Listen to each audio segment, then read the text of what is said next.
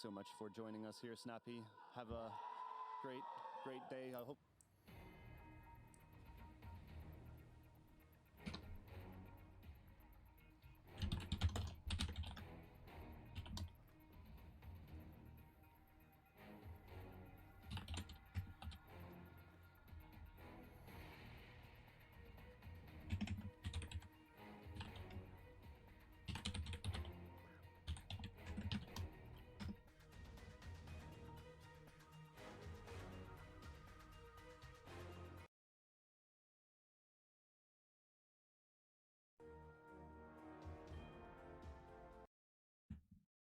To come to them hoping that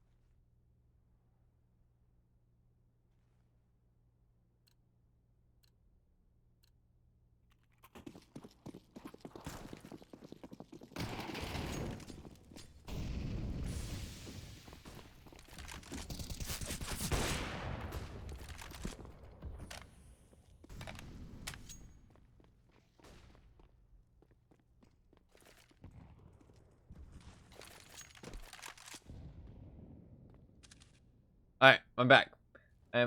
Hello, sorry. Started off the stream. I had to go AFK. But I'm here now. Hello, welcome. Welcome to the stream. Hopefully everybody's doing well. Anima, hello. So much for face being good. Yeah, they're kind of fumbling. I thought they were good. No, they are supposed to be good. And they're supposed to be one of the best. Losing to the likes of Bad News Eagles, not ideal though. But this is the elimination match as well. They actually did change it up, so you do get to watch all 3 elimination matches if you so choose. 2 of them don't happen at the same time, so there's always 1 progression and 1 elimination match going through. We're not gonna watch this match if they make it to a 3rd map, because I'd rather watch the one that just started, and there's another one that's just starting. So I'm gonna watch that instead. Shit, they're about to go home. Faye's about to go home. That's a big deal. Well, I mean, we might be about to see them go home. You do have 3,000 points. I'm sorry I started the stream a little bit late. Honestly, I've just been doing a lot lately. I've been doing a lot of miniature stuff. And the CS:GO matches, I've still been trying to stream at like a set time and get in a lot of stream time. It's been a little all over the place. The days have been a little insane, cat. For sure. So it's been a little crazy. But I've still been trying to make the time for both stuff. But these are the last 2 days of the major, and then should be chilling from then on out. So it's not a big deal. Did that guy put his... What the fuck? They have their logo, their Bad News Eagle logo, over top of their anime profile pictures. That's next level. They get to have a team picture and they get to have anime. Man, that's like hardcore anime fans.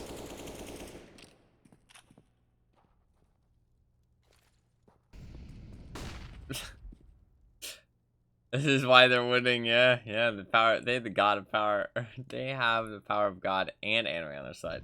I'm a little tired because I just woke up and I didn't sleep for very long. I slept for like 2 hours. Not ideal, but I'm here, so it is okay.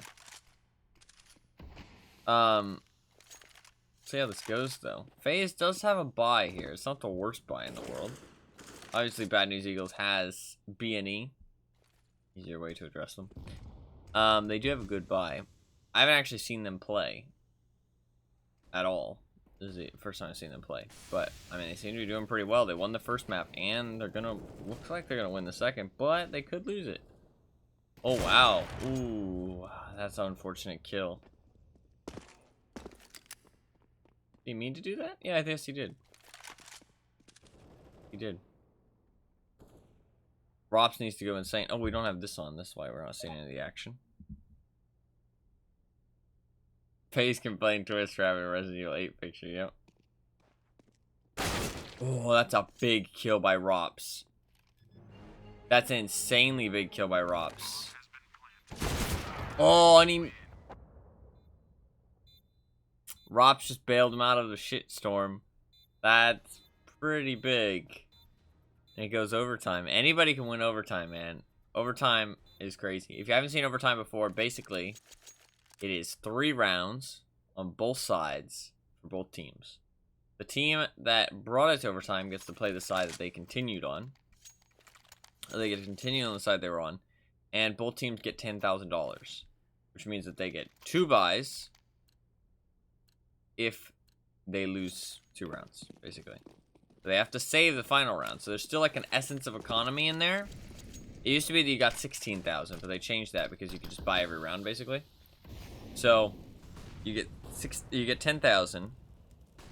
There's still a little bit of the economy game in there because if you lose 2 rounds, then you have to save. So you can't lose 2 rounds straight and have 50.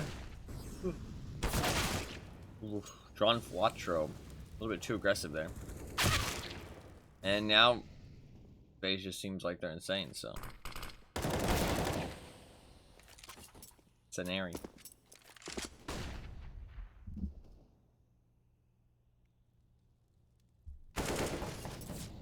I mean, Scenari's probably not going to win this 1v1. I'd honestly be thinking about saving because there is that economy. Because if they lose next round, then they're going to be fucked. So,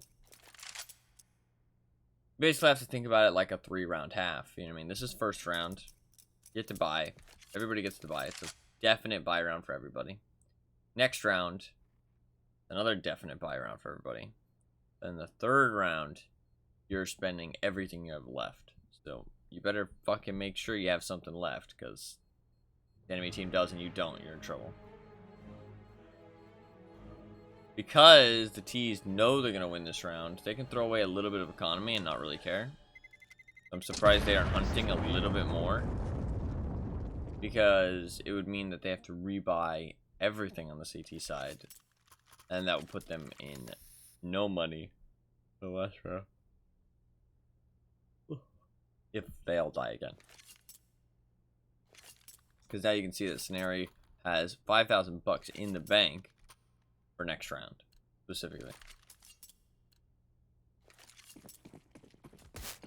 They are going to go up to 2-round loss bonus, which will give them $2,400. I mean, $7,400. He'll be able to buy an op if he wants, if they really think it's important. Depends how well GXX has been doing. I assume that's their primary opper. But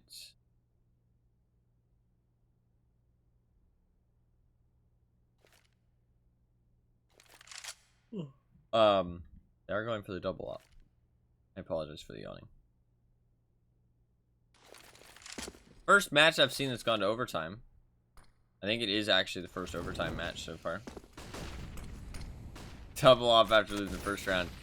To be fair, if they're gonna go broke, they're gonna go broke anyways. You know what I mean? Like, there's not really...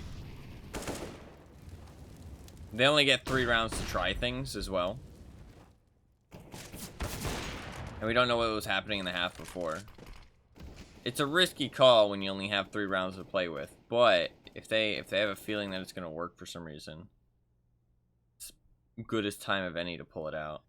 Hope that it works well. But double op is a bit more of a riskier setup because you don't know how it's going to go. Oh, I really thought he was going to pull the trigger there. Retaking with 2 ops is rough. GXX gets 1. Rain is in connector, but he's very lit. Brokey is sneaking behind them. They will not going to expect this. Oh, that timing. They know where he is now. It's all over. He's going to have to be insane here. That's a good start. Oh, but he's not peeking. Scenario has the kit. That's confused, yeah. It's a rough situation there. He knows that GXX has an op and he's holding it. So he's like trying to bait out the shot. He doesn't know if it's a fake or not. He doesn't know who's on the bomb specifically. Rough situation. They buy another op, it looks like, so they're going back to the double op setup. But since they won a round, both teams get to buy on the final round, so it doesn't really matter. So we get a full 3 rounds worth of buys. So overtime is pretty good, honestly, in this game. I feel like it's basically just like the game just gets extended by 3 rounds for both sides. It's like kind of an extension of the game, but kind of like its own little like mini part of the game as well, if that makes sense. And we're going to switch sides after this round. And you have to... The new way to win is 19 rounds. You need 19 to win. 18 confirms another tie. Or confirms another overtime. And there's no limit. It can go on forever. Like, literally forever. If you want to stop playing, you have to forfeit. So...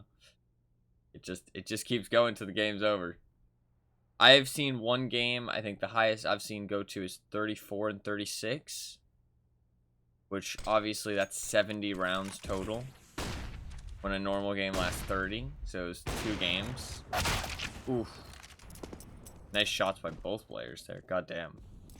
That match was insane, though. I remember watching it. It was insane. It was in a major. And it just kept going back and forth and back and forth. And I watched the entire thing. It was like, fucking hell, dude. I was like, I just want to see who wins. I gotta stick it out. I want to see how it ends. But yeah. Exciting match. Oof. Nice leg by GXX. Ain't looking good for FaZe. Oof. Rob's in a 1v3. It is last round, so he's going to try it, but 20 seconds, it's basically over. FaZe took a little bit too long there. No utility or plan going to the B site, really. That op just picks him apart.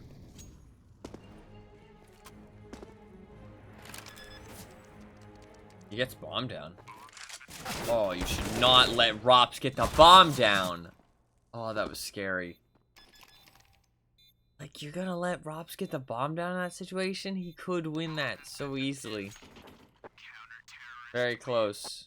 17 to 16. I'm gonna quickly check how the other match is coming along.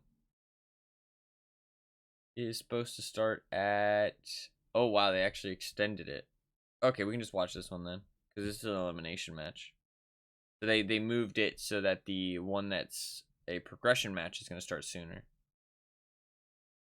The elimination match has been postponed. So that one starts at 9:30 supposedly. But it's 8 o'clock right now, and I doubt this one's going to go another hour and a half. I mean, it could. Bills only gets 2 games ahead, it doesn't stop. Yeah, exactly. Like, matchbreaker. Oh my god, that guy was zooming! Brokey was fast enough to hit him. He was moving so fast! Did you see how fast that guy was going? Wow, that guy was going so fast. I don't think it's not match breaker. It's like match point. They call it something. I can't remember what it is. Synopsy lurking inside the window.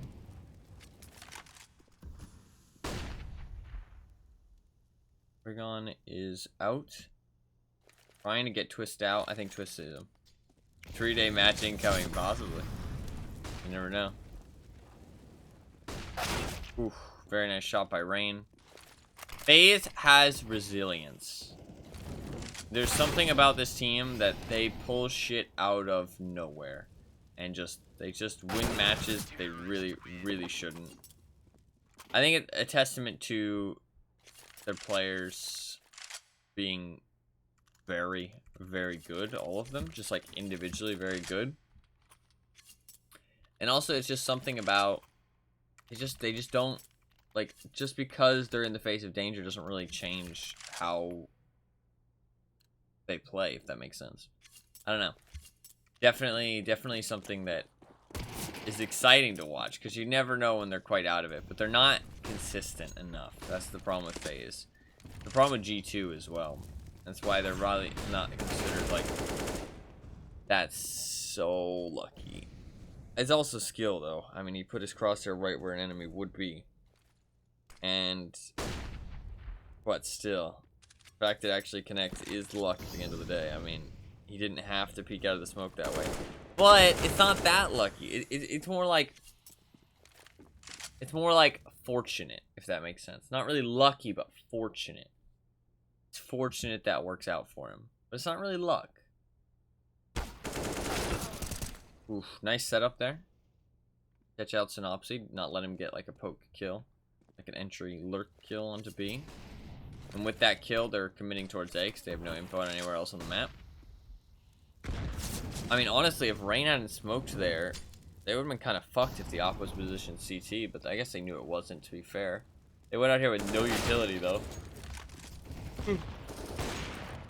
Very nice shot by GXX. Twist gets on top of the box and just guns 2 people down.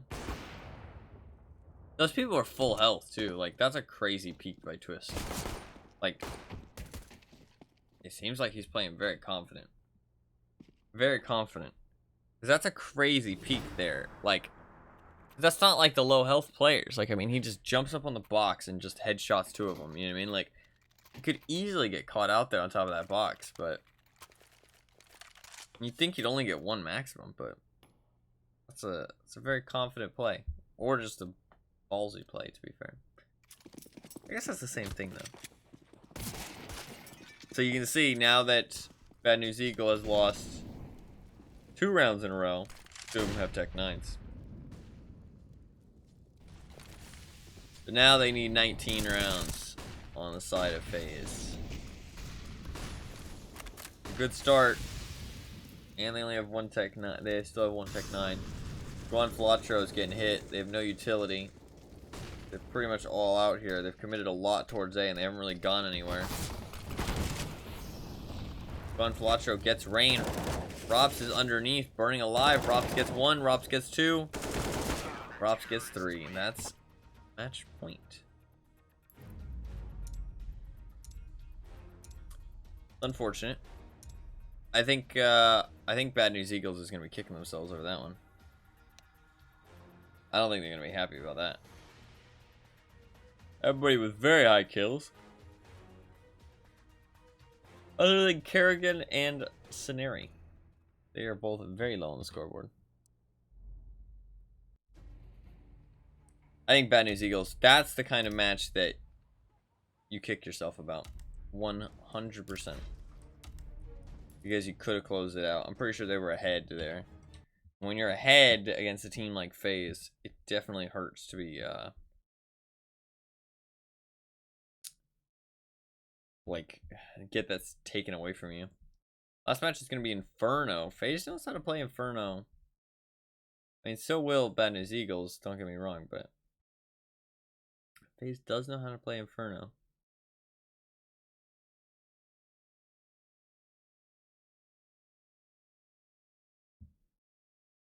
You know how to play Inferno.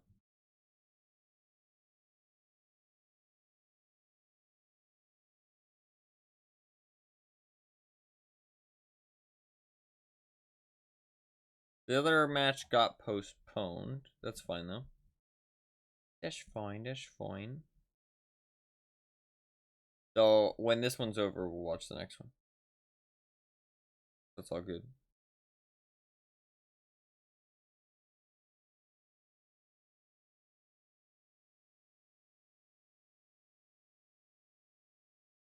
All good.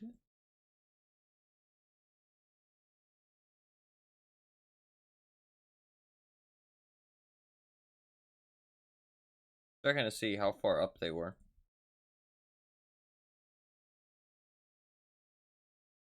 Actually, no, it looks like it was pretty close. Bad News Eagle making a little bit of a comeback, actually. They're like 4 rounds down most of the time. They did pull a little bit of a comeback. But, so, yeah, they probably won't be too mad about that. They might be mad because they could have closed it out. You know what I mean? They could have closed it out. And I mean, like, the potential of being able to close it out, like the series, like 2-0 against a team like FaZe, is always going to come back to haunt you. They bring it back because they know what they're doing. They're good players. They're definitely going to make that haunt you if you let them.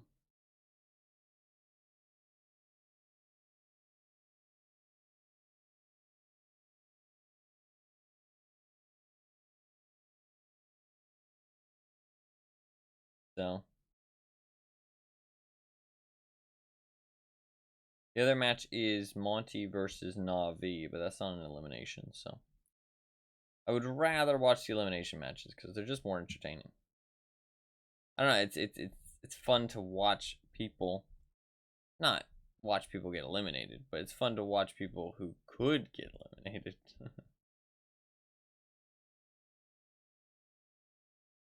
Oh, actually, one fun thing about that match is that SDY on Monty used to play for Na'Vi.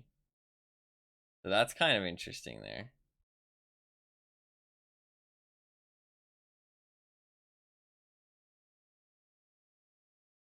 That is kind of an interesting aspect.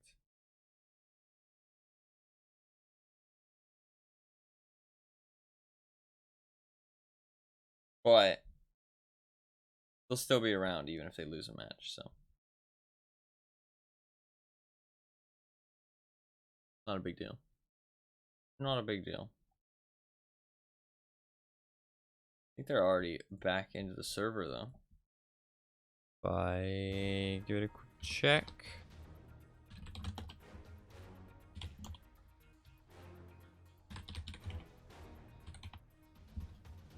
Major B?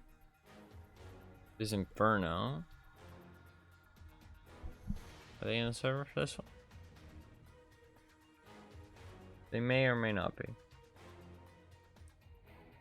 Say those are the 2 weakest players. Be gone. Those are the 2 weakest players. Pepe hands. You're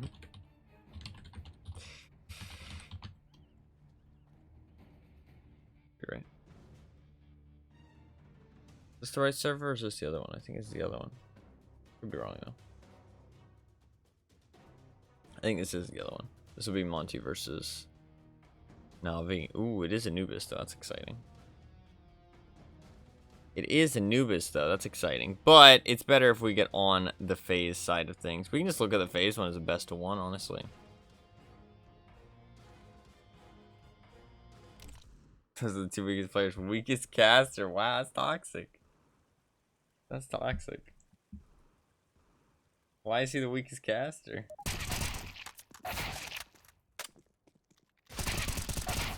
Man, look at these warm-up warriors, dude.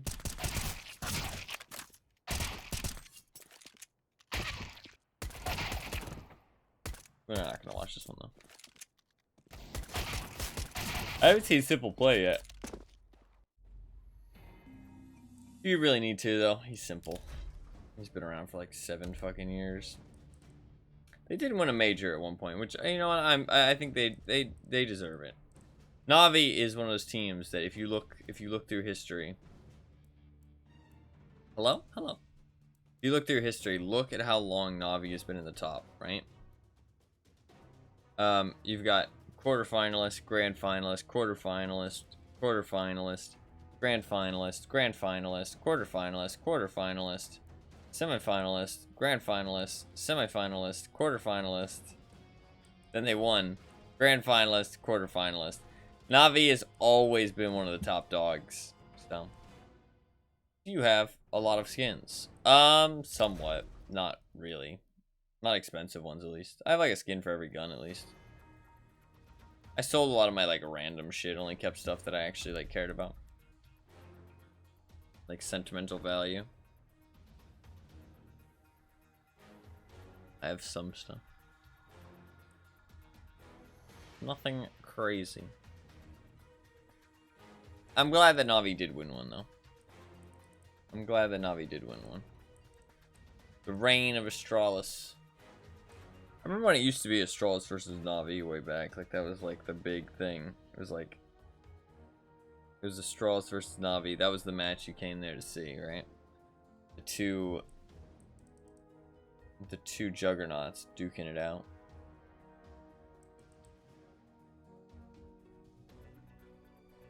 Do you have tips to rank up? Only Gold Nova, and my friends barely play. I don't know. Make callouts. Manage your money well. Always buy with your teammates. Try and communicate, like, what you're doing. The only thing you can really do, it's a team-based game. That's the problem, right? It's a team-based game. The only thing you can do is manage your own gameplay. Obviously I don't know what you do, so I can't really tell you.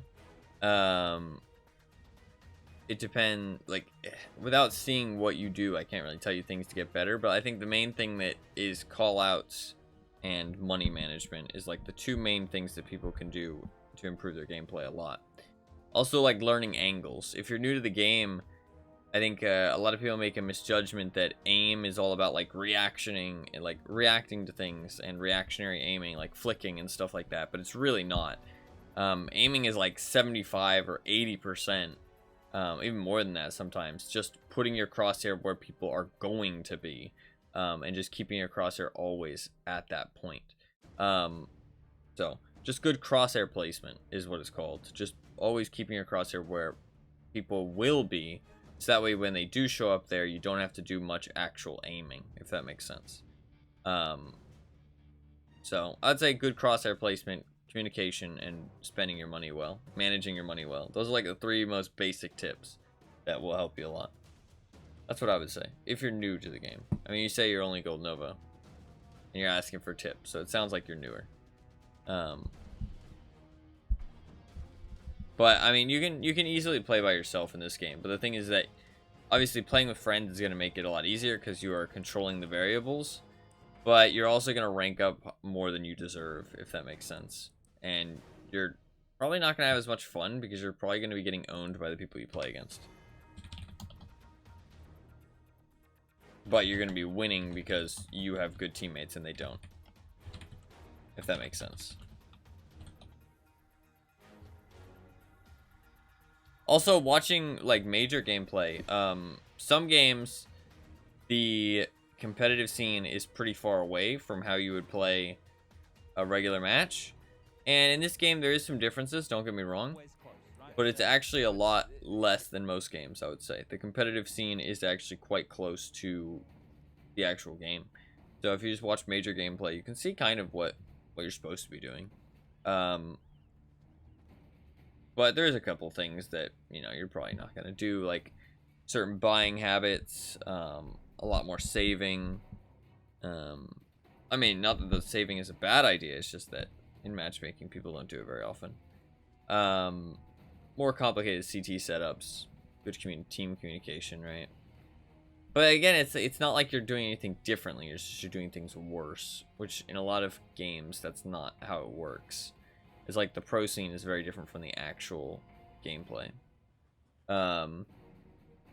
Speaking of that, the pro scene and things, I do plan to probably sign up for a Star Wars Legion tournament next month. Next month. There is a Star Wars Legion tournament next month. But, I don't have an army yet, obviously. It's not too competitive, though. It is not too competitive. there is some good prizes up for winning. You get to go to like a bigger tournament and stuff, but I don't plan to win. But it's really great to be able to play a whole bunch of games and learn. So there's also going to be a meta shakeup, like literally the week or two before, because there's going to be a balance update. So the meta's all going to be shaken up. So honestly, people aren't going to know what's good yet. So it's a great time to just come in there with whatever. Problem is I don't have a full like army yet. Obviously. But I plan to get some models later today. I'm gonna go buy some. There's a good opportunity to servers up. Let's go. There's a good model to, or good like opportunity to pick up some models. I'm gonna get the starter kit, which I was gonna split with my relative. That was the plan. That's still the plan. But I'm gonna get droids.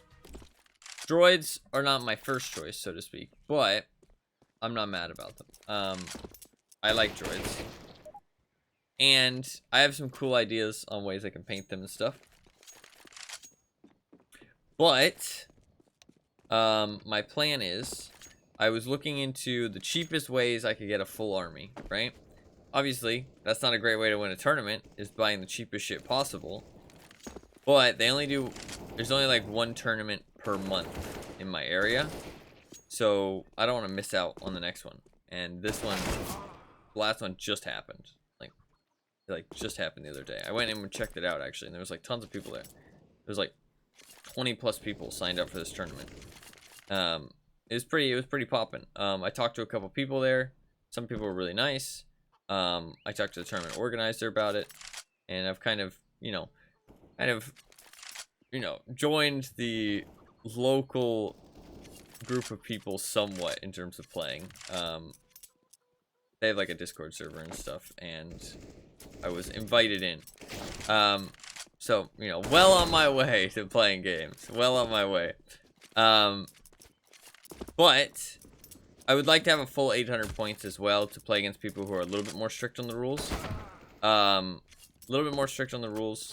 And would like to play actual. Ooh, we're live. It's not gonna start immediately, but a little bit more strict on the rules and only really want to play full games. And the best way I can do that for the cheapest money, well, actually, no, not even the best way, just the cheapest money, is if I buy one box of Magna Guards and I buy Darth Maul, it would get me basically to like 750 points, right? Which is a little bit under what you should be at. And it's not a great army, but it will be a full army. Because I'll basically have Grievous, Maul, and 2 units of Magna Guards, which is going to be so melee heavy in a game that is pretty shooting dominated that I'm probably just going to get gunned down most of the time. But I'll make it work and I'll have some fun, right? I'll have some fun. That's the big thing. But and the reason I'm buying those 2 units specifically is because they're the cheapest to fill out a full army and the units that I actually like. Like, I love Darth Maul and I love Magna Guards. I think they're really cool. So it's units that I like, plus it fills out a full army really like cost effectively, and I can immediately start playing some games. I don't have to worry about painting things until a little bit later. People don't like to play against unpainted models. I get that, but does terrain matter? Yes. Yeah, it depends what terrain the table has set up. Terrain matters a lot. It's a game that you want a lot of terrain for. So melee, depending on how the terrain's set up, melee can go very badly or very well. Very badly or very well. Oof, nice kill by Kerrigan there. Oh, that's 1, that's 2, that's... Oh, I thought he was gonna get a 3rd. I was excited. For the 3rd. Doesn't get it though. I mean, he got 3 total, but he didn't get the 3rd there. This is probably over at this point. Bomb down in this position. 4 players is really rough, yeah. He's probably just gonna save his armor if he can. Nope. But there's about to be a point shakeup, and potentially my guys might go down in points, actually. I didn't even think about that. But if they do, I can apply more upgrades to them. And also, you don't want to max out at 800 points, because any points you don't spend gets put into a bid, which basically the bid decides whose mission deck you're going to pull from. Not pull from, because it's not random. You get to choose kind of the mission deck. There's actually like a map veto system. So you basically like veto the objective and the like weather conditions, or well, it's called like battlefield conditions because it's not just strictly weather. That was a really nice nade. Oof, that like triple peak. Gets away though. Very nice job to get away. They do buy up into this round. Sorry, I should stop talking about Legion. I can talk about it when this match is over. But that is my plan. That is my plan. I'll get back to you. I do plan to buy some models today though. After the stream. Oh.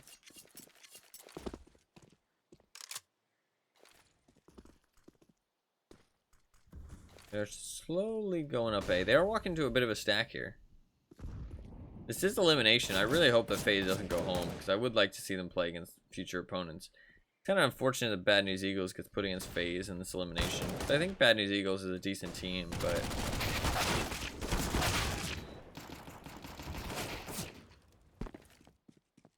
they make it through the stack. They did end up walking into it, but they do make it through.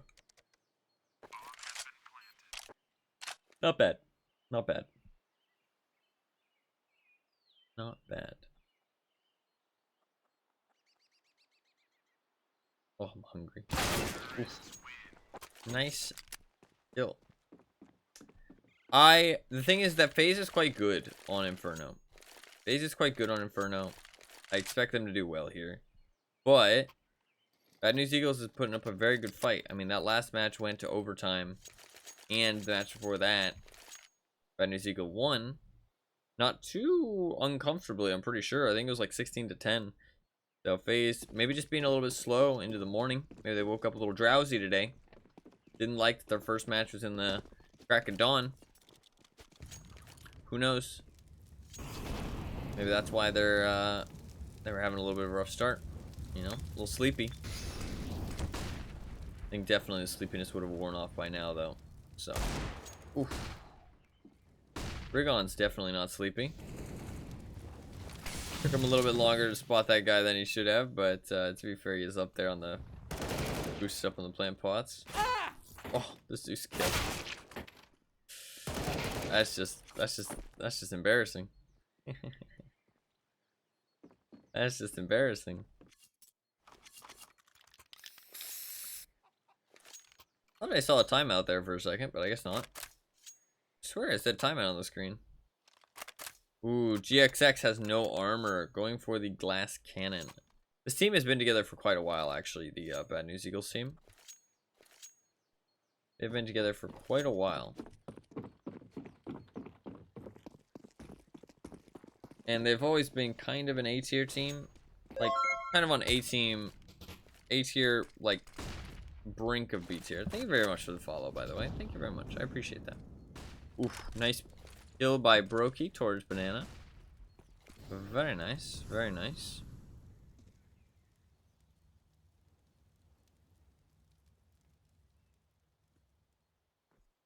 They do still have 3 towards A, though. I think FaZe is thinking they probably would have rotated somebody over, but they didn't. They're leaving the solo towards B. Oh, no way. Are they going to retake B? Or not even retake. They're just, maybe just abandoning B. FaZe is just going to walk straight into it. Looks like, anyway. Oh, never mind. They're going back B. I wonder what gave them that feeling to go back B. Or maybe they had always planned to go back B once they threw some nades. Problem is, that they only have 50 seconds. They really need to decide what they're doing. Rain still has the bomb there. Maybe they're just poking a little bit, seeing what they're gonna see. They're gonna make the final decision here very soon. I guess they are like trying to find the stack. They really expect them to be stacked somewhere. Oof, very nice job there. You can see how clinical that is, right? They're trying to find the stack. They're really confident that there's a stack somewhere. You can see with the way they're playing. I feel like they're really confident there's a stack somewhere. They push into B. They leave the bomb top mids. They can fall back on whichever site they need to there. Right? If the B doesn't work out, they can still go A with enough time. And then once they get enough people going towards A, they see that nobody's there. Then they try and fall out of mid. But obviously, because they're falling out of mid, they have to do it quickly because the time's low. CT's trying to chase after them. But Brokey was there watching him and covering him as he fell back, right? Just very good, like, just smooth team play. It's not that complicated, but it's just nice and smooth, right? Brokey just happens to not be looking there, then the bomb gets dropped, and now all of a sudden bomb's dropped, you don't have enough time, you're gonna lose the round, you know what I mean? Like, snowball pretty heavily from just one small little thing like that. So, timeout from Bad News Eagles. Obviously, we're only one gun round in because they forced up. This was their only gun round. Obviously, it didn't go well, but immediately going into a timeout does not spell great things. I feel like that kind of makes me feel like they don't feel very confident right now about their gun rounds. Like, they don't have a clear idea of what they could have done better there, if that makes sense. You know what I mean? They feel like they needed 30 seconds to talk about that. So, I mean, they are taking 30 seconds to talk about it, and I do like that they're taking the timeout, don't get me wrong, but you just got to think that if they're taking the timeout, they're taking the timeout for a reason. And when there's not much to go off of, that means that what they do have to go off of is probably not great. You know what I mean? They don't really have a confident plan on what they could have done better there, I feel like. But again, you don't know. I mean, it literally could be the coach just saying, like, oh, hey, I forgot to tell you guys this. And wants to tell him before the match continues. I mean, like, or it could just be, oh, you guys are getting a little too excited. Let's calm it down a little bit. Let's relax. You know what I mean? We're only 4 rounds in. It could be so many things. It could just be a mentality thing. It could be the coach just, like, hyping him up. You know what I mean? Like, just saying, like, guys, get your head in the game. Let's go. You know what I mean? Get excited. Get communicating. That kind of thing. It could have nothing to do with their gun rounds. There's no way to know. But I really wish that you could hear what's happening. Sometimes they do, I don't know if they're doing it this major, but sometimes they let you listen in on the teams, which is really cool. I think that it's a bit weird, though, because that is like that's your inner workings. Very nice flashbang there. Sadly, Synopsy only gets the 1. If he had an M4A4 there, that's like 2 to 3 kills. So that's unfortunate to waste such a good opportunity. But they just don't have any guns. Nice spray, though, from John Flatro in spawn. Oof. He just rushes that position a little bit too aggressively there. Makes himself very well known.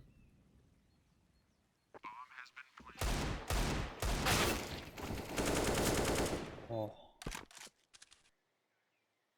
That was close. They didn't check new box. That's a very big whiff. That hitting that second shot is just pure skill, man. Like, first shot, not that impressive. Second shot, though, goddamn. Oof. There was a world where I see GXX hitting that, I feel like. I mean, it would have been a really hard shot, but still, every player at this level can hit shots like that, to be honest. Ooh. If you give him the time of day, right? If Rops had missed there, would have been a bit rough. That second shot is just pure skill, though. That's the kind of aiming that you don't need all that often. But when you do need it, it's quite impressive, right? Because he did just flick onto him. There was no chance for crosshair placement. He has to know, you know, the movement of his mouse, how fast he has to move his hand, you know what I mean? And then, like, how fast he does it as well, you know what I mean? Because, like, if you think about it this way, right? And it's a great way to learn how to aim, to be fair, when it comes to flicks and stuff. If you give somebody an infinite amount of time to, like, flick to something or aim on something, then they'll always do it perfectly, right? It's not about doing it perfectly. It's about doing it perfectly quickly, right? Because if you actually just sit there and just move your mouse, you can do it perfectly every time. But you can't do it that slow and it actually be useful. You know what I mean? So it's about doing it well quickly. So it's about, like, you can practice the skill and slowly speed it up. You know what I mean? And, you know, take it and move it faster and faster and faster. And that's kind of the big thing, right? Oh, that timing. Oh, he gets away with it, though. Gets back on the site. The op. On site. Good start. Nice tag. I think this round they're playing a lot more passive, not giving FaZe the entry. And I think that's giving them less to work with, if that makes sense, right? Like, they have more map control to work with. But they have less to, like, decide where they're gonna go and, like, plan out the round with, right? Because you can just hunker down, play their sites, play 3-2, force FaZe to commit somewhere, and then go for the retake afterwards.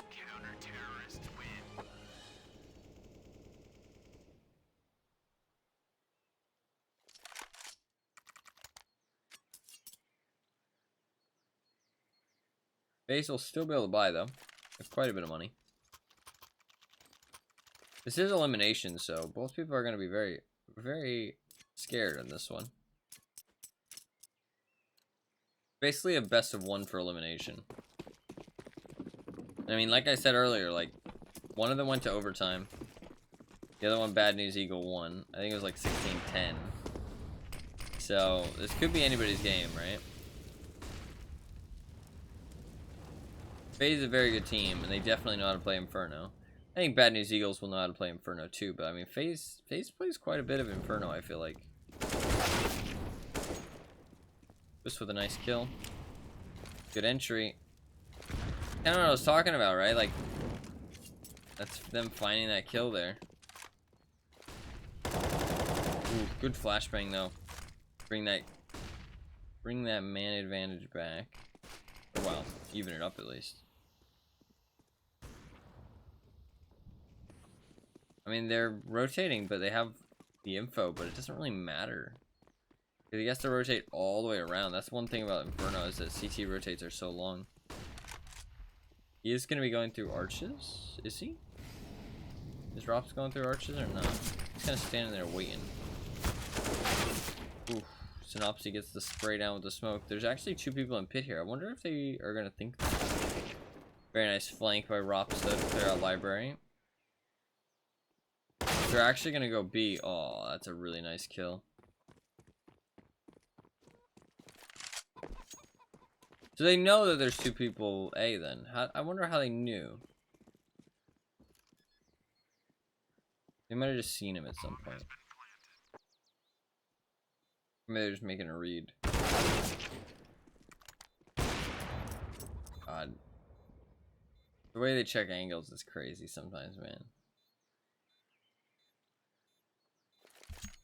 Like, I mean, there's people who genuinely think they're cheating, right? He's gonna double dunk.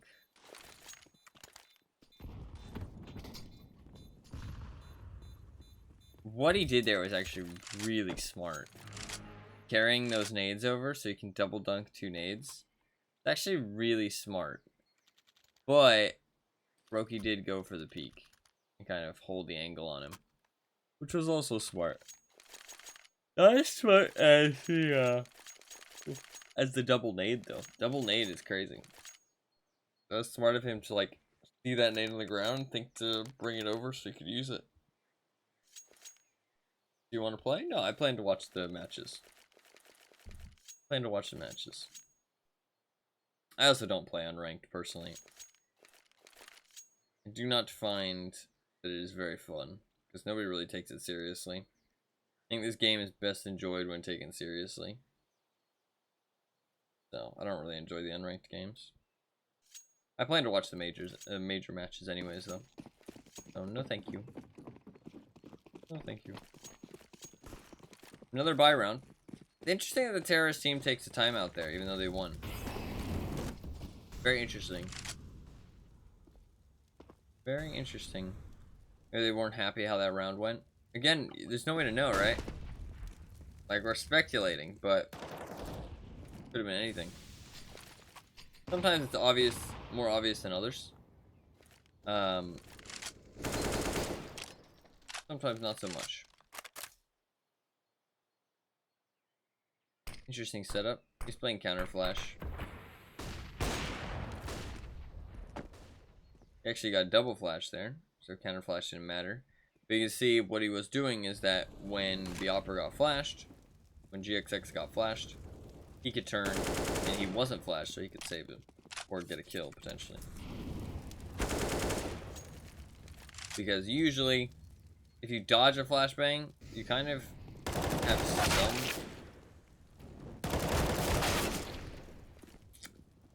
Crazy that Kerrigan gets that second kill. First kill's not surprising. Oh my god, what a spray from John Flatro. John Flatro going crazy! Very nice job by him to get 3 there. That spray was pretty nice to see. Juan Flatro.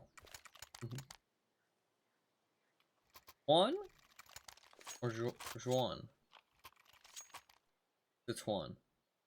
Juan Flatro. Juan Flatro.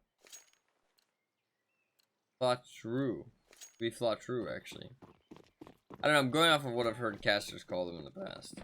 But to be fair, even the casters themselves call them whatever they think their names are. So, they can be wrong too.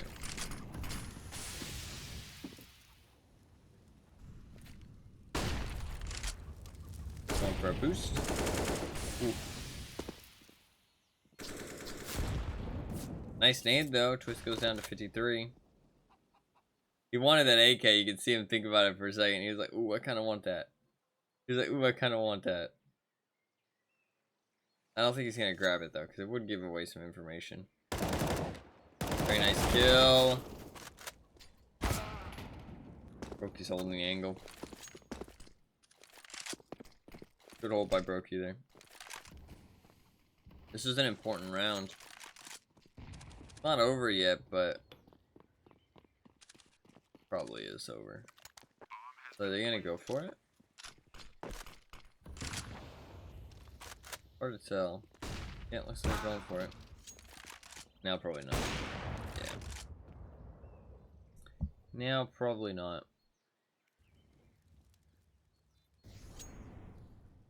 Unfortunate. Big round for FaZe. Big round for FaZe.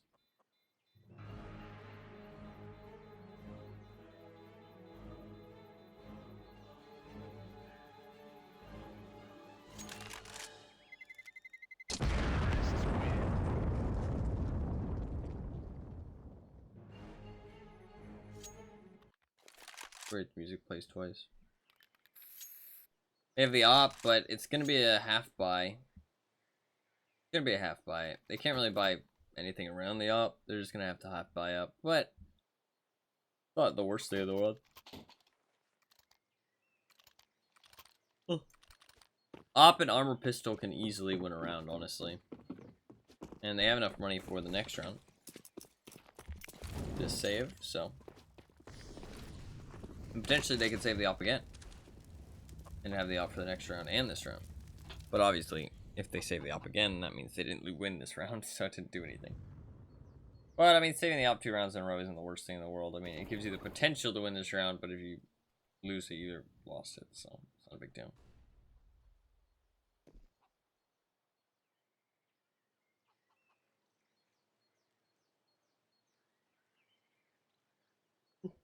I'm, like, not that tired. Well, I am tired. I only slept, like, 2 hours. But I'm not too tired. But I am tired. I'm not, like, falling asleep tired, but I'm, like, I want to go to bed tired.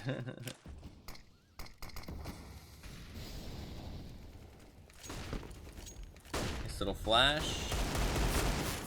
Op isn't positioned here, sadly. Good kills by Scenery, but Op isn't positioned here, so it's not really going to amount to much. Ron Flatro is probably just going to save his pistol and armor. Save the Op.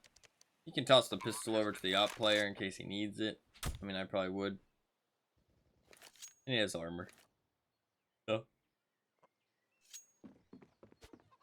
Not a bad deal. Not a bad save at all.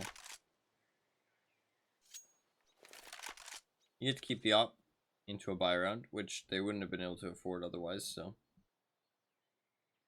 I wonder if Brokey's gonna get an op, though. Ooh.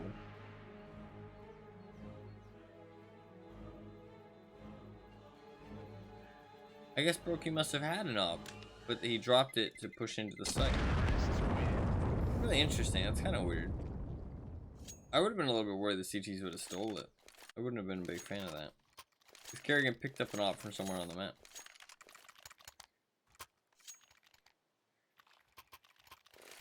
They must have left in banana. The 3 AKs to push in with. To be fair, 3 is kind of getting into the territory where having an op is like pretty detrimental on a push with the CT. Because you're basically sending in 2 people, and if they die, then it's a solo, and a solo person is hard to do anything with. It's like if that first player dies without getting anything, then it's kind of fucking rough, you know what I mean? It's a full buy by both teams, though. They have kits, they have utility. A little bit low on some players, but they haven't spent too much early on into the match, or the round, so not the end of the world. Ooh. Twist gets away with his life there. Nice smoke to let Twist escape as well, but he's not even going to. Worried about the spray, probably. Worried about the spray. Slid down in my chair on accident. Luckily I was melting. Raise it over to Twist because he's a lower HP. Bogdan. I can't remember if it was the other way around. I think it was that way that the Bogdan situation happened. And Bogdan was right. I'm pretty sure if it was that way. Ooh, nice nade by Synopsy to get Twist out. He's looking good. Ooh, that's a bit of a bad peek though. Bit of a bad peek there by Synopsy. That kind of throws away the round. It's Sag. They kind of had it up until that point.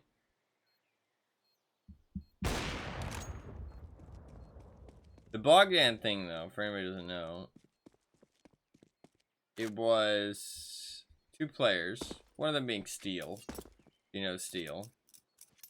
A little high-strung. A little bit toxic in some situations.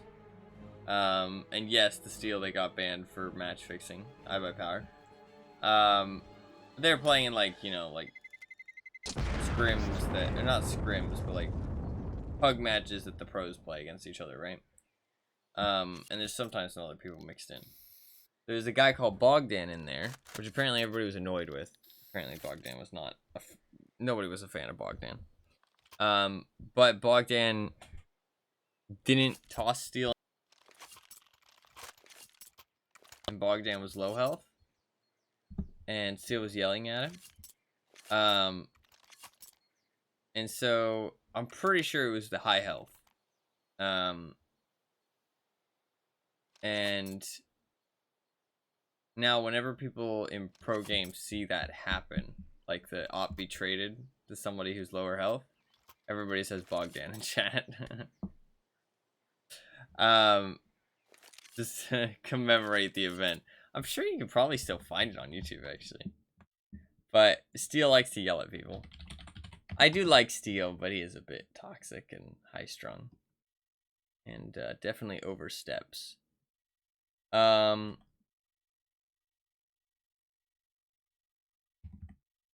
CSGO Bogdan Law. Yeah.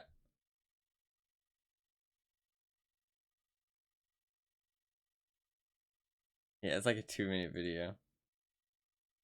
It's funny. It's a good one. It's a good one. It's a good one. I do like Steel, and I do wish they were unbanned, but I mean they did something wrong, and Valve is rules with an iron fist. And I mean I prefer that over somebody who's a little bit lenient on the rules and just lets people get away with shit. You know what I mean? Because when you let people get away with shit, people don't really care about your rules as much, you know what I mean? I mean, you best fucking know that anybody who wants a career in Pro CS ain't match fixing. And nobody has. Or at least not on a big scale. If they have, it's been, you know, very small and unnoticeable. Because they saw what happened to iBuyPower, and they're like, shit, those guys got dumpstered and never got forgiven. So, they just do gambling scams. Yeah, exactly. I mean, but it keeps the professional integrity. You know what I mean? Oof.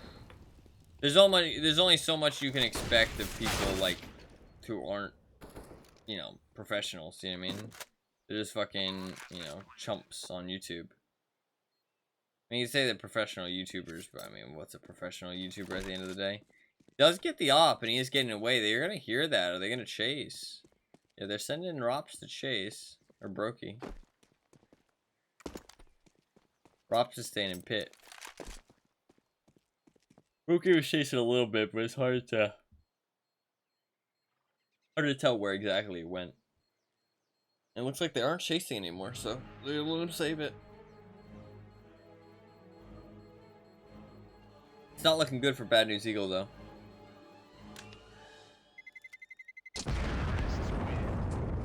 Not looking good for Bad News Eagles. I do think that this is a pretty tough map to try and beat FaZe on, especially if they're warmed up a little bit. It might have just been that they started off slow into this match, you know what I mean? Started off a little sleepy, first match of the day. They got, sadly, the first slot in the schedule, you know what I mean? They're not morning people, who knows? I mean, like, honestly, it can be something as simple as that, why you lose a match, you know what I mean? You got the first match of the day and you're not a morning person. You know, you weren't ready to wake up at the time and you're just drowsy, you know what I mean? You're not really ready. And that's why they got that G Fuel, right? They got that G Fuel. Fucking snort that shit. Don't snort G Fuel. That sounds like a terrible idea. I've never had G Fuel actually. From what I've heard, it tastes like Kool-Aid. Which, to me, isn't a good thing. Has anybody in chat ever had G Fuel? Any G Fuel consumers in chat? One thing I do like about G Fuel is they got lots of fun flavors. That's fun. But Kool-Aid is not one of my favorite drinks. No. Yeah. I'm not big on energy things either. Ooh, I was hoping Scenario would get 2 there. You know he's in pit now. He's in trouble. Oh, I almost went for the no-scope. He was like about to fire. I could feel it. The only thing that feels my gaming is rage. Yeah. Maybe not rage. Maybe like cynicism. No offense. I'm just joking. To be fair, I'm a bit of a cynic too, to be fair. But I like to have a positive outlook sometimes. You know what I mean? I like to have a positive outlook sometimes. But it's hard sometimes. It is hard. They're gonna buy up again. They did just get eliminated that round. It's crazy that they have that much money. I don't like lying to myself. Yeah. No, I get you. I mean, like, I understand it, right? And most of the time your statements are right about things. It's just that, like, there's a chance that you're right,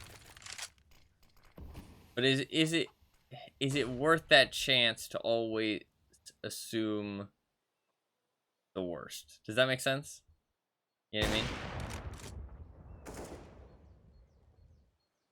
I feel like sometimes for some things, I'd rather, as long as it, you know, doesn't impact my decision making on something. Very nice re-aggression here. Try and get that 1 kill, clear up Banana. They were teaming up to take that back. That was cool. I'd rather, if it is not a dangerous thing, like there's no repercussions to being wrong, I'd rather not assume the worst and be surprised. You know what I mean? They're just gonna save though. Then, but I mean, for some things, if you're trying to explain something, you know what I mean? No, I get that. No, that is a mentality to it. I think it is just different mentalities to things at the end of the day, right? Because as long as you're not like, ooh, they are trying to clear them out. Rop's aim is like really strange to watch, but it's good. Oh, he gets the collat.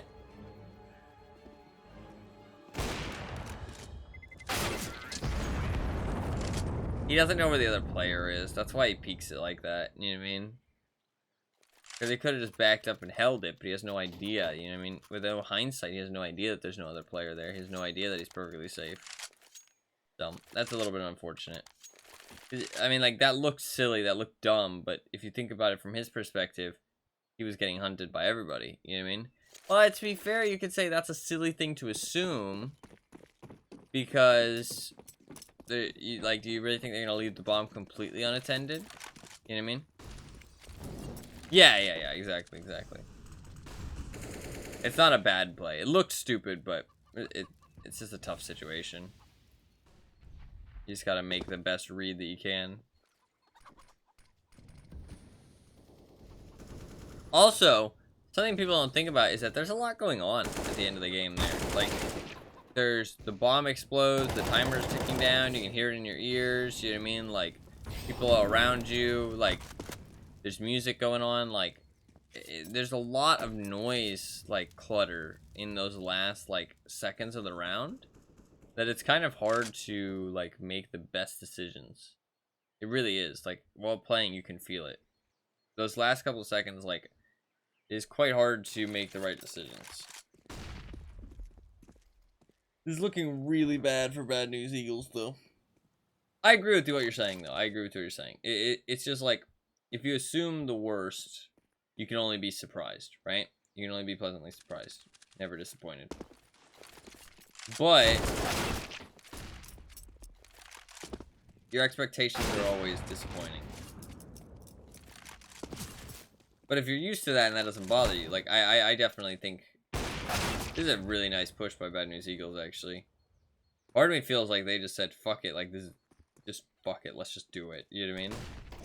And it worked out, so now they're in 4v2. That was a really nice push play. It worked out. I wonder if they're playing too scared. I wonder if they're giving them too much respect and they're scared to lose, you know what I mean? It's kind of a self-fulfilling prophecy. Because they're scared to lose, they're playing scared, which means they're going to lose. You know what I mean? I mean, 3-12 is not a good start. You only have 4 rounds to play with. God, look at Rops, 19-4, dude. And Brokey, 14-4. Dude, they're just stomping all over him.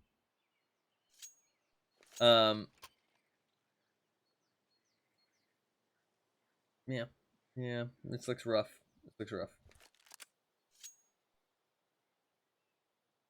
I wasn't hating on you or anything, though. I hope you know that. I was just joking around. And it's always good to look at things from every angle. Even if it is the worst angle, right? Even if that's not the decision you plan to... like, that. Even if that's not the one that you choose to believe, it's good to look at it from that angle. You know what I mean? To kind of gather all the options before you decide what the most likely option, or at least the option that you want to believe is. You know what I mean? So it's important to think about those things that aren't really, aren't really the nicest of options.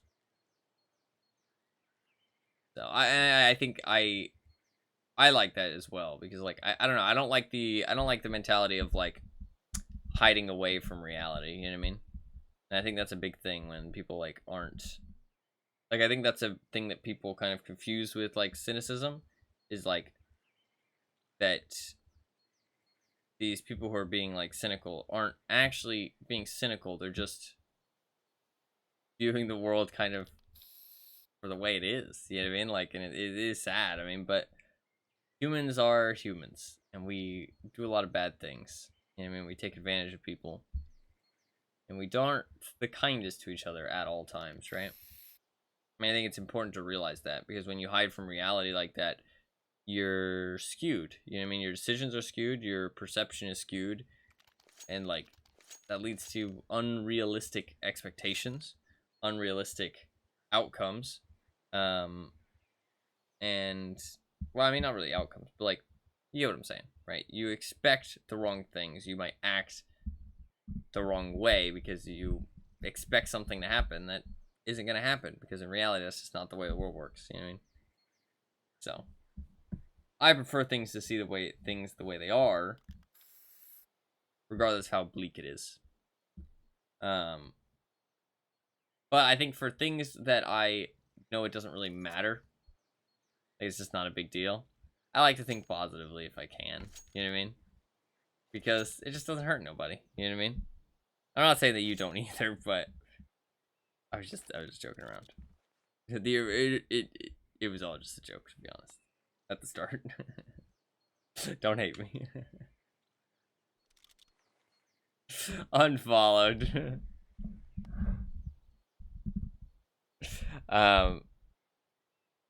But no, I mean, I appreciate a good dose of cynicism, to be fair. Is it cynicism? I think it is. Cynicism. Inclination that believe that people are motivated purely by self-interest. People are, though.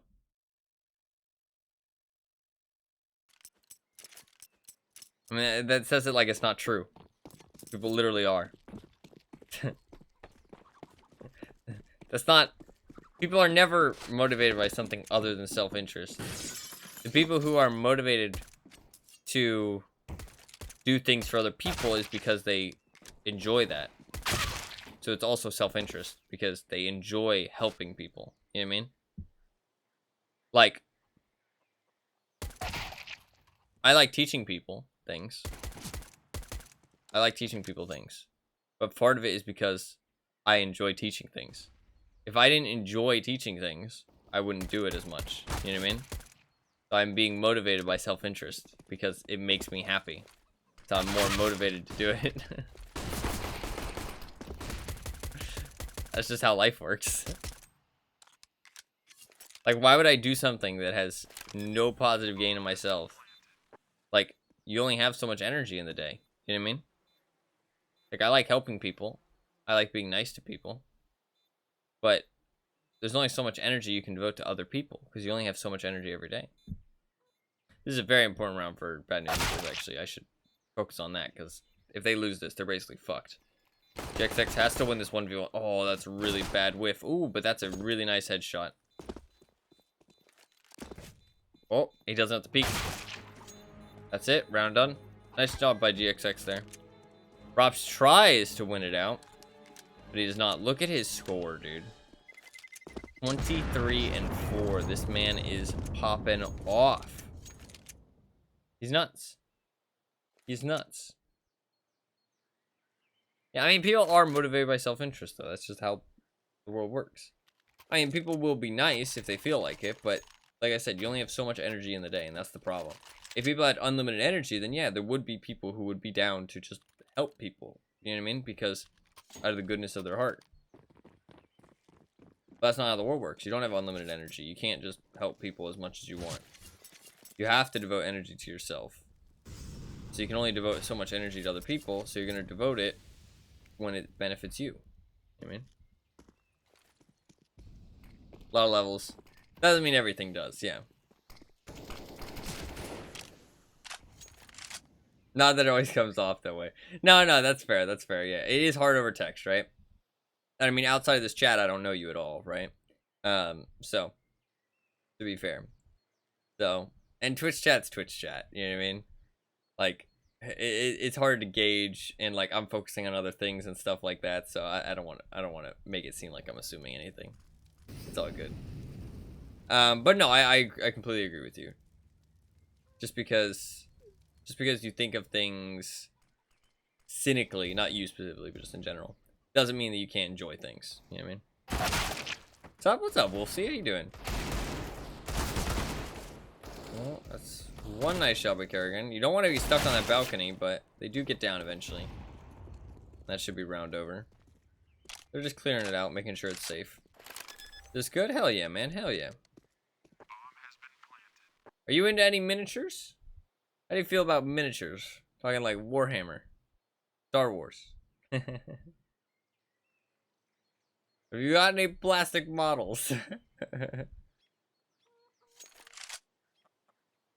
Let's start a conversation, you know what I mean?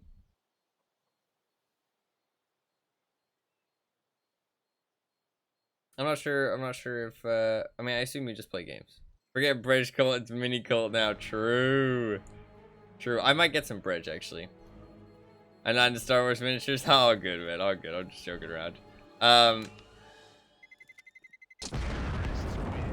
Do you do a lot of gaming still yourself? You played Tarkov, right? You played Tarkov. Do you do a lot of gaming still? I don't know. I feel like you watch the stream quite a lot. Curious what games you play. I don't know. Now I feel weird, like I'm like interrogating you. ESO and League. Nice, nice, nice, nice. League is a good one. I haven't played it personally. I do plan to try it at some point. ESO I did try. It wasn't really my thing though. But I've heard good things about ESO, to be fair. But it wasn't really my thing. Was not really my thing. Somehow Twist has full money here. I'm not really sure how that's possible. Like, he has so, or not Twist has full money, but he has so much money that he was able to buy an M4 and armor. I'm not really sure how that was possible. Unless he bought it last round? Maybe he bought it last round, yeah. I guess he bought it last round. I wasn't really paying attention. My bad. Oh, you know what it was? You know what it was? Yep. Rops got 4 kills. Rops bought the M4. Then Twist picked it up and saved it. That's what happened. Sadly, they didn't get to save it again. So, Bad News Eagle making a little bit of a comeback. I honestly thought they were going to get kind of wiped, so I started talking about other things. But, they have made a comeback. They have made a comeback. 5 AKs, opting not to go for the op, interestingly enough. They could have very easily switched out an op. There's no op on the CT side, they can't afford it. This match is still all to play for, honestly. 12-6 is not that bad of a scoreline. Twist right over the other side of the wall, he's going to peek out. Oh, Rain is there to back him up. Rigon thought he was going to get an easy kill, but Rain was there to back him up. Another Molotov. They're going to be pushed off B control. The thing is that all you need to do is get a kill on B, and they can't really hold it anymore. Because it's actually something I've never thought about, but that's something you can very easily adapt to your own games. Is if you take early banana control, you get 1 kill. Now, the CTs have to do what you're seeing here, right? Well, they have 2 on B, 2 on A. And if they do that, A is a lot easier to take than B. And you can hit up B. If they take banana control back, you know there's 2 players over there because somebody is not going to go B and take banana control by themselves most of the time. In matchmaking, it might happen. The thing is that it's so risky to push up banana. Most people at decent ranks know not to do that. Really good job by Scenario not to get killed there. Him getting that kill is pretty huge. Because now, like, if he had died there, it would have been round over, basically. Very laggy there. Very laggy. 10 seconds, they just had to save. Took a little bit too long. Dude, when you're down 6-12, you can't be throwing away rounds there to the timer, dude. Not a good start. Not a good start. I mean, I say good start. I mean, they've already had a good start. 3 rounds, it's a good start. But the problem is they're so far behind that they need to win 3 rounds for good, like, to be able to lose rounds like that. immediately calling a timeout. So hopefully they're talking about what just happened. And it's like, what the fuck, man? And they've got a little bit of a better plan going into this one.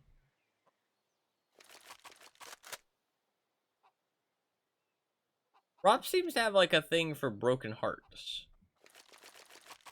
Because his name of his gun is a broken heart. And then his sticker has a broken heart on it. Like his signature.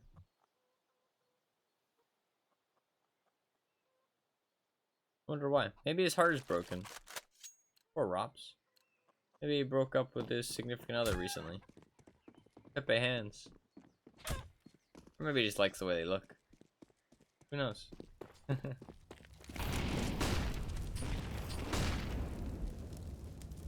Who knows?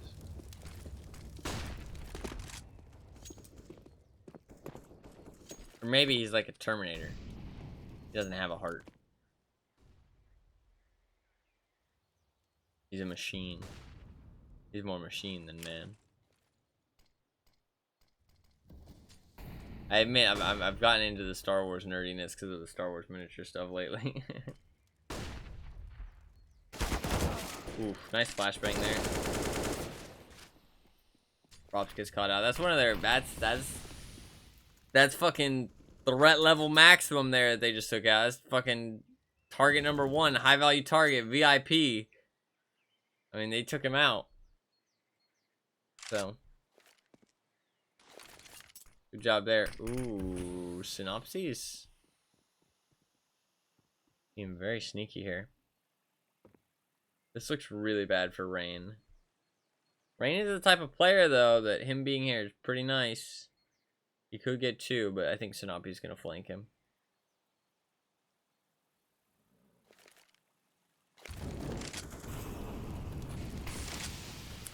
That's actually huge. The rotators come in. That smoke and dart is huge. Sadly, leaves Tristan at the 1v3 though, because they do get him at the end. I mean, there's not a lot of space to hide in. He has no nades. That's the thing. You can't clear these people out. Imagine if he had a nade right now. He could just dunk it. Both dead. Yeah, I think that's over. I think that's over. Yeah. Good round by Bad News Eagles.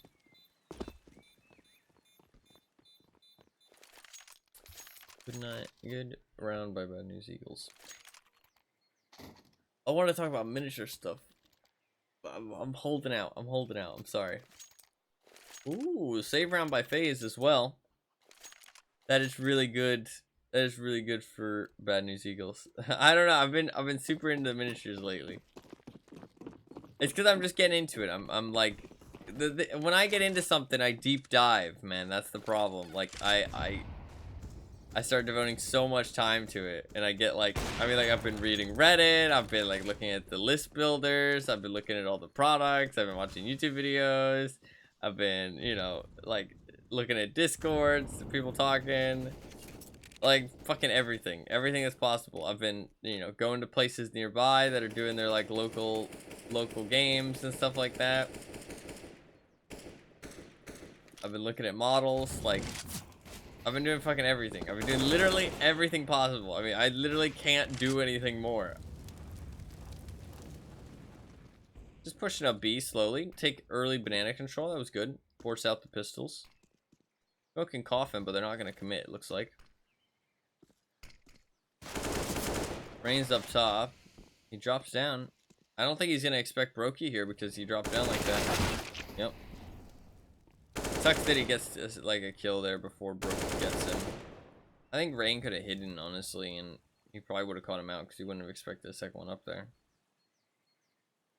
I think. Ooh, nice shot by Twist. I'm probably going to get some bridge, though, for the next match. I'll eat it while we watch. I'm going to mute my mic and hide my camera, though.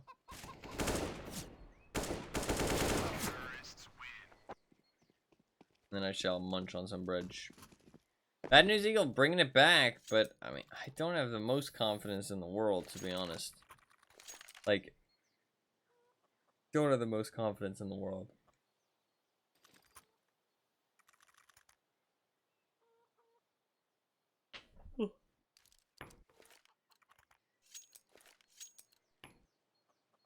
There is soda. I could have a soda. Give myself a little caffeine. That might not be a bad idea.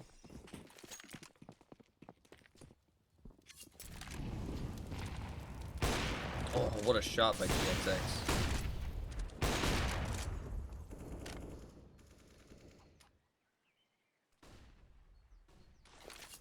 A bit of a jiggle peek. Oh, that was a nice play by Rain. Oh, the Regon. Nice shot. Very nice shot.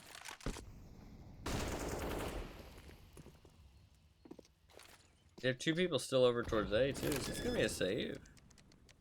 Bad News Eagles with another round.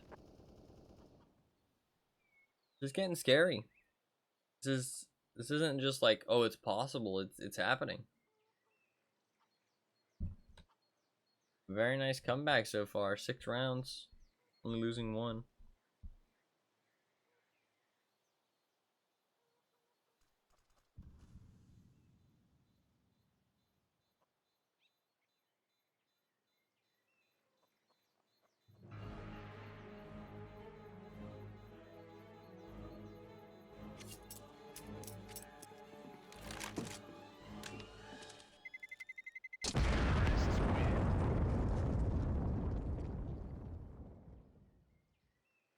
One dies to the bomb somehow. Nobody there. Terrorist timeout. Dude, I think these guys are too scared for their own good. Like, I think FaZe should be the one calling a timeout right now. But also, you don't see them calling a timeout. You know what I mean? Whereas you see Bad News Eagles calling these timeouts. And it's working out for them, you know what I mean? Don't get me wrong. But it didn't work out for them that first half. I think they're getting in their own heads, man. I think they're scared to go home. And so they're playing differently. I think that might come back to haunt them. I think it genuinely will come back to haunt them. I don't think FaZe is as phased by this. That's... I didn't mean that. That wasn't on purpose. It was not on purpose. But I genuinely don't think they are. And it's funny because you think it would be the like higher tier team that would be more scared, but honestly, like FaZe is used to this. Like they get themselves in terrible situations just by being inconsistent sometimes. And they bail themselves out just by being like just I don't know, like they just are miracle makers. Like they just give themselves chances when they like should have none. That's a very rough kill on Kerrigan though. Opens up most of the map.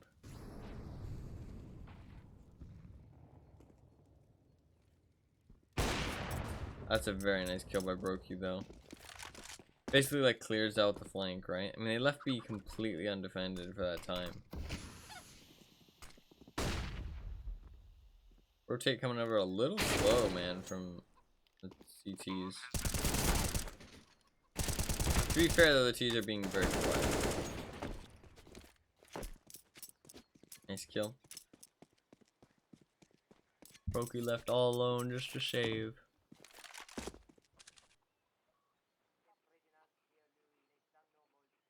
Has Rob's calmed down a little bit? A bit, yeah, he hasn't really gotten a kill in a while.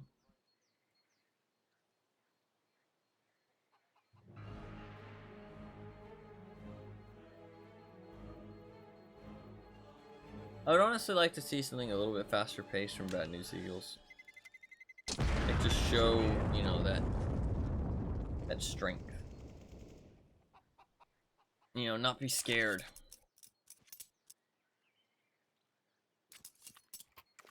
I'm getting a little tired. But I'm gonna get some food. Well, I say food, I'm just gonna get bread. I'm gonna get some bread and some soda after this one. I'll wake myself up a little bit. Also walk around. Basically just got straight on my computer. So, walk around. Blood flowing. Wake up a little bit. Usually helps.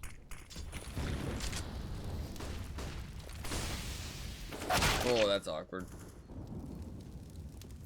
They're both pretty much full blind. Well, not full blind, but the synopsis blind wear off a little bit faster. Doesn't clear his angles. That's just kind of lazy, I feel like.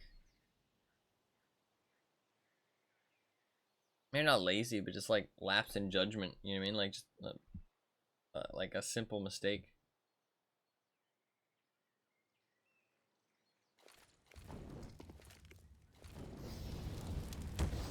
To be fair, I don't know why he's rushing out like that anyways. And loses 50 of his health there. They are pushing into this. There's 3 people here. CT is smoked off. Kerrigan gets away with that kill. Ooh.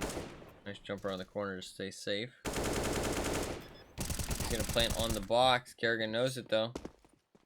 Brokey finishes off the other one. That's another round. The thing is that, say that FaZe had done this 6 rounds earlier, they guaranteed win. Say they do it now, well, now it's you should win, but there's a chance not, because now the comeback's definitely possible. 4 rounds in a row with how it's been going so far is definitely possible. I think Bad News Eagles needs to get out of their own head a little bit though, because I think they're scared, man. Genuinely. They have no timeouts left either. Oh, what a nice shot from GXX. They can win this match. They can win this match. They just need to realize that the ball is in their court. And if they just sit there and they play scared, the ball ain't going nowhere. The game's gonna end and they won't have scored.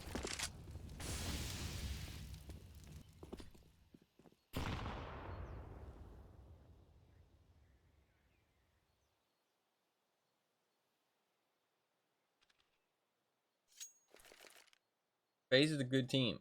You do have to respect them a little bit. But you need to play your game.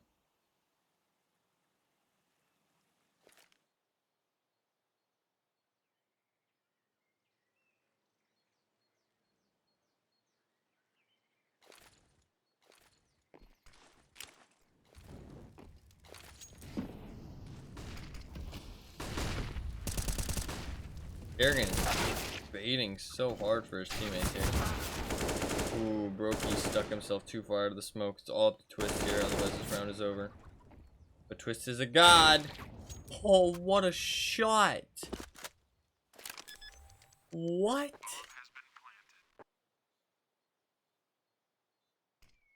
That is ridiculous. They needed that so badly. Like, was a god, yeah, true. Now FaZe calls a timeout. Would have liked the timeout a little bit earlier, I think. I mean, I'm all for being confident. I'm all for not being phased, but at some point you have to, you know, set your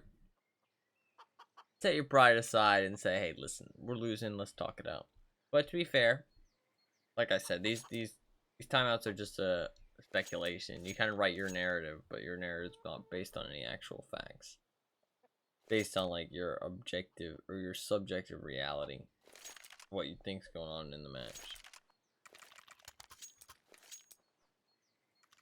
There's the scoreline and stuff, that's objective, right? But it's more like, you know, more to it than that. But I do feel like FaZe wasn't as scared. Now they're starting to get a little bit like, oh shit, this is bad. Maybe not this is bad, but more like, you know, oh, this isn't good, you know what I mean? This isn't easy to close out like we thought it would be.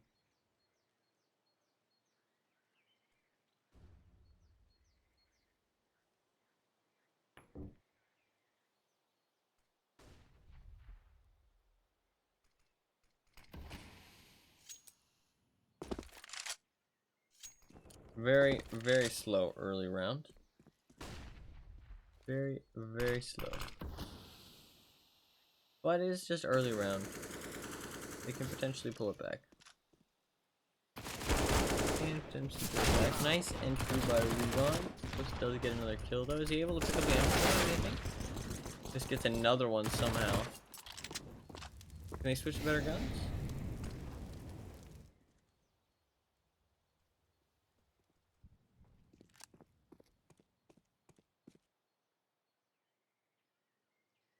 Not great. You only get 1 AK out of it.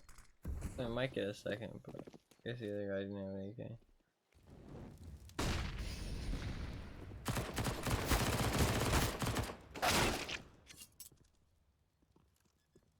Yo.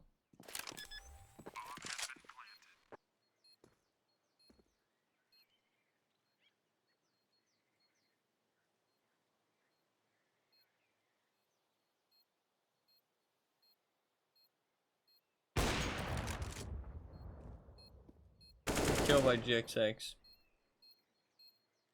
Doesn't matter though, this should just be an easy cleanup. GXX is honestly kind of putting up some good results here in the second half.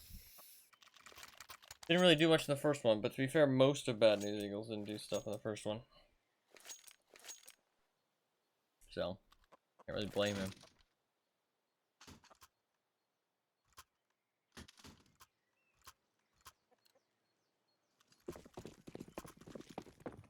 There is only 4 rounds left. Full buy round by both teams. Hop on Brokey and on GXX. Nades coming in bottom banana. And obviously loses a lot of health, but no kills exchanged. Only 2 towards A. So a bit weak towards A at the start of the round, opting to put more towards B. Wonder if they're going to rotate that off, or they're just going to hold 3B. Maybe they're feeling confident that Bad News Eagles hits B more often. They take their chances. It's weird they have the op over here as well as 3 players. Makes me think that they're going to rotate somebody over, or they're just very confident it's going to be a B hit.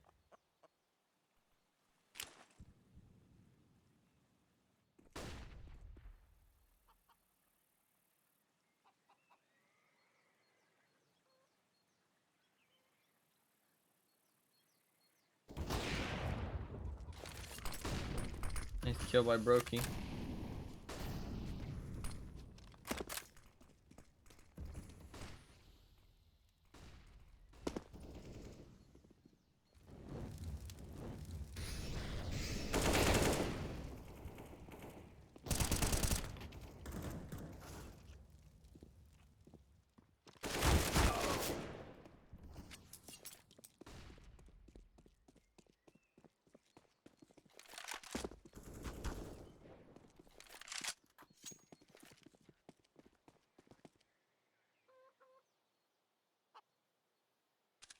.32.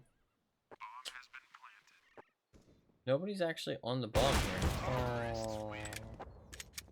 If he had hit that shot, he actually could have defused, potentially. This comeback is happening.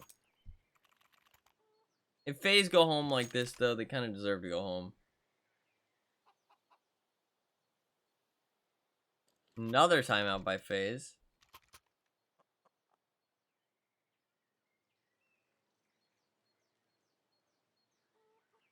They can spend most of their money here instead of buy next round. Because their loss bonus is so crazy.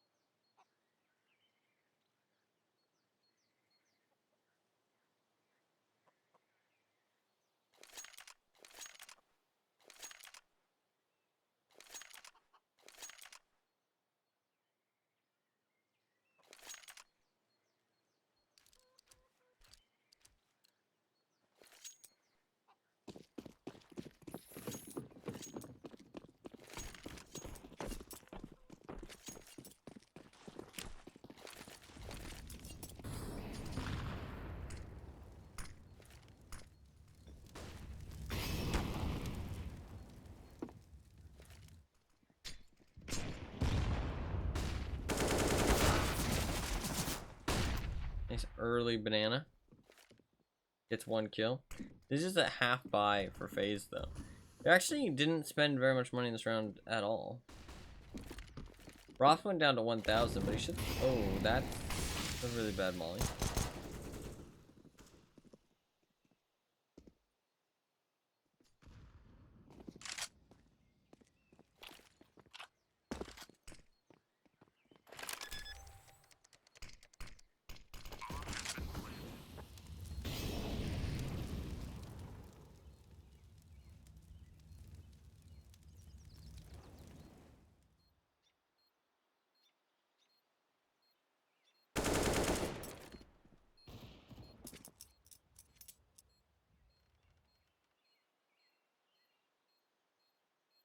Pretty unwinnable for CT side here. I don't think they can win this. I mean, just get 2. Kerrigan, a little P250.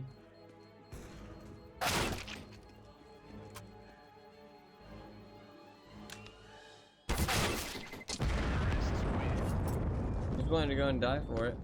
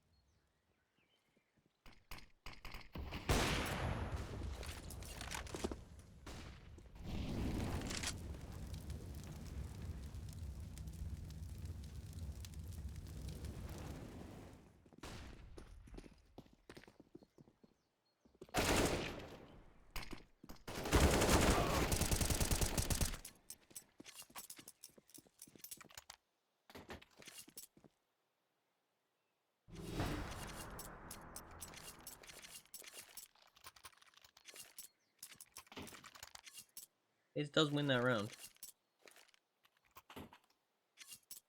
It's crazy that they're that poor. Can you believe that they're that poor? After 1 round loss. I mean, to be fair, everybody died the round before, but they lost 2. They won the last round. And they're that poor. On the 15-14. It's crazy that FaZe only wins the round that they need to win the game. And it just so happens that they're also poor the round after. This is what I'm telling you, man. They bail themselves out of situations that they don't deserve to be bailed out of sometimes. Like, they just make it work.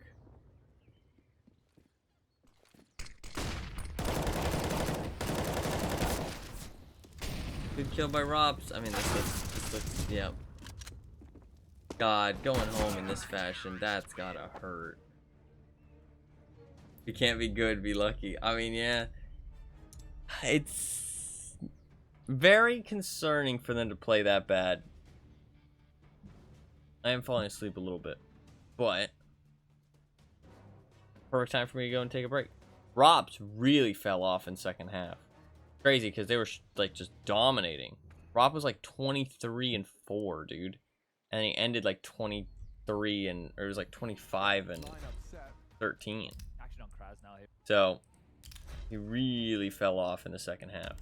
Sucks for Bad News Eagles to go home like that, especially in that fashion, because they did put up a really good showing. I mean, playing that well against FaZe is cool to see. I think they honestly got fed kind of a bad hand, if I'm not mistaken. If I look at the matches that they played, like the people they played against, I mean, their matches were. I mean, Apex is a good team. Well, Apex has been playing well. G2 and ENTS. I mean, yeah, they got some stacked teams. They got some stacked teams. And I mean, in comparison, somebody got through who was, I mean, like Liquid, for example, they're 2-1. They had to play against, well, I mean, they had to play against Heroic, get through, but, or they had to play against Heroic to, you know, not get through. But I mean, they had to play against 9, Na'Vi, and now they're going to have to play against Into the Breach. So, and they're going to be able to get through. So, like, even Apex, they're 2-1. They're going to get to play against Gamer Legion. I mean, I don't know. The 2-1 bracket is where you want to be right now, dude. The 2-1 bracket is where you want to be. Absolutely. No way is Monty up one map, are they?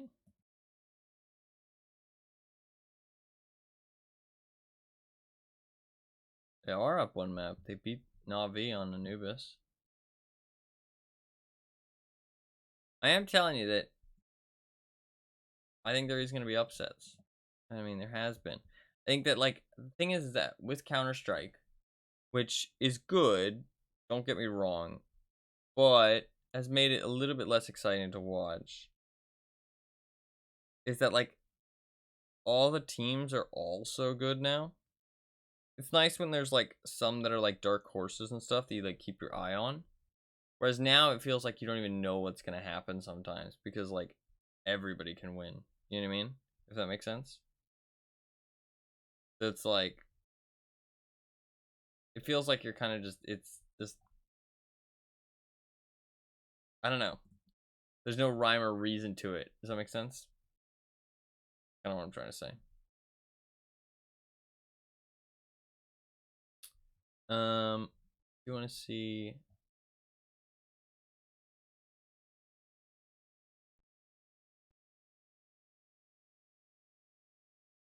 It's nicer to be able to tune into like one match here and there, though. It looks like it's saying that the next match will start at 9:45. The Bad News Eagles does go home. They do go home. The next match will start at 9:45. And we will watch that one. 9:45. So that is 20 minutes.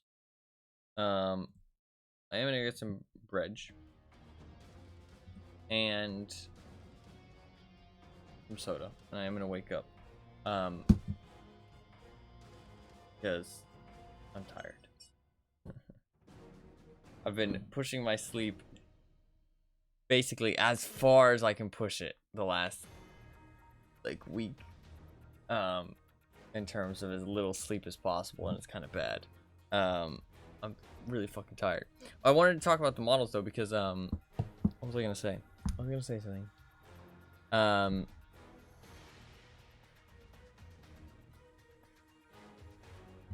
don't know. I don't know what I was gonna say. I was gonna say though that I did get to play a game of Shatterpoint, Star Wars Shatterpoint, which is their new game that's coming out. It's made by Atomic Mass Games, same people who make Legion, and it's a new Star Wars game. It's a bit more like skirmish, like squad based. It's kind of like stuff like Warcry. What would be like the 40k equivalent? I don't know. I'm not too into 40k. I know of Warcry because people have talked about it recently. Kind of like Marvel Crisis Protocol. Heard of that? It's kind of similar to that. It's pretty fun though. It's not out yet. It comes out next month. But the local game store got like a demo copy, right? And you can play demo games. They let people play with it. But I did get to play a game of that, which was kind of cool to play a game before it's been released. And it was fun. It was fun. I think I prefer Legion, absolutely. I prefer the models, I prefer the style of game, I prefer the, like, I don't know, I just prefer the vibe of Legion, for sure. But I thought that it was fun. But, the problem is that the core set's like $180. So expensive. It's so expensive. One sec.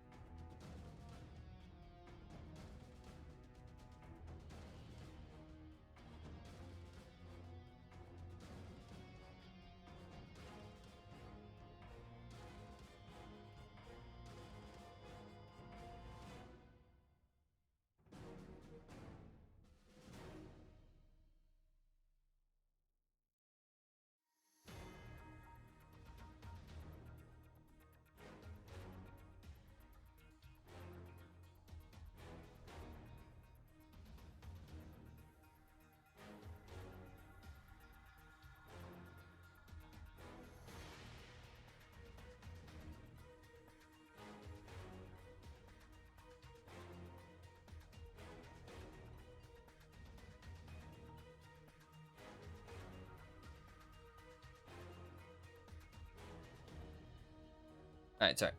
I'm talking to somebody. Yeah, I thought Shatterpoint was fun, but I did not enjoy it as much as Legion. The core set is like $180, which is crazy. Because the reason that core set is so expensive is because the core sets for a lot of other games, you get 2 halves of an army, right? And it's good value for what you're getting. You get 2 halves of an army. So like overall the value is good value. There's 2 halves of an army and you can't use them both, and it's kind of neither here nor there, right? But you get to play, like, you get everything you need to play a practice game against like another person with those 2 small armies, and then you can expand on either one of the armies if you want. The best value is to split core sets, right? So one person gets half, one person gets the other half. Thing is with Shatterpoint is that it's squad based, it's not army based, right?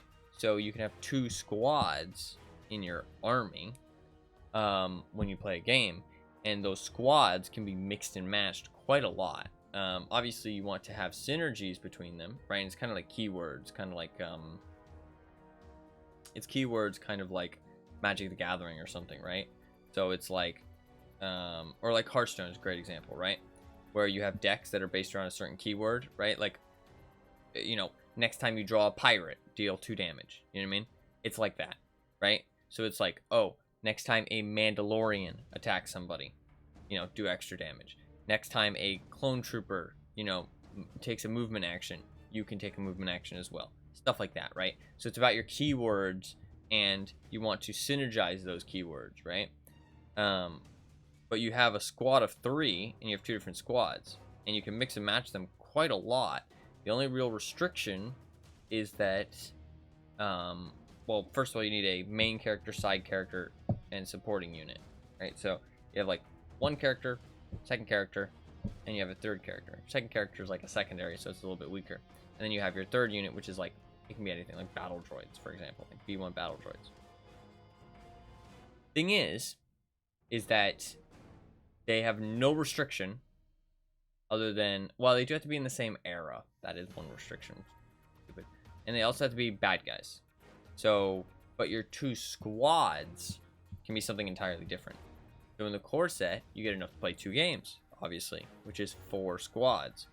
So you get 1, 2, 3, 4, like 5, 6, 7, 8, and then you get like 2, 4, 6, 8. So you get like 16 models, right, in the core set,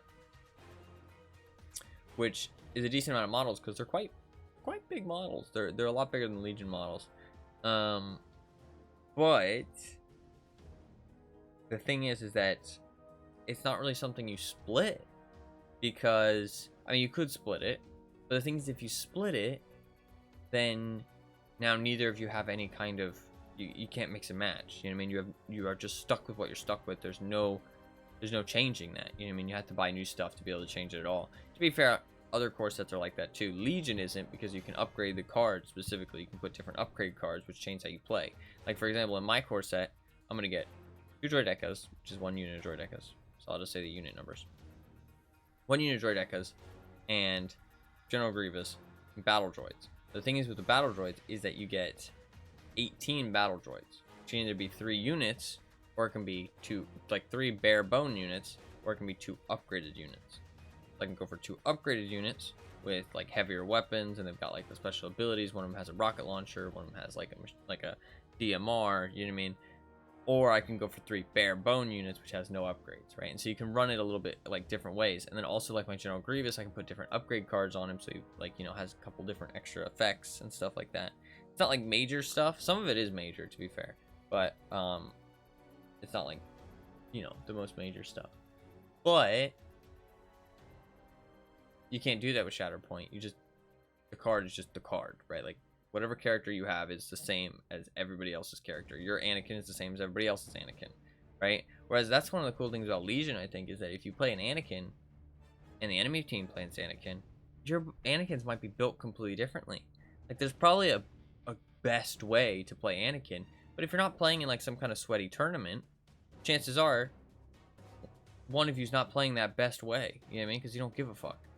One of you might be playing an Anakin that's, I mean, like, just to give an example, I have no idea how you would do this. I don't know enough yet. One of you might play an Anakin that's really tanky, you know what I mean? And he's out there, he's just, you know, taking dodge tokens, and he's just standing there deflecting shots, just blocking shots, so that all the clone troopers around him can just put down fire, right? The other person might be playing like a really, you know, like aggressive Anakin that just runs in there and starts slashing shit, you know what I mean? Like, you can play him different ways with those upgrades, and there's a lot more freedom to it. I feel like that was one of the things about Shatterpoint. I feel like there wasn't as much freedom. There was a couple silly rules that I wasn't really a big fan of.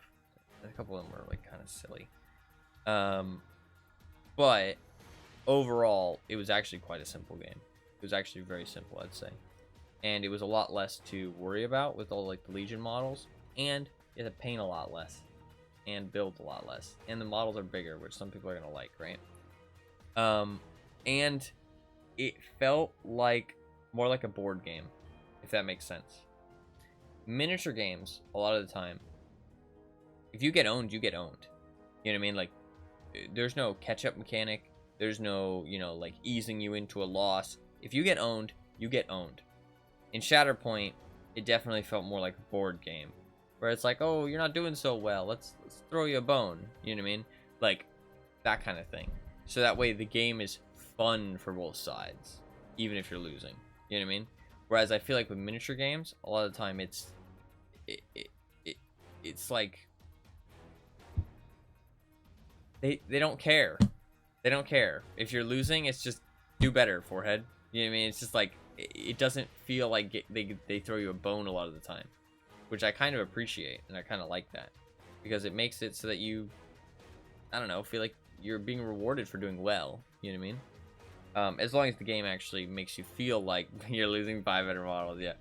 As long as the game makes you feel like that it's your fault you're losing.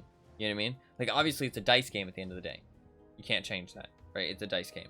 But the thing is that dice games, or any game that has chance built into it, it's about minimizing that risk. It's about minimizing that RNG, right? And it's about saying, okay, my fucking Death Troopers, they roll a lot better dice than my little Stormtroopers over there. So I'm going to try and make sure that they're the ones doing most of the killing. You know what I mean?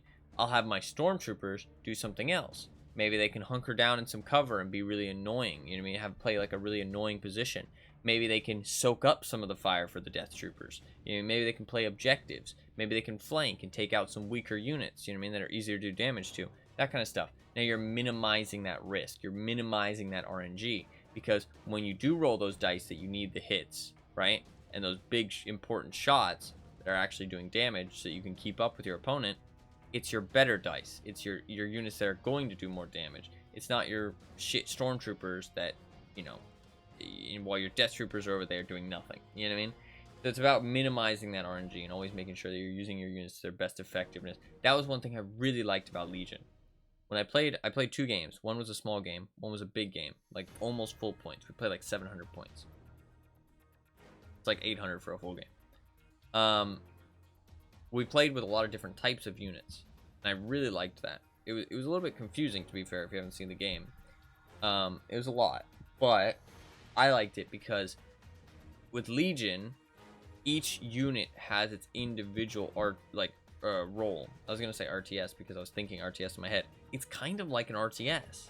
Like, you have these snipers, which you want to keep in the back lines. You want to set up good lines of fire. You want to get them sniping at key targets. You have these mortars, which you want to get them, you know, good lines of fire. They're quite safe, but they're able to, you know, batter infantry. You know what I mean? You have, you know, these like artillery pieces, these like mounted guns that you want to put in good lines of fire, you know, in good defensive positions that are going to hold important key strategic positions. You have these flanking units that are fast. You know what I mean? You want to send them around the backside. Like, it felt very like RTS-y, but it's not an RTS-y. It's like a turn-based strategy game that is like an RTS. Like, you have all these units with these specific roles, and you're trying to use them as efficiently as possible in each of them. It was really fun. I really enjoyed it. And it feels more like you're like a general, like ordering your troops around. Not like you're the people doing these actions, but like you're the general ordering them, like, okay, you guys go over there, you know what I mean? I'm gonna move these guys here, I'm gonna move those guys over there, you know what I mean? That kind of thing. To be fair, I haven't played many miniatures games, but when it's on a smaller scale, it doesn't feel quite as the same. And like, the Legion models, they're small, but when you're playing with them, they feel like just the right size. They feel quite nice. So it was a lot of fun. I really enjoyed it, honestly. I really enjoyed it. It's funny because as I've been talking to people, I obviously don't know what I'm doing. But the thing is that I tend to do a lot of research into anything I get interested in. I do a lot of research. And so people, when I tell them, oh yeah, I only played 1 game, they think I'm like a complete noob. You know what I mean? They're like, oh, you know, you should, you know, look into the game a bit, you know, make sure that you know what you're getting yourself into, make sure that you know you want to play, you know what I mean, before you like buy a whole bunch of stuff. I'm like, motherfucker, I know, okay? I know. Okay, listen. I know what I'm doing. I know what I'm doing. But I never like saying that stuff because I don't want to feel rude, you know what I mean? So I don't know how to break it to them, like, that I'm not a complete noob, you know what I mean? The guy that taught me and my relative to play, he was really nice guy. It was nice because my relative didn't know too much about the game, whereas I knew a lot, so it actually worked out really nice. And he kind of he picked up on the fact that I said that, you know, I know I've done some research, I kind of know a little bit about what I'm doing, but I don't know everything. The more complicated stuff I'm a bit, you know, confused about. And so, and also I said like the keywords, because keywords are difficult. Like, the best way to learn keywords is either have the little text telling you what they do right next to them, or you have the fucking rule book and you're, you know, skim through them every time you see a keyword you don't like or you don't know, which is really annoying, but it's just how you learn keywords in any game, or any card game at least. So the thing is that we started off playing, and he was explaining how the game flowed and how everything worked to my relative, and I was just kind of like listening on the side, you know what I mean, making sure that I knew what I was listening to, but I didn't have to focus on it fully because I knew pretty much most of what he was talking about. I'd say I knew like 90% of what he was talking about. But the more complicated stuff that I didn't know, I listened a bit harder, and I made sure that I was paying attention so I could learn that as well. And but not saying that I was just like slacking off, but I was doing other things, right? Like setting up my units and stuff like that, right? Like, I wasn't just sitting there just like you know what I mean, like doing nothing, but I was just like, you know, doing other things. And I was like, okay, if it's something I don't know what I'm listening to, then I'll stop and I'll focus. But like halfway through the game, he was able to go off and play a different game. Like, he was playing Warcry, because I knew what I was doing enough that I could then like kind of direct my relative to what was going on. You know what I mean? So it worked out pretty nicely that way. And I do feel like I pretty much know what I'm doing. The only thing is that some of the rules got changed, and he doesn't know the super updated rules. So some of the stuff he told us was like some of the older stuff. It was a bit more of like, you know what I mean? Like it wasn't like, not like we paid for it or anything. It was just him, like it was all his models and stuff. So it was just nice of him to like teach us how the game worked and let us play a demo game. So he prefaced everything with like, yeah, you know, I haven't played like super consistently recently, so I don't know how the new rules work and stuff. So I'm just gonna tell you the old ones for now, but you should, you know, go and check out the rules update on their like website, which is perfectly fine. And I have heard about the rules being changed a little bit, so I kind of know a little bit about it, but I don't know like a crazy amount. So like when a tournament, for example, I need to kind of look at it a bit more. But I do want to play some more games. But the problem is, I don't want to be a freeloader. That's the thing, right? Because I don't have any models yet. I don't have any models yet. And I don't want to show up to a fucking, like, place where they play a game every night. You know what I mean? They play Legion every night. Every, like, day of the week. One day of the week. And show up with fucking nothing. You know what I mean? Because that's just not a good look. You know what I mean? It's not a good first impression either.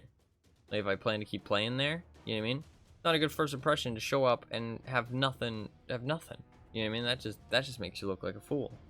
So, yeah. That's why I haven't. Oh, who's Daisy? I don't know who that is. But I mean, honestly, a lot of people have talked to have been really nice. So. People have said that I could show up and they'd lend me an army that I could play with. Like a couple of people have said that, which is really nice of them. But I don't know. I still don't want to show up and be a freeloader. You know what I mean? I don't want to show up and be no freeloader. No thanks. No thanks. I don't know. I think it's just a bad look. You know what I mean? It's just a bad look. Alright, I might be right back very quickly though. If I miss anything, that's okay, because you guys will get to see it. So, I will be right back, I think, though. I should have went back, or I should have went AFK earlier, but honestly, I was talking about models. Alright, yeah, I'm gonna be right back. I won't be too long, hopefully. It'll be quick. This match should be a good one, though. This should be a good match, but I'll be right back. Real quick.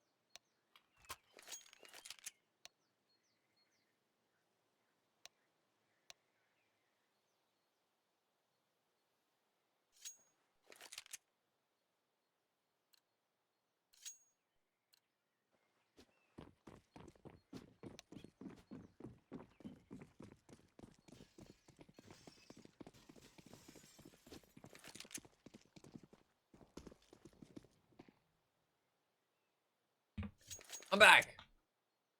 The match just started. Look at that. Somebody said have fun. I don't know who Daisy is. We're gonna have to figure that out. Fuck. Right into it. Right into it. I did get a soda. Look at this.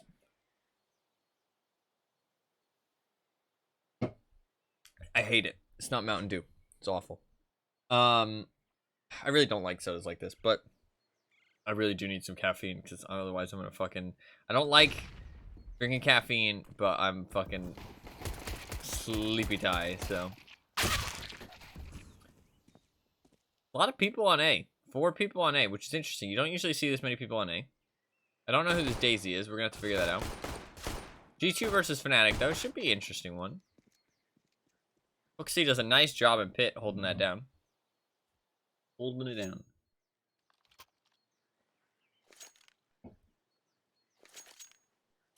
Whoa.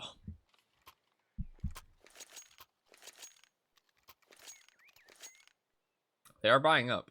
Interesting. Interesting. Very interesting. I don't know. I mean, I guess it's because they don't got a bomb plan. I don't know what, like, the, I mean, how much did they spend? To be fair, they didn't spend very much. Spent like 1,400. Yeah, they wouldn't have really had a buy, to be fair. It would have been a really bad buy.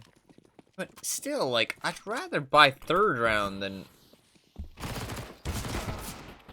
buy 2nd round.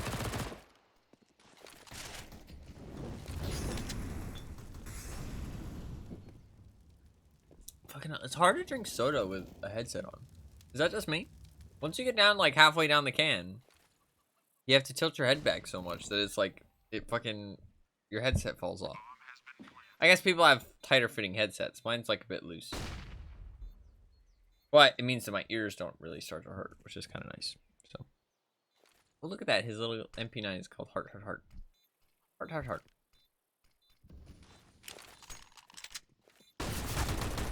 They do have to retake here, though. Yeah, it is a bit rough. They do win with the 2nd round bye.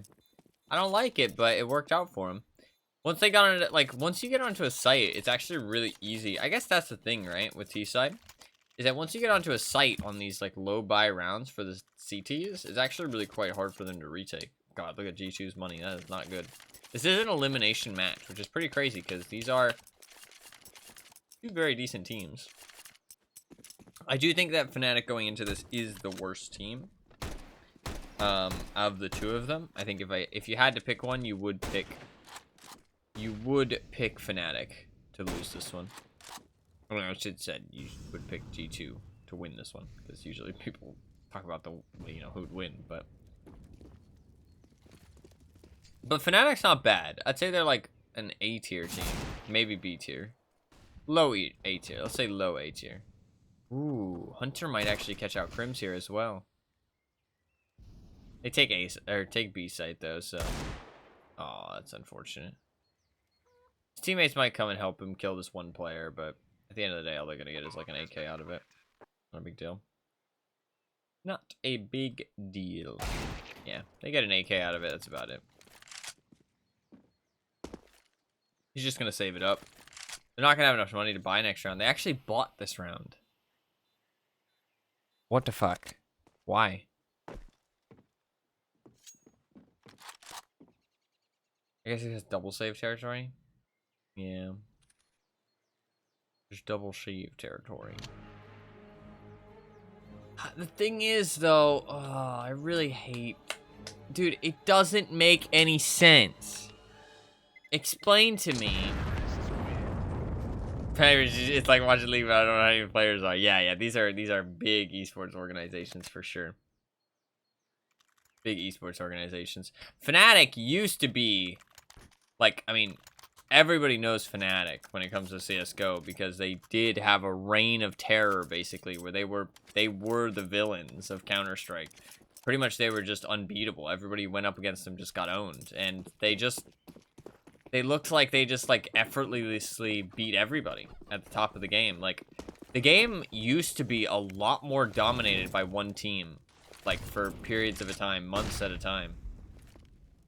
Obviously, this was years and years ago, but it's definitely so much more. Like I said, like I'm starting to enjoy watching it less and less because it feels like every team is just as good, if that makes sense. And I feel like there's less like storylines when it comes to the teams, and that's one thing I really like about like the esports is like seeing these storylines of these teams. They don't even have to be the best teams, but just seeing the storylines. But I feel like every team is so similar now that it doesn't feel like the teams have as much personality, that it kind of makes me enjoy it less. But I still enjoy the game itself, but like the esports side of it less so, if that makes sense. Because I do feel like the teams, they have less roles for the players, and they have less personality. All the players are kind of as good as each other. The only players that really stand out are players like Nico. Like somebody like Nico, Munazi, right? But like, in terms of like, I mean, like, I would say I know JKS and Hunter. I mean, there's like, I can't really tell you the difference between the two of them. You know what I mean? Like, they're basically just like the same, which is like kind of sad. You know what I mean? Like, I wish you could like, you had more personality to the way they play and stuff. You know what I mean? But that definitely is as much of a thing as I would have liked. I would like. So that definitely makes me feel like a little bit sad. Not as much, definitely not as much of a thing as I would like. But going back to what I was originally saying, Fnatic used to dominate. They were like, this is years and years ago, like when CS:GO was first getting into like, you know, consistent esports. They were one of the first teams that really dominated CS:GO at least. And it was Prims, Flusha, Olaf Meister, JW. Ooh, that flash and just the lineup there made that really rough. Oh, I think Hunter got in his own head a little bit there. I feel like that's just like, that's like trying too hard. You know what I mean?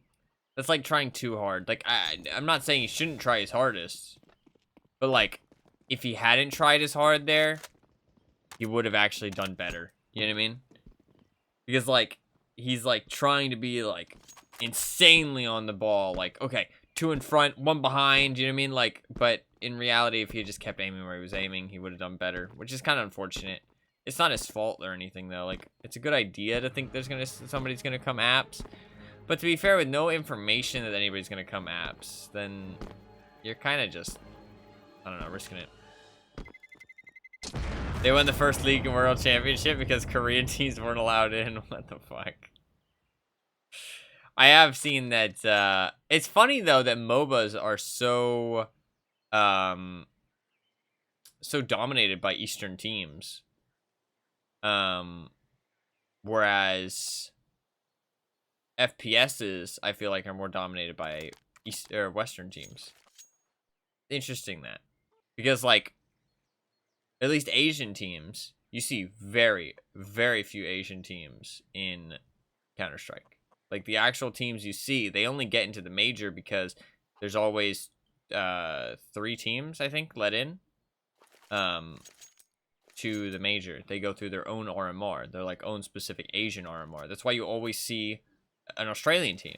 They wouldn't make it in otherwise. Like, I'm not even joking. It's sad, but that's why you always see one Australian team, is because there's always one Australian team that the org has the best 5 Australian players, pretty much the only 5 Australian players, all on one team, and they usually are top of the Asian region. And then there's usually 2 Asian teams that are the top of the Asian region as well. I wouldn't really consider Australian Asian, but they play on the same servers, so they end up being, you know, part of that RMR. But that's how it always goes, and they always get in because there's 3 spots, so those 3 teams always get in. It's just really easy for them, but they're never actual competition. That's why, like, the Australian teams always get voted to go 03. Like, they just always get... It just always makes me sad, though. I hate seeing them just get owned all the time, but it is sadly the truth. Just how it goes. Has not been working out for G2 so far, though. Doing okay. Hunter just looking the wrong way yet again. He's just in his own head a little bit.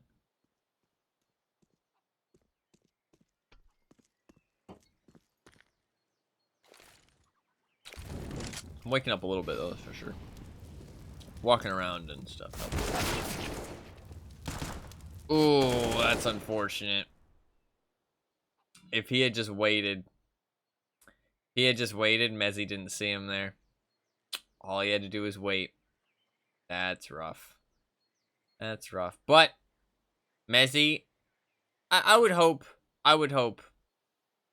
that he is calm and collected here, even against somebody like Nico. But in reality, a lot of people would be shitting bricks. Because, I mean, 1v1 against Nico is not where you want to be. So, top 3 teams from the main regions, Korea and China, EU, and NA, go straight to Worlds. Fourth place team plus the top team from each of the developing regions gets placed into play in stage to try and get to Worlds. Gotcha. How many teams how many teams go to Worlds from the play-in stage? Like, is the play-in stage where all of the other top 3 teams go? No, they go straight, you said. Okay, yeah. So, how many teams from the play-in go to Worlds?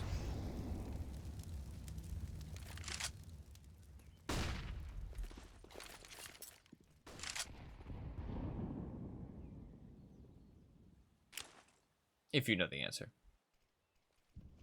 It's interesting to hear about that. It sounds very similar. I thought he was going to shoot there through that wall. It's a pretty common spam spot. Oh, he tries to flick for it. But whoever Daisy is hits the fucking cleanest headshot. Man, very nice early banana kills there. Nice job by Hooksy to survive here. I really hope that Hooksy does well in this match.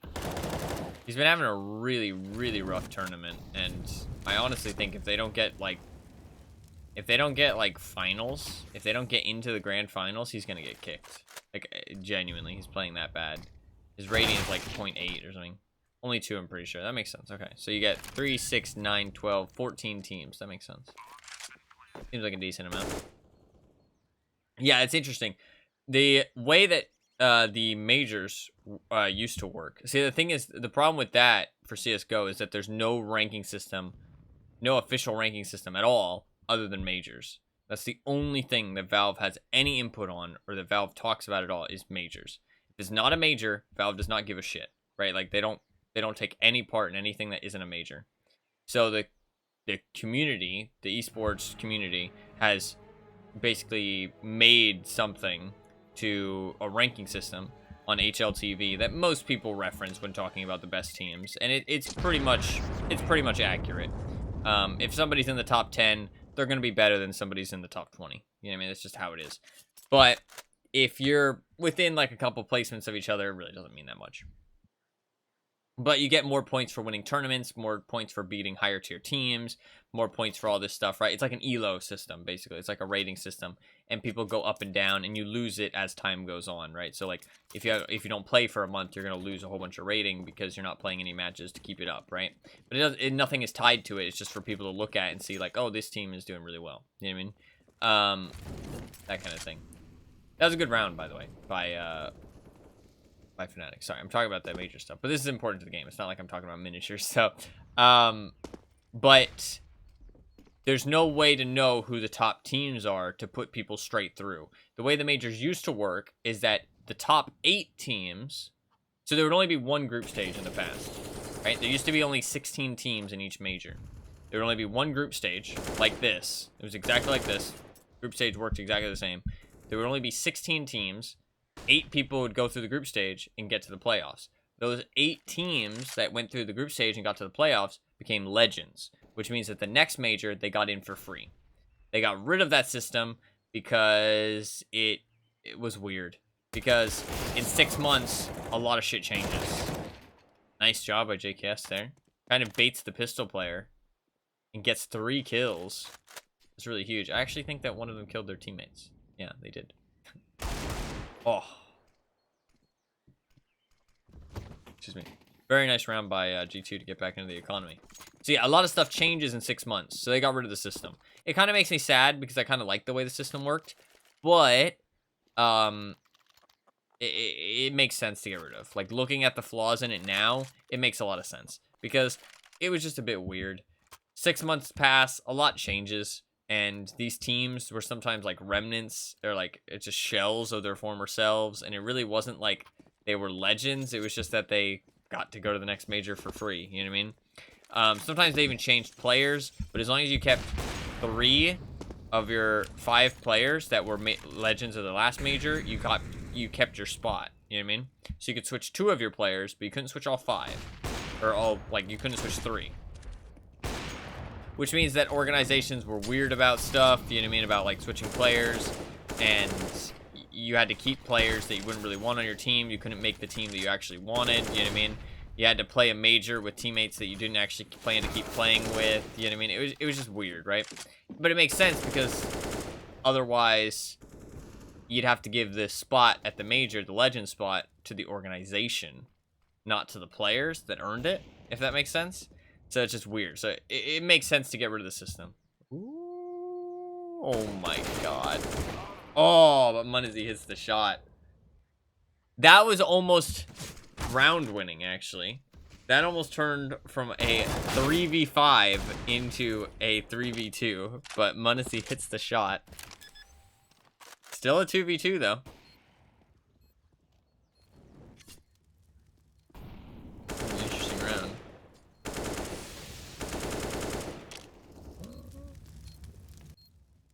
I can explain more how it works now. After this. Trying to wallbang him.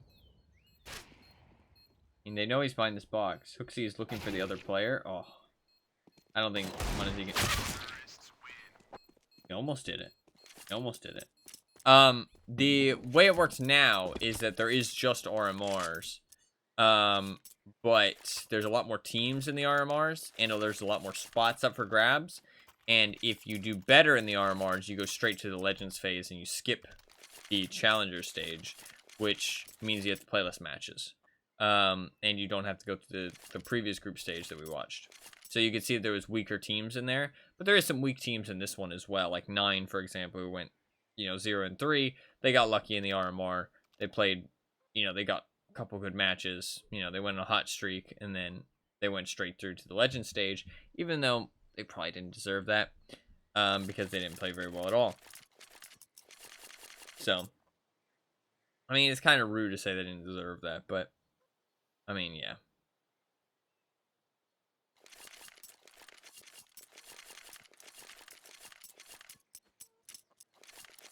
Yeah, that makes sense. That makes sense. Yeah, it seems like they have a lot more, like, I wish that Valve did do, like, some kind of season, like, official Valve matches, but I think the thing is that Valve doesn't want to deal with that shit unless it's on LAN, because on LAN it's just so much easier, you know what I mean? The RMRs, to be fair, are technically Valve, but they have to do some kind of entry into the major, you know what I mean? Those are online. RMRs are online. I think. RMRs might be on LAN too, actually. No, I don't think so. I don't think so. I don't know. I don't usually watch the RMRs because it doesn't feel very, like, grand. It just feels like regular matches. Whereas, like, the major, I feel like... I mean, like, people care about the RMRs a lot. Don't get me wrong, because that's how you get to the major.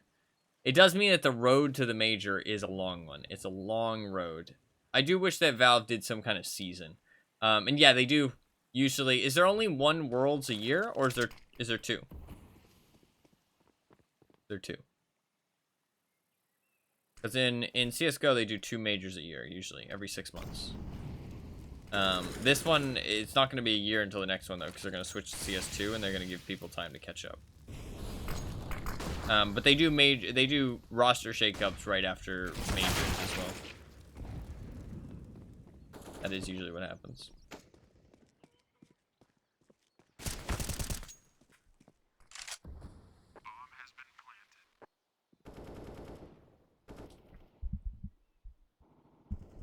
League is like...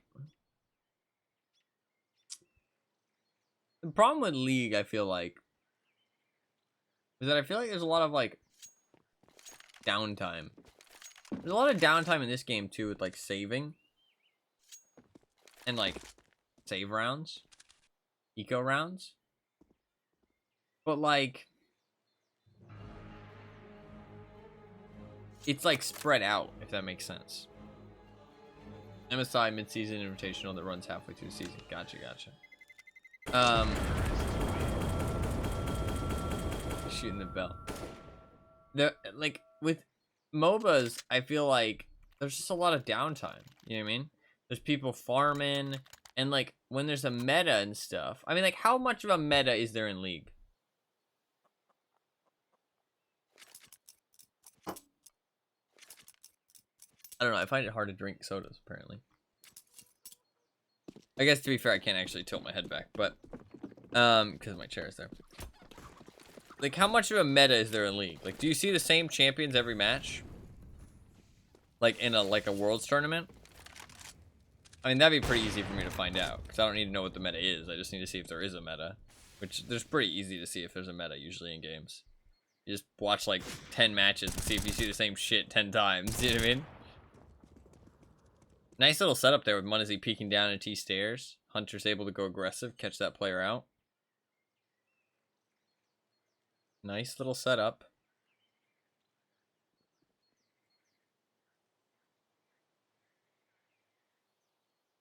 I'm not sure who this guy is.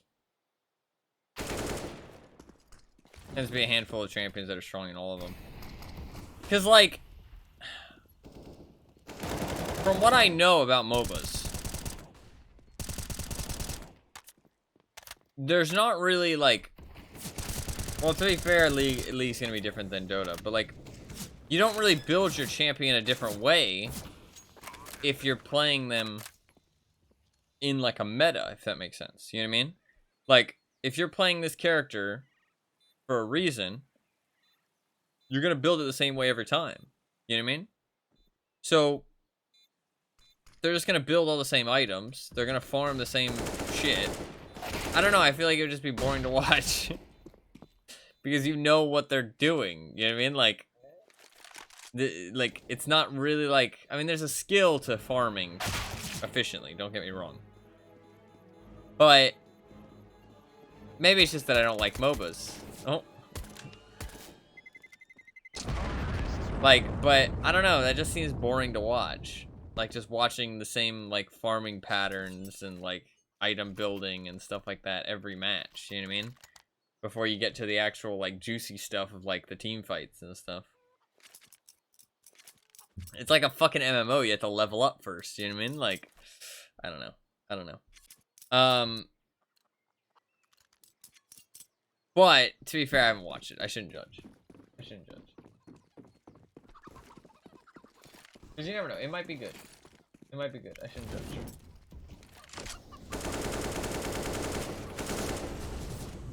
No one gets hyped for CS, and exactly.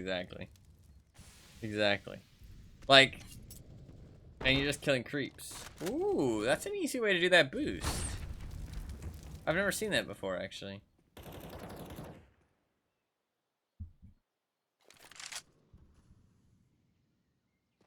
Not that that's like a crazy concept doing the boost like that, but like, I've never seen anybody do that.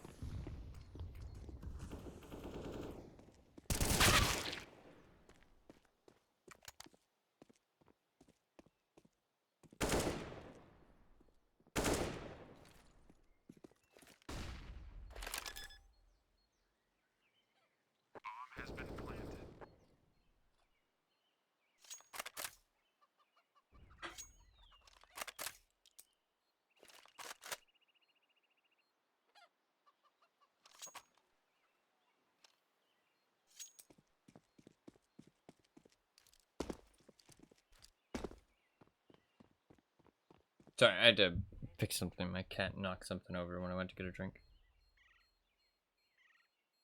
There's like a radio on this map, actually. That really confused me. I thought I heard somebody talking.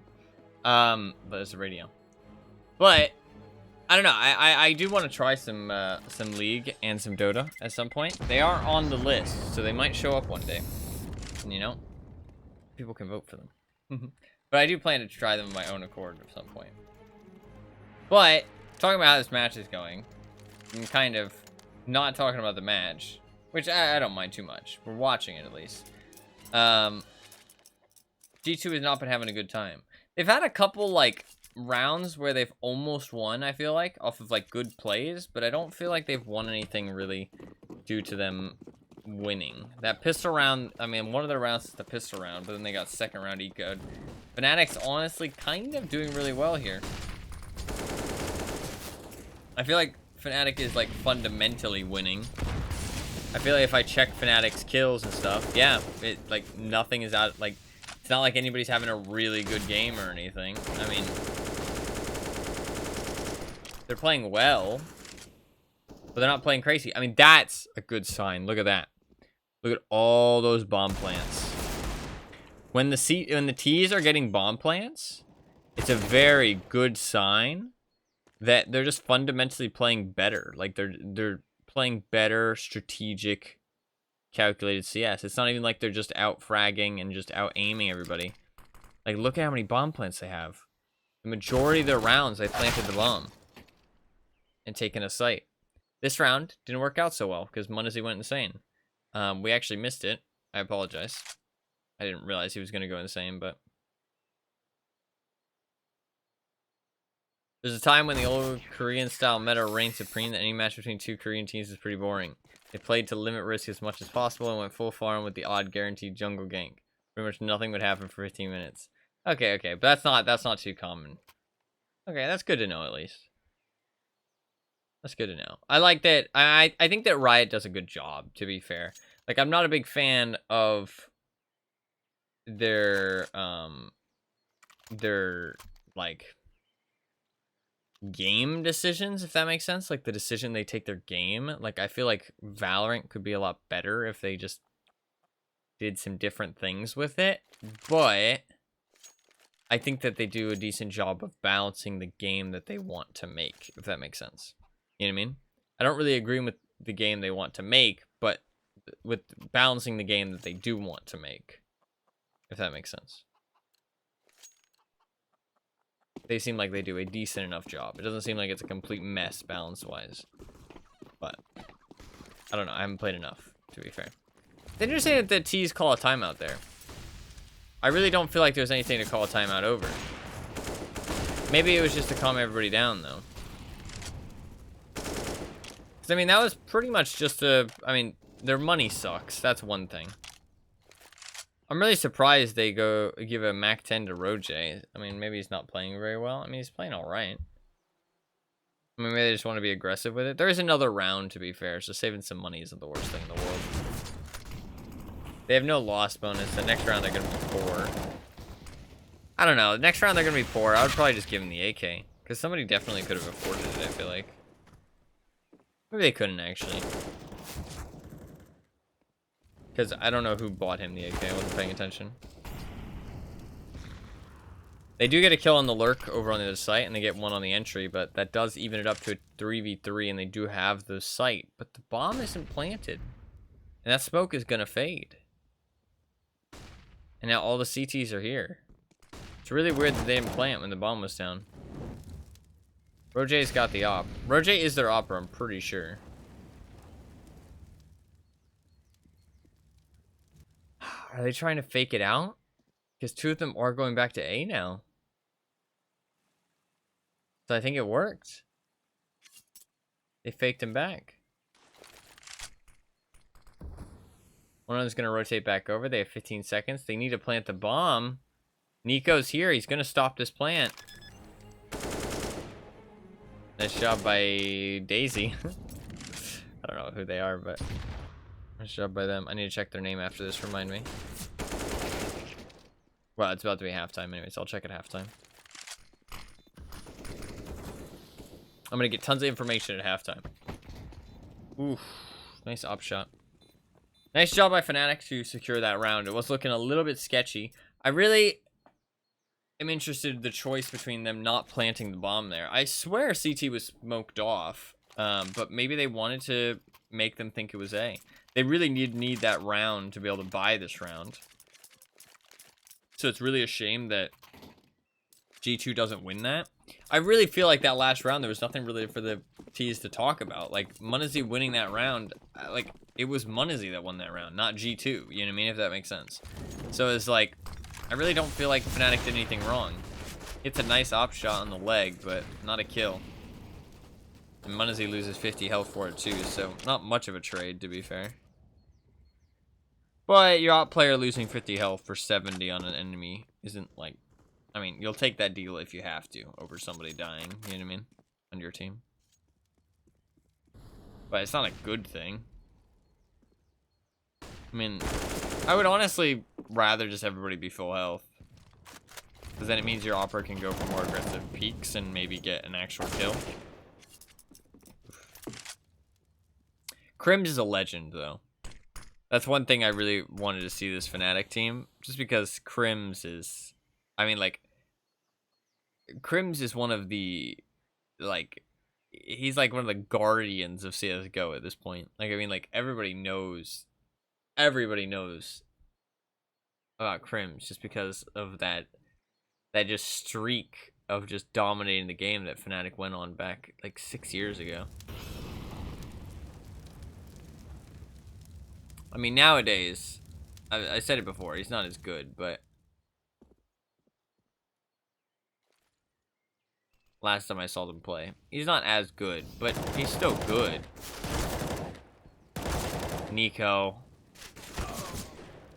He tries his fucking hardest and he scrapes by to give him his team an entry into this round. See, that's the thing, another hero play. If Fnatic win this round, it's not G2 that won it. It was Nico. You know what I mean? Like, if he doesn't do that, this round is over. Fnatic destroyed them. You know what I mean? Like, this scoreline does not show how badly Fnatic has actually been doing. As he gets the deagle shot, he does have the op. He is low on 30 health. That was a good nade, but a good job to hide behind the box. And a good peek by Mezzi. Mezzi's playing really well. 15 and 5. 15 and 11 on Munazi. Nico's only 8 and 7. That was really the biggest impact he's had so far.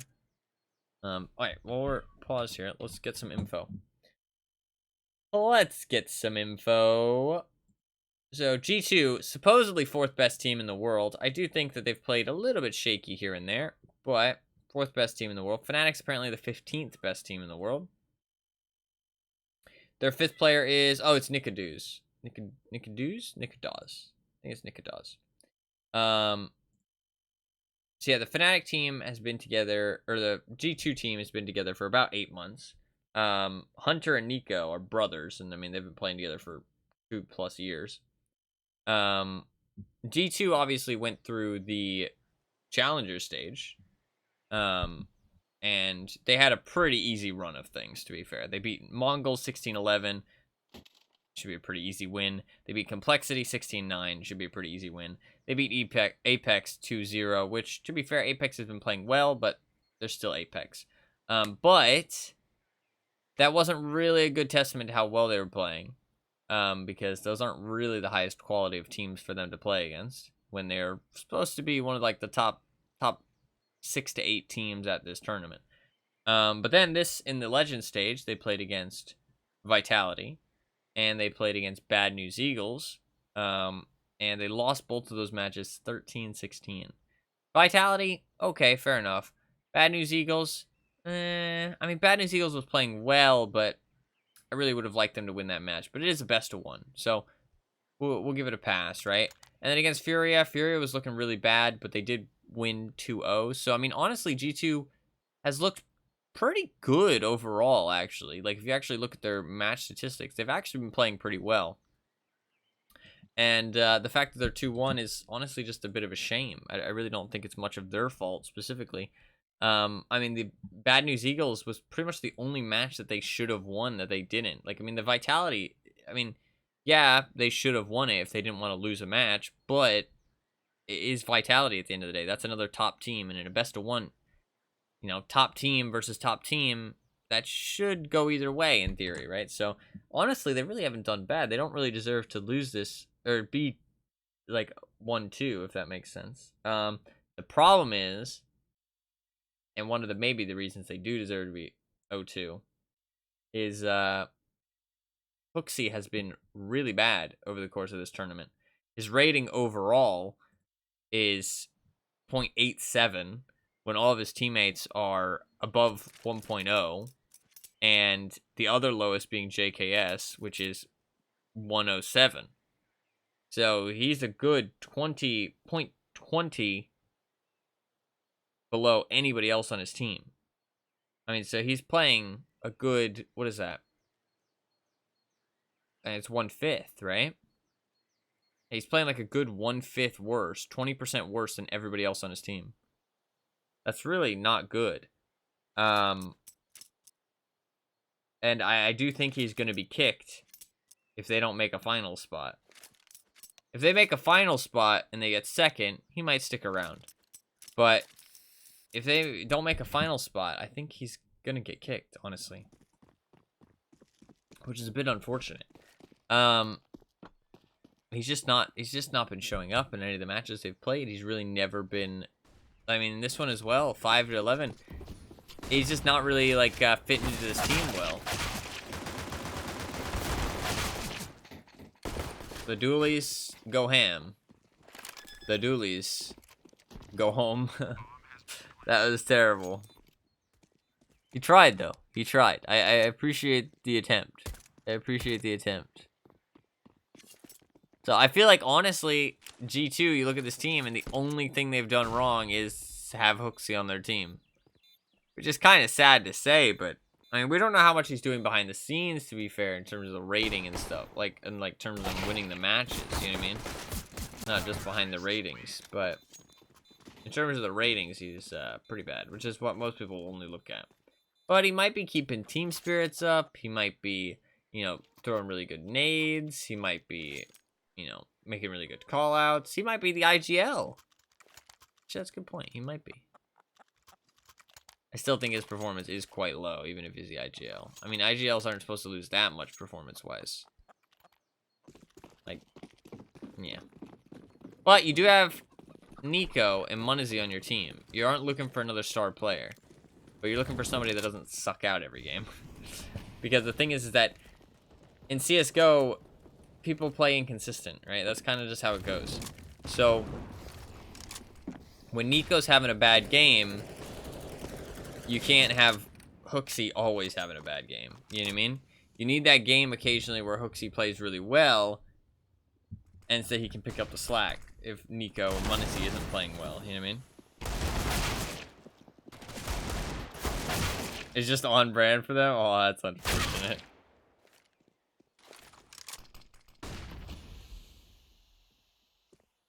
I mean, like, I hate to call him out because, like, I feel bad, but I mean, like, 20% worse than the rest of your team is a big deal.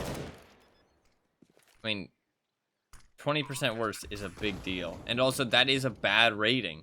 It's not like, oh, everybody else on his team is playing amazing and he's just playing all right. He's playing bad. I mean, like, 0.87 is a bad rating in terms of pro players. Like, that's not good. Like, that's definitely not a player that, like, organizations look at and think, oh yeah, let's pick him up. You know what I mean? Like, 0.07 is not good. So, I feel a bit bad, but it was like Fluffkin said the other day, and it's really sad that he's probably, the pressure is probably there. You know what I mean? He probably knows that he's not doing well. He sees people talking about it. He sees people talking trash. People probably even talk this trash to him. You know what I mean? Because the world's shitty like that. People are shitty like that. Not really the world, just the people. And so he knows that he's playing bad, and the pressure's there. And that might make him play worse. You know what I mean? Like, it ramps up. It gets worse and worse and worse. And it's like, it's hard to just, you know, close your eyes and just play your best and hope it goes well. You know what I mean? Because, like, it is your job at the end of the day. It is your job. Full stack on the A site, because it is a full save from Fnatic, so looks like it'll be an easy round, but they will be able to save enough to buy next round, so not a big deal. Not a big deal.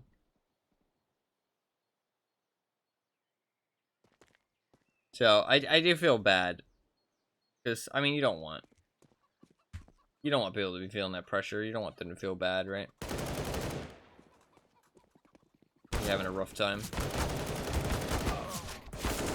They do get one. If Hooksy grabs that Galil, though, it's not that big of a deal. Did you get the Galil? Yeah, teammate tosses it over for him. Nice. So honestly, I'll be lost to the Mac 10. Who cares? Who cares? I'm going to quickly bring up the information about Fnatic. So yeah, their roster's been together for 11 months. Yeah, roughly about 11 months. And all of their players are over 1.0. So all of their players have been playing, 20% better than Hooksy. Just pretty rough. And I mean, it's not like Hooksy is new to the lineup. He's had enough time to kind of like fit in. Like, it's not looking good, man. I think he's definitely getting kicked because majors are usually when they switch up players. I think he's almost certainly getting kicked. Just really unfortunate. Unless they, like I said, unless they make a grand final spot. I think if they make a grand final spot, even if they lose, they'll keep him. Because G2's never done that well, really. But if they don't make a grand final spot, I think he's definitely going. I don't think quarterfinalists is good enough. Semifinalists, I don't know. Semifinalists might still not be good enough either. Oof. Nikodas gets the shot.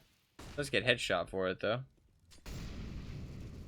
But through a wall, so.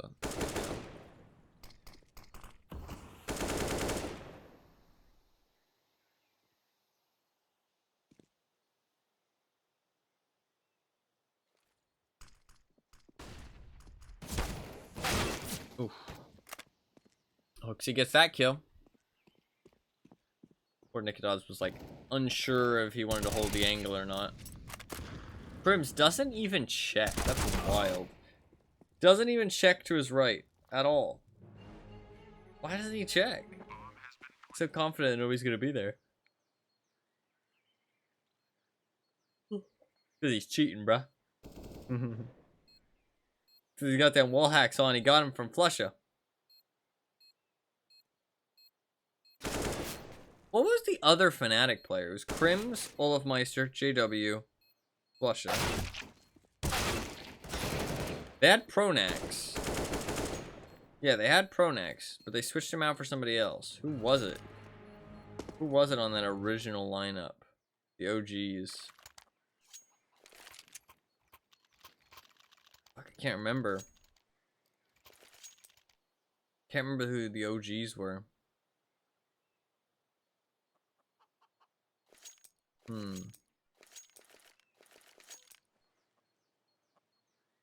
I know Pronax was like a real OG, but I can't remember who they replaced him with. Fuck, it's gonna bug me. I have to check. I had to check.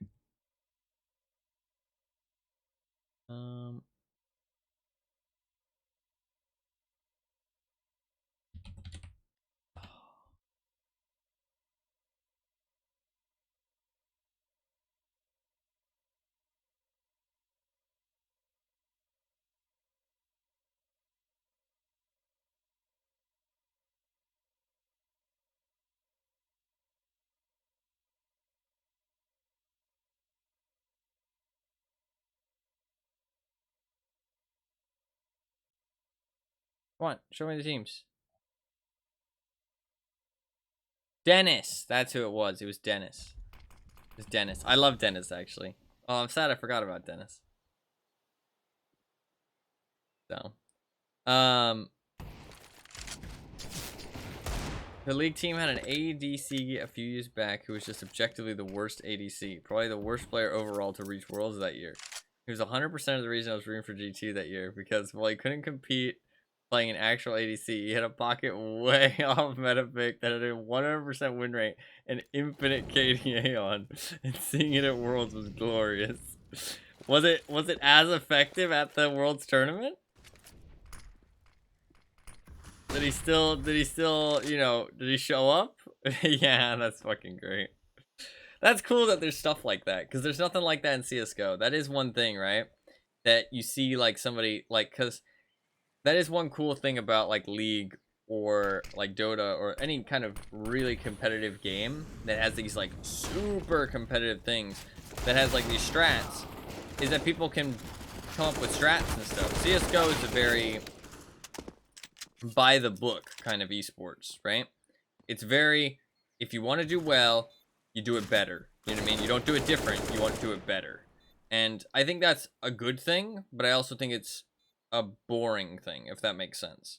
I think that's like CSGO's one flaw, is that it gets boring. Because the best way to do the game is the same as everybody else, just better. You know what I mean? That was a rough setup. They knew he was in there. They had a really good setup on that.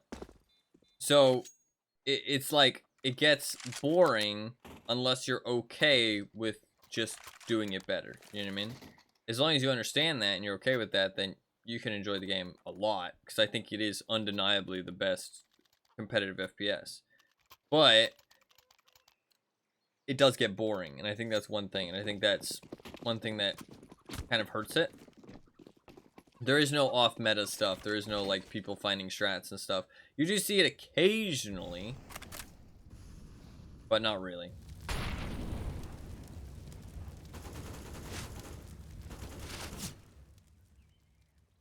Coward.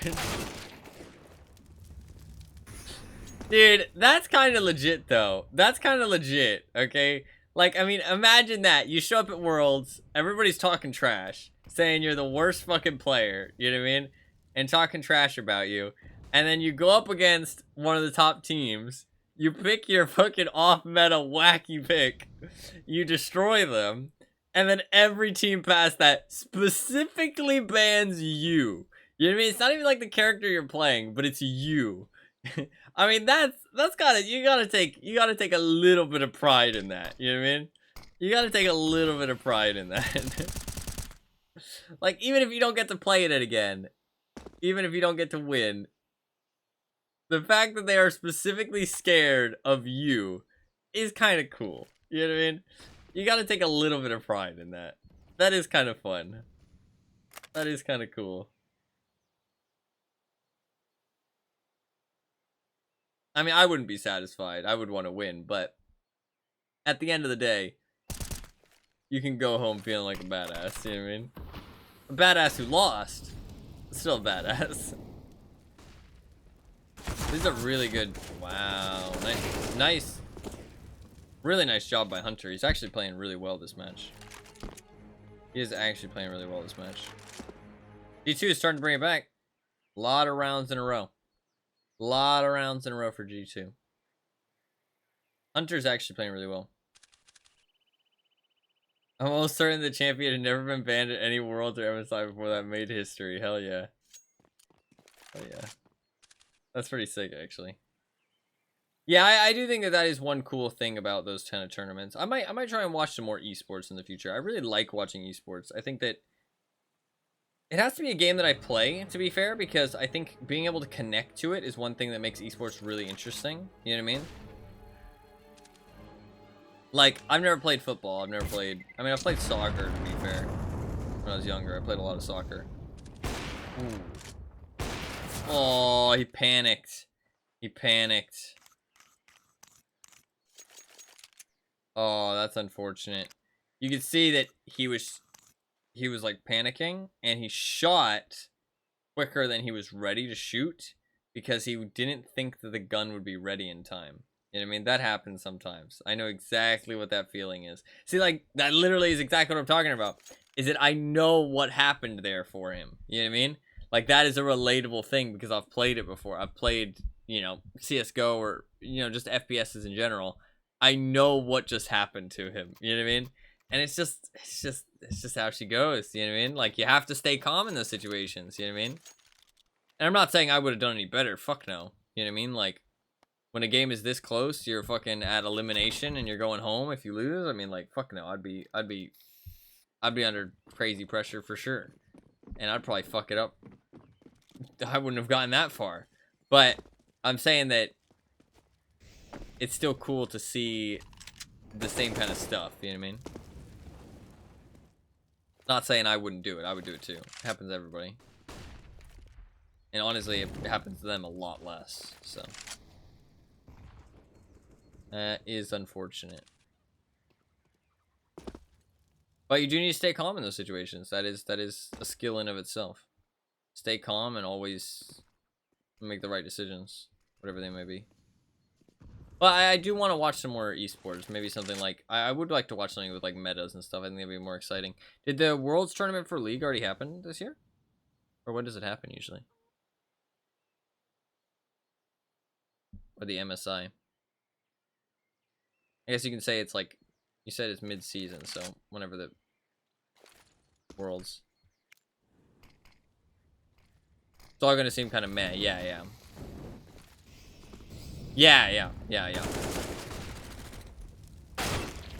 if you know what's going on, you can see just how crazy good people are playing and just be impressed. So being able to, like, actually having played the game, oh, that was really nice. What's going on at the moment, actually? Oh, shit, really? I'll probably try and tune in a little bit then, actually. I'd be interested to see, like, a little bit of gameplay. I mean, I've watched a lot of Dota, so I kind of know a little bit.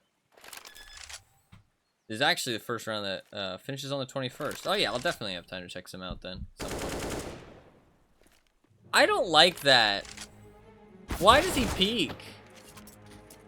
Why does he peek there? Teammate told him where the op is. Why does he peek there? Like, there's no time on the bomb, right? He hears where he's planting. He knows that he's out in the open. He can't be flanking him or anything. His teammate is coming, right?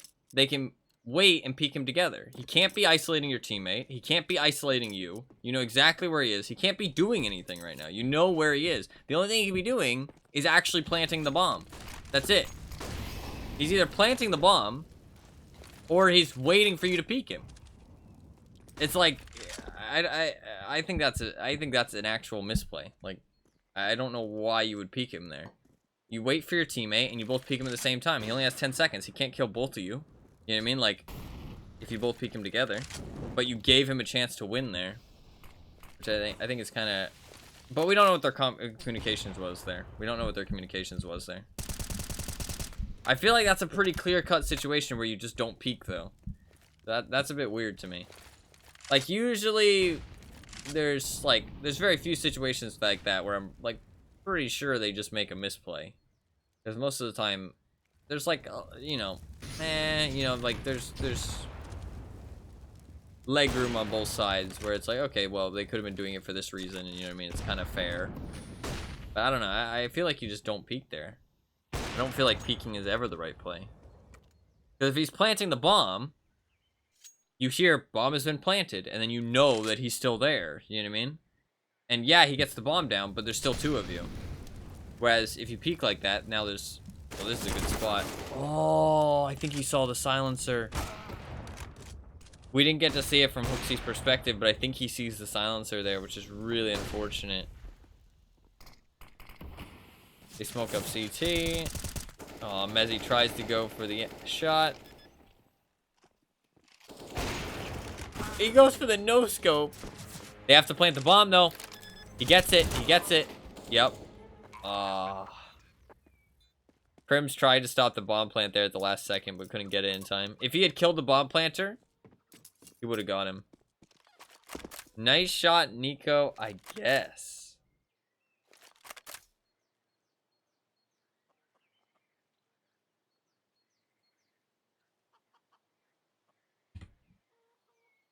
Maybe that just comes off wrong, but that doesn't seem very nice. That doesn't seem very nice. Why include the I guess? Why include the I guess? If you're gonna say it, just say nice shot. Nice shot, I guess, just makes you sound fucking petty. Just sounds like you're fucking mad. You're just mad. You're actually molding. And at that point, you're just saying it to be mad. Timeout, though, from Fnatic. He doesn't reply. Yeah, fuck. Oh, actually, wait, he's muted. I can't see if he replies. Never mind, never mind. I can't see if he replies. Either massively salty or they have enough history to move with each other. That's true. That's true. That is true. That comes off as salt to me, but that's true. They might know each other. A lot of pros do know each other, to be fair, because they've either played on teams with each other or... I mean, I don't think those two have ever played on a team with each other, but... I could be wrong. And they play, like, matches with each other, right? If they're in the same region, a lot of the pros know each other in the same region. Because, I mean, you play with the same people over and over again. So, no way to know. It comes off as salt, though. Comes off as salt.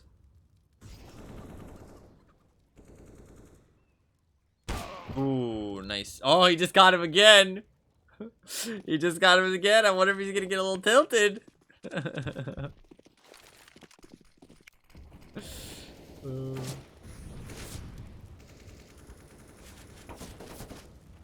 I don't even know why he would get mad, though. What he did wasn't, like, something to get mad about. So it makes me think there was something else, or, like, maybe it just came off wrong. Oh, nice. He does get to go to A now. I wonder if Nikados is going to use that as fuel. You know, fan the flames.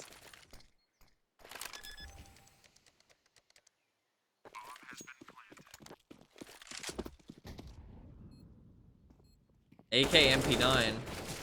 Oh, it's an even fight now. Nice job. Going back for the op. He looked around like he fucking forgot where he put it. I feel like he's stressed. I feel like he's stressed because he is the guy who missed that op shot earlier because he was panicking a little bit. Unfortunate. I don't think he was the guy who made the bad play though, was he?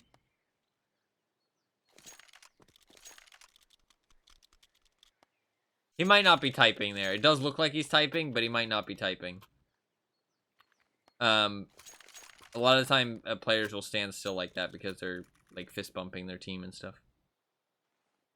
So it doesn't actually have to be him typing. It could be him typing because we can't see it, but and I can't unmute him. It won't let me. I'm not actually in the match. And it's somebody reported him. Like he got like mass reported. So it doesn't actually mean that he's done anything bad either, because people can just like mass report you. Like if enough people just don't like you, they can report you. You know what I mean? And since you're a pro player, you're kind of in the firing line. So potentially people are just... What was the message again? He said, nice shot, Nico, I guess. Nico being Nikados, though, because Nico is on his team. And Nico's spelled with a K. Nikados is spelled like that. Because he was the guy he no-scoped while he was planting. I mean, the no-scope was a good play, though. He pushed out the smoke to try and stop the bomb plant. It was a good play. I mean, the only thing I could think of is that he was saying, I guess, because it was a no-scope. But, I mean, no-scopes are just luck. They're luck and skill, though, because you point your crosshair, the middle of your screen, because you don't have a crosshair, wherever your enemy is, and then you click, and the bullet deviates from the center. Right, quite a lot sometimes, but sometimes not a lot. It's very unreliable. But, if you aim well. That is true, that is true. He was still alive, though, to be fair, I think, when he said it. I'm pretty sure he was still alive. So, I doubt he'd stop him mid-round to type something out in chat, you know what I mean? No, actually, no, he wasn't alive. He wasn't alive. That's true. Oh, in an earlier round. Ah, that's true. That's true. No, you're not wrong. You're not wrong. Yeah, we can't make any kind of judgments. Can't make no judgments because we can't see half the conversation. For all we know, Nikados could be talking mad trash right now. We could be talking mad trash. He could be talking all kinds of shit. So there's no way to know. That's a good point. This game is really close, though. Fnatic is getting a couple rounds now, but it's not looking great. Nikodaz actually has started picking up some steam in the second half and doing some good plays. I do feel like Fnatic isn't really winning rounds consistently right now, though. It kind of just comes down to not luck, but just like fortunate plays by their team. So I think we're gonna see. We need to see some more fortunate plays, I think, for this to go well. Full buy on both sides, though. This is a very important round, actually. Fast boost. Molotov down banana. Hooksy going very aggressive up banana. He's down to do it. I appreciate that. You know, down to sacrifice yourself for the team. This is a very bad spot for him to be. If somebody was actually on the corner, I think they'd be able to see him. Because of the way smokes work, he's not really that covered. His bottom half's going to be exposed. And it's going to be a lot easier to see him than he is for him to see. Nice flash. Get Nikodaz off the angle. Let him push in. Molotov to slow him down a little bit. They are going to be running out of utility on B, though. They have a smoke, though. Oh, what a shot by Nico. I feel like, I mean, the op is the one weapon you can dry peek with.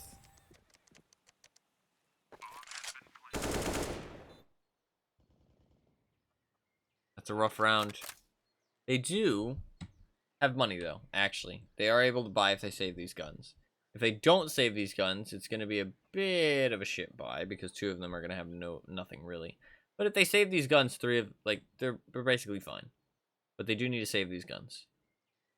So we'll see what happens. If either one of these players dies, they're going to be broke and they're not going to have a gun for the next round. If one of them buys, it's not a big deal. Grims did buy the AUG, which I appreciate because I love AUGs, but I don't know how viable. Oh, rough. As that is a gun gone. I think they'll still buy here because rounds are really important. Oh, okay, so he doesn't buy nades. Yeah, that's fine. That's fine.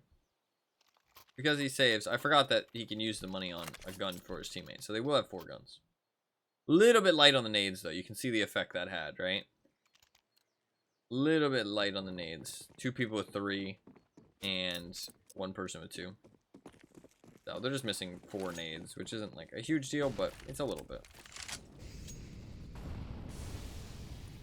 I mean, if you think about it, they're missing 4 nades. That's 20%. You know, they're 20% less utility, which is a bit rough. But when you actually combine that all up, 20% is actually quite a lot of your utility not available.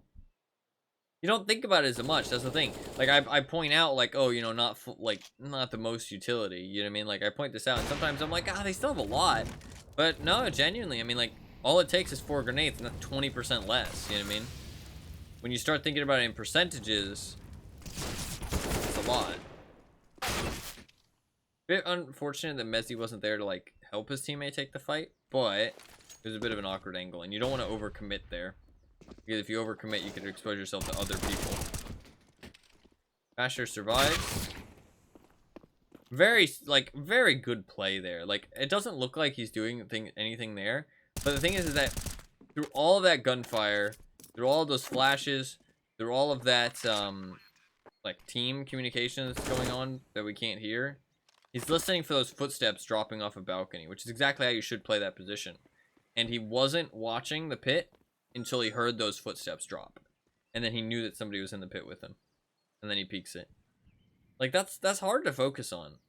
And it can be easy to get in your own head. Like, oh, did I hear him drop? Did I not hear him drop? You know what I mean? But he was very confident that he didn't hear anybody. He didn't check for another until he heard that drop. And then he immediately started focusing on them. I mean, something that most pro players would do. But it's just an easy thing for a regular player to get in your own head, you know what I mean? His fucking sticker says his name is Mezzy, and he made the EZ really big. You can see it on his gun. That's funny. Can they still buy here? 2 of them buy guns for others. I mean, you don't want to hit 15.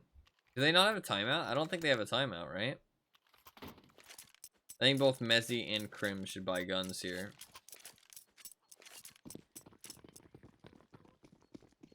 What?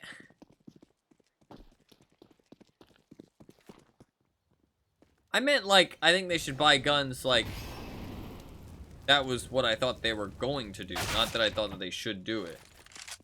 They save. Nice kill by Roger. They needed that. The fact he peeks that is really risky, because if he dies, then they just rush B. But to be fair, they're very low on utility, so if he doesn't get a kill, it's rough. Oh my god, what a nice nade from Hooksy. He's like, oh yeah, I suck, huh? I suck. Well, watch me fucking Kobe this shit round the corner. Like, dude, that was like a curveball. Motherfucker curved that shit around the corner. Because he jumped and threw it, which means it gets a little bit more distance. And he threw it on that banked window right there. You can see straight above. That window's slightly open. Oh, very nice peek from Fnatic there. To win a round that they don't really deserve to win here in terms of their equipment. But they deserve to win it in terms of their play. That was really nice. To group up and all peek the top of banana like that. I mean, obviously the T's had to be there, but they guessed that they would be.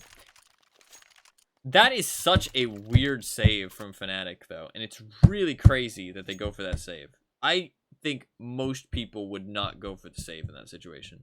Because you're letting them get to 15. That's basically what they just did. They said, oh, you guys can get to 15. It's okay. We're going to go for overtime instead. Because we don't think that this buy is good enough, I guess. But that buy wasn't that bad. Like, it really wasn't. They were going to have 3 M4s. 4 M4s, I think, even. And an MP9. Like, they would have been low on nades. But so it makes me think that they really value either nades or an op. They really feel like nades or an op are really important for them to win these rounds. Because they didn't feel confident in that last buy. I mean, they have everything they need now. Literally everything. Because they saved and they won, so. No, yeah, they did. They did.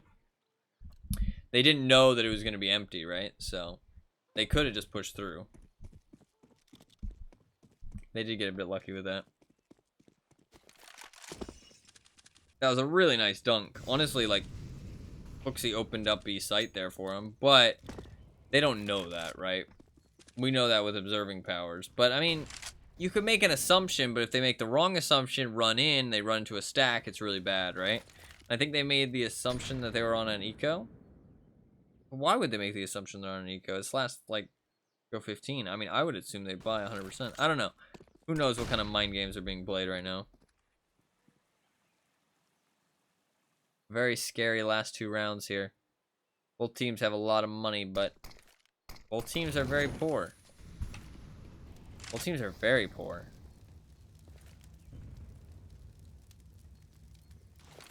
Whichever team loses the round is going to be looking to save 100%. Saves are very important this round. You can see how reserved everybody's playing, man.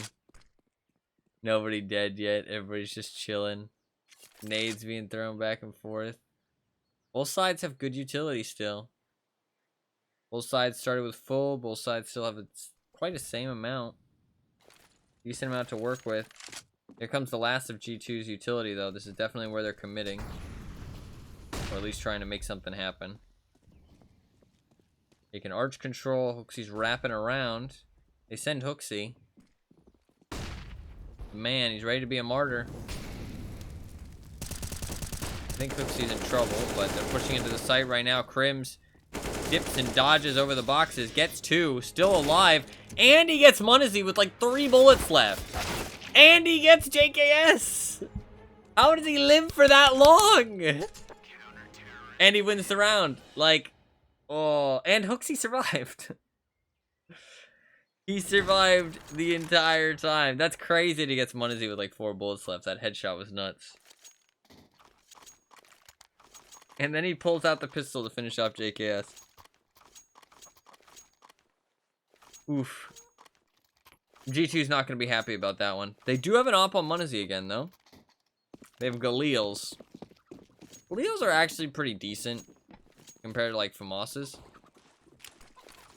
But they are worse than AKs, just like objectively. Ooh, very aggressive by Munizzi. Tries to get that pick. He does hit Crims for quite a bit of damage. Doesn't finish him off. Only one player on B currently.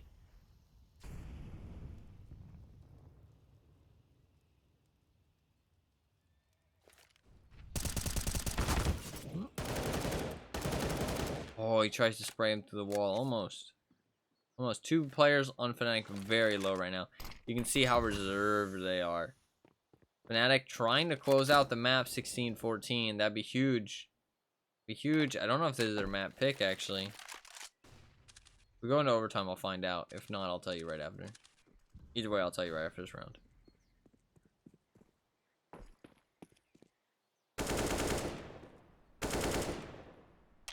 Fnatic playing pretty well, though. Punching above their weight for sure.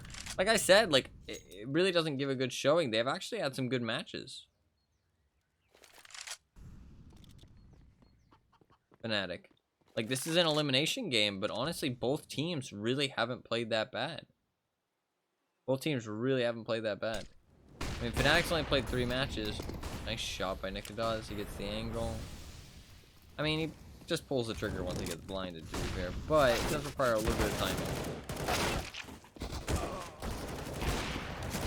The no-scope. That's so aggressive on the last round, man. But he did get one. He's trying to help his teammates do some damage while they weren't focused on him. Fair enough. Now the 2 low health players. 2 smokes and a nade, though. Nade can do 50 damage. It's not really going to be that impactful because he's quite high health. Smoke, though. They give him the smoke. He starts playing around it. Oh, the nade. They've killed the poor chicken. 4 health left. Oh, I think he gets it.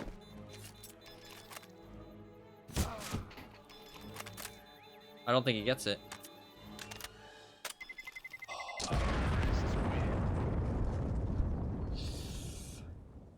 That was nicely played, though. That was nicely played. I can't even remember which G2 player it was, honestly. Nicely played, though. Fuck, man. I really am not a big fan of that smoke they threw. But to be fair, it's just, it's a stressful situation. I can't say that I would have done any better at all. I wouldn't have. Like, it's a very stressful situation. But that smoke, it really feels like it just gives him somewhere to play around. Like, it felt like he threw it. You know what I mean? It didn't really feel like it was a CT smoke. It felt like it was a T smoke. Like, just kind of gave him something to work with. Gave question marks. You know what I mean? Oof. Very aggressive. I actually can't find out if there's a map pick because it goes straight into overtime. There used to be a pause. Now there's no pause. Into it. Nikodaz playing very well. JKS as well. We're into overtime. This is the second overtime match this major. 2 in the same day. 2 back-to-back, honestly. Well, not back-to-back, but back-to-back best of 3s.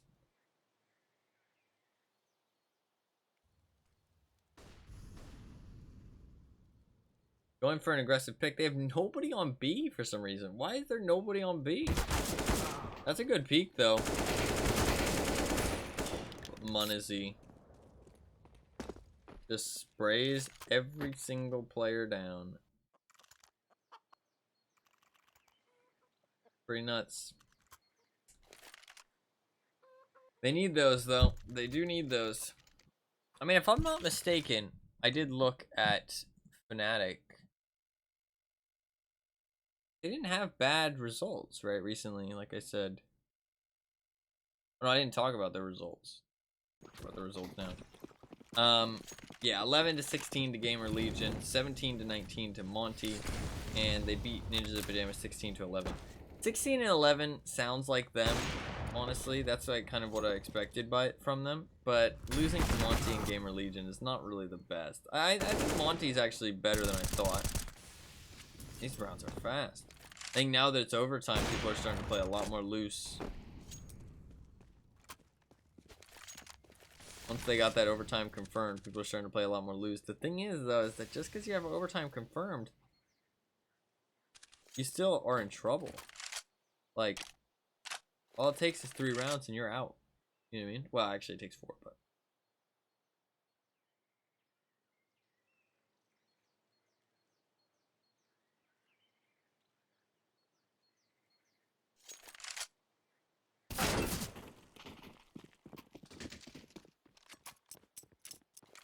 Nice job, though.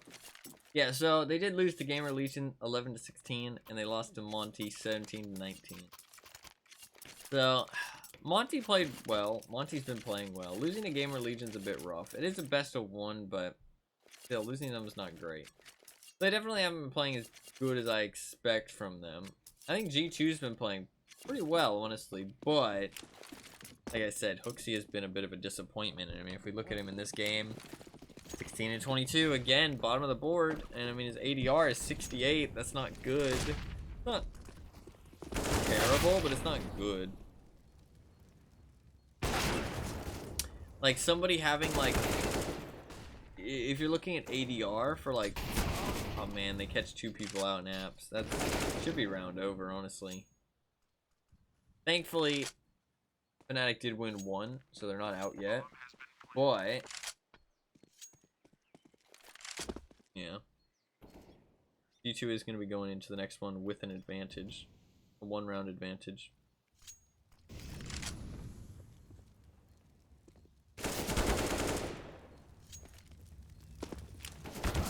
Ooh. Well, we're going to second, well, not second overtime, but the other half. Going to next half.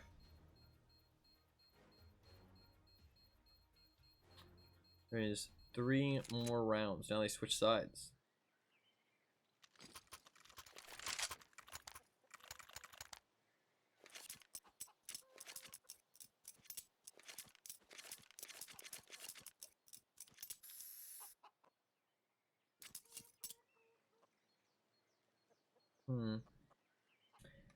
Very close game. Very close game. Well, I wanted to see if it was their map. Wait. Push left mouse button twice, ace, yeah.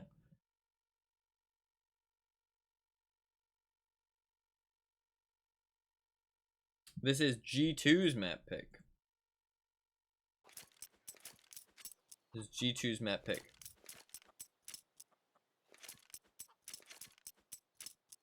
Why is it paused? Admoon. Sleepy winky face.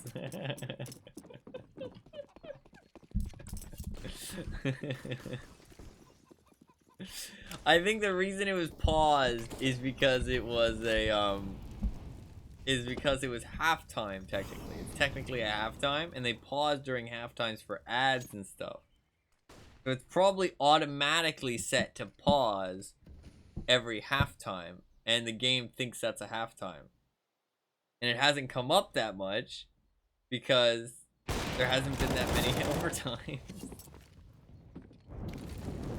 I think that's my, I would guess that that's what's going on with that. Or somebody paused it on purpose because there was a bit of a miscommunication whether there was going to be a halftime break. You know what I mean? Something like that. Oh, Nico gets 3 and just cleans up in banana. And they also get the 2 in apps. That's not good. And now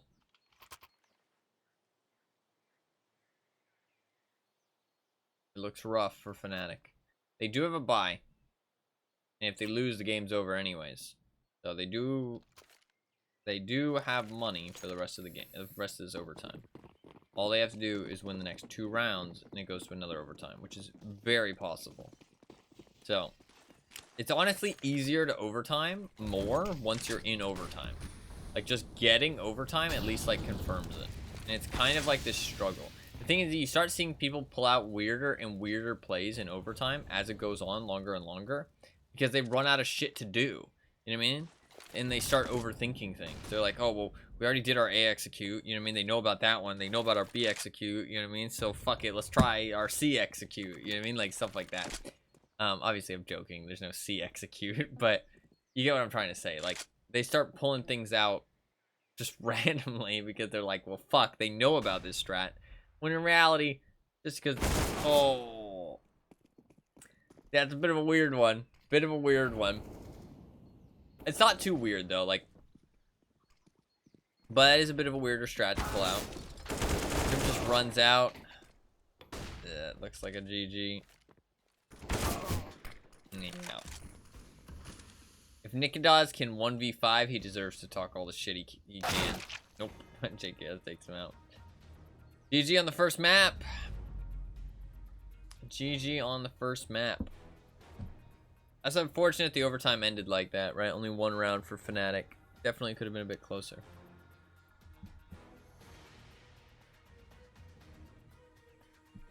Very close game, though. Nico, JKS, Monazi, all almost 30 kills. Close match. You know, he's been trying to motivate them. Close match. While we are waiting, let's see. So the next match is Ancient. You'd like to see some Ancient picked by Fnatic. Very interesting.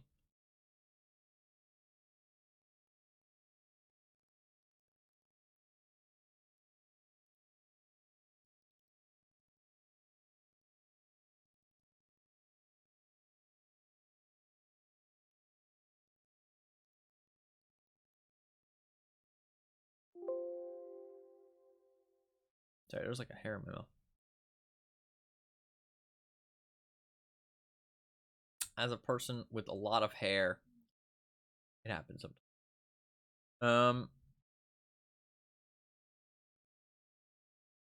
Can I see their stats for Ancient? Curious to see how much do they win Ancient. I've only played it 8 times in the last 3 months, and they are a 50% win rate. That's not good. That's not good. G2 has played Ancient 3 times in the past 3 months, and they have a 33% win rate. That's the map that they lost against Bad News Eagles on.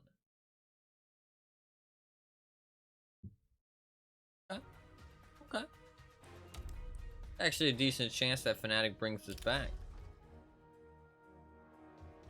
That definitely sounds like G2 isn't quite prepared.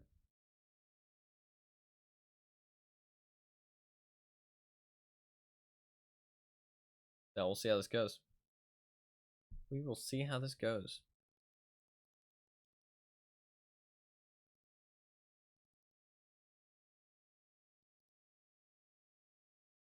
I'm also curious, has Hunter ever played on a team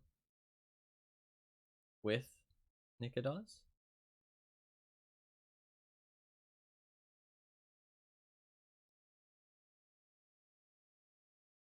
Man, Hunter, it's just how life works. And I mean, I'm not gonna hate on him. He's a good player. He's good, and he deserves to be on the team. I'm not saying he doesn't, but the fact he's Nico's brother definitely got him on G2, and he's done well once he's gotten on G2, but it definitely got him on there in the first place. Because before that, he was on some no-name teams. But he's done well, and he shows up. Like, I mean, he's shown that he is a good player. You know what I mean? And he can hang with the top teams. So, he definitely deserves to be here. But if he wasn't Nico's brother, he wouldn't be on this team. Like, if he wasn't Nico's brother, he would not be on this team. Maybe he's his cousin, actually. Wait, I can't remember, actually. Is he his brother or cousin? He's closely related, though. If he is cousin, it's like first cousin. They have the same last name, so yeah, brothers. Yeah, I mean, if they weren't brothers, he wouldn't be on the team. He deserves to be there, though. I'm not talking trash. He's very good. Definitely runs in the family. He's not as good as Nico, but to be fair, I mean, Nico's like one of the best in the world, so I mean, kind of comparing him to Nico. That's definitely one of the rough things, right? Like living in your brother's shadow. That's definitely something that he has to deal with. I mean, Nico's like renowned as like one of the best players in the world, and has been for like the last like 6 years, I feel like. So definitely something he has to live with, but he can hold his own. I definitely think he deserves to. Shit, this match has already started. Oh, I really wanted to watch this one. That sucks. This is the Into the Breach versus Liquid. Not looking good for Liquid. But that is one I wanted to watch, but too bad. We gotta continue this one. To be fair, this one's going pretty well. That was a good first map. That means that Monty versus Na'Vi has ended already. Who won?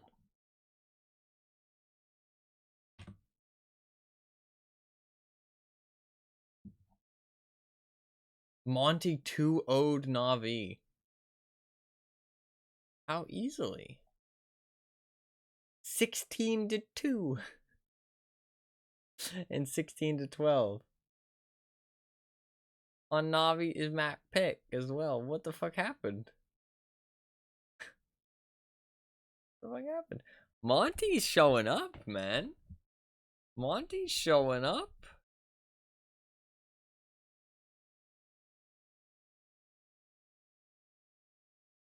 SDY is used to be on Na'Vi, so now he's on a bit more of a no-name team. I mean, Monty's pretty no-name. He's kicking their ass. Hell yeah. Hell yeah. I mean, I'm not a fan of Na'Vi. I never have been, so I don't mind. I do not mind. Sadly, I think we're not gonna get to watch three elimination matches in their entirety, because Apex I don't think is set to be eliminated. No. So Apex versus Gamer Legion is the match that is gonna go on. They sadly moved Liquid versus Into the Breach forward, so can't watch that one now.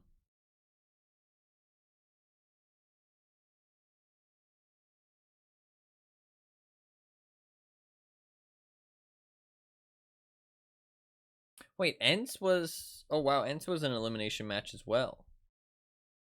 Yeah, those were the three... Wait, there's 4 elimination matches today? So confused. I'm confused. This is an elimination match. Fnatic lost 1. They won 1. And they lost 1. Yeah. This is an elimination match. Then there's... Na'Vi was not an elimination match. Yeah. The Na'Vi's not out yet. Liquid. Oh yeah, Liquid's not out yet either. I'm stupid. The 3 elimination matches already happened. Liquid's not out yet. Yeah, I forgot. For some reason I thought Liquid was an elimination, but I think that's because I was remembering from level 4. So the elimination matches were FaZe, Ents, and Fnatic. Gotcha. Okay. So we did. This is the last elimination match we're gonna get to watch today. That's fine. The FaZe one, Bad News Eagles, they went home. Ents actually went home. Fuck. My pick'ems ain't going well.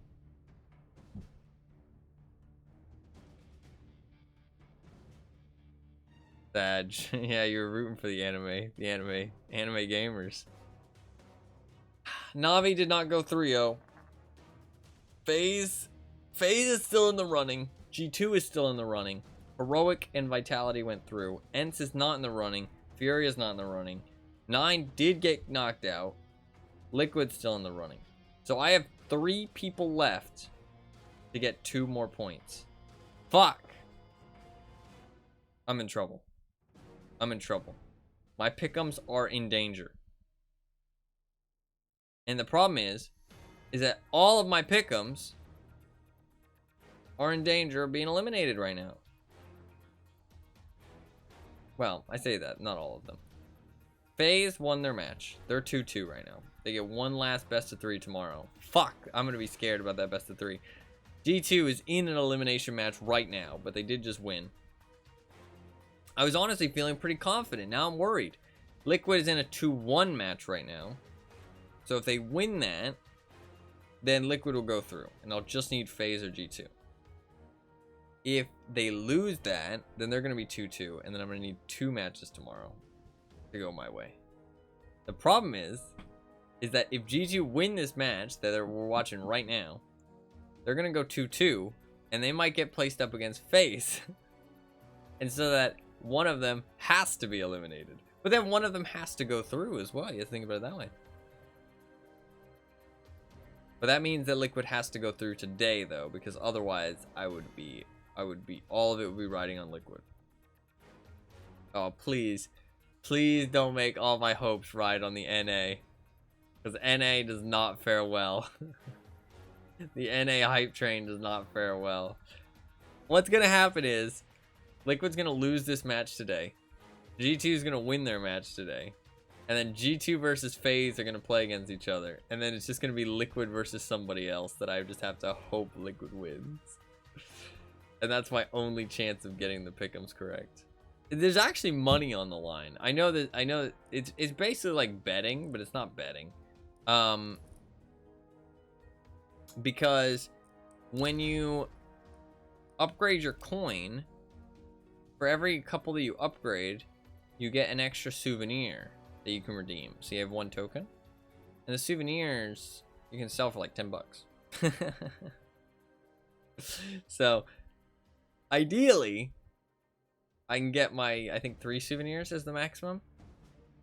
Ideally I'd get 3 souvenirs, but also I kind of just want the diamond coin. But getting the diamond coin, honestly, going into the next stage is really rough. Like, the group stages are the fun ones. The champion stage is rough because, first of all, let me just check on the match. I definitely do not want to miss anything. We do have the server. It should be a new or ancient. I do think Fnatic's gonna have a decent chance here. I kind of want Fnatic to win like on the inside, but I need G2 to win for my pick'ems, so kind of conflicted. Regardless, I think it'll be a good match. I like seeing Crims, though. I like seeing any of the OGs. A lot of people said that, like, older CSGO players are going to be coming back for CS2, and I really hope so. I hope I see some, like, some favorites, some, like, familiar faces. That'd be sick. That'd make me so happy. So, this stage of the pick'ems is fucked. I really hate how this stage is designed. You have to pick all of it on the first day.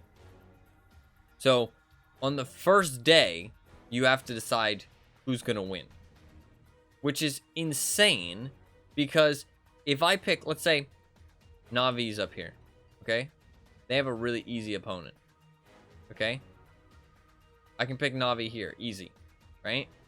But then all it takes is one upset and everything changes. You know what I mean?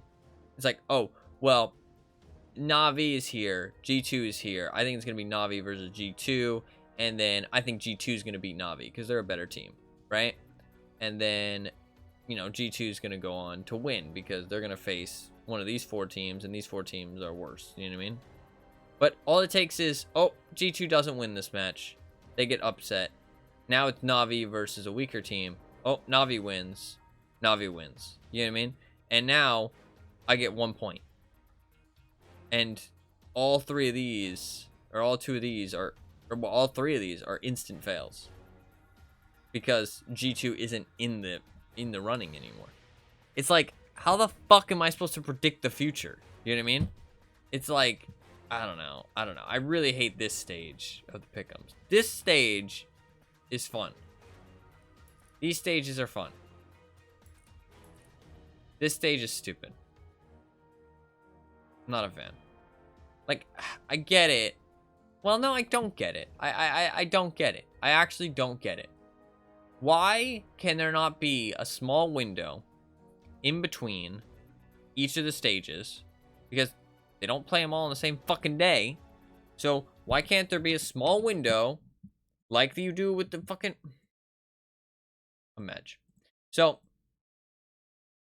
there is a day between the quarterfinals and the semifinals. There is 24 hours. You know where else there's 24 hours? Between the challengers and the legend stage. There's 24-hour gap between that too. So why can't you just give us the same period where we can go, oh look, these teams made it through, this is who I vote for. Which is exactly what I did for this stage. I had 24 hours to open up CSGO and place my votes. And I did. So why can't I have 24 hours to place my votes for the semifinals? Madge. And then 24 hours to place my votes for the grand final. And if you can't make it for that 24 hours, that's fine. You can place your votes all beforehand. But you can't switch them outside of the 24 hours. When 24 hours is placed, you can switch them. Why does it not work like that? What is the problem with that?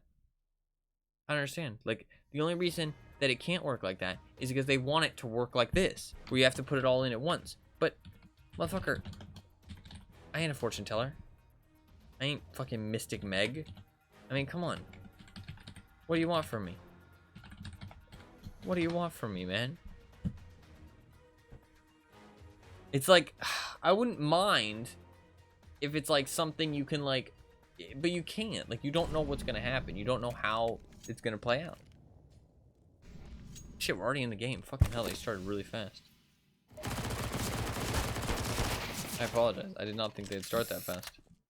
Easy spray down by JKS, farming up the cash. We missed the pistol round. They started really fast. I guess the second maps usually start faster. I apologize. That's my fault. Bad admin work.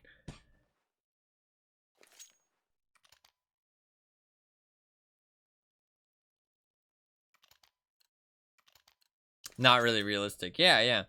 $180 for all the legendary skins? That doesn't seem like very many. I thought they had tons of skins in that game, and I thought they were really expensive. $180? I mean, I know Aussie dollars are, or well, Australian dollars. Do you actually call them dollary dues, by the way, or is that just like a meme thing? Like a funny name that people give them? Is that actually a term that anybody says?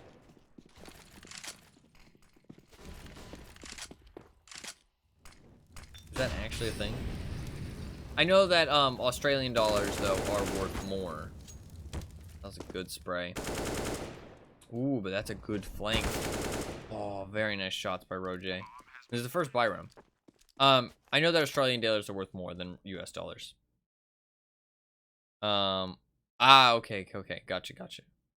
Some people say it. Like, genuinely say it. Like, as an actual term.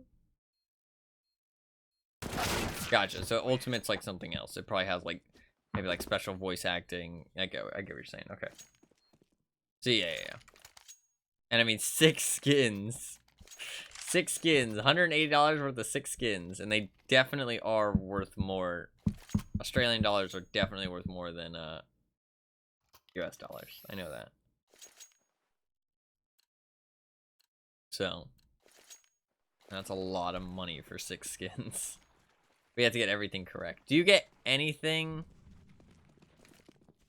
USD is worth more than Australian dollars. Oh, really? Huh. Oh, okay. Maybe I've heard more that you guys get, like, extortionate prices on certain things. And I assumed that that was something to do with your currency. But I think that's more to do with the, like, accessibility of things. Like shipping and stuff like that. I don't know. I've heard that buying things in Australian dollars is rough. On top of the exchange rate. Yeah, that sucks. That sucks. I mean, you said that, like, buying miniatures is pretty rough, right? You wouldn't really, like, have an easy access to buying some miniatures. Even if you wanted to. It's pretty unfortunate. They're rotating back. I like that. Regroup. Ooh. JKS gets a nice kill, though. With 2 people low health, that makes this really interesting. This is an important round because it's pretty important for the economy. Kind of gets the ball rolling. I do kind of want Fnatic to win on the inside, but like I said, my pick'ems are pretty important. He's gonna die here. That's fine. Now Crims gets the one-on-one aim duel. Ooh, now he has to fate to one-on-one. It was very good by JKS to isolate that player. It's 14 seconds. He just has to go. Yeah, JKS can just hold the angle. Well played. Well played, Mr. JKS. Diffuse Kit. His knife is named Diffuse Kit. I kind of get it, because, like, it kind of looks like a Diffuse Kit. Like, you know, like, it's kind of funny, actually. Kind of funny. It kind of looks like a Diffuse Kit. Like a pair of wire cutters. Counter-terrorist timeout here. Very interesting. Because the funny thing is that if you look at the money, their money is actually exactly the same, pretty much. Well, a little bit lower on the Fnatic side.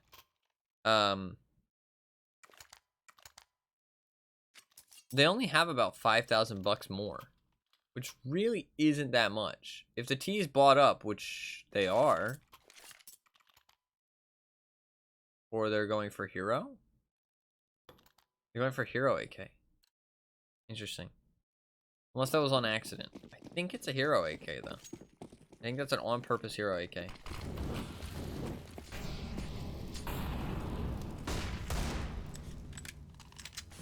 So we'll see how that turns out. I mean, as long as he gets enough money before the next round, it's not a big deal. I wonder if you could go hero AK every round. And always just have one player as the AK. Sadly, hero AK did not work out.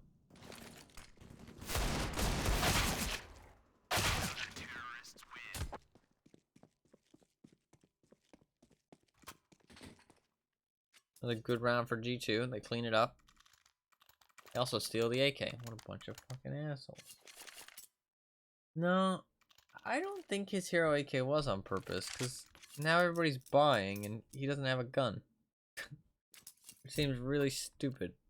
So it makes me feel like he didn't do that on purpose. I don't know. G2 does have the first map, which gives me a little bit of confidence, and they're actually not playing bad so far, but their ancient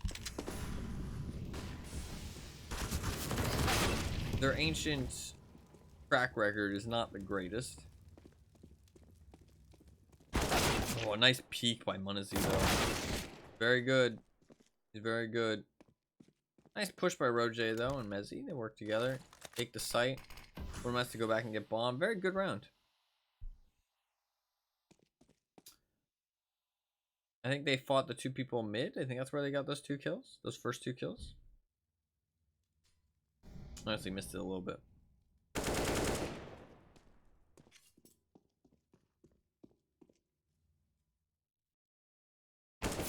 Oof, nice peek.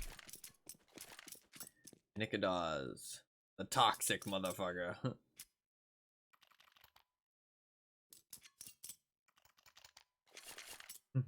I'm joking. He's not actually toxic. He could be, though. He could be. Guilty by possibility.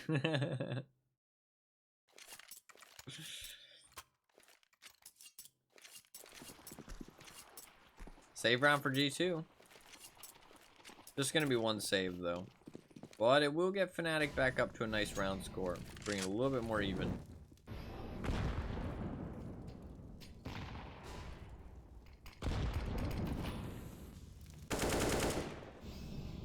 First kill.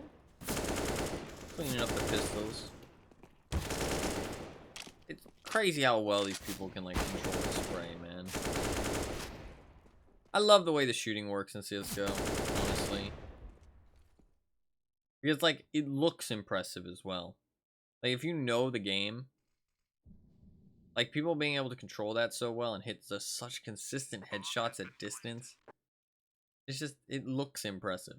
Just like, man, they know what they're doing. The shooting in CSGO is just so, mwah.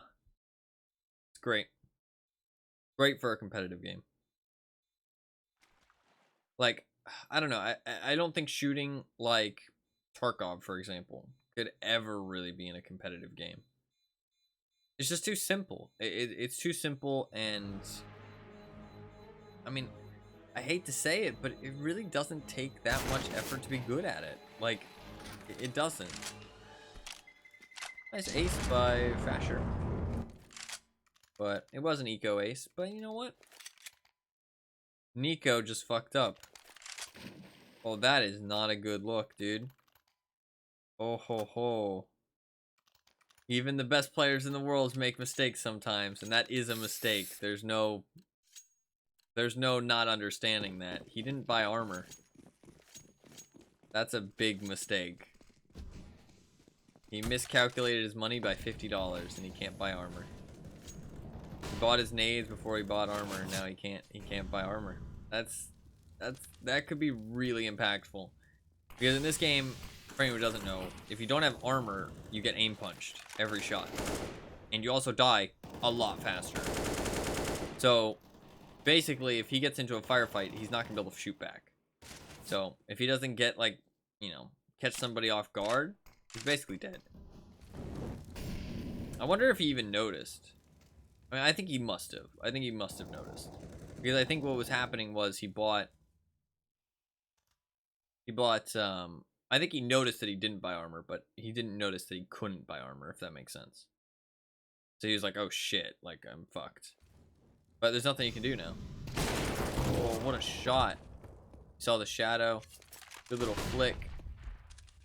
Not peeking off of it. He's hiding at the back of sight now. Oh. JKS comes to save Nico's life. They're gonna call that out to their teammates, though. Didn't end up mattering that much, but it did mean that he had to fall back there. I really feel like he fell back because he had no armor. He played a very passive role there. I mean, he's one of your best players. You don't really want him playing a passive role. That's a bit of a rough mistake, man. Oh, great nade. Great nade. I don't know, you don't want to be seeing stuff like that. You know what I mean? That's kind of disappointing when one of your best players does stuff like that. I mean, it happens, don't get me wrong, but it shouldn't happen. I always buy my armor first. I don't know why he didn't, but to be fair, like, he doesn't do that often, you know what I mean? But I always buy my armor first to avoid that, you know what I mean? Because you need armor, it's not a choice, you know what I mean? You need it, so why not just buy it first so you know how much money you're dealing with, you know what I mean? And never have to think about that. Because otherwise you have to think about, oh, do I have enough for armor? Okay, I need to save that 650. You always have to do that subtractions in your head, you know what I mean? I mean, you need armor. There's some rounds where you don't, but the rounds where you don't, you are buying, like, specific things, usually, like a save round. Every buy round, you buy armor first, pretty much. It's one of the first things you buy. Like gun armor. And then you worry about your other stuff. Or you buy other stuff if you're in a team, though, to be fair. But you always need armor. Weird. I wonder why he doesn't buy it first. Or second, at least. I would just buy it first, actually. Armor should be the first thing you buy. Because your gun can change depending on what nades you have available. Especially on CT side. But your armor... Oh. You always buy armor. The only rounds you don't buy armor are save rounds. Where you're not buying anything anyways. You're looking to save money. You know what I mean? So you're maybe buying like an upgraded pistol. Maybe a smoke and a flash to do some kind of execute with your teammates. But more often you're just buying like an upgraded pistol. Maybe a defuse kit if you want to be a little cheeky and try and get like a ninja or something, but that's kind of unrealistic. Not something you should do in like a high tier professional match. But and you do see ninjas occasionally in professional matches. But it's also good to just bring a defuse kit for your teammates. If you die, you drop it. I don't see any reason why you shouldn't buy armor first. I guess op, glass cannon, but usually you're thinking about that. You're like, ah, fuck, I can't afford an op and armor. Well, fuck, what do I buy then? You know what I mean? Like, you're kind of like already thinking about your purchases, so you don't need to Like, stop yourself from buying armor first. You're already thinking about, like, fuck, what can I buy? You know what I mean? I don't know. Because he went to buy his armor last there, which is really weird. Or... Actually, you know what's more likely? Say at the end of this round. This round's basically over. He has keybinds set up to buy stuff. That's the more likely outcome. He has keybinds set up to buy stuff, and he didn't press his keybind to buy armor on an accident. Maybe he thought he pressed it, maybe he didn't press it down hard enough, and it didn't buy the armor, and then he pressed his keybind to buy nades. And so, it bought all his nades, and then he didn't have enough money to buy the armor left over. That's probably what happened, actually, now that I think about it.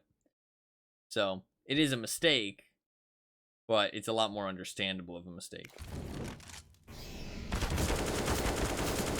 But it is his fault, at the end of the day. Nobody's fault but his own. I mean, you could say, if he had a faulty keyboard, then it could be not his fault, but... He doesn't have a faulty keyboard because he's bought his armor fine every other time. You know what I mean? So, definitely a mistake on his part, but a lot more understandable of a mistake. Lag. Yeah. Lag. Because I forgot that a lot of people use keybinds, especially people who play the game a lot. I use the interaction wheel because I just like it, and I find it's better, and it's never really caused me issues before. But I think keybinds very aggressive. He turns away for the flashbang, doesn't get flashed. Oh my god. Actually, no, it's Mezzy flashing them. So he turned away from the flashbang so he didn't get blinded by the enemy's flash, but it's actually Mezzy from outside mid popping flashes for him, and that gets him 2 kills. Very nice teamwork there. Grim still has to hit the shots, but it's on blinded targets, so it's not like the most impressive shots in the world. But he still has to hit the shots, you know what I mean? But Mezzy is the one with the flashbangs, and oh my god, these flashbangs! Look at that teamwork. Look at that teamwork. Again, he's hitting blind enemies, but he still does have to hit the shots. And he is good, so those flashbangs are nuts. Great teamwork, and you can see that they know what the fuck they're doing on this map, for sure. Throwing some great team flashes there, flashing, just full flashing these guys. So, that definitely looks a bit impressive in terms of their ancient knowledge. Definitely looks a bit impressive. We'll see what else they have in store. Hopefully some executes. I'd love to see some ancient executes. There's only really B executes, to be fair. A is more of like a slow crawl. Get donut control. Get donut control. Aww. OLED gamer. Aw, thank you very much, Reds. What is up? Thank you for the subscription for 19 months. Hola. Hola. What is up? How have you been watching the major? Have you been enjoying it? I've been pretty tired, to be honest, and I've been busy with some other stuff that I've got going on, so my sleep has been fucked, and I haven't watched as much as I would have liked, but I've been watching quite a bit, to be fair. The other second? Oh, so close. A little bit of a whiff spray there, but to be fair, Nico should have gotten it killed a lot faster. Not really watched the stage of it. That's fair. That's fair. Did he? He didn't see him. They didn't see each other. Because Nico was zoomed in. He was up against the blood splatter on the edge of his screen. I wonder if he has 4x3. I swear he would have had Nico on his screen. But Nico was zoomed in. Nico has an excuse. The other guy, I don't know how he didn't see him. It must have been 4x3. Not really watched this stage. I've definitely watched less of this stage, that's for sure. Just because I'm so tired after the first stage. There's just so much CS. But I've watched a couple matches here and there. It's been good.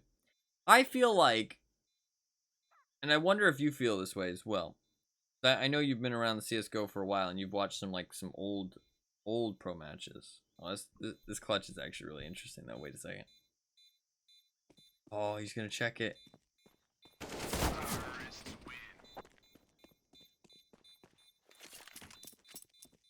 That's...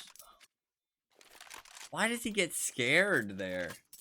I guess it's because he's low. Did he not know the other guy was low too, I guess? He didn't know that he was there, to be fair. He was just guessing. You know what I mean? He was just guessing. But I guess he didn't know that the other guy was low. That's a big hit to G2's economy. They're not doing well. That's an interesting smoke. I think these are set spawns as well.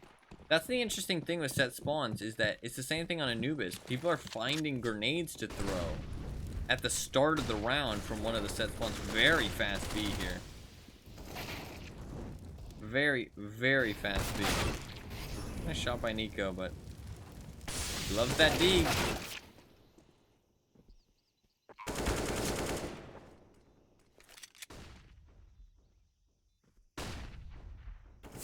Or just wipe up. Oh, but Rets, if you're still here, I'm curious if you feel the same way, right? And if you don't, that's perfectly fine. I'm just curious for your opinion. Do you feel like Pro CS is less exciting to watch now because the teams are so much closer together in terms of how good they are, and there's so many teams that are like good and can beat each other, and it feels like they have a bit less like personality to them, and like personality in the way that each player plays. Do you agree with that? Like, just overall. Not like a big decline. But like, just overall, it's kind of slowly gotten less, like, personality in the players. In, like, in terms of the gameplay.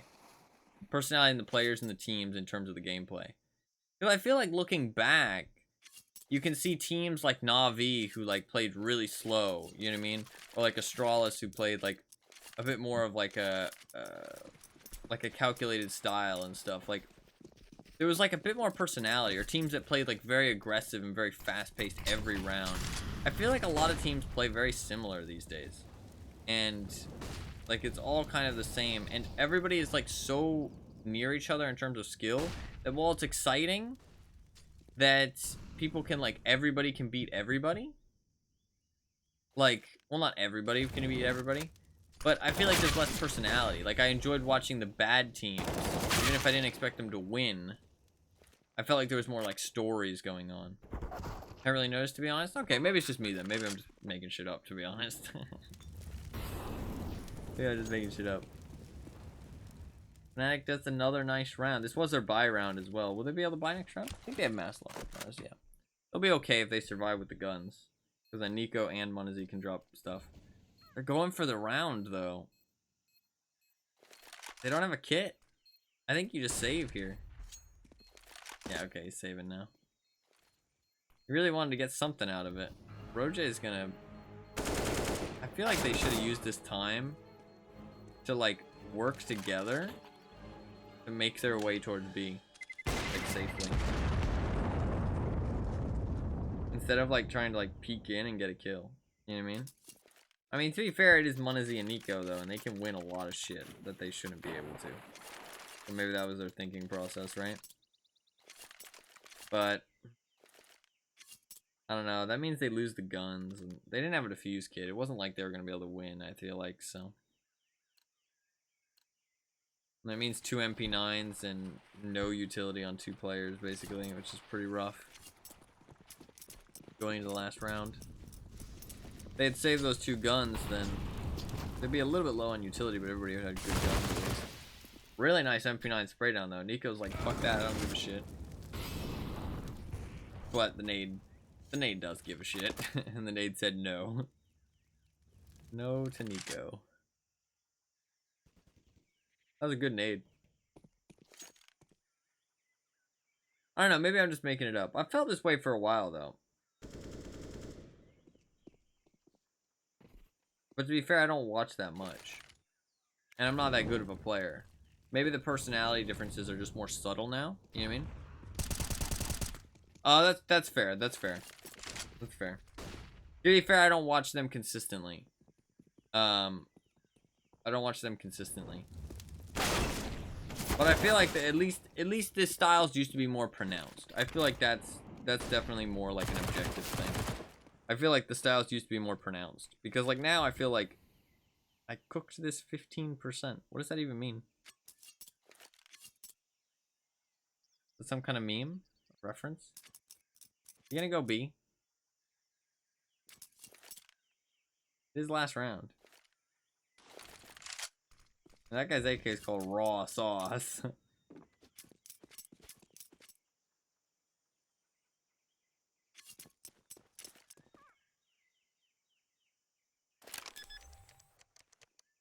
Can he win this? He was hitting some nice shots earlier. Mondezi's sitting behind the box. That's smart. He can't really blind fire it here because he doesn't want to reveal his position or where he's at. Because as soon as he reveals his position or where he's at, he's in trouble. He has to run away. Mondezi's going to hear that group up. Yeah, that's a really hard one to win. He didn't honestly do anything too wrong. Like, well, not anything wrong really at all.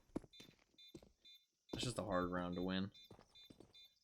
G2 played it well. How are your pick'ems, by the way, Reds? Mine are scary. Mine are scary. Very scary. I feel like once Fnatic got a foothold, they were able to use their knowledge of this map to really start winning more rounds. I feel like that's what it felt like on that first half. So, we'll see how this goes. I do think they could win this map for sure, actually. I think it could go either way, though. If G2 doesn't, like, look too lost here, I think they could win by themselves.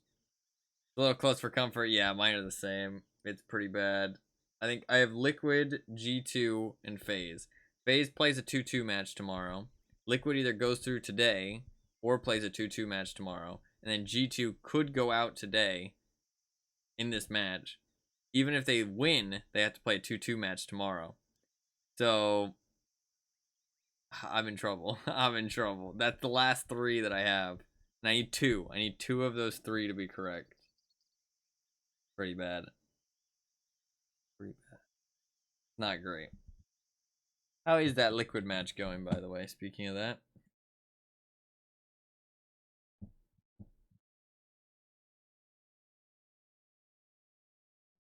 Looks like they won 1 in overtime. Yeah, they won 1 in overtime. They're going into Anubis. And Into the Breach picked Anubis against Liquid. I don't know, man. Liquid looks solid on Anubis. I wouldn't pick Anubis against Liquid. Fuck that. I don't know. Maybe they feel confident. I would not pick Anubis. They've played it 3 times in the past 3 months. They have a 100% win rate.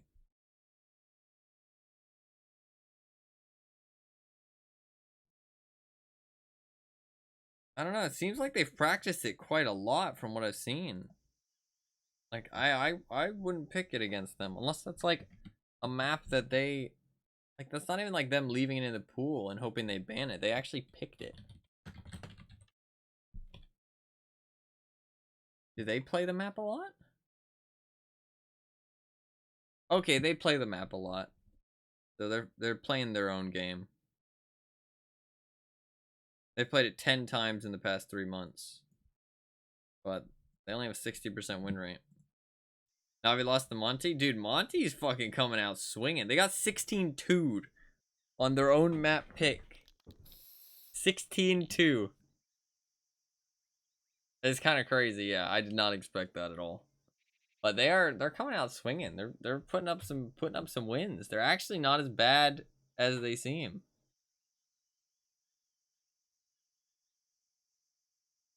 Because I think Monty is through now, right? I think Monty joins the next stage. Let me go check.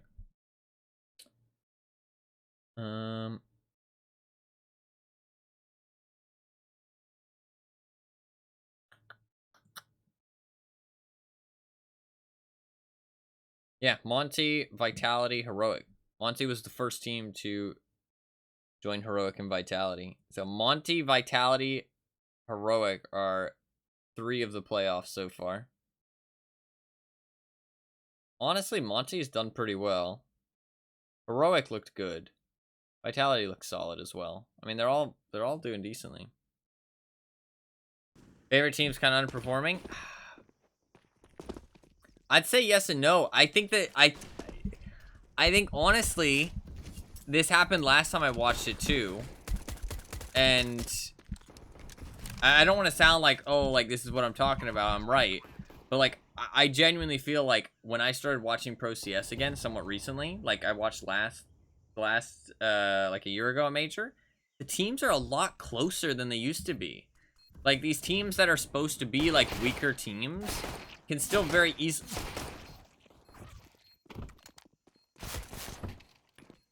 That was beautiful to watch. That was absolutely beautiful. That was beautiful. It doesn't get cleaner than that. My man literally, yeah,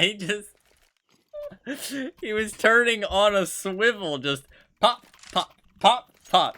That was crazy. There's some good shots. He's actually been doing really well, and it's really cool to see an Aussie player actually join a top team and actually be doing well.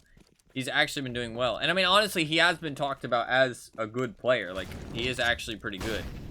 The problem is that there's just not enough players in Australia to make a good team. There's only, you know, 5 decent players, and 1 or 2 of them are actually good, if that makes sense. And the rest are just decent, which kind of sucks for the good players, but it's cool to see him actually join a decent team. Sadly, Hooksy is a big disappointment, but I do think he's, like, I've said this a couple times, and I feel bad, but I do think he's gonna be kicked if he doesn't either pick it up or they make a final. I don't think, I mean, maybe a semi-final, but I don't think a quarterfinal will be enough.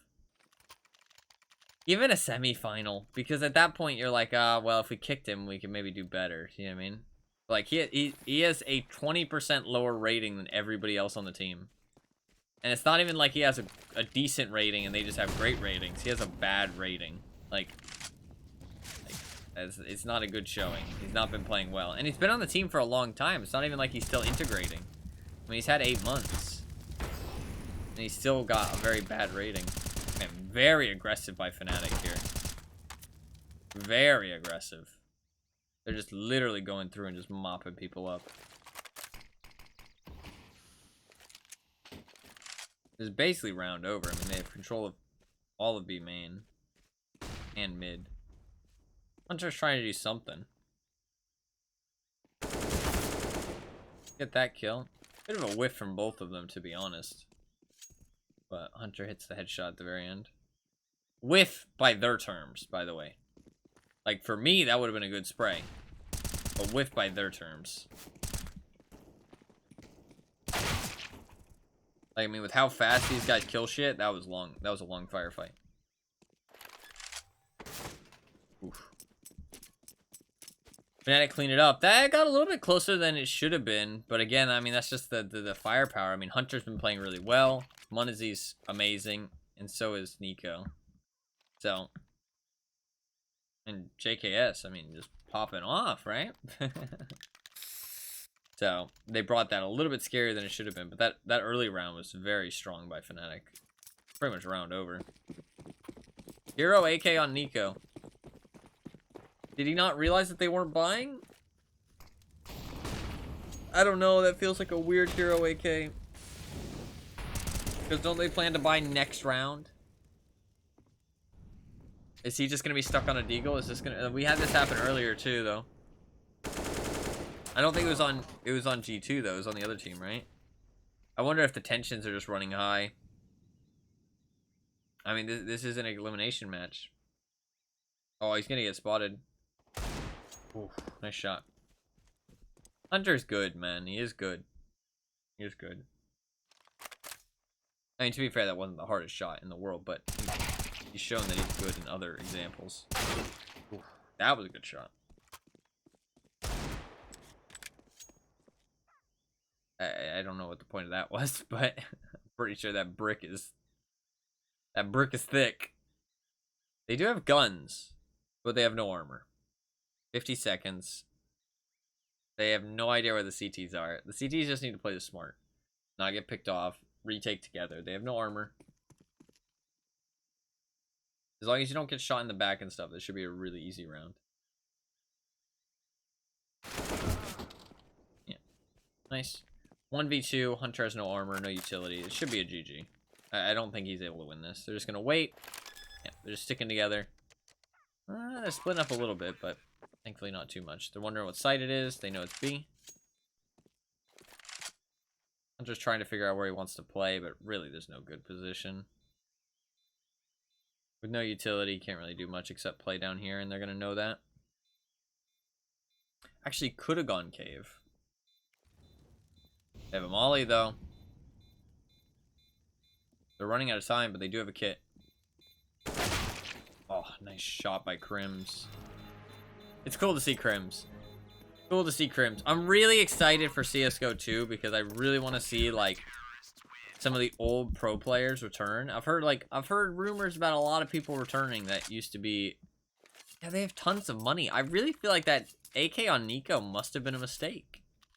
But I really don't want to say it's a mistake because I feel like they must know what they're doing, and I feel like that's such a silly mistake to make, but I guess it happens to everybody, right? Communication issues. There's a lot of stuff going on. Tensions are high. I mean, like, I feel like it can't be anything other than a mistake. You know what I mean? He already missed armor once. True, true. I feel like tensions must be high, or maybe he's getting tilted.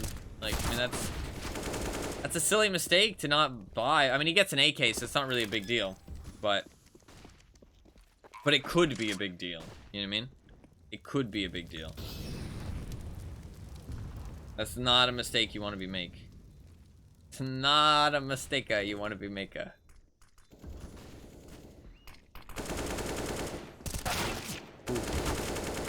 They have a really good setup here. That's actually really interesting. It's really easy to cut the CTs out of that back alley, and you need that back alley to really gain a foothold to take the site. So, JKS just destroying the round again. JKS actually showing up. Aussie, Aussie, Aussie! Oi, oi, oi! No, it is actually cool to see an Aussie player be on a good team, though, because they really never have gotten a chance. So, it's Cleasy, yes! Cleasy for JKS. I mean, it was... I think he played with Sponge. While we're taking a timeout, I'm pretty sure he played with Sponge back on Renegades. Which is, I mean, he's been around for a long time, JKS. Like, I'm pretty sure he used to play on...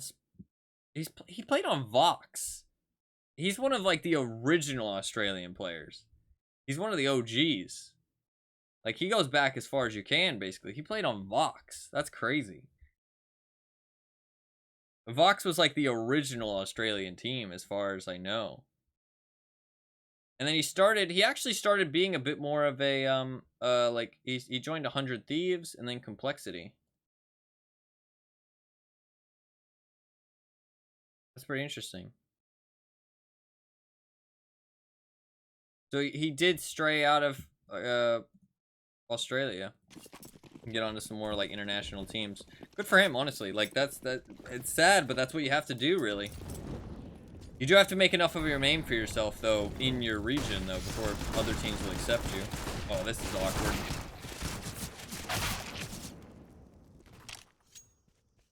I don't know what just happened, but you know what? Fnatic, they came out on top. What the fuck just happened? That looked so bad, but it worked out real well, so fair enough. Fair enough. Fucking 5-7.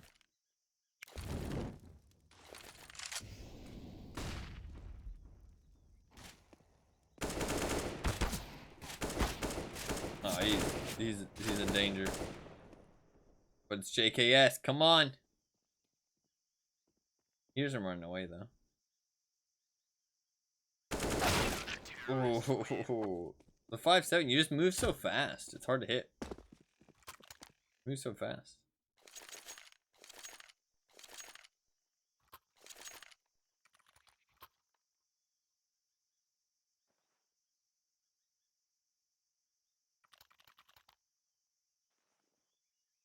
Can they buy? This is a terrible buy. Why are they buying? Is this double save territory? Oh, it is. Yeah, okay. Is double save territory? I think it. No, I don't think this would be double save. Why buy here? I guess they know that the CT economy is really low. Yeah, I guess they know the CT economy is really low. They're just gonna go for it. It's not looking good though. His teammate wasn't there to help him in time. I don't think that guy knew that he had an op. Nice shot by Nikodos, cleaning it up.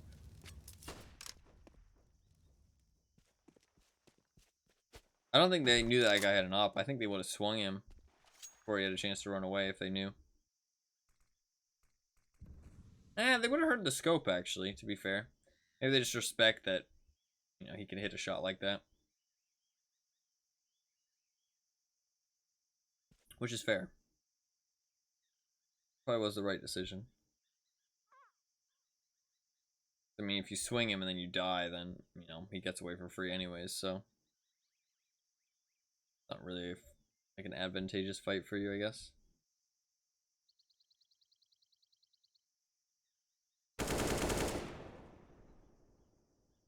Yeah.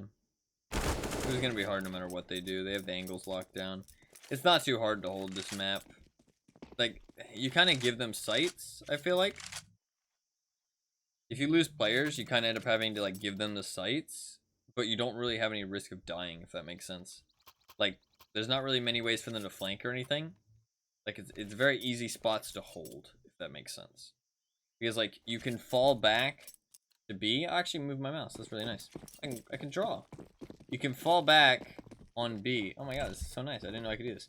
You can fall back on B here, and then you can watch this. So nobody can really sneak through. Then you can fall back to here, and you can watch this, so nobody can get through. And you can fall back to here, and watch this, and nobody can get through. And you only need 3 players for that. So, it's like, what the fuck were those arms? Did you see that? It's a weird graphical glitch. So, it's like, you can give them sights. You end up having to give them sights if you're low on CT players. But you don't have any risk of dying. There's no way for them to flank you or, like, shoot you in the back. You know what I mean?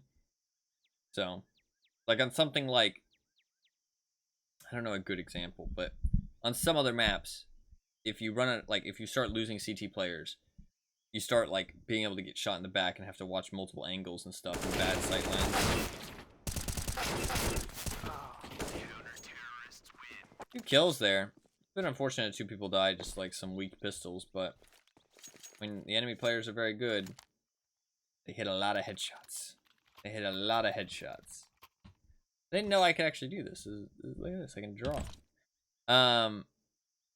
Yeah, like, you can just fall back so easily, that's what I'm saying. Like, here, here, here. You fall back to these angles, then all of a sudden you have these sight lines where nobody can flank you. You know what I mean? All 3 of these players are perfectly safe. But you have very few, like, little map control. But you're all perfectly safe, and you can rotate over to help each other retake the site. You know what I mean? So you kind of give them the site and let the terrorists take whatever site they want, but then you can both retake it. Like, you can all retake it together. So it doesn't really matter. If you have the man advantage, I'm saying. Or, well, not the man advantage. You can retake if you have, like, equal man. But, like, I'm saying, like, if the terrorists kill a couple people and say it's, like, 3-3, it's not really a big deal. Because you can kind of just wait. And, you know, on the entry, they're going to have to throw smokes to clear off your sight lines.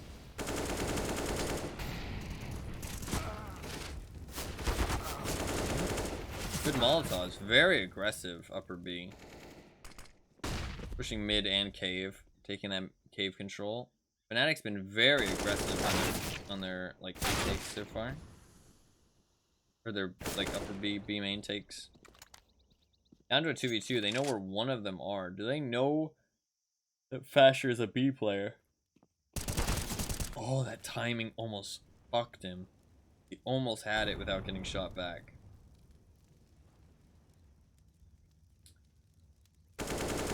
Ooh, that peak is unlucky. Well, it's not really unlucky, to be fair. I mean, it was smart of JKS to assume he'd be there. And maybe he shouldn't have peeked it like that. But they needed info, to be fair. You know what I mean?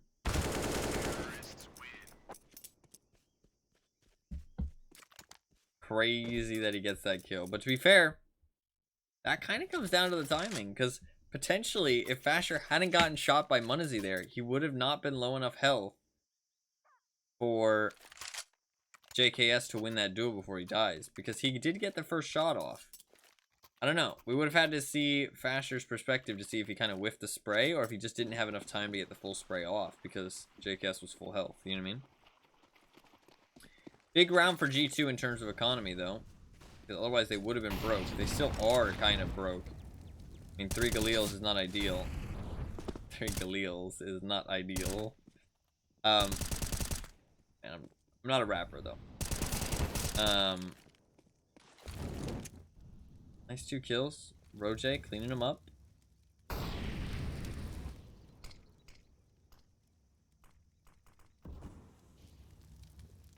All kind of trapped in B now. I feel like they kind of know they've got a couple trapped B main, but I don't know that they think that they've got everybody trapped. They're giving up A site, which honestly I've seen happen quite a bit. Donut seems a very easy position for one CT to play. I'm still kind of learning this map a bit, but I do like it though, actually. I don't hate Ancient. I like Anubis. I kind of like Vertigo as well. I just really dislike Nuke. Actually, I'm starting to kind of dislike Vertigo too, to be honest. I like the angles. Some bad missed shots by Nikadaz, but it's okay. Okay. Definitely not playing as well as he was before. He's playing pretty bad, honestly. JKS though, man, he's playing real well. Sadly, a really bad buy for G2 going into this next one.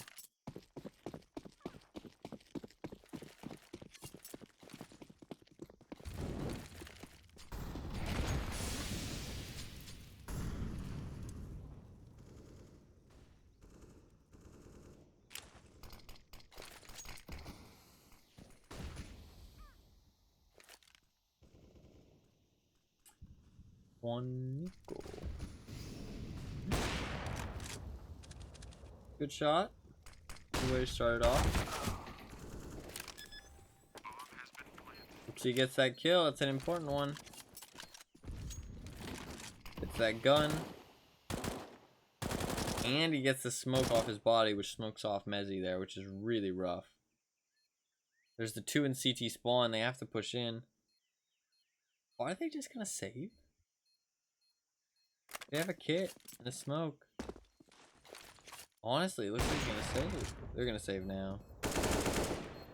Or not. Wow. Dude, he's just fucking going for it. Oh, he's leaving now. Yeah, that makes sense.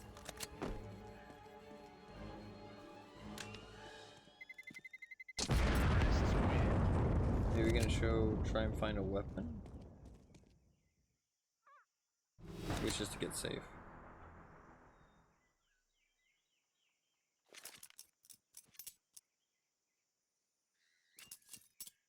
I'm out.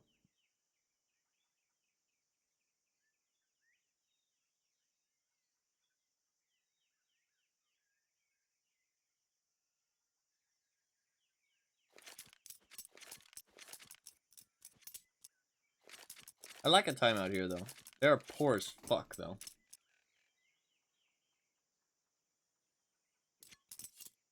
They're gonna have to give G2 some rounds. That's kind of unfortunate because, I mean, it means that their lead really isn't as impactful, and the fact they're on 15 isn't as impactful, right? Takes away some of that threat of it because they have to go on so many save rounds here. I think it's double save territory, is it not? Yeah. I think they're going to be on double save. Yeah, definitely.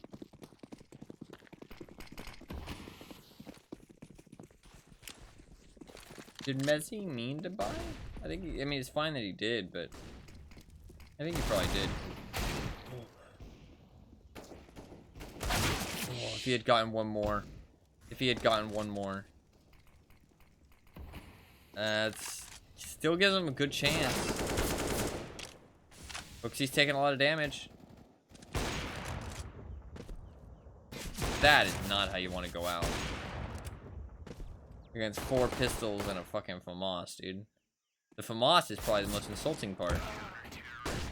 Motherfucker didn't even buy a real gun to kill you. He just bought a FAMAS instead. Not the way you want to go out. Honestly, all of Fnatic. I mean, other than Nikadaz, which I do feel like he's not the greatest opera in the world. I mean, he hits some shots sometimes, but even when he's like really playing well, he's not playing that well. JKS had an amazing game. Everybody on Fnatic, though, over 20 kills there. You'd say they all were playing very well, other than Nikadaz. I do feel like he's not the best, though. He's like, even when he's like playing well, he's not the best opera in the world. You know what I mean? Like, he's just like, he's just good. You know what I mean? Not like great. So I don't know. Give me 1 second, real quick. Wait for the next match to start.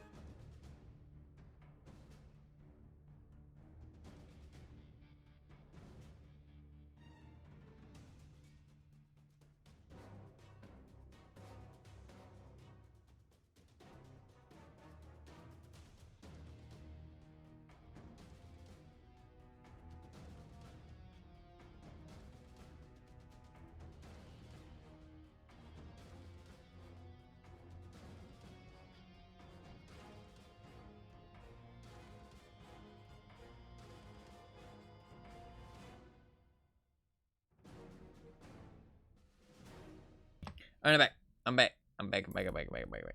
I'm back. I'm back. So far, Fnatic versus G2 actually been a pretty good match. I was a little bit worried that maybe they would sweep him up real easy. You know, put him in the dustbin. But Fnatic's been putting up a good fight, so cool to see. I do feel like G2 has been playing well, so Fnatic not so much, but it's been pretty close, so cool to see. That guy looks sad.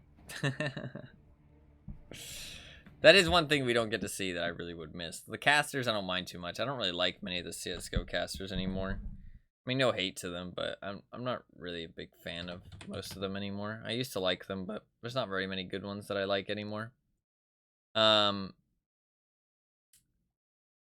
And the analysts are nice, but I feel like they fill time a lot. Not like anything against them, but like they're there to fill time a lot. You know what I mean? So it's hard to tell if like they're saying things that you should actually care about, or if they're just talking to talk. You know what I mean? If that makes sense. And then the face cams are pretty much like the main thing. And then also you get a whole bunch of ads. Like a whole bunch of ads.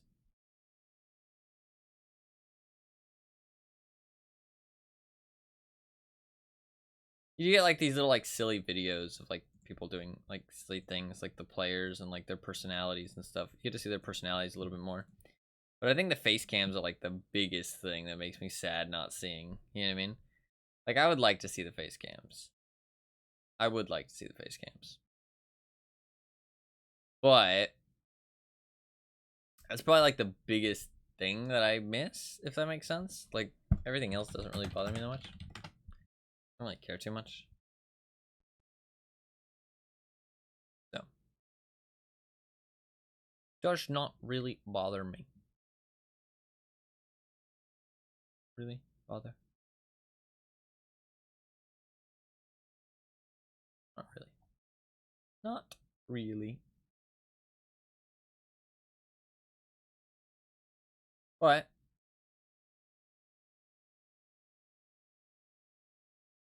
all good. All good.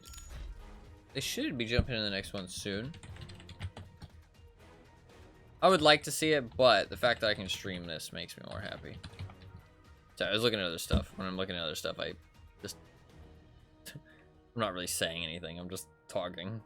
The words that are coming out of my mouth don't really mean that much. Ooh, Vertigo to finish it off. We can look into what the last match of or like what their kind of stats for Vertigo look like. Most of the players are in the server. Well, all of Fnatic's in the server. Let's see what their stats look like for Vertigo, shall we? On both teams.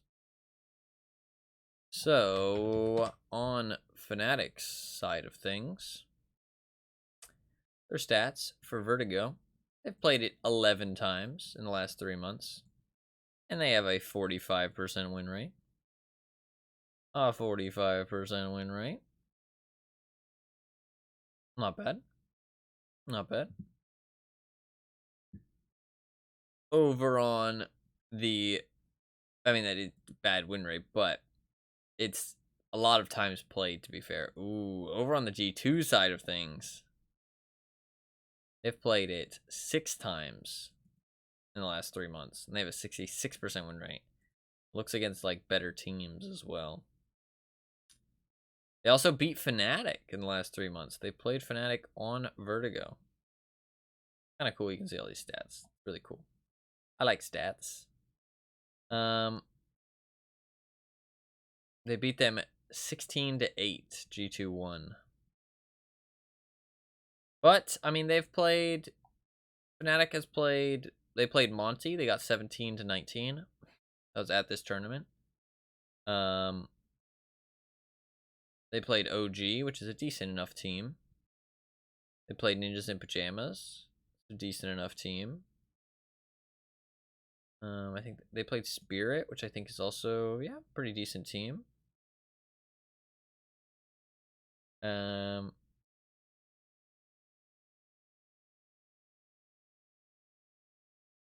they won all those matches. So I mean, those are pretty good results. Oh, they lost the OG one, 5-16. That's not very good, but not very good. But they have some good results. G2, on the other hand, they've played against MIBR, Cloud9, ENCE. Honestly, their results are a bit more mixed and not actually that great. I actually kind of favor Fnatic's results more here, I'd say. I kind of favor Fnatic's results more. I feel like I'm more confident in Fnatic's results. But we'll see how it goes. I really do hope G2 wins, because otherwise my pick'ems are fucked. But actually, my pick'ems could still do well. But knowing my luck, FaZe will face Liquid tomorrow, and I will cry. And those tears will seep down my face and burn my soul. Not really, but I don't know. I tried my best. I tried my best with the pick'ems. I wonder if there's any legal way you can bet on CSGO matches. I don't want to do any kind of like... I don't want to do any like sketchy illegal betting under the table type stuff, but I wonder if there's any like legal ways. I mean, to be fair, usually the major does... It does, what is it called? They do have advertisements for betting sites to go and bet on them. And those are like on, I mean, those are endorsed by the major themselves. I mean, Valve runs the major, or Valve endorses the major. Valve is basically like a sponsorship. That's all Valve is these days when it comes to like majors. They just kind of sponsor the tournament. They don't actually do anything. They just kind of sponsor it, and they just say like, here are the rules. And they can set the rules because they own the game, and you know, you want their sponsorship. So you basically, they say, these are the rules for us to sponsor you. It has to follow these rules. If you follow these rules, we'll sponsor you. That's pretty much all it is. Like, if you actually think about what they do, that's literally that's basically all it is. And then your tournament ends up with the Valve sponsorship, which means it's a major. And they always sponsor one tournament every 6 months. That's all it is. That's all it is. That's literally it.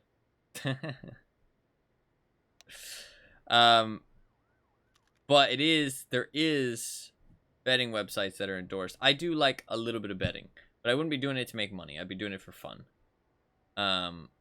Just for fun. So I'd be like setting aside, it'd be like spending money on an activity, if that makes sense. Like going to the movies, for example, right? So you put aside like $20, you know what I mean? And then you spend that $20 to bet and have fun with it, you know what I mean? And you don't spend any more. And if you win, you win, and you get some money. If you lose, then who cares? It was just like you had fun with it, you know what I mean? I might do that in the future. Just some kind of like small amount.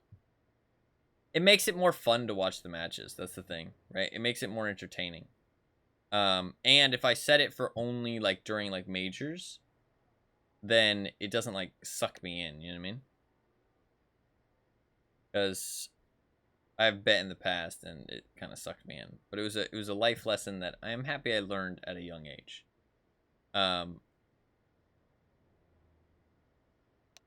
Also that you should make money other ways instead. Don't expect betting to make you money. Don't expect betting to make you money. Do it for fun. Spend your time making money in more consistent ways, things that you can control. Because while you can control betting to an extent, you can't control the outcome of the things you are betting on. Just whether you are betting on it or not. That makes sense. Just kind of like, you know, it sounds like, oh, well, you can't control the outcome then. And most people will tell you will, but it's not like gambling. Gambling is just pulling a slot machine, right? It's just pulling a lever. If you win, you win. If you lose, you lose. That's it. Like, it literally, there's no rhyme or reason to it. Betting, you can influence your outcomes. But you shouldn't expect to be able to win all the time because there is an essence of randomness to it. It's not actually random, but it is random, if that makes sense. It's kind of like, what's the word for it? Inconsistent, I guess? I guess inconsistent works. I don't know, I was looking for a word that, like, is random, but it's not completely random. It's just, like, the result is not easily determined, because it could be either or. You know what I mean? It could go either way. even if there is a more likely result, there's another result that could happen. But it's not random, if that makes sense. Because random, I mean, I guess the definition of random probably is that. But when I think of random, and I think when most people think of random, they think of something that's, like, you know, just completely out of anybody's control. And it just happens or doesn't happen. You know what I mean? Like pulling like a slot machine, for example. There's just odds of something happening and it just happens. We're going to this match, though. There is one raid boss. You love to see it. A little bit of utility on Messi. They're immediately going up ramp. Do I have this turned on? I do not. Oops. Sorry for the the betting and randomness talk. They do get the bomb down without anybody dying. This is actually kind of common on this map, weirdly enough, that you can get the bomb down on a site without anybody getting killed, because if the CTs are playing a more passive setup, which they are, it's not too difficult. Nice shot by Hooksy there. Showing everybody that he's not the worst player in the server. The raid boss gets one, and honestly, they just win the aim duels. Nice A site take from G2. They take the site. Nice little smoke grenade. They push up. Is he going to keep the dualies in just armor here? Aw, pussy. Pussy. Should have kept the dualies, bro. That's like fucking huge bonus round. That's bonus round to the extreme. That's the bonus round for fucking Chads. That's what it is. That's what it is. Push through A. JKS is ready for it. Can he keep up the performance he had in the last match? The performance was pretty fucking good. Oof. There's too many USBs. Little ants. Biting at you. Little chihuahuas. Bite your ankles. He falls over. His legs crumple beneath him. As the chihuahuas fight furiously. I'm a little tired. I'm sorry. Oof. That was painful. Oh, he's got the fucking anime girl Mac 10. To be fair, it's actually a cool skin because of the glowing eyes. If it didn't have the glowing eyes, I would think it's stupid, but... Ooh. I think he dies. Oh, he doesn't die. That really hurts their economy. That really hurts their economy. They have more money than the T's now. This is a big round. Both teams are going to have basically the same money. See how this goes. Oh, what the fuck? Heck, pause. Man, it was 30 minutes before we got into the next game. That's kind of crazy.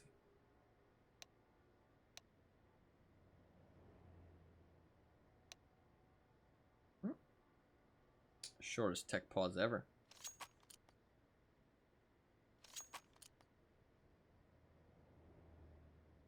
This is the final match of the best of 3, though. Very scary for both teams, because whoever loses this does go home. Whoever loses this does go home.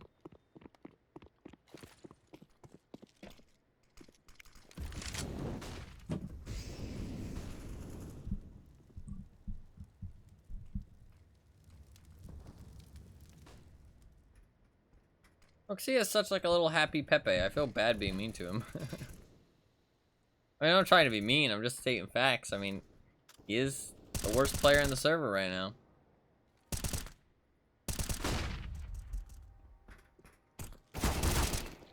Oof, nice shot.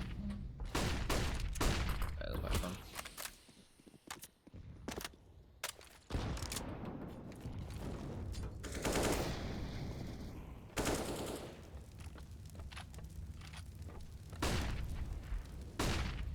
He's changed his profile pic to Sag, you know, yeah. What's up, Bluffkins? Welcome. Welcome, welcome, welcome. Oof. I just don't think they have enough utility to push this B site here. They have one smoke grenade. They're very far away. Mezzy is still back here, and they don't know about it. This pillar is really hard to dig out without a Molotov. You basically always throw a Molotov back there from what I've seen. Nice. Nice round for Fnatic. And that was a big round, too, in terms of economy. Look at G2's economy. Shattered. The tech pause? Here's a tech pause. Interesting, interesting.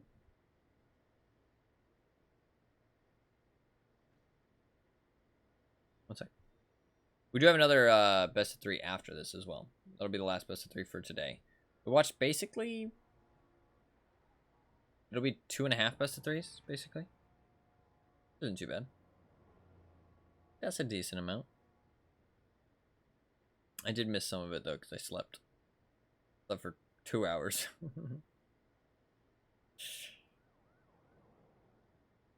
Not a major amount of sleep. Not really. But that's fine. Who needs sleep? Who sleeps? Not me.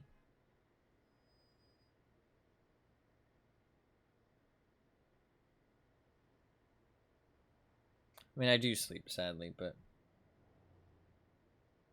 not often.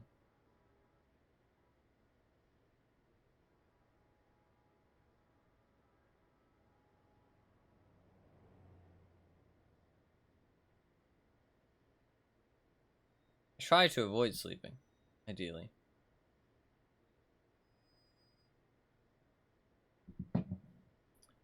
The tech pause.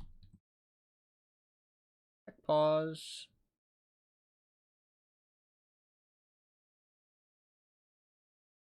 That is a good meme.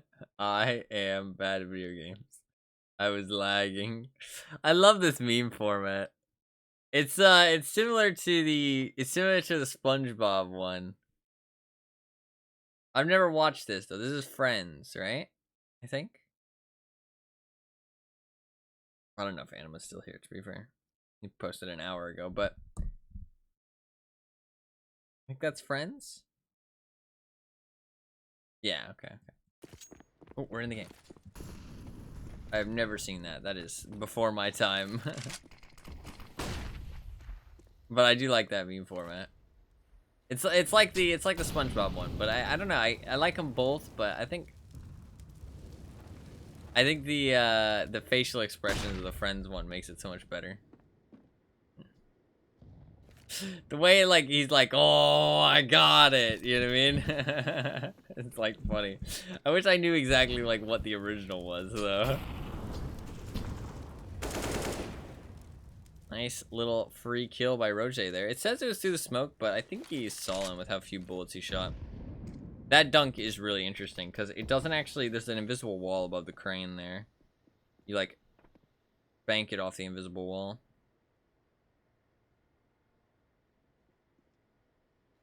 Very popular grenade spot. Looks like terrorists are going back B. It's a bit hard to cast this map. This and nuke. I mean, I'm not like casting. Not like it was like on like the first couple days, but just because I'm tired, honestly. I've been doing a lot lately. Pushing up to B or A instead. They were going towards B. Changed their mind though.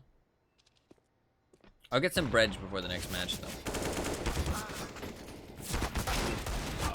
Ooh. They did just have pistols. It was just an eco. Actually, it wasn't an eco. They forced that round. Fuck. They must have thought the CT economy was like a lot worse than it was. That was a pretty bad force. Unless that was a double save, but I guess it would have been a double save, to be fair. Yeah, I guess it would have been. No, I don't know. I don't think that would have been a double save. I think they forced because they wanted to. They thought they could win the round with it. That guy's dead. That's where Hooksy's low rating comes from.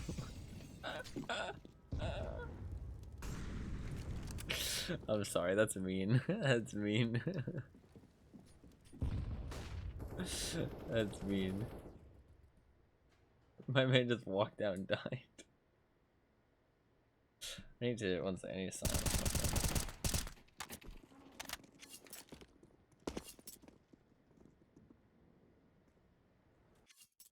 I usually have it silenced, but I was waiting for something.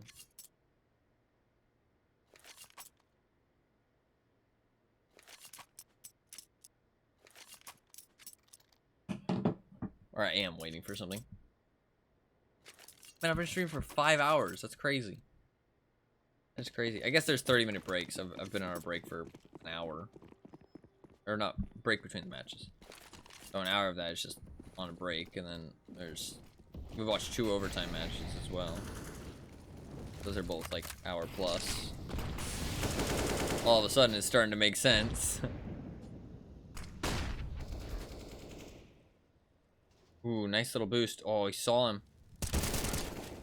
Oh, I think that's just like a little too antsy there, because like you want to kill the guy, you want to catch him off guard, but you swing out and then you just get yourself fucked.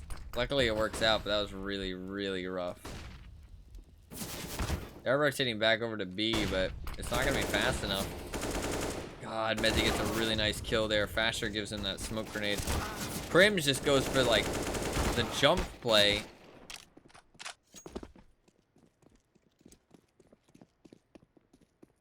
That didn't look very good, did it? That looked pretty rough around the edges. They all just kind of like ran into the site. I mean, there was a smoke, but they didn't need to do that. Like, I mean, yeah, I maybe they didn't have much utility, and they thought once the bomb goes down, we're gonna be in trouble. But I mean, the bomb hadn't even made it to site. They were chilling. Like, maybe they overestimated the situation. Maybe there's some bad communication. Who knows, right? Who knows? Maybe they thought the bomb was already going down. I don't know. I don't know. Maybe somebody communicated that it was being planted. Nice shot by Nikadaz. If he is hitting his shots, he's a good offer. But the thing is that he's inconsistent, and also even when he's good, he's not great. You know what I mean? I don't know. I'm not really a fan of the Nikadaz opping. Like he's good. He can definitely help you win some rounds, but he's not great. And the thing is that most oppers nowadays are great. Nice smoke grenade there. I don't know if that one's a set smoke or just a random smoke that he decided to play around. Molotov on Mezzy here. You have to guess the angle he's going to jump out at. Flashbang comes in to save Mezzy's life. Oh, he knows he's there. You can see his backpack. You can't shoot the backpacks all the time, though. It depends. Oh, that was the op. I hate how it doesn't let you hear the fire of the last bullet. And it doesn't show you in the kill feed. It's kind of annoying. Kind of annoying. Crims is playing well. I like seeing Crims play well. Hopefully he keeps it up. Hopefully it's not just like the start of the game, eco kills, stuff like that. Fnatic is pulling it back a little bit. G2 has to save again. 5-3. I really want G2 to win, to be honest, but I also really want Fnatic to win. I'm fucking conflicted! I want them both to win! Fuck!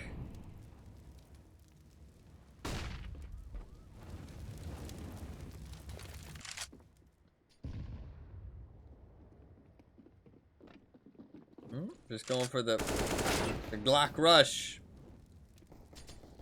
Rushing with the Glocks.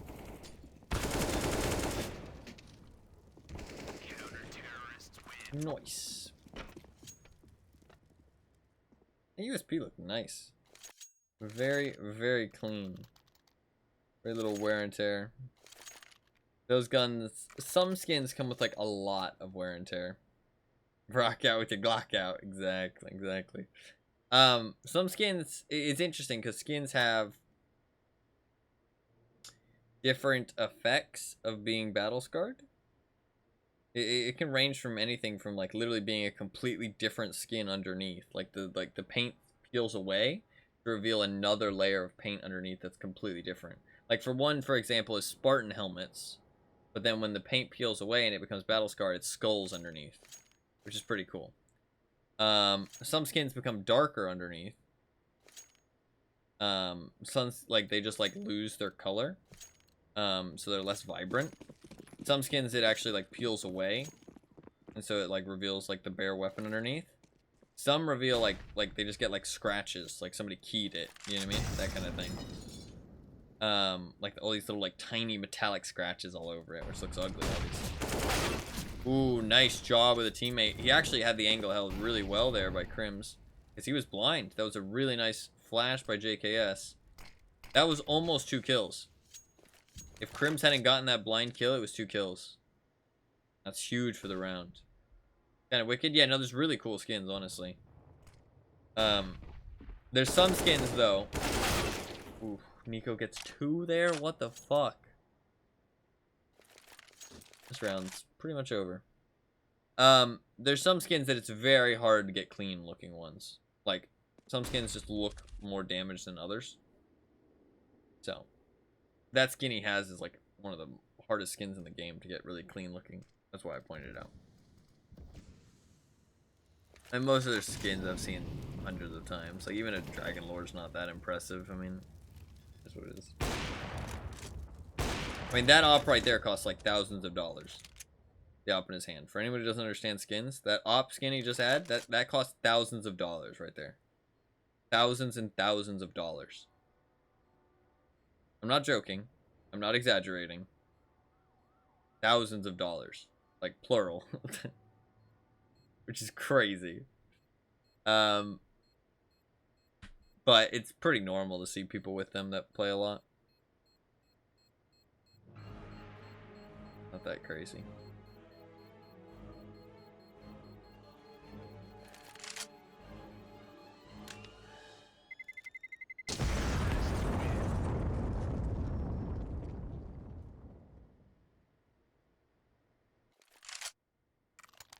Well,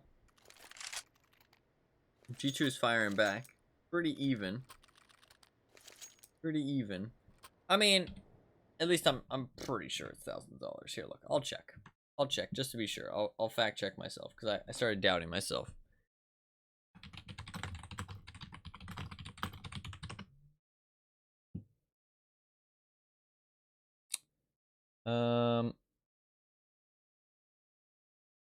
Oh my god. No way it's actually that much more than I thought, right?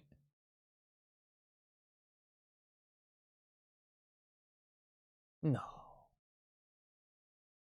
No. You gotta be joking.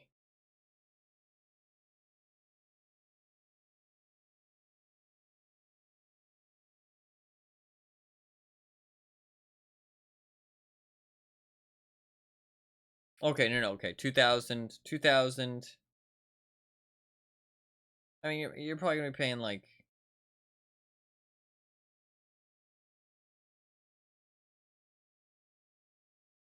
Yeah. You're gonna be paying like $1,500, $2,000. Like, plus. That's like low price. So, I was right. Like, thousands of dollars. Thousands of dollars. You're gonna be paying like $2,000 plus. Or you could eat for a few months. Oh yeah, fuck that. Fuck that. Slightly? What slightly? What did I say slightly about? Ooh, good Molotov. Stops that boost. That's a common boost. It's common to boost over here in these positions, so. Ooh, very nice shot by Munazi though. The fact that it's so expensive. Yeah, very slightly expensive. Slightly expensive. Is that what I said? I said slightly expensive.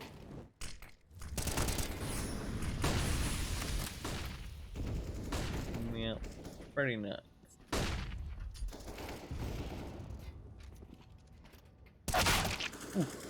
Nice shot by Hunter. Rojay's doing a good job staying alive on the site though. Ooh. That's important. I think that's probably round over.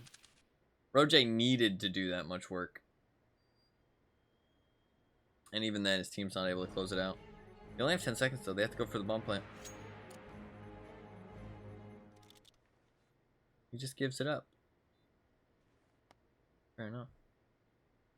I mean, that knife. I mean, knives are a bit more, like, understandable. But still, I mean, knives. Like, I mean, that knife is thousands of dollars, too. It's pretty nuts how expensive that shit gets. Pretty nuts.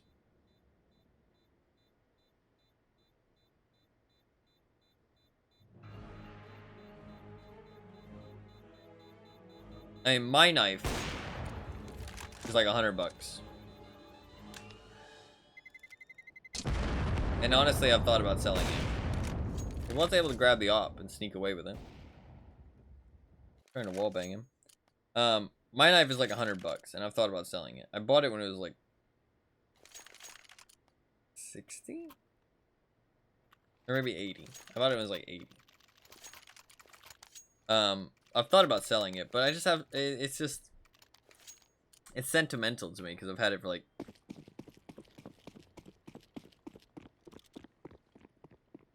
6 years? Yeah, about 6 years. So it feels kind of stupid to sell it now.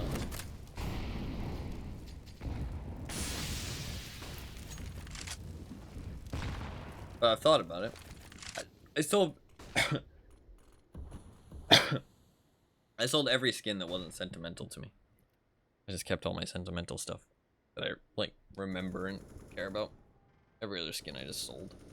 I was like, fuck it, I don't care. I'd rather have the money. Rather have the dollars. Little jiggle peek. Oh, he goes back for more. He does get one though before he gets traded out.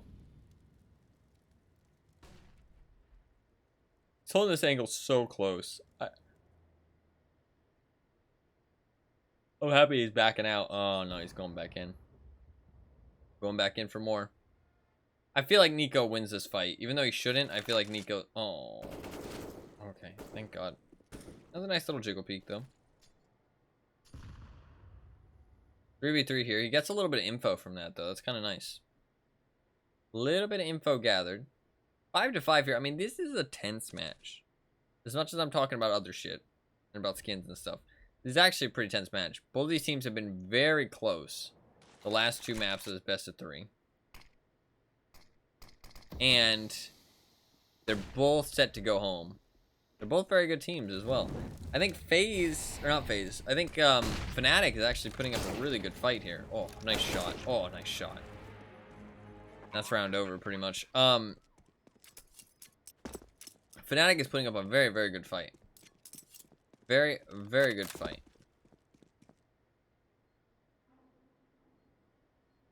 You can see this skin. You see how it's all like textured like that?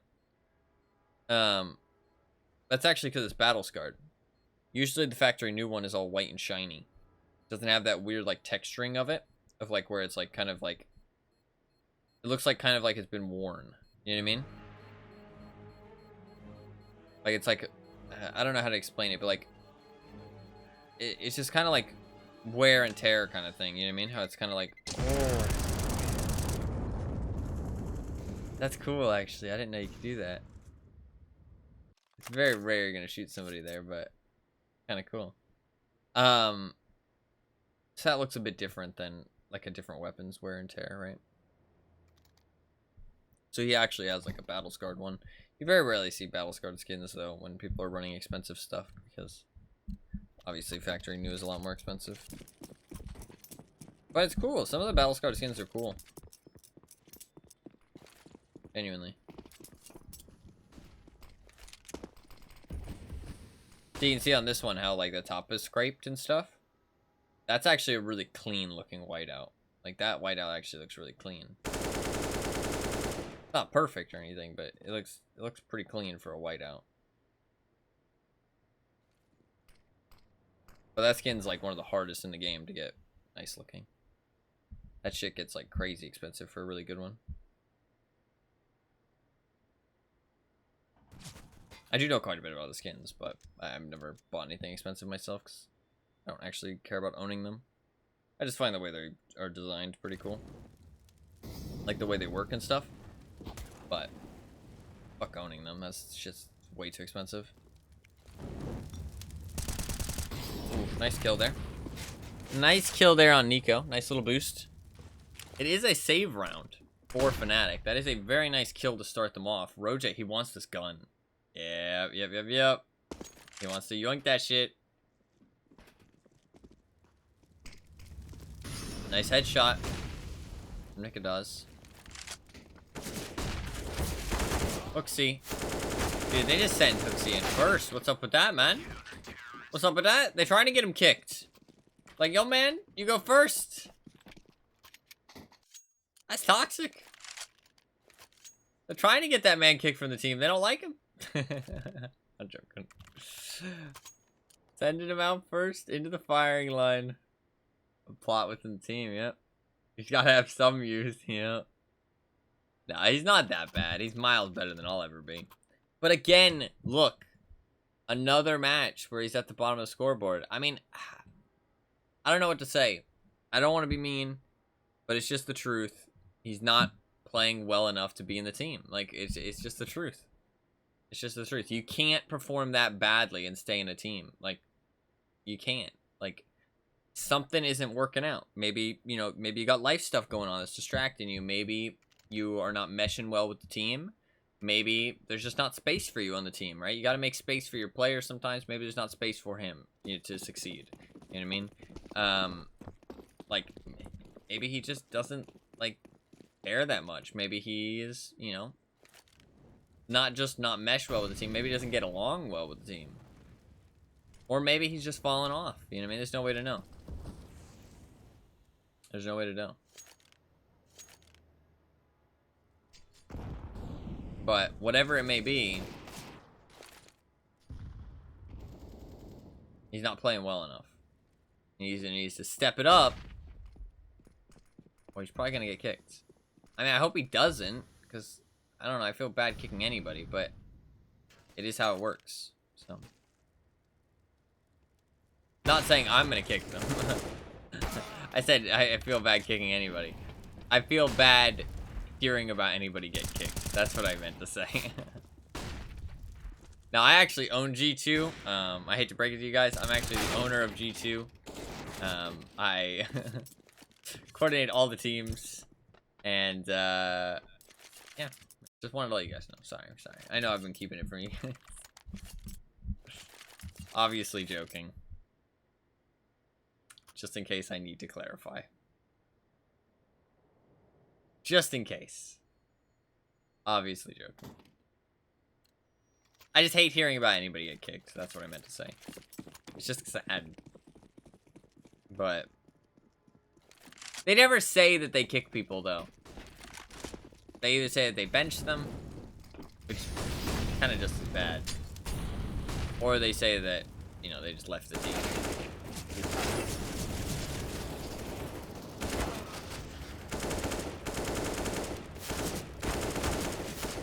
Just straight up aim duel down the ramp right now.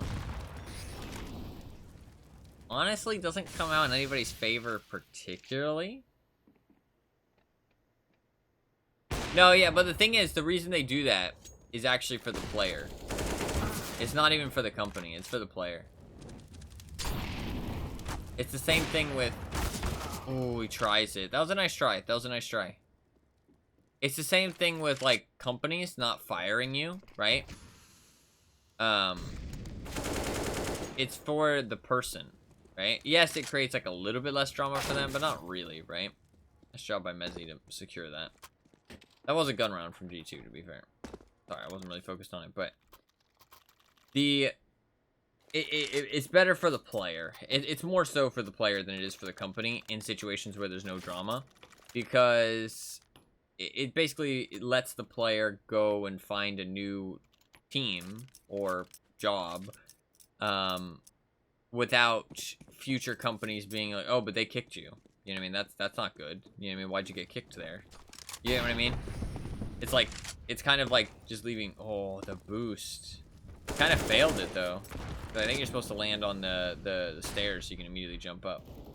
He does get the kill on Mezzy though, because Mezzy saw him jump and wanted to get him. That run boost is really sick, though. Fnatic, it is looking better for them here. This is last round, so G2 did buy up with kind of a half-ass buy, which they had to. They did the run boost to try something.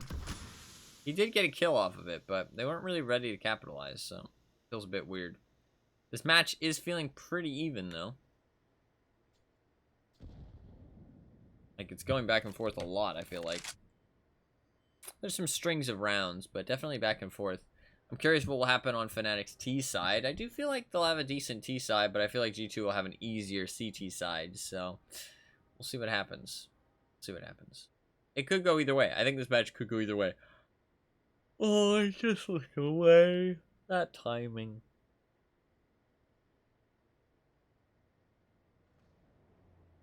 Oh, nice job. You saw him. Oh, that nade. Drops it out of 2 health. Oh, he gets him. That's big, actually. Didn't matter because his teammate cleaned up the other guy. But actually, to be fair, the other guy wouldn't have been dead. So, good job. Good job. He's actually playing pretty well this match, Nicodas. Look at that. 15 and 5. Really nice. And Roger's playing well as well. 17 and 8. Booksy, however. Shit. 2 and 13. What's his ADR? 32 ADR. Oof.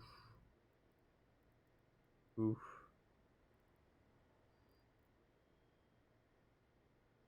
Not even that many enemies flashed or anything. I mean, he has good utility damage, but that ties into ADR, right? So, not doing much. I mean, if it wasn't for that utility damage, he'd be in trouble with that ADR. The ADR would be even lower. But, I mean, I guess his utility's good. I don't know. I feel bad for him, man. I feel bad for him. But I do feel like G2, like, the rest of them are playing well. They deserve a teammate who's also going to play well with them, right?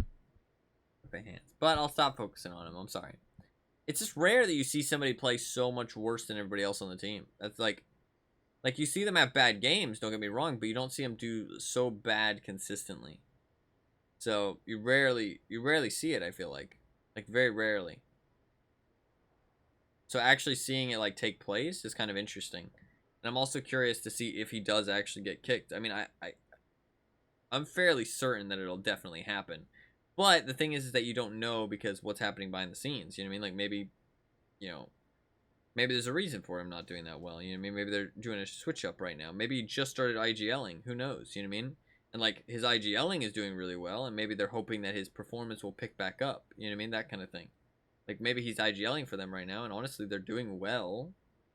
Like they are about to be eliminated, but honestly, this tournament's tough. So it's hard to tell. He could be IGLing. If he is, then hopefully his performance will pick back up over time. But even if you're a really good IGL, if your performance really sucks, I mean, it's hard to warrant it, right? Because you want somebody who's a bit more well-rounded. A bit more well-rounded and a bit more of a complete player who can still IGL. So, but there's no way to know. So we'll see. I'm actually curious. I'm gonna try and keep an eye on it, honestly, because I'm curious if I'm right and if he will get kicked.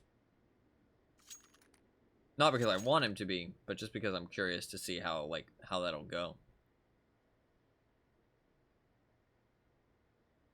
But I like to, when I make like predictions on stuff, I like to, know if I'm right in the future. You know what I mean? Not just like say it out my ass and then just leave it. Never care about it again. I like to know if I actually was right or not. Make better predictions in the future.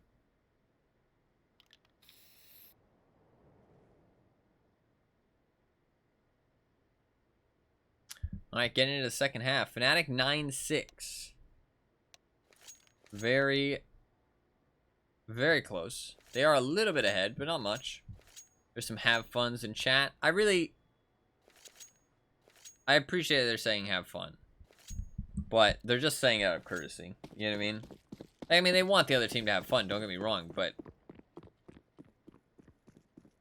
they want to win. they don't really give a shit if you have fun. You know what I mean? Like, they want you to have fun, but they don't really give a shit. You know what I mean? It's kind of like, I mean, they're here to kick your ass. Like, it's more of like a, I don't know. It's like,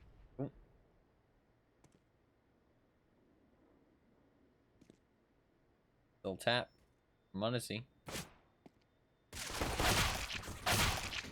Nice kill, but not really a trade kill. 2 for 1 on pistols, not very good.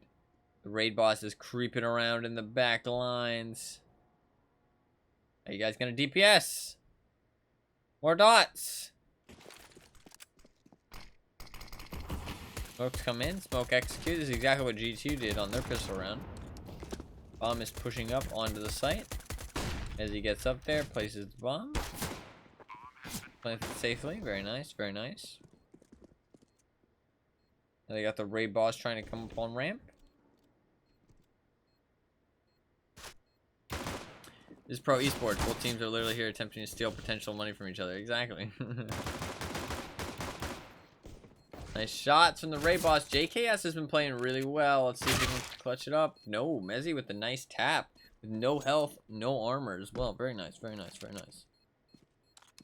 My head's really hot.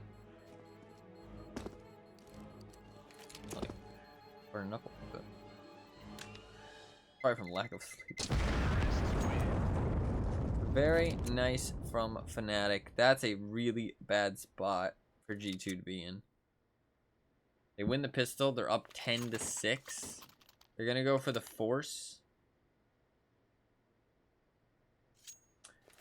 I don't know, man. Like, I mean, like, listen, look at this force with me. We're like, look at this force with me.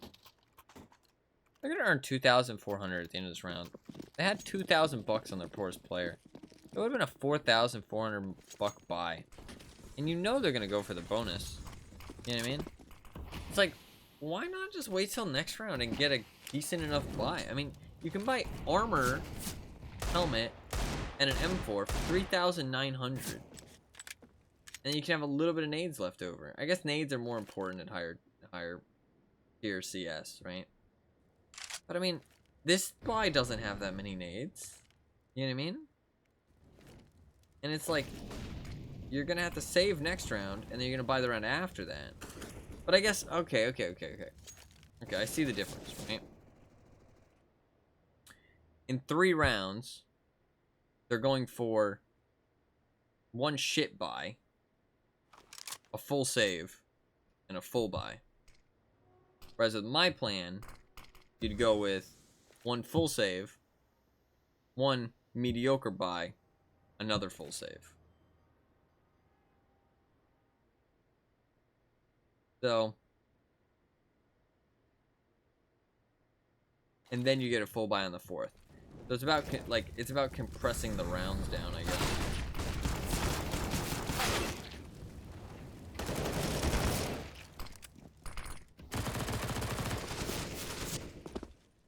I don't know. I need to look at it on like paper, I think. That's one thing that's hard for me to wrap my head around. Like, I get it, I think. But for me to, like, really understand and really be on board with it. Oh, it's Nico. Yup. Oh.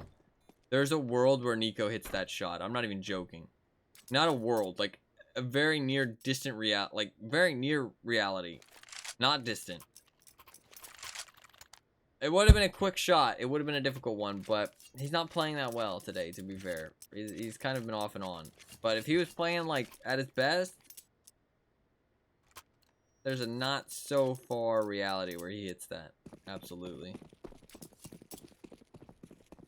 He gets all 3 there.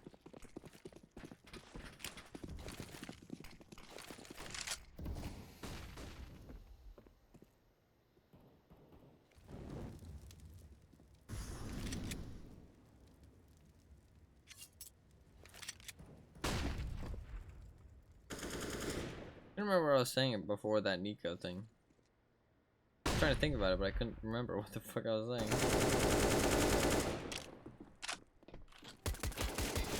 Too tired, apparently. I'm gonna get some bread, though. And, Another soda after this match. Oh, the force fly thing.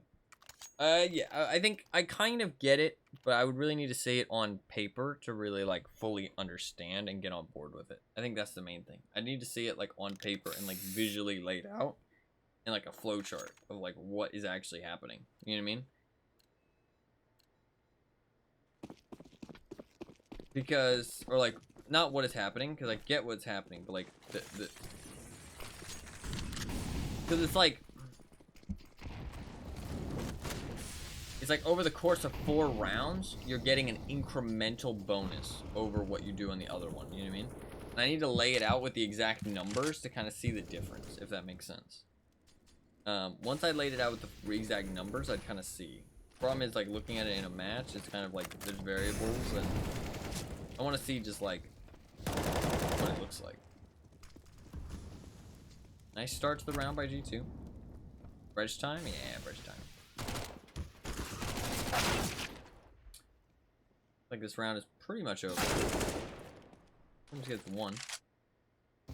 Sadly, Crims is not kept on his winning ways. He was playing well at the start of the match, but might have just been some eco kills.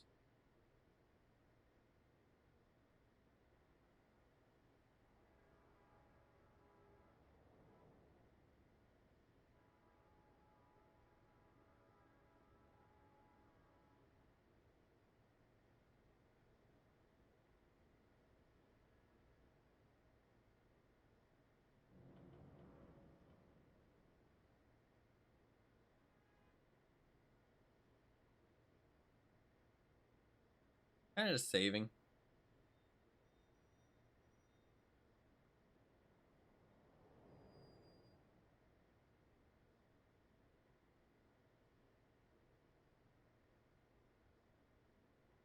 I mean, he's definitely saving.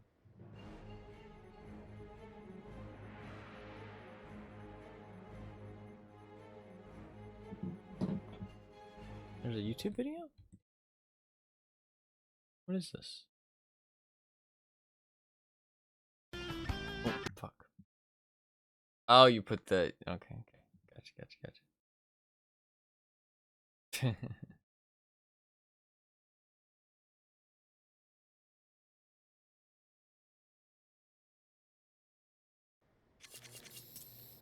Alright.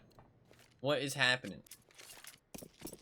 Fnatic, buying back up. Somebody's throwing a smoke grenade or something. MP9 on Nico. Bro, I'm sorry.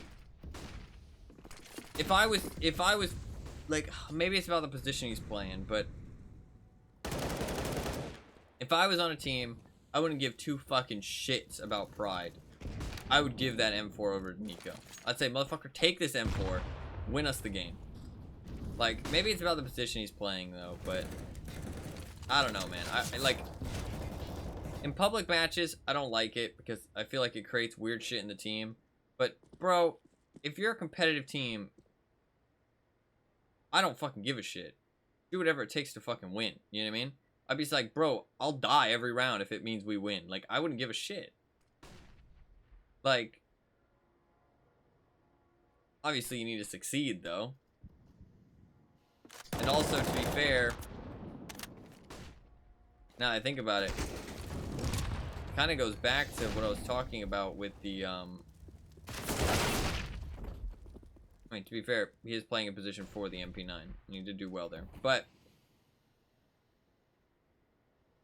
it kind of goes back to the kicking thing, actually, which I know I said I was going to stop talking about, but it does actually go back to that because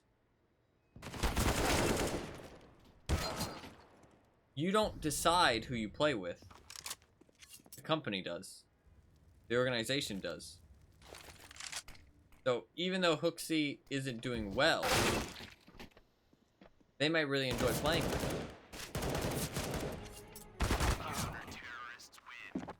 But that doesn't matter if the company wants to kick him. Which I didn't think about, but that's kind of sad. Because, I mean, you become, like, friends with these people a lot of the time. You know what I mean? And it sucks to see your friends get kicked. But to be fair, if you've been in pro CS long enough, you know how that's how it works. I mean, or pro esports in general, or just any professional team-based thing.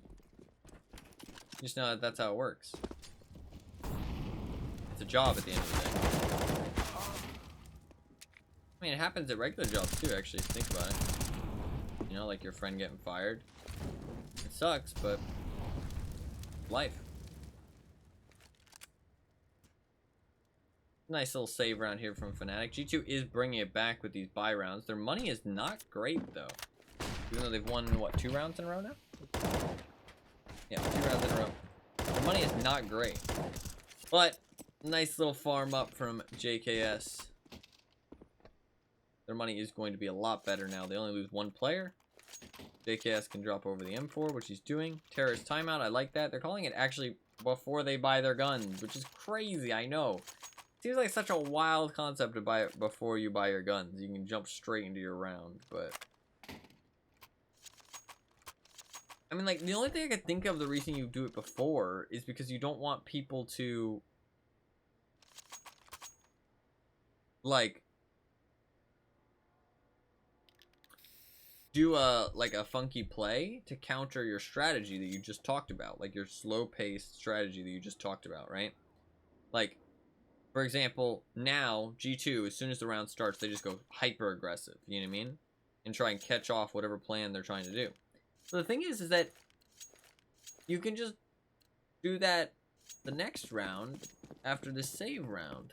But I guess they don't know that you're saving, but once they see you have pistols, they're probably like, oh, you know, they probably call their timeout for the next round.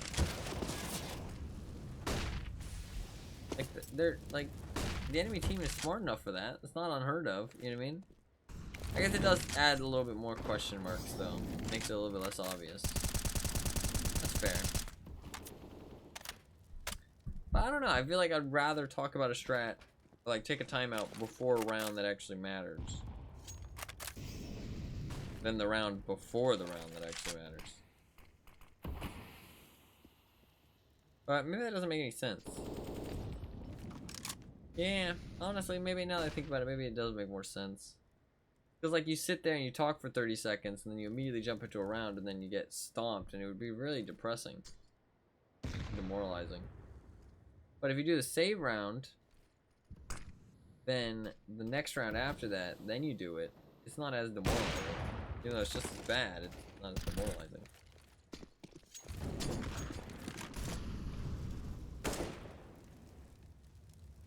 I don't know. And I do think that CSGO is a very mental game. God, G2 is cleaning up now on the CT side. This is worrying. Fnatic did kind of want this round pretty bad.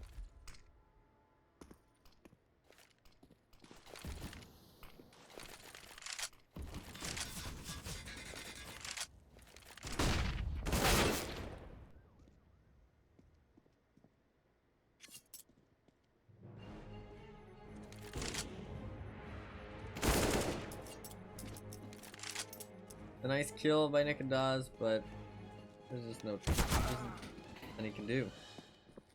They're up to 10 rounds now. They're starting to build up bank as well. Their bank is starting to stack up.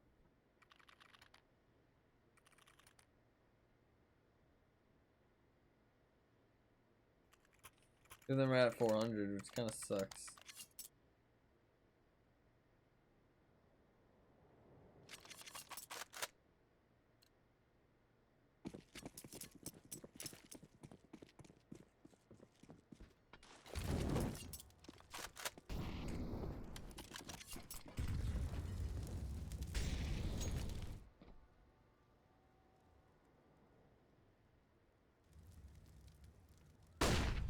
Another save round for Fnatic. This looks real bad, honestly. I mean, I know they're still in the lead, but they really have done nothing good on this T side. Their T sides look pretty weak so far. Not ideal.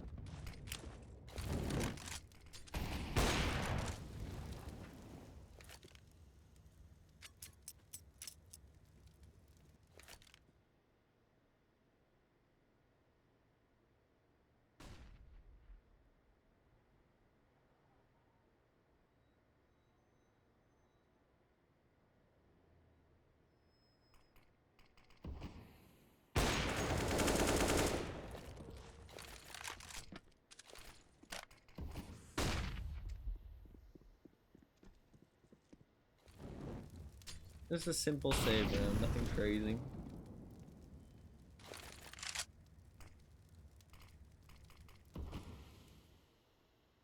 This match has lasted a long time, by the way. Fucking hell. This has been a long one. Not this match, but like this best of 3. I'm gonna get some bread for the next one, though. Bread and another soda. Ooh, that tap.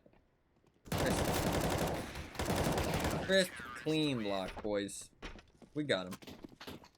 He's cheating. Only true CSGO fans will know that one. Oh, that's an old one. That is an old one. There was a, okay, I'll explain on the next save round. Either I'm going down without a fight. True, true. We've already had one overtime between the two of them. This has been a long match, though, genuinely. I am getting tired, but I need to get another soda and some bread. But, at the end of this match, I'll have a lot of time to go get soda and bread. I'll explain the reference in the next round. Remind me if I forget that, I'm tired.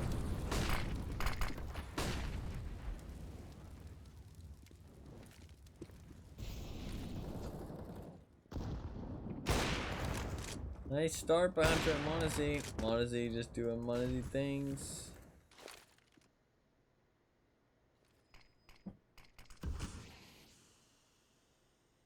Rims is all alone. Forever alone.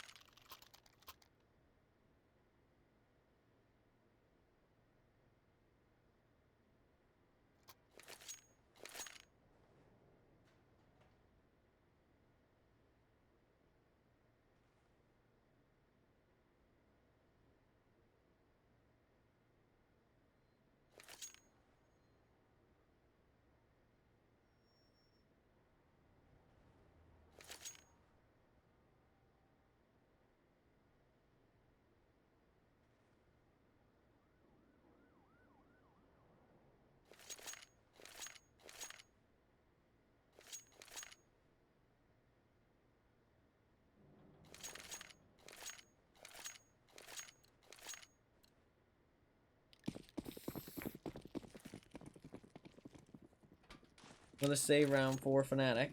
Since it is a save round, I'll explain that thing. So, there was a video a long time ago, and it went like kind of viral in the CSGO community, where this guy, this older gentleman, not too old, but older, like middle-aged man, he made a video on his computer, and he took all these clips of a professional player, and he provided this long video of all these clips of him cheating, in quotations.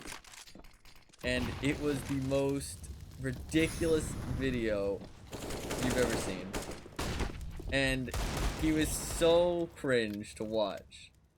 And he would say things that were just, it was painful. It was painful. And it was just like laughable because like, it seemed like he was being ironic, but he really wasn't. And he said, "Crisp, clean lock, boys. We got him. We got him. He's cheating. He's cheating. Crisp, clean lock." And it's like, okay, dude. But I remember that became a meme for a while. I always think of it every now and then. Crisp, clean lock, boys. It was just such a ridiculous video, and he put so much time into it, and it was just nothing. Like, it was nothing. It was nothing. And, like, the stuff he was pointing out is stuff he, like, just didn't understand as well. Like, it's always the same thing with people who claim cheats. They just don't understand how the game works. Once they understand how the game works. Oh, that name is beautiful! JKS! The man, the myth, the legend, the Aussie! He knows a crisp, clean lock when he sees one. Yep. There was other funny stuff about the video too, but I can't really remember. I remember I watched somebody watch it and just laughed. It was just so stupid. Dude, one good video you should watch related to cheating. What is it called? Script something. Something on YouTube. It's like script something. You might be able to search it for like tricking CSGO hackers or whatever. I'll try and look for it after the video if you really want to see it. Oh my god. Fucking amazing content. He creates fake cheats and then sells them online, and the cheats actively troll the people trying to cheat.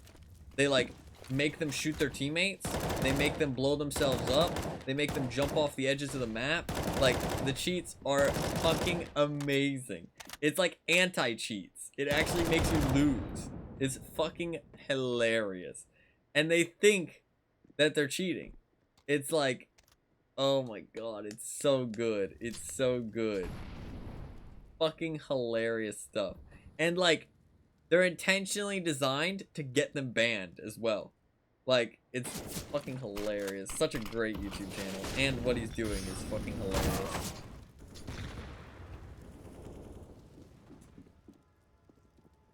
Oh, that angle is so close. Fnatic finally winning a round. Only when G2 gets ahead of them. I feel like they just keep going back A, but they're not really having any luck B2 either, to be fair. Oh, bad flash. They do have decent money on G2, but honestly not as much as you'd think with how many rounds they've won in a row. I mean, if you actually look at their money, I mean, 8, 6, 4, 10, 4? I mean, with that many round wins in a row, 7 round wins, you'd think they'd have a bit more, but if I lean up and actually right-click on my mouse, they've lost like a decent amount of people. Not that much, to be fair, but still not that much money left on them. Because they've been buying expensive stuff, right? Maybe they've lost an op or two.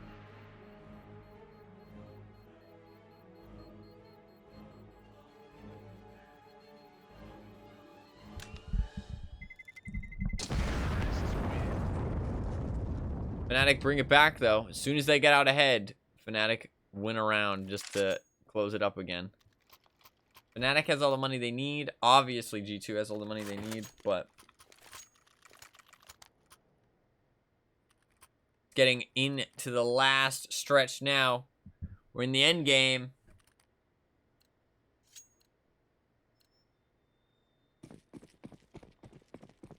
How many rounds is there? 4? 4. 4 rounds. 4 rounds. Both teams straight onto a bye. Both teams have the op. Both teams have full nades, full armor, all that good shit. They have everything they need. Full guns. Nice kill on Munazy. He's trying to play the sandbag position. Doesn't get an op kill. That's pretty big. That opens up A quite a bit. A Molotov off headshot. But they aren't pushing with it yet. They aren't pushing with it yet. Fasher is set to watch the flank. Make sure that nobody pushes the flank. They definitely seem very committed to this A, though. I feel like they're running out of ideas, though. I feel like they might win the next couple rounds, but G2 is going to bring it back once they learn how to shut down this A pressure that they're doing. Because this is all they really have, I feel like. I feel like they just kept trying it until it works, and now that it works, this is all they have. But once G2, like, figure out a way to counter it, then they're just fucked, and the game will be over. But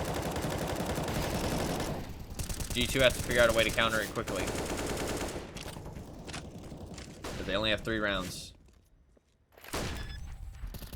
No utility left on either team except for 1 smoke. Smoke does go down. Nice kill on Roger, but Nikodas fires back. The smoke's a bit weak, but it will slow them down a little bit. Oh, but Nikodas, no utility. They have to save. They just can't dig him out of that sandbag position. It's just too strong with an op. Why you need utility on retakes. I'm really curious where all their utility went. I mean, they had everything in this round, but they just used all of it. Just used absolutely all of it. Oh my god, Hooksy. It's so sad to see his stats game after game. 9 and 19, 40 ADR. Oof. Those are some ugly looking stats. If it was one game, fair enough, but it's like every game. Nikodaz is actually playing really well. So is Roger. I'm out from G2, so this is going to be them trying to figure out how to stop that A pressure. Because Fnatic, this is all Fnatic has left. Once that A pressure is gone, I feel like they're screwed. If they go back to A here, I mean, I feel like I'm right. On Fnatic's side. If they go back to A after this, I feel like they're definitely grasping at straws. This is all they have.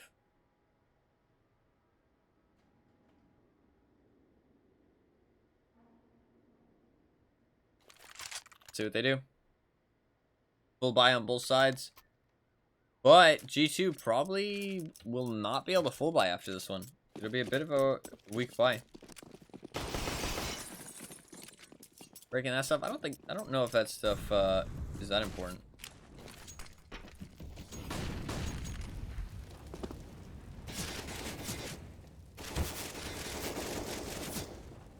They know he's in here. Oh, that nade.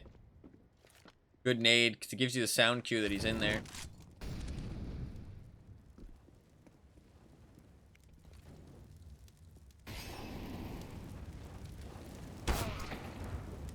Nice job. Why peek that? Just runs right into the op's crosshair. I guess he thought the op would fall back. But it's like, what do you hope to accomplish peeking that? You know what I mean? Another save, it looks like.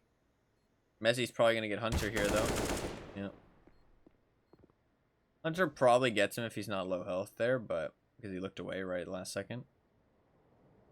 And it goes up to 15. Just Hooksy things. Oh, was it Hooksy? Oh, no.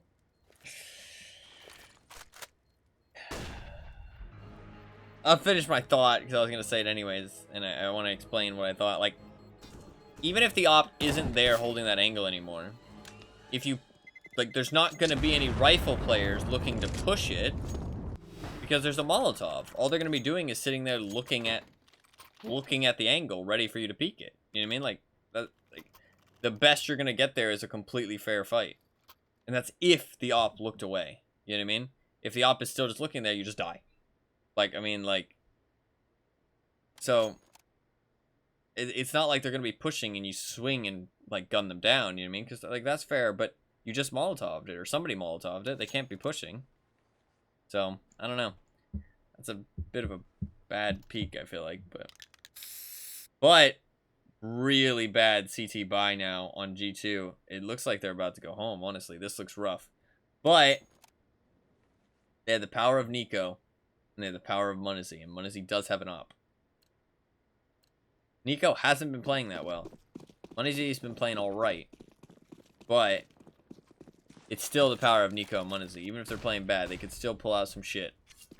If they know they need to. This is do or die. They know that this round is death. This is death round. This is go home. So what do they have? They'll pop flash in. Very nicely hidden by a Fnatic. They hide to the side. They throw a nade. Good nade, actually. Because if they are hiding, then that would have gotten them. Sadly, they were hiding a little bit further back, but okay. All good. Munizzy is positioned over here on A. I think that's right. Bro, why are you rotating all to B? They've gone A every fucking round. They've gone A every round. Why would you go B? You better hope Munizzy fucking saves your life. I swear to God. That's one. Do they not have a smoke? They're going for the flank. That's a good idea. The flank is smart. The flank is smart. I guess that's why they went B. Problem is they have AKs, they have MP9s on the flank. That's not good. There is a FAMAS, but they're stuck here now. They are stuck here. This is good. Oh, that's so unlucky. He jumps over with the MP9. They push a ramp, though, at the same time. Smart, smart, smart. Nice shot by Nicodas. Nice shot by Nicodas. That Monazi, though, in a 1v2. He could win this. He is a gamer. Doesn't grab the smoke grenade that's right there. Does grab the defuse kit, though. And he's watching it. Nicodas showed up for that last match, man. He showed up for that last match. That nice second follow-up shot was really quite good. 27 and 13. Showed up when they needed him, man. They showed up when they needed him. He showed up when they needed him. Well done. Well done.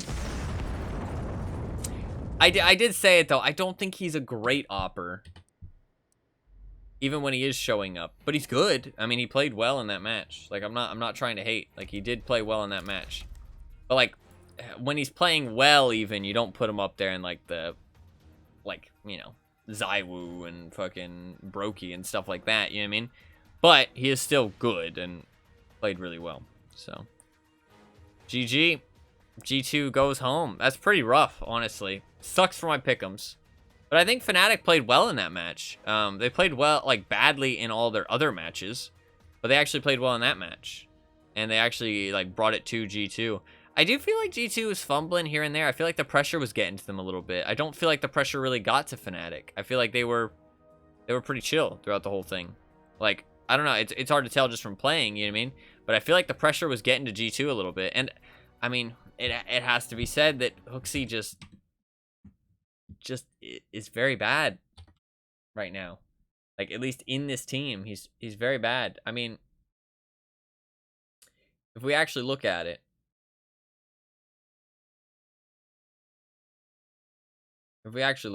okay. God, 15% of people thought Fnatic was going to win. That's pretty fair, though. That's pretty fair. I mean, HooXi, over all the maps, to be fair, over all the maps, he had 0.76. No, that's even worse. JKS had a 1.3 rating. Goddamn. What a legend. He played really well. It's cool to see JKS play well and be on, like, a top-tier team. That's cool. I think he did the smart thing for his career, and he started branching out outside of Aussie teams. He started with some NA teams. NA teams are always looking for more talent, and they all speak English, so very easy for an Australian to find teams there. And then he was able to, you know, show that he's a good player, even outside of his region, and get on to a better team. And it's cool that he got picked up by G2. So he really did the smart thing for his career. It's not just, oh, he played well, and like, but he was smart about it. So that's really cool to see. It'd be cool if more, like, Australian players can get picked up by more international teams. Because, I mean, like, he's a good player. I mean, his rating is 1.09. I mean, that's good. That is, you know, it's good. It's not great or anything, but it's good, you know? Especially when you're playing against all the top tier opponents. You know what I mean? You're playing against the best teams in the world. You know what I mean?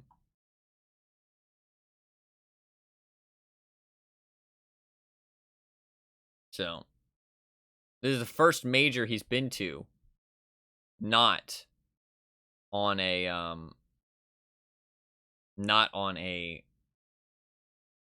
well, he just got knocked out, but this is the first major he's been to not on a Australian team. Last major he was at was 2019. So that's the thing, though. That's the thing. He was prepared for this. The thing is, though, is that he sacrificed going to the major every year to actually try and get on a better team. Like, because that, like, when you're on an Australian team, there's only, like, one Australian team, and it goes to the major every year, like, twice a year. So he sacrificed that to say, fuck it, I want to, you know, try and be on better teams. Like, I mean, that is literally just the choice that he made, and he achieved it. So that's cool to see. Because, like, I mean, he went to 7 majors, you know, in all the time he was on Renegades and Vox. But then at the end of 2020, or the start of 2020, he left. Actually, no, at the end of 2019. It was October 2019 that he left Renegades. October 2019. And Starladder Major Berlin was the last one he went to. And it was September 2019. So yeah, he has never been to a major since he left Renegades. 4 years ago. But he finally achieved it on a very good team. Like, G2's, like, very high. Although they did just lose a lot of ranking. They did just lose a lot of ranking. They moved down to 6th place. They were, like, 4th place. Now they're 6th place.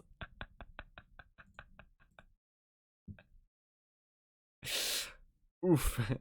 Instead of just going, he wants to try and win one. Exactly, yeah. It's about actually caring about how well you're playing. You know what I mean?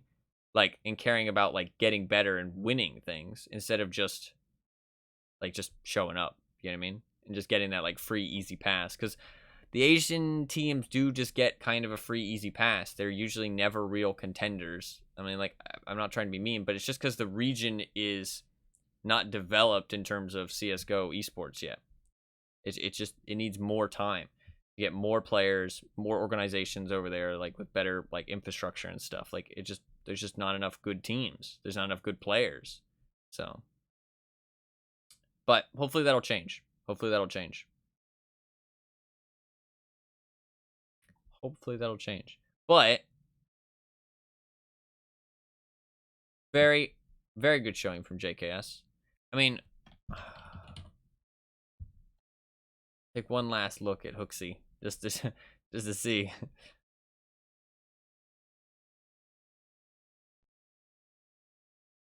I mean, his average rating overall, yeah. I mean, 0.87. I mean, his rating in those 2 games on Ancient and Vertigo, 0.65, 0.56. Bad. That's real bad. Real bad. Bit unfortunate. Bit unfortunate. G2 does go home, which, not even getting out of Legend stage for G2 is going to be disappointing for sure. Because they definitely are going to feel like they wanted to get farther than that. Fnatic, though, they're going to be happy with being 2-2. They're going to be happy with getting one more match tomorrow. And there's some interesting teams tomorrow that are very easily beatable. I mean, Fnatic can easily go to the playoffs. I mean, we're talking about the teams that are 2-2 already. I mean, you got Na'Vi, to be fair, which is kind of scary. But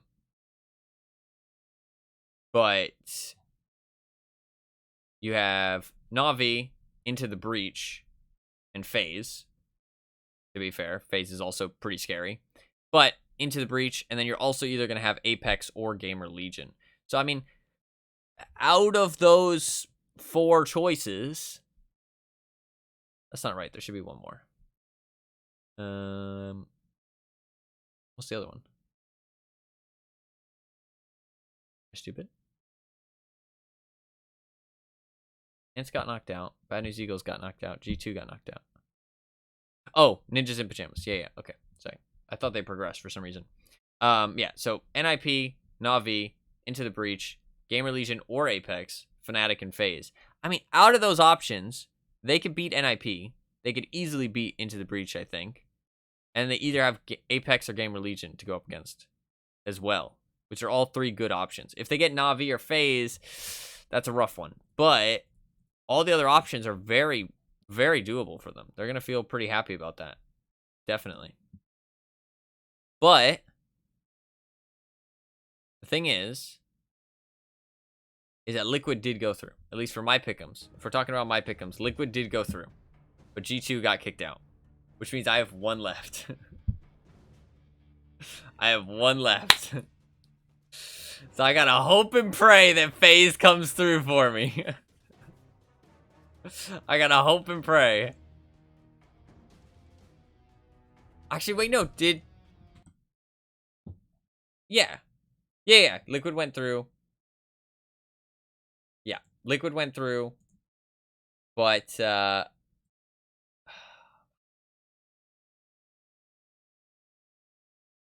Liquid went through, and Vitality and Heroic went through.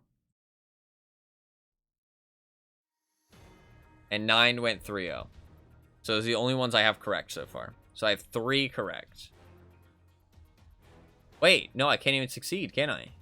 No, and then I have Liquid. Yeah, I'm fucking stupid. I'm tired. Listen, I'm really tired.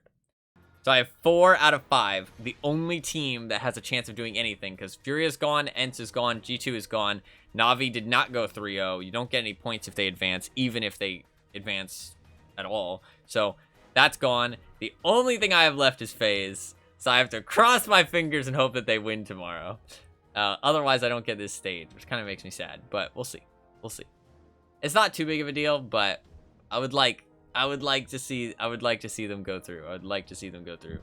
So hopefully I can succeed in my pick'ems. But that was a very fun match to watch. Very close. Very, very close. And very fun to watch. Very fun to watch. GG's all around. GG's all around. And I feel bad. I wasn't trying to I wasn't trying to hate on Hooksy too much. I was not. I mean, like, I would have a rating of, like, negative. I would have negative rating. The only damage I would do to is my own teammates. The only damage I would do is to my own teammates. So I'm not trying to hate on him too much. But just in the realms of pro players, he didn't do very well. You know what I mean? And you gotta, I mean, it was also, I pointed out, like I said during the match, it's interesting because I actually got to see it. You know what I mean? You usually don't see about those things. You see those things. You just kind of hear about them. We actually got to see how bad he was doing. And I'm also kind of curious if later on in the future, if he does get kicked. So see if my, like, prediction is correct. You know what I mean? See if my prediction is correct. But we'll see. We'll see. But it was a good match overall. I'm excited to see Fnatic go to the playoffs, maybe. So we'll see. We'll see. It'll be cool to see Crims on a major stage again. That'll be cool. That will be cool. GG's all around. Fun match to watch. All 3 matches, honestly, it was all really close. All really close. Very fun to watch. Back and forth all the way through. GG's. If they gave me a 40-second head start every round, I might have gone 1-16. Yeah. If they played with one hand. No, they'd probably still beat me. Because they could just walk to a position with their left hand, and then they could just stand there, and then use their, well, I mean, they use their right hand to move, and then use their right hand, and they would win every duel. So the only time I'd be able to succeed is if I caught them while they were moving. So I think I would still lose. Blindfolded. Oh shit, that's true. That's true. If they were blindfolded, I might be able to win. I'm gonna go AFK. First of all, 1, I'm gonna run an ad. 2, I'm gonna watch this. Oh no, that's a 3-minute video. Okay, I'm not gonna watch that right now. I'll watch that later. I'm going to wait. First, what I'm gonna do is bring up their team stats so we can talk about them, and then when I get back. Secondly, I'm going to edit the stream title. Apex versus Gamer Legion. And then thirdly, I'm going to run the ad. I'm going to go get some bread. And I'm going to get a soda.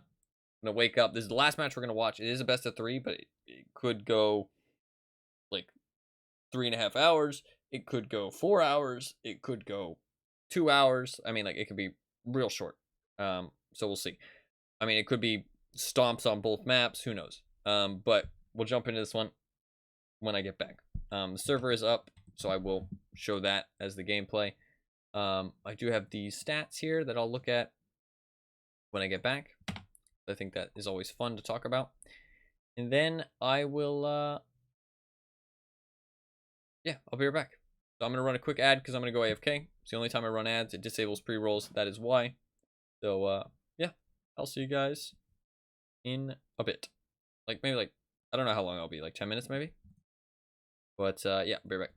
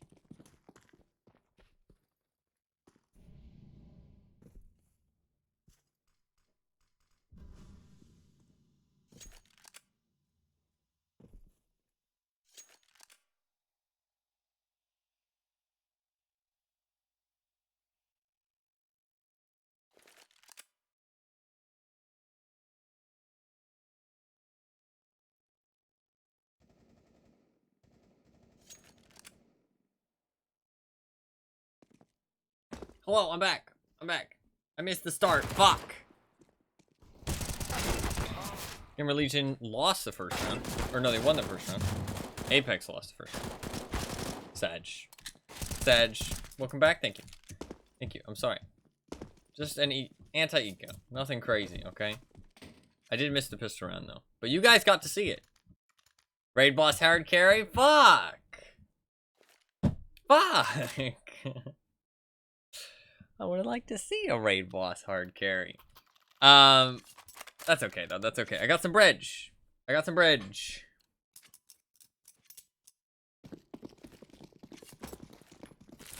Bridge. Got shot by everybody, even his own team. Oh god. I did get some bridge. I will eat said bridge off camera. A whole loaf, yes. I did get a whole loaf. I didn't eat anything yesterday. So I'm hungry. I'm going to eat off camera though. Oh, it is a buy round. I'm a little bit more awake. I had a banana. I have a soda here as well. I'll crack that open. I need to use something to open it though. I do keep something on my desk that is useful for opening things without nails.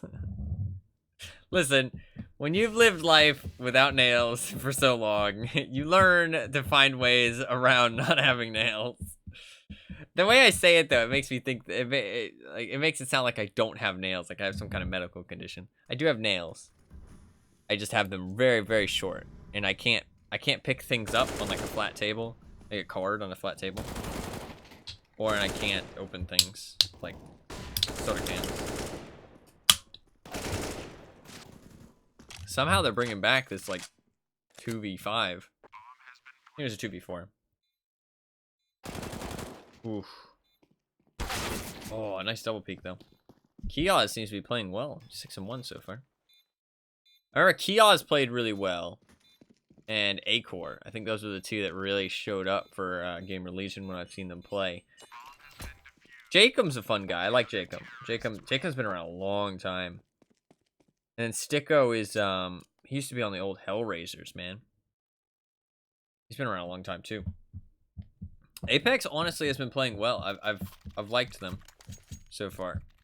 Gamer Legion I'm not super fond of, but Apex I've enjoyed watching.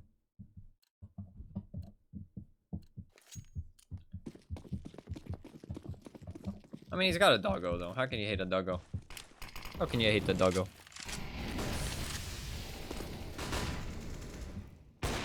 Very fast out mid. I'm going to mute and hide my camera while I eat though, because nobody wants to watch somebody eat.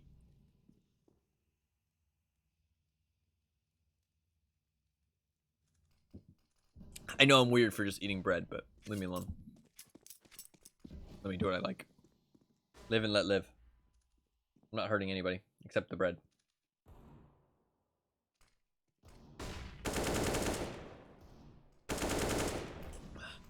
Bit weird to hold an aid like that. Ooh. I am destroying. Oh, he even switches to the dualies. It gives him a little bit of intimidation factor as he fucking backs away. I don't know why. I found that funny. Okay, the fucking back away dually shots. I'd be intimidated. It'd be weird if you weren't eating bread. True. Who will stand up for the bread?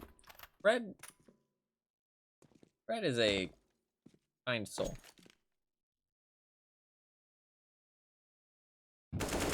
Listen, the bread probably feels bad for me.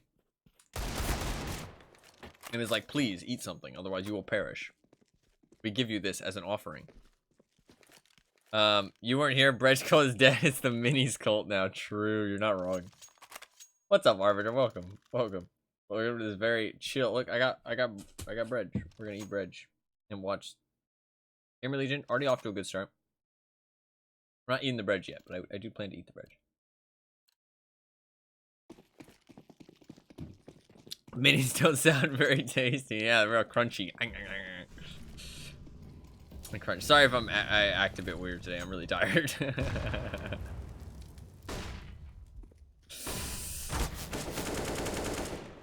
really tired. I slept 2 hours and I've been up for like 30.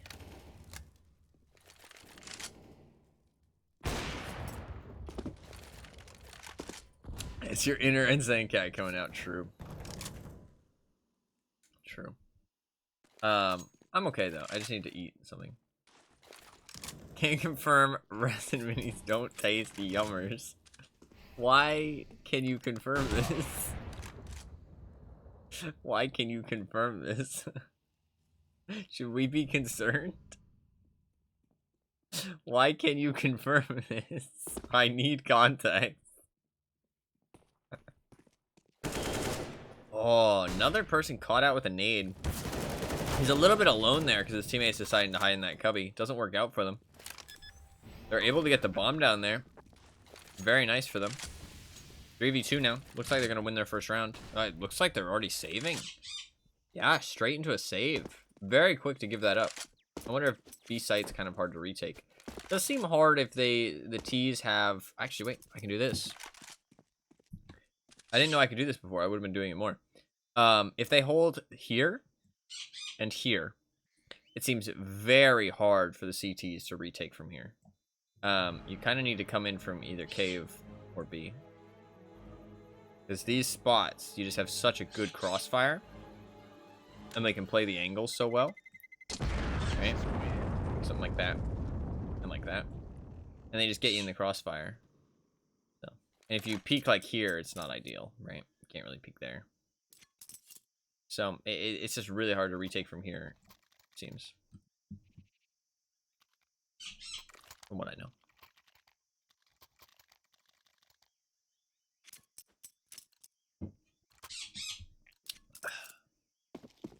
Apex do get their first round. Now. See, this lineup is crazy. Look at that lineup for that nade.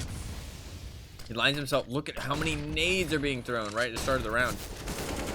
He's full blind. Oh, Jacob with the double spray down. Crazy. Nice. Goes through the donut real fast. Once T's get control of donut, it's kind of scary. Acor finishes him off though. I've seen Acor was pretty good when I've seen him play. Acor and Kioz were really the star players, I feel like, when we watched Gamer Legion recently. Honestly, they made it through the challenger stage. Now they've made it pretty far in the legends. This is a progression match, man. This is a fucking progression match. Whoever wins this goes through to the playoffs. Kind of crazy that one of these two teams would be in the playoffs. I don't think anybody expected that. But a lot of the teams are a lot closer. I mean, what the fuck is that plant, dude? Like, what? You just hoping he doesn't peek ya? You have a flashbang.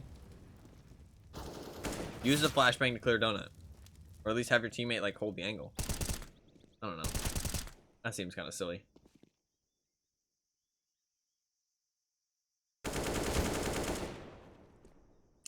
But I'm talking out my ass, because I'm just Ty. I'm not a pro CS player. I'm a pro brej eater, though. You want to know how to eat brej? Trust me, I got those tips. I like to fold my brej so I can eat it faster. Show us? No, fuck off. Fuck off. Nobody enjoys watching people eat, except, I mean, some people do, but that's kind of weird. But like, some people don't mind it, but nobody enjoys it. Like, it's just not like, if you could choose, you would always choose no, I feel like, unless you're interested in the food that they're eating.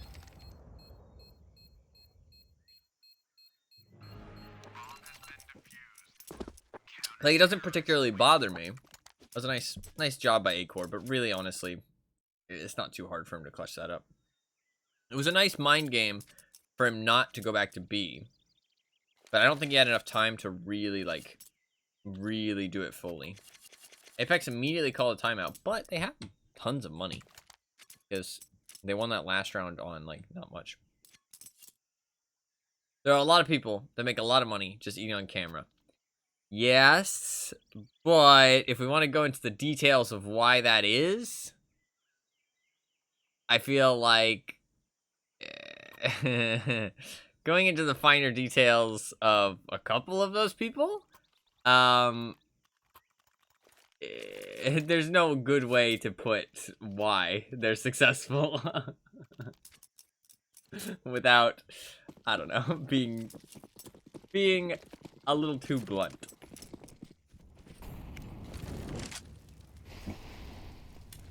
Try. No, I'm good. I'm good. I'm good. I'm good. If I speak, I will be in big trouble. Yeah, exactly. What is that from, actually? Or are you just quoting? Are you just making up a quote? Is that from something? I feel like it's from something. Another buy round though, because Apex does have quite a lot of money. They did call a timeout too. I'm interested to see what they do here. This looks like a straight A take. Gamer Legion playing quite passive. I'll link it in memes. Okay, yeah. I thought it was from something. Gamer Legion being quite passive. So they don't get enough info that they're going A until the bomb's already down. Excuse me. Sorry. Very rude. But I drink, when I drink soda, I drink too fast. There's too much carbonation.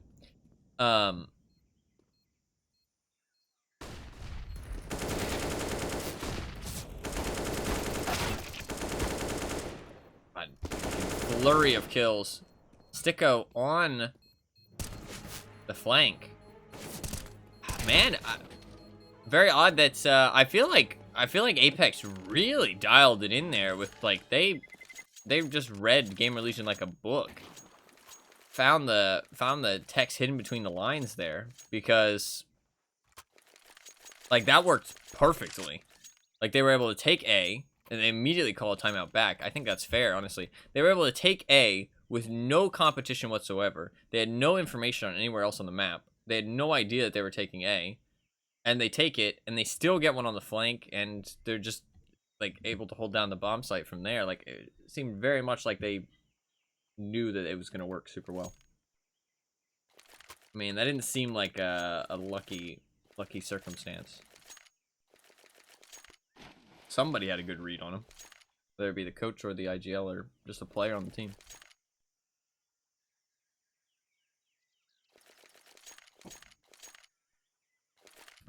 I will quickly check the memes. Oh, I've seen this before. I don't remember what it's about, but I've seen it before. Yeah. I'll watch it at some point. Okay, I do want to eat my bridge. I'm going to do that. And that.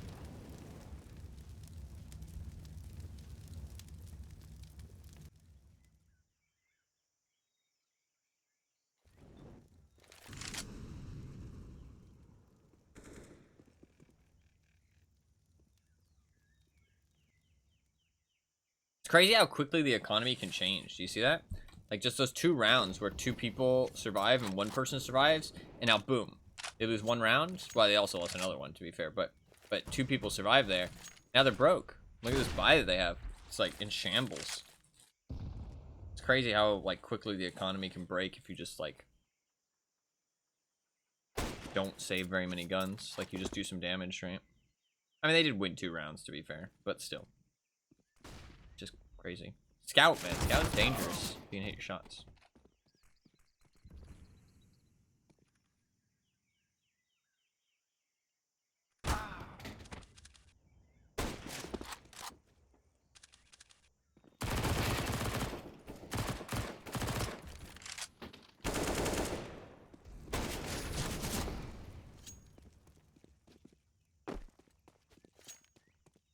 That guy looks like he's on a lot of energy drinks.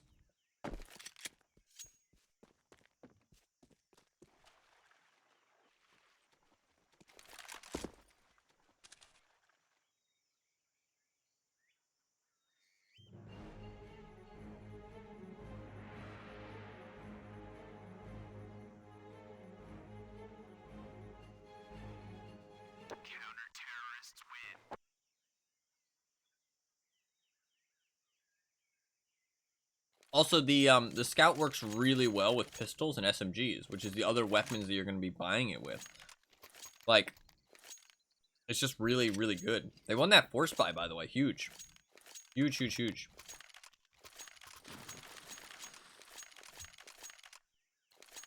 For Gamer Legion.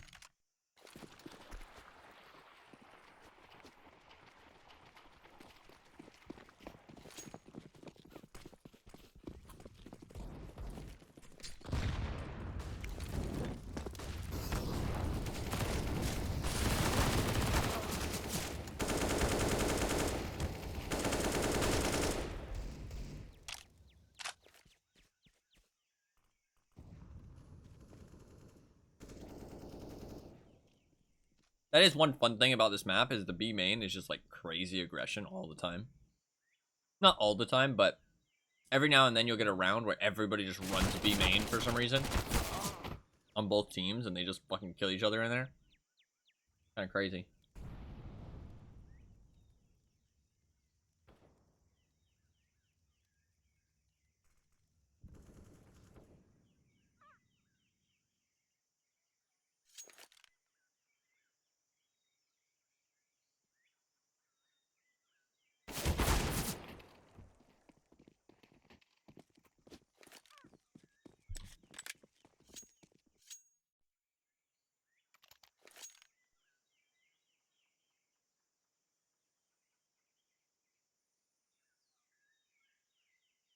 I don't really agree with that last buy.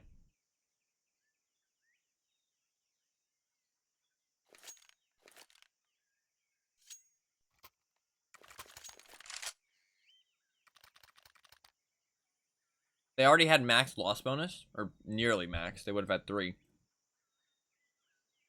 The CT economy, I guess they didn't know that that was like a force buy. Well, if it was a force buy, then it's even better, right? I don't know. Like, I don't know why you buy there instead of just saving your money. Because now they have to save this round. It's like the opposite of the double save strategy. You know what I mean? That was like a bad double save. Because they could have been buying on this round instead. Because they already had tons of loss bonus. All they had to do was save last round. And they honestly didn't have to save very much either. They already had 3-round loss bonus.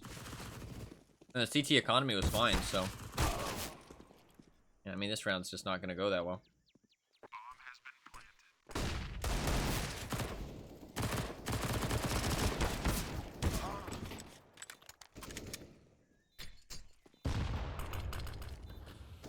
Not doing too bad, though. Spoke too soon.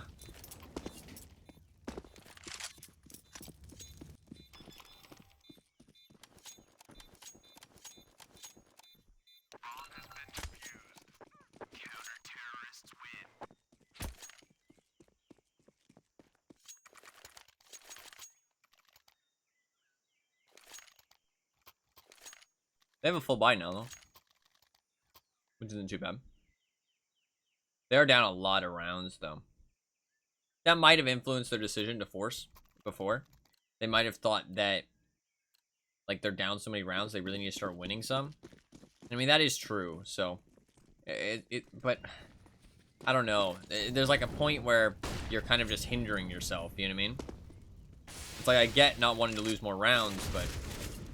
At one point, you're just hindering yourself, and it's kind of just not for the best.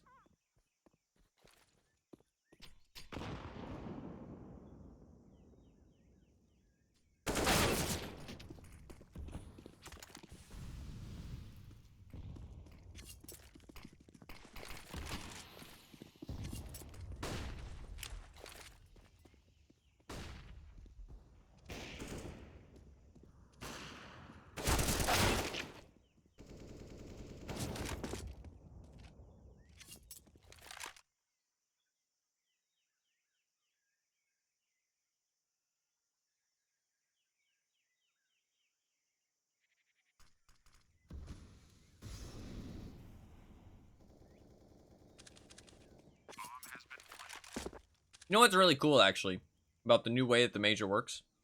Is that there's a lot of teams that get in, right? Because now there's 24 teams, right? But it's 8, 8, 8. Yeah, so 24. There's now 24 teams that actually get into the major. They do have to go through this extra challenger stage, but you get a lot of players that you haven't really heard of before. And it gives them the chance to prove themselves, show themselves against really, like, top-tier competition, and even make it to a massive stage, you know what I mean? And some really good players have been found because of that kind of thing, you know what I mean? So, people hate seeing these no-name teams make it to the playoffs and stuff. I mean, I literally just saw on HLTV, after J2 got eliminated, somebody posting, oh, major's fucking ruined again. You know what I mean? Another major ruined. You know what I mean? It's like, shut the fuck up, bro. Like, just shut the fuck up. Like, you're so fucking dumb. Like, you're so fucking dumb. It's like, what are you talking about? What are you talking about? So stupid. You get to watch good Counter-Strike. Who the fuck cares? You know what I mean? It's like, it's just fanboys being angry. It's just stupid because, like, they're downplaying these fair of their G2 fan. Oh, yeah, but they're downplaying these people's achievements, though. I mean, like, Fnatic played well in that match. Like, I mean, so did G2, but they didn't win. You know what I mean? They won fair and square. They deserve to be there more than G2 does. Who the fuck cares? Like, that's end of story, period. There's nothing else to talk about. They won. End of story. If G2 wanted to stay, they should have won.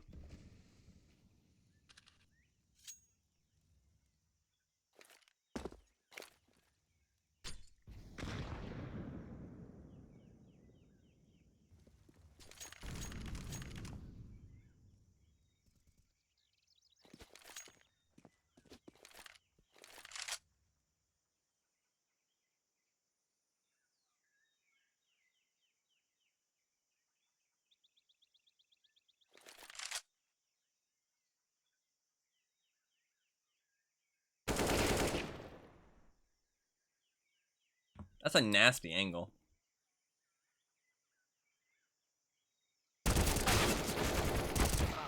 Nice team peek there.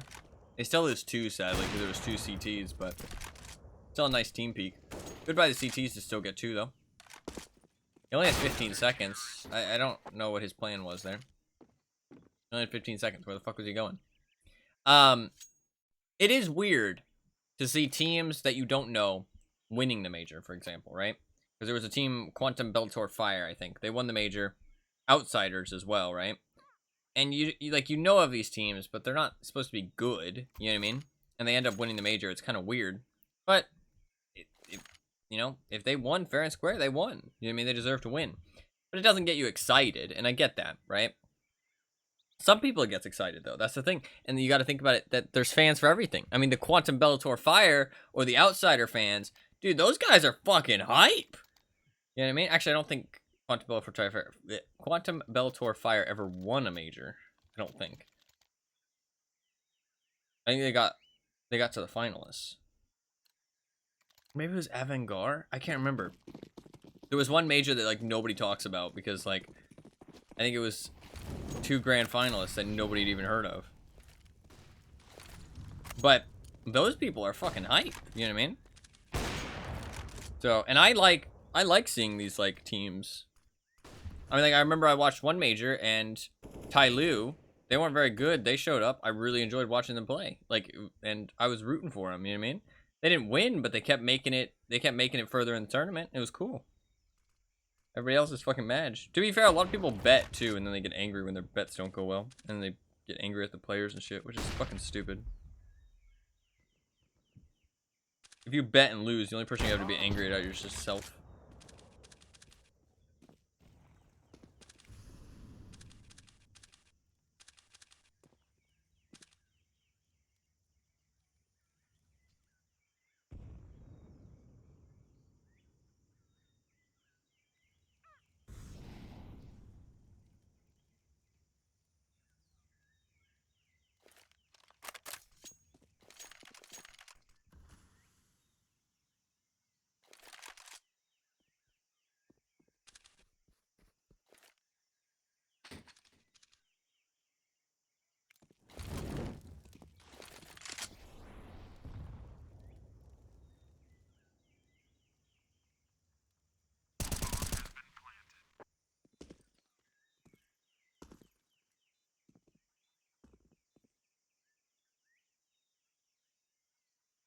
Did you see the way he looked at that plant underneath him? That's kind of funny.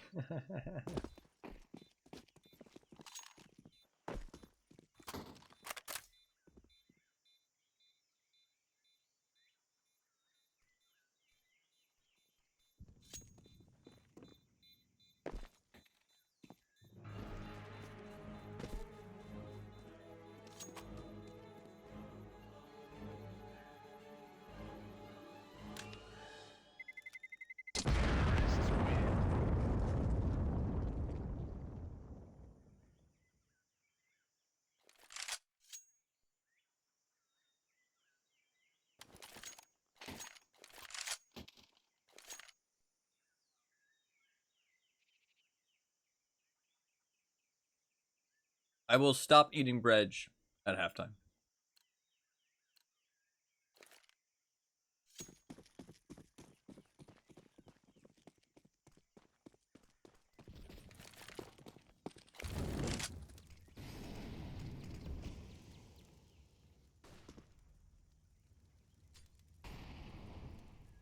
What the fuck is that angle? That's crazy. I've never seen anybody use that.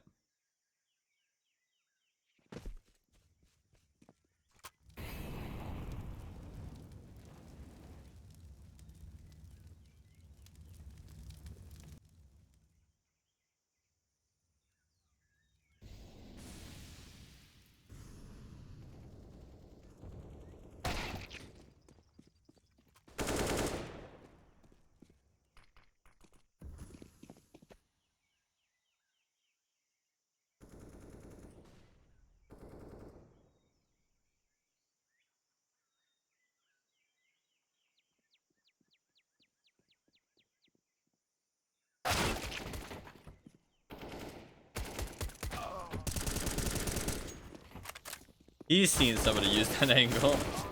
Because he was ready for it. He has definitely seen somebody use that angle.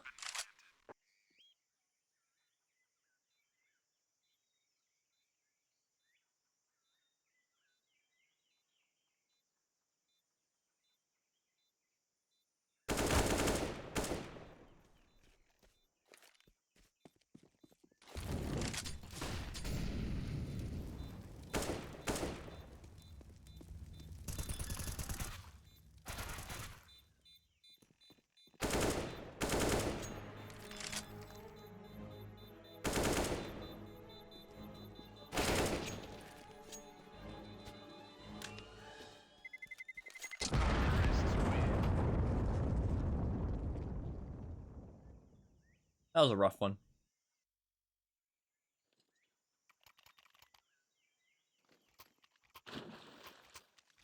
Like, I mean, he didn't play that too bad. The only thing that was wrong, I mean, everything he did was perfectly fine. Although I think when he shot, that was kind of bad. He shot after he tapped it towards the end. Because as soon as he shoots there, the terrorist knows he doesn't have to go around the corner. He went around the corner anyways. But as soon as he shoots, he knows he doesn't have to go around the corner. So, then he would have had to tap it again. But to be fair, the timer was already so low, it was really rough, right? The fact he was getting tagged through the wall as well, and he heard the damage noise the first shot he shot, and so he kept shooting, that's pretty rough. I mean, that's good play by the other guy, but it sucks for the guy trying to clutch. But, I mean, it was a good spam in the first place, right? Spamming on top of the bomb. Chances are he's going to be on top of the bomb getting ready to tap it, or, you know, getting ready to defuse it. Also, I mean, that's just, like, kind of a common place to walk, so it makes sense. So, it was just good play by the guy inside cave. Although he did go around the corner when he didn't need to, but the timer was so low that, you know, tensions are high, so it happens. I mean, nobody plays those clutches perfectly. We're all human.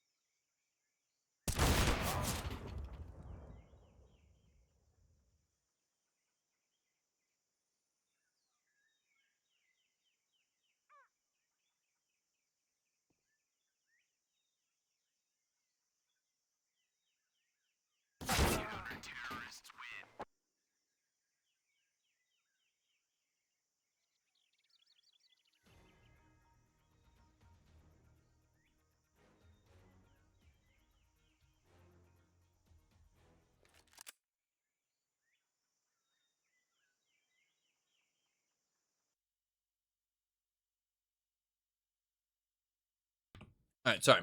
I wanted to finish chewing before I said anything. I'm done eating for now. I'm okay. I just need to start shoveling it in. Yeah. Listen, I like bread. I wanted to look at these team stats while they are on a what you call it, a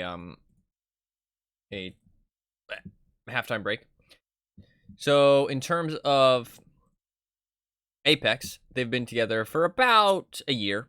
But they do have a new player of Kixon. He's only been around for 4 months. They do have Cuban as their coach, which I do think he's pretty well known. So I think he's pretty well known. But I don't know from where. It might have been the old Virtus Pro teams. What it's from?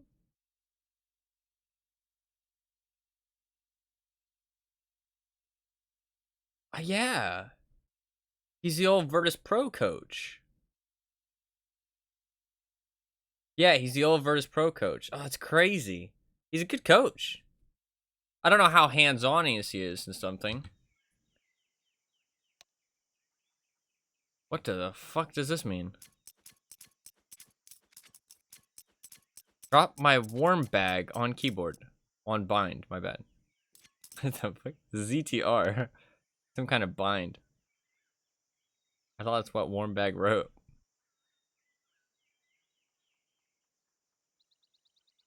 Warm bag is like the thing you put between your hands, right? To warm up your hands.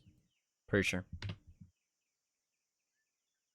that's what he's talking about. So yeah, this team's been together for about a year, but Kixon is a new player.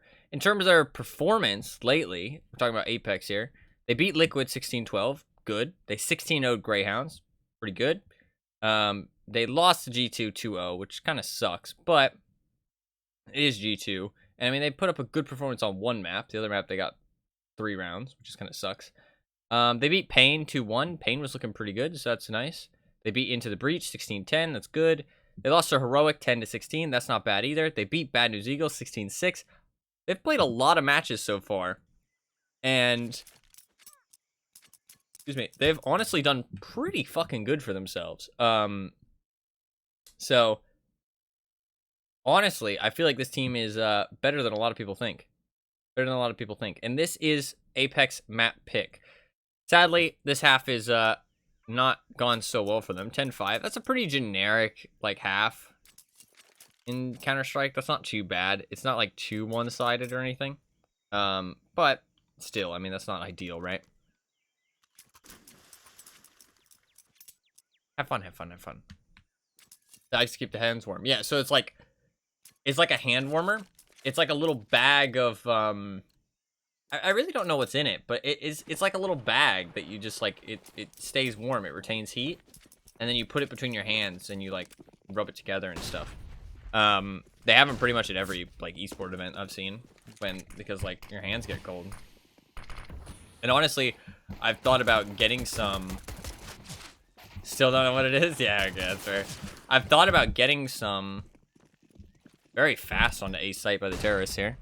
Oh my god, the CTs are just going through. What the fuck? Trying to catch them out while they're planting the bomb. IM is sitting back here at the box, though, playing very defensive. They do have the raid boss. Oh, very nice shot by IM, though. This is really tough for him now. He doesn't have a defuse kit. The other player's not going temple. He doesn't know where the other player is. Yeah, that's really rough for him. Well played by Gamer Legion, honestly. I've thought about getting some for myself, just in general, because I have poor blood circulation and my hands get really cold to the point where they, like, hurt. Like, physically hurt. So, when it's cold out, I've thought about actually getting one for myself. I don't know how expensive they are. But just some kind of hand warmer, like reusable hand warmer that just, like, you can just keep around.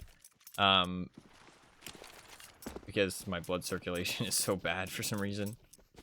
My dad also had bad blood circulation, so I think it just runs. It's just like genetic, sadly.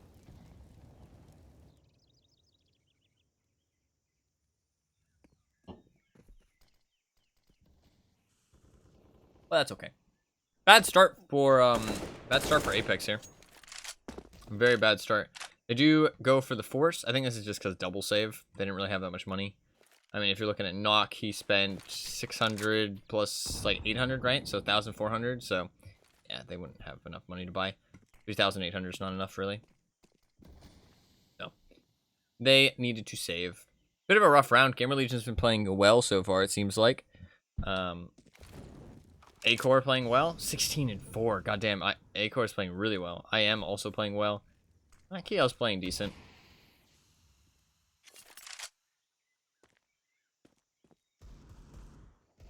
Nobody on Apex playing that well, honestly. Jacob playing really bad. That's sad to see from somebody who's got so much experience. I mean, he's been around since like OG days, dude. He's been around a long time. Well, not OG days. He's been around since like 2016.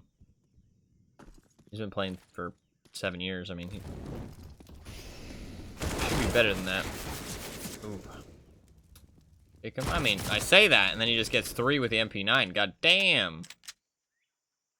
Okay. He's like, alright, motherfucker, you want to talk shit? I'll show you where it's at. He has to clear him out. Oh, he almost gets 4 with the MP9 as well. Pretty much sets his team up to win this round. I mean, they do decently well for themselves with the Deagles as well, but good job by Jacob. I mean, that's a round win and an absolute economy decimation for Gamer Legion, which is really bad. So that puts him back in the running for sure. So that's a big deal. So I literally called him out and then immediately does something pretty impactful. So MP9, man. It's crazy how meta it is now. You see it all the fucking time. Kickson going with the Mac 10. Bit of a weird gun to keep on a buy round. Obviously, the enemy team isn't really buying, they're forcing, but still, I don't know. Mac 10 doesn't quite do what the MP9 does, I feel like. It's like the same weapon, but just worse. But cheaper.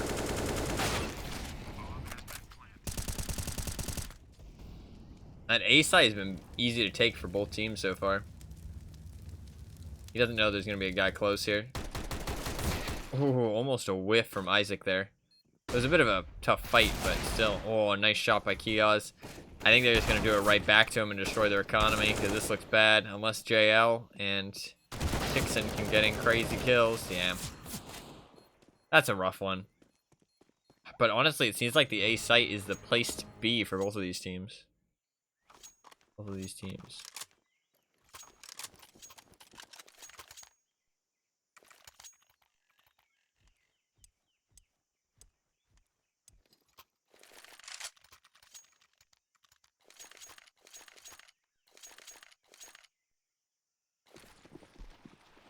Interesting.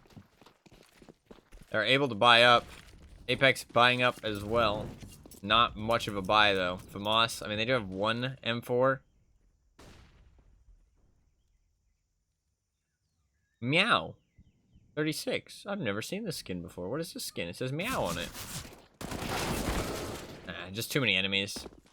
Sucks that Jacob doesn't get one, because then at least they go 2 for 2, but without them going 2 for 2 and them taking A site, this round's probably over. I mean, Knock did get 2 tags, but I think that's pretty much it. Ooh, JL though. JL! He gets 2. He's all alone here. IM is all alone. Suhi is coming through a main though. He does get here in time. The CTs can't really push. They're just going to play it chill. Try and catch him out. Kickson is in a really awkward position to dig out though. They do have a nade. They're going to smoke off CT. He's going to be all alone. He's going to have to go crazy here. Oh, he catches him off guard. Oh, that's a rough camera switch as well. Man, they were both one-shottable by the scout. Man, we didn't get to see either perspective. It's on a FAMAS, doesn't really matter. True. Yeah, the FAMAS is so rarely used. It's just not a good gun. It's like the MP9, it's like, you have to think about it. There's a very small margin of money where you actually buy an FAMAS, right? Because M4 is 2,900. MP9 is 1,250. So, like, there's this small, like, 750 both ways gap where you might buy a FAMAS. But the thing is, it's not like that because this is a full eco, so I don't mind talking over this. if you have 1,750, you're just gonna buy an MP9 with nades, right? You're not gonna save for a FAMAS. And if you do save, it's for an M4 anyways. You know what I mean? So it's like, the only time you actually buy a FAMAS is when you can't afford an M4. So it's like when you have like maybe like $3,200 worth of spending money on guns and nades, you'll think about a FAMAS if the nades are that important. If you have about like 2,700, maybe a FAMAS. You know what I mean? It's like the 750 like margin of error, but it's not actually the way I put it. The way I put it is wrong. But I'm tired, so give me a break. But it's like above the FAMAS price, obviously. But it's not like just above the FAMAS price, because the FAMAS isn't good enough where you're actually gonna buy just a FAMAS. The only reason you're gonna buy a FAMAS is if you can't afford an M4, or you need more nades than the M4 will let you have. But if it's just enough for a FAMAS, you're just gonna buy an MP9. Because the FAMAS isn't that much better. Well, it is that much better. It is a good gun. But you need the nades. And the MP9 is good enough that the nades are worth it. So it's like, I don't know. FAMAS kind of sucks. In short, FAMAS sucks. It's hard to explain, but rarely do you see a FAMAS. You see like one a game, maybe.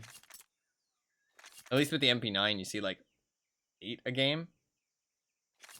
Counter terrorists calling a timeout. This is their buy. It's not a great buy. We do see 5 M4s. We definitely are seeing a lot of M4A1Ss. I do accept that the M4A4 is more viable than I gave it credit for, but I am right that the M4A1S is just better, I feel like, because of how many people use it. So, I'm happy with my assessment of that. But I will admit that it's more viable than I gave it credit for, because I've seen more people using it. That was a nice shot from Kios. My man is a MAC-10 and a Deagle. He's actually styling on him. He's actually, like, fighting him like a gangster. Like, holding both guns sideways. And, like, what the fuck is this, dude? He's just styling on him.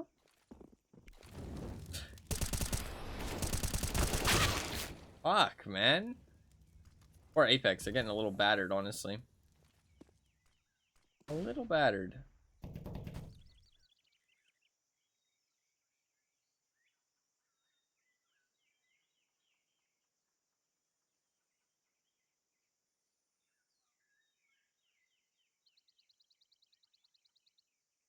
Bowie knife is love. I set on an M4. Yeah, this looks not good for Apex, and this is their map pick. Gamer Legion, man. Kind of showing up. Might just be like a style difference. Oh, that timing.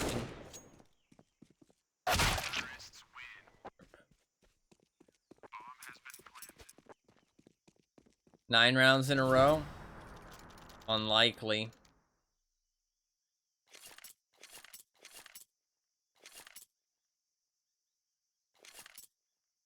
Unlikely. Might be a quick one. Might be a quick one. They have no money. Might be a quick 2-0. We're going to Gamer Legion's map next. God, we're gonna have Gamer Legion and Monty in the fucking playoffs.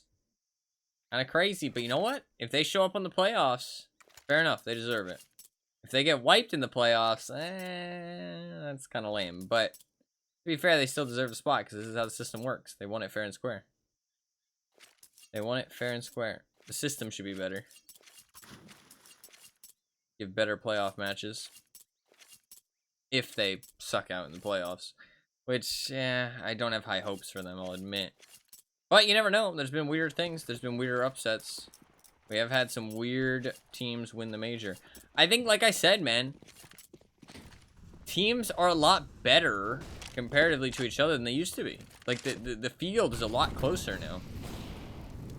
I guess maybe that comes with just, like, more talent being available, right? There's just more good players. Which means that they can, like, every team can have a lot of good players on it. You know what I mean? Like, you don't need to be a top team to have the top players. You can have top players even on a lower level team.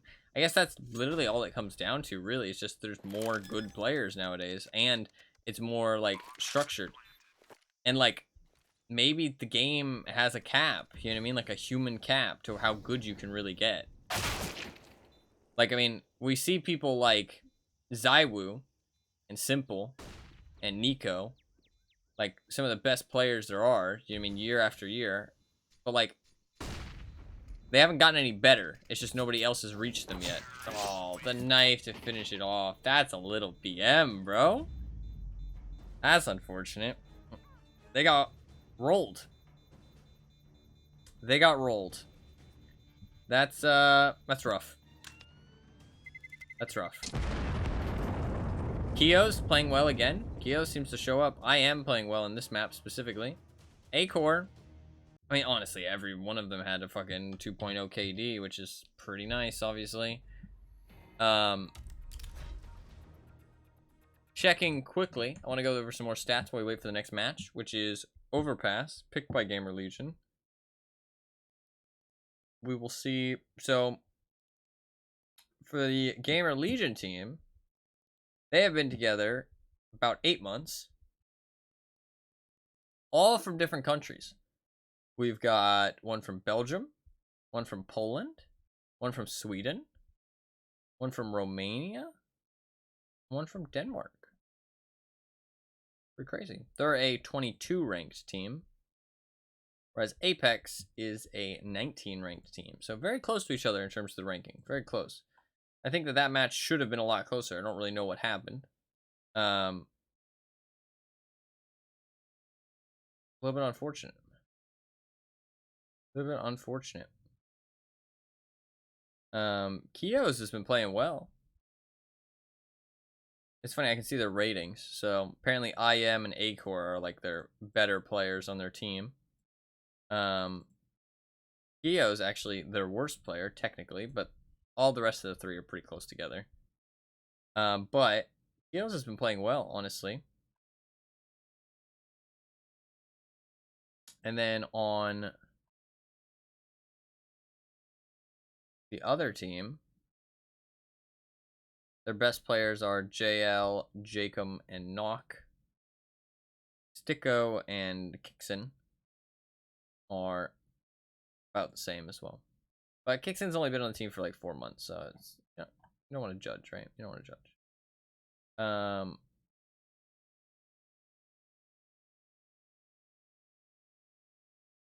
Don't want to judge. What did I want to check? Oh, the recent matches. Yeah, Gamer Legion's recent matches. So Apex, honestly, done pretty well in the recent matches. They've played pretty well. The only match that I really feel like they've done bad in is that one they just played, and one map against G2. That's pretty much the only like games they've played bad in. Gamer Legion, on the other hand, also came from the challenger stage. Also came from the challenger stage. Lost against Complexity. Lost against Mongols. Beat Mouse, though, which isn't that impressive. They should beat Mouse. Lost against Mongols and Complexity. That's pretty rough. They shouldn't really be losing against those guys. 2-1 versus OG. Okay, fair enough. 2-0 Forza. Okay, that's a good result. 10-16 versus Navi. Fair enough. They beat 9 closely, but they still beat them. Okay. And they beat Fnatic. That's a good result. So a bit of a mixed bag, honestly. Bit of a mixed bag. They bit here nor there. They've definitely like survived on the skin of their teeth. They barely made it through the challenger stage. And I mean, this one they're 2-1 right now, so they're not going home after this one because they beat Fnatic and 9. But we'll see what happens after, right?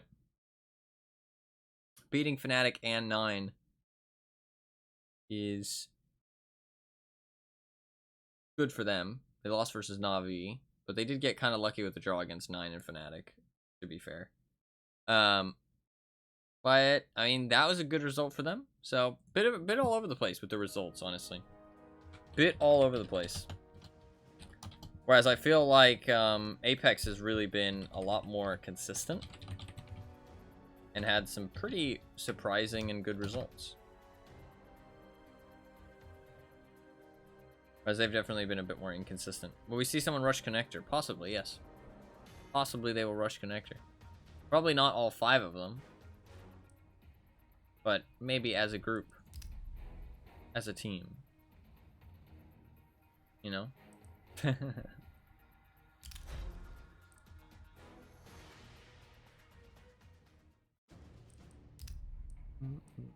We do gotta wait though. Unless it's on the...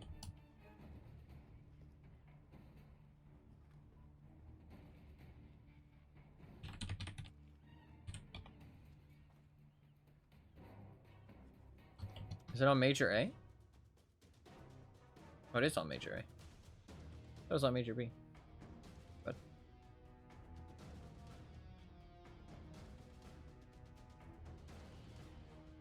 Oh, wait. What? No. I'm not Anubis.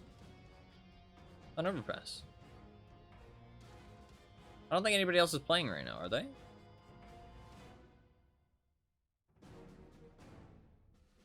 I don't think anybody else is playing right now. Is this server just left up on accident? Oh, you guys can't see. Oh yeah, the server just left up on accident.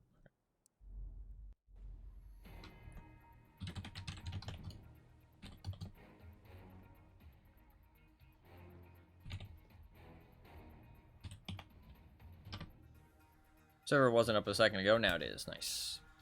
Nice. Honestly, I'm like one of the 12 people watching on GoTV. You guys are getting exclusive content. Okay? Exclusive content. Exclusive content that is just basically worse content that is broadcasted somewhere else. But it's still exclusive. It's exclusively worse, but it's exclusive. So you guys, I mean, I'm just saying, you know, I mean, I'm just saying, I'm just a good streamer, man. Just a good streamer. What can I say?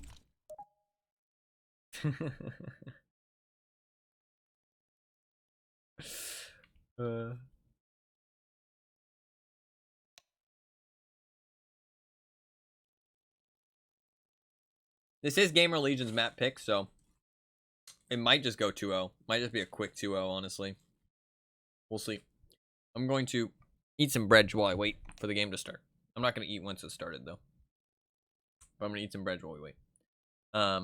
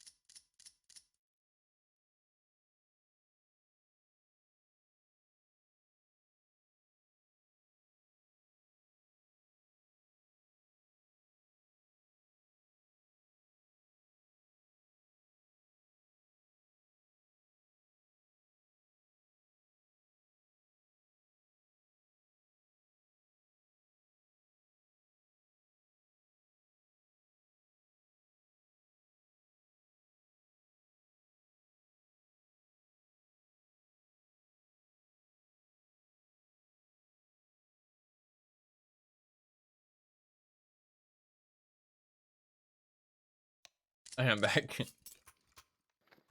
I am back. We're starting. Have fun, have fun, have fun. Lots of have funs. Ooh, they get some have funs back. They get some have funs back. We do have one raid boss. Is this Gamer Legion's map? While you were gone, there was some crazy shit happening? Oh, really? That's crazy. That's crazy. I wonder what it was. I think chat is haunted now. Oh, okay. Well, hopefully it's by a friendly friendly ghost. Very aggressive peek. I refuse to open the bread box. Very aggressive peek. Oh, that smoke grenade. If he gets Isaac there, it's really interesting. But because he doesn't get Isaac there, it's not as interesting. But they weren't close enough to hear that. He tried to fake it out, but they weren't close enough to hear it. IM does grab the dualies, but they have knowledge on where he is now. Does he actually go back? Looks like he's actually going back.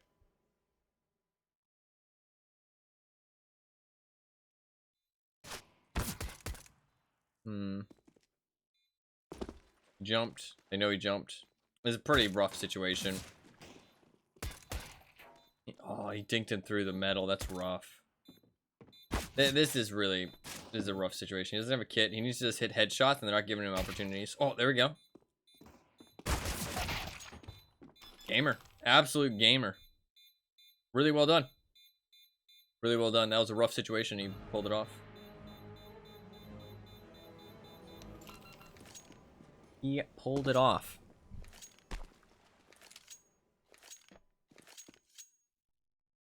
Cleasy. Very cleasy. Look at the money, though. The terrorists have almost as much money as some of the CTs. That's insane. Like, actually, some of them do have as much money as the CTs. It's literally like the same money-wise. He bought an op. First round. This could be huge. But if he dies with it, it's less than huge. It's really bad. Well, it's huge for the enemy team. What is that MP9 skin? I can't tell if I love it or hate it. It's like kind of fucking ugly, but it's also kind of cool looking. Looks like somebody dropped it in the mud.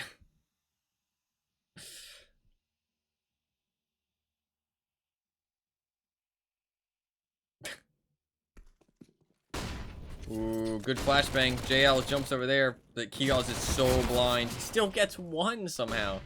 None of his teammates were really able to help him. They were all blind as well. They're pushing in. Jacob is so out in the open there. Oof, yeah. I would just save the op. You don't want to give that to him. Dude, they know you have an op now. They're hunting. There's no way they let you get away with that for free. Knowing you have an op, they're going to hunt that shit. Isaac is already towards long, which is crazy. Just speedy as fuck. IM is going towards bathrooms. They're going to try and pincer him as much as they can. Once they know he's not going for it, the other people are going to push as well. Everybody's going to mobilize. Look, both T's on site are pushing up connector right now.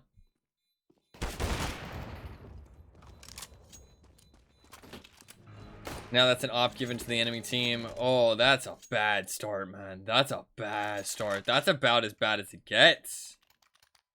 Like, it doesn't get worse than that. CT side, win pistol round, lose second round, and give an op to the enemy team. Holy fuck. That honestly, if you told somebody pick the worst start possible, they genuinely would say that. Like, that, it doesn't get much worse than that. I don't honestly know how it can get much worse. I mean, you can give over some rifles as well, but not really, because then you won't be given the op, because you don't have some money, and they have all the rifles that they need. And losing second round? Call a timeout, yeah. Losing second round is honestly worse than losing the pistol. Like, because you get all the economy, and then it all gets taken away. Like, it's actually better to win second round than it is to actually to win the pistol.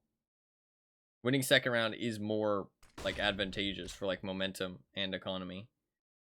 Like, yeah, you lose a round, but it gives you such a good start into the game. Like, this looks bad. Gamer Legion's map pick. They played well last match. Last map. They already have 1-0 on them. And they get a start like this. It's a heavy hill to climb. Knock is trying, though. 2. I swear this guy has drank some Monster Energy drinks already today. My man is jittery as fuck. He was jittery in the last match, too. It might just be how he plays, though. He's so jittery, though. Nothing wrong with that, to be fair.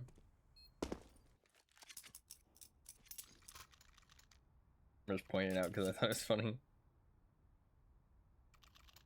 Oh, man, that's a rough one. They forced last round because it would have been a double save, so it doesn't really do any damage to their economy. So now this is going to be a full save, and the next round will be a bye. If they win next round, then okay, we have something. We're talking. You know what I mean? Now we can talk about something. Problem is, next round, they're not going to have an op, and the enemy team will. And, I mean, to be fair, they didn't do bad. Killing 2 players there means they don't build up the economy as much as they could. So, it's not the end of the world.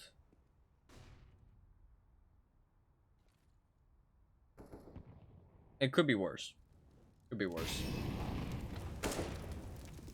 Jacob fucking slides out of there like a slippery eel. Does got a dink onto IM. They trade over the op to him. Looks like they're going B.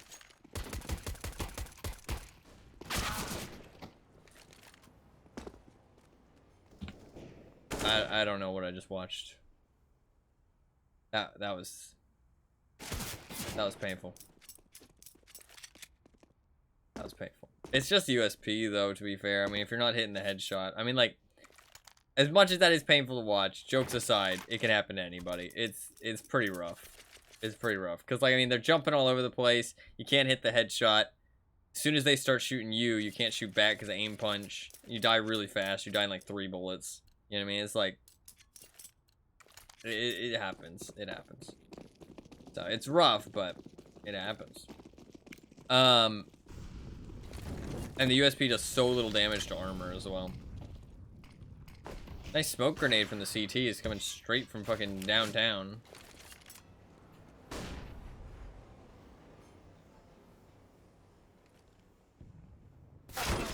Oof.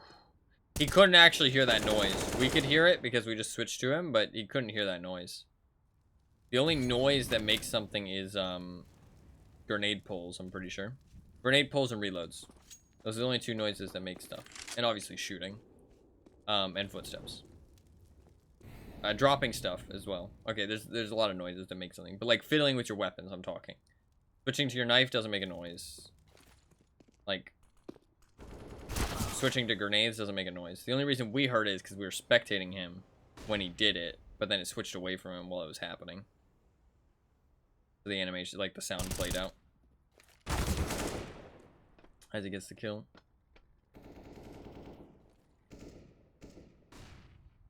It's still 3v3. It's still pretty even. Acor has the op though. Ooh, he tries to hit that shot. Doesn't hit it, but that's okay. Oh, that's why they have all those different pictures with all the different flags. It's because it's they're all 5 from different nations. That's pretty cool. I like that. They all have their own little flag. That's sick, actually. That's really cool. That's cool that the org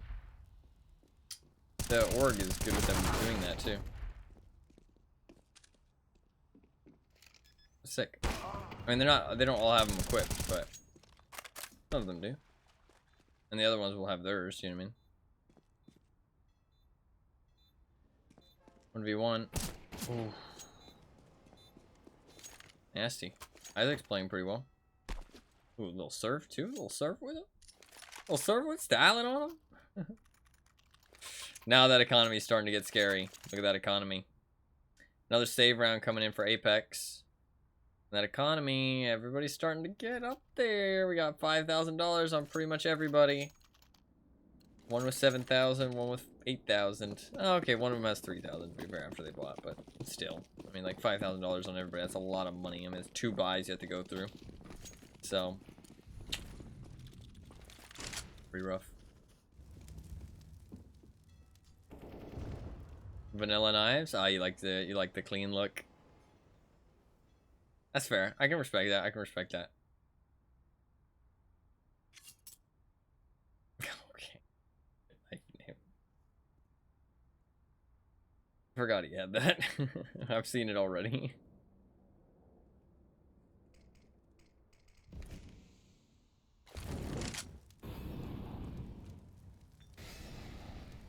Did you have a boost set up? Got stacked 4 towards B. They're taking long control though. That's the smart thing to do. When you got the better weapons, you got the better range. Take the long control. Problem is that it's predictable. Ooh, he sees his weapon. Oof, nice shots. Nice shots. Bobby Blaze. It's so funny seeing all their names, other weapons. I don't know what that means, the name of his gun, but... That spot doesn't work against good players. I'm never gonna sit there. That spot doesn't work against better players. Like, ooh, gets the bomb planter. That makes things interesting. Yeah, they get him out though. Oof, nice shot by Isaac. Isaac seems to be playing well. Feeling it. Oh. Isaac, man. My man is gaming. The Arsis knife does look nice. Vanilla. I will agree with that. Looks pretty nice, vanilla.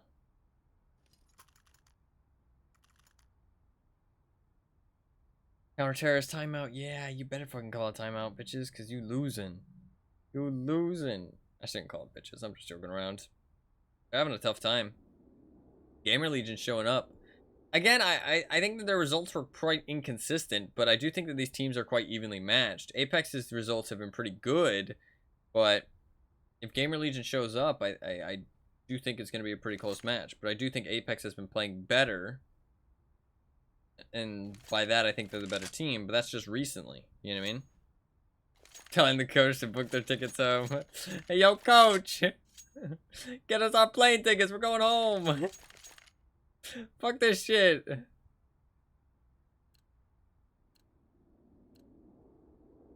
Yeah, it's pretty rough. Pretty rough.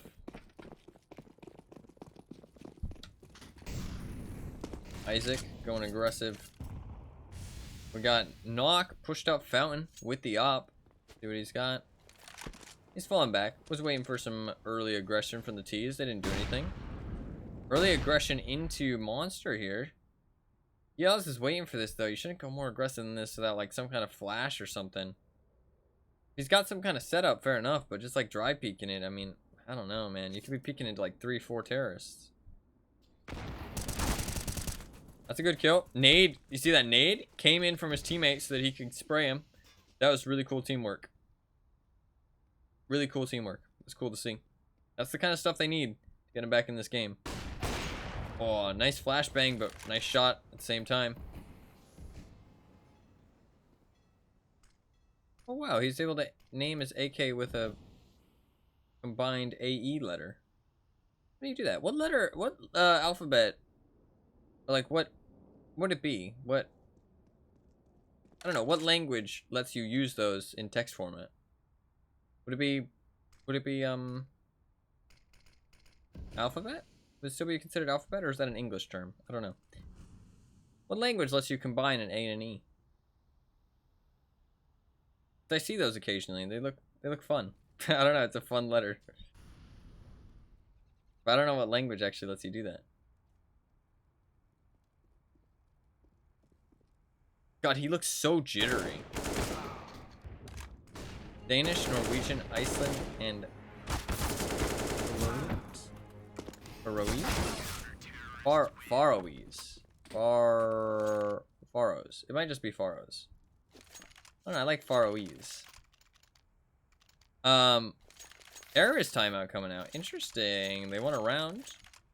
Terrorist timeout coming out. Interesting, interesting. They're cool letters. They are cool letters. The A and the E combined.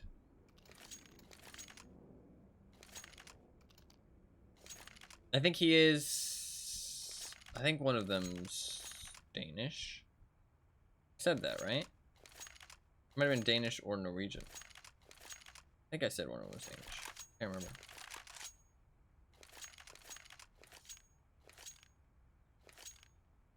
Cannot remember. I actually, you see that can? You see that suppressor on the end of that guy's M4?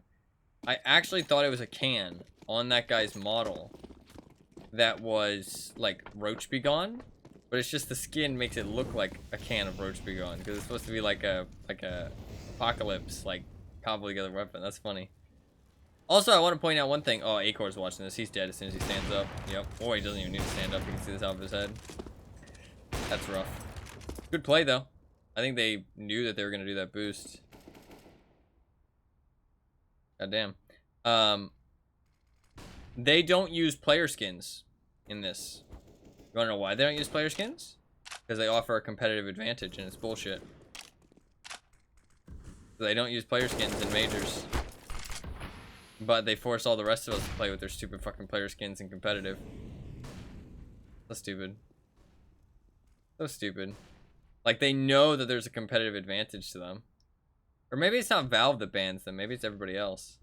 Maybe all the other tournament organizers ban them. But Valve doesn't require you to use them. I'm pretty sure Valve probably requires you to show skins in your gameplay. Like, of majors and stuff. Because it's marketing. You know what I mean? Every skin they have is marketing that skin, right? Ooh. Nice shots by Isaac there. Isaac is on fire right now.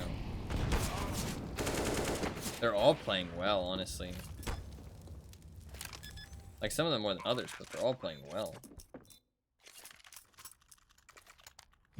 They still have money to buy. It's gonna be a bit of a rough buy on a couple of them.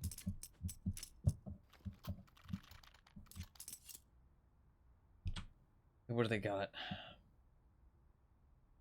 Isaac's 10-4, 8-3. I mean, we've just started, but doesn't this match feel like it's gone on a while already?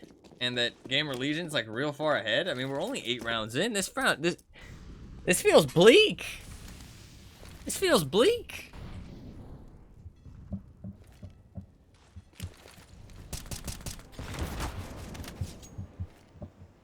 I don't know, man.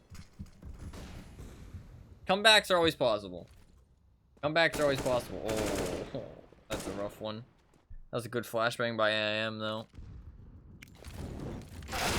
Oh, that was a good kill, though. See, Jacob could hear him pull out the Molotov and light the fuse there. Molotovs are very loud. Because you pull out a lighter and you light the cloth. But, so...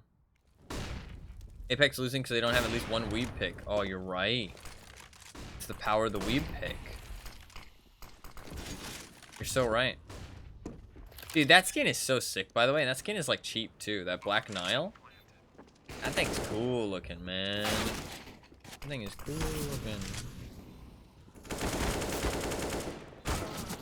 Double spray down by IM. Dude, that guy is on some Monster Energy drinks for sure. He's so jittery. It's like he can't hold his aim still. He got away. Oh, and then he jumps up. That was really interesting. He didn't have his... He didn't have his aim in the right spot, but to be fair, I guess he didn't know where the guy was, right? That was a really nice 1v2, though. Man. Apex is not even winning the clutches. That's not good, man. JL is 1-9. That's rough. My bro ain't having a good time.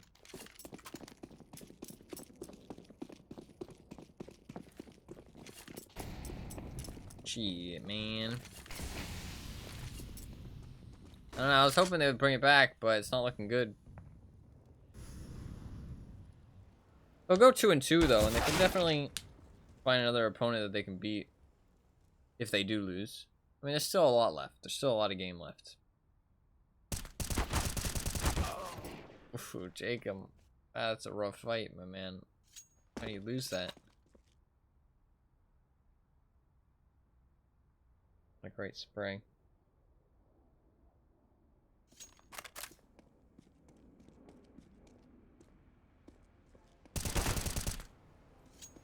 Nice kill. Ooh, that's a nice double peek. It is 1 for 1, but it's not the end of the world, honestly. He's gonna go A, but Knock is just... Knock is actually gaming. Knock is like, hey, yo, coach. I don't want no ticket. I'm staying. Everybody else is like, what the fuck? Bitch, we trying to go home.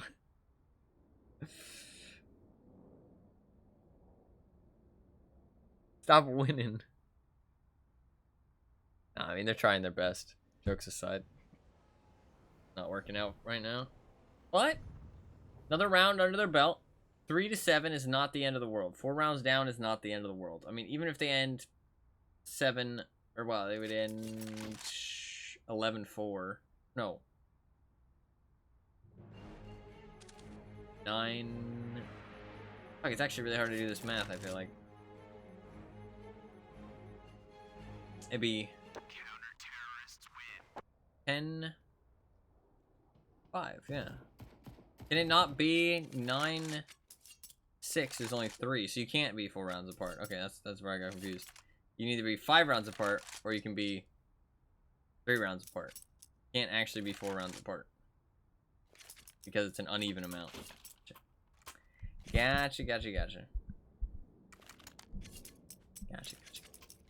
So even if they end 10-5, it's not the end of the world. It's not the end of the world. They are on the easier side, but it's not the end of the world. They're calling a timeout, by the way, after every round they lose, which is interesting. It's not it's not specifically bad what they're doing. Like, it's not like they're doing anything bad with that. It's just, it's interesting because it's like, well, what are they talking about? You know what I mean? What do they think needs to be worked on?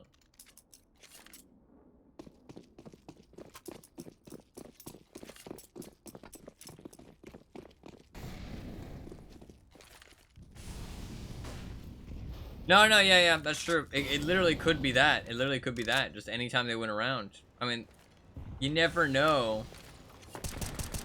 You never know what these timeouts are for. It's just speculation. I mean, it literally could just be them saying, hey, let's just call a timeout when they win and just calm it down. You know what I mean? Just relax a little bit. You know what I mean? Stop them from getting too into it. You know what I mean? Too focused. Get in their zone.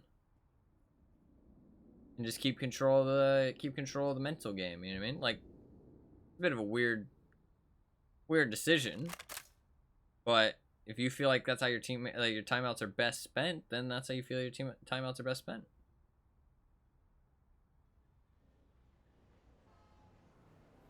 It really depends. And they're your timeouts. Do whatever you want with them. I just like seeing people use the timeouts. Jacob, my man.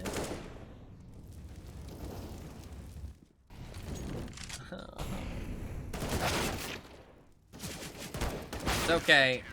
Knock will carry your ass. Bro, what the fuck? Jacob, please. Jacob, please. Your teammates are trying here.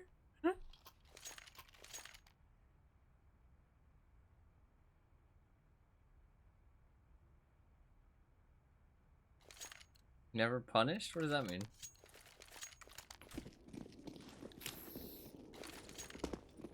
Oh, you're saying like, oh, they don't lose the round because of his whiffs. I think that's what you're saying. Yeah. That's because Nock's there to bail him out. Nock is fucking trying his hardest right now, dude. Like, the rounds, he's only 2-0, right? And we've seen other people go 2-0. But, like, all of those kills have been, like, incredible impact kills. Like, they've been like 3Ks and securing around, like 1v2 clutches. Like, I mean, he's like doing everything right now. They're actually pulling it back somehow right now. They're actually pulling it back, and now they're gonna go 5-7. This is a full save from Gamer Legion. Knock is the opper too, man. He's fucking owning. Just rifling it up. Thank God. That was a nice shot. That was a nice shot, actually. Hopefully Jacob keeps it up. I was hoping he wasn't gonna die to that Glock. I shouldn't hate on him too much, honestly. Couple whiffs back to back. It happens. You know what I mean? It happens. It shouldn't happen, but it does. It does. We're all human. We all be human.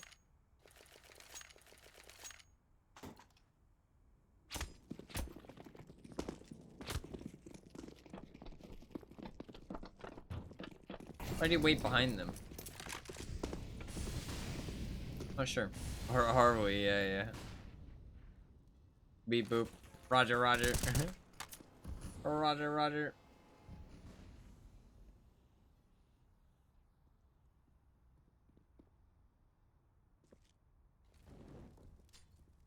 If you think about it, Roger, roger is literally just beep boop. Exterminate.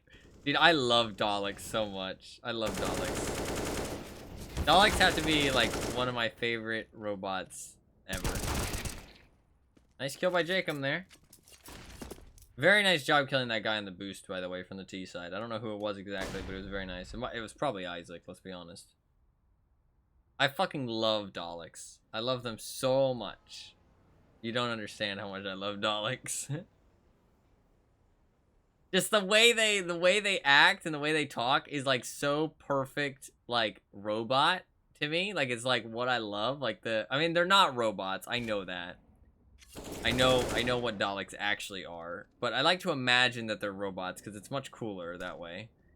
Them. It got in ahead of me. Yeah, yeah. I know they're not robots. It fucking sucks. I wish they were just robots, but what they actually are is fucking lame. Like. But it's not lame what they are, because it is kind of interesting, their character and everything, like everything about them.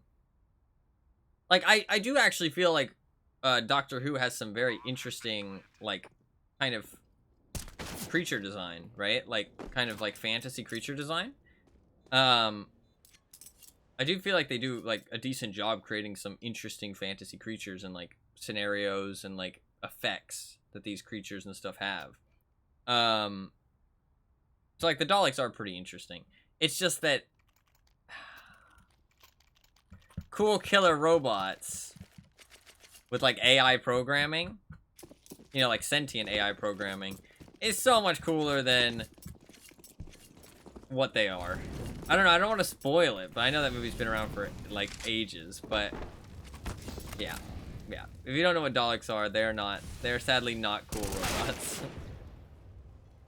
That was a really cool play. It's a real big shame that it didn't work out. That was a really cool play. But that was a good Molotov for them to burn him out a little bit. And they honestly might have heard him coming because of that Molotov. That's actually interesting. Looks like they're definitely committed to a B, but their flashbangs were shit.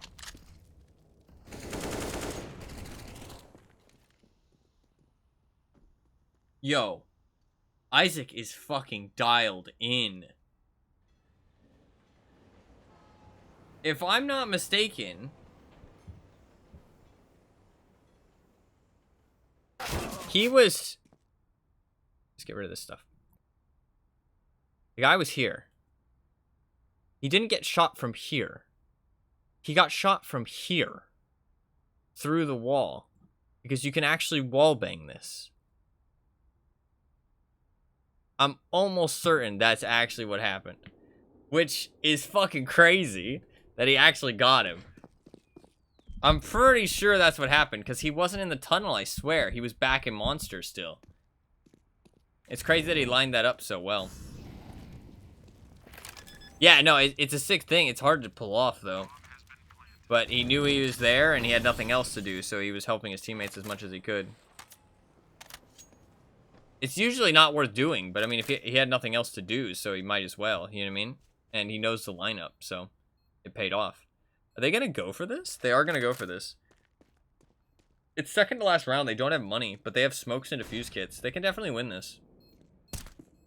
Going for it's a bit rough, but they don't have much time. No, no. Oh, he gets the headshot. Dude, Isaac is nuts. He's just doing everything, man.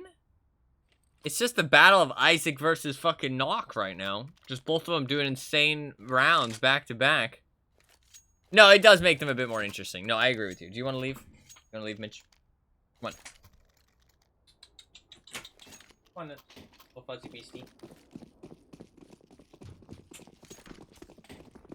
It does make them more interesting. I agree with you. I agree with you. But the thing is that I really like robots. So the fact they're not robots makes me sad.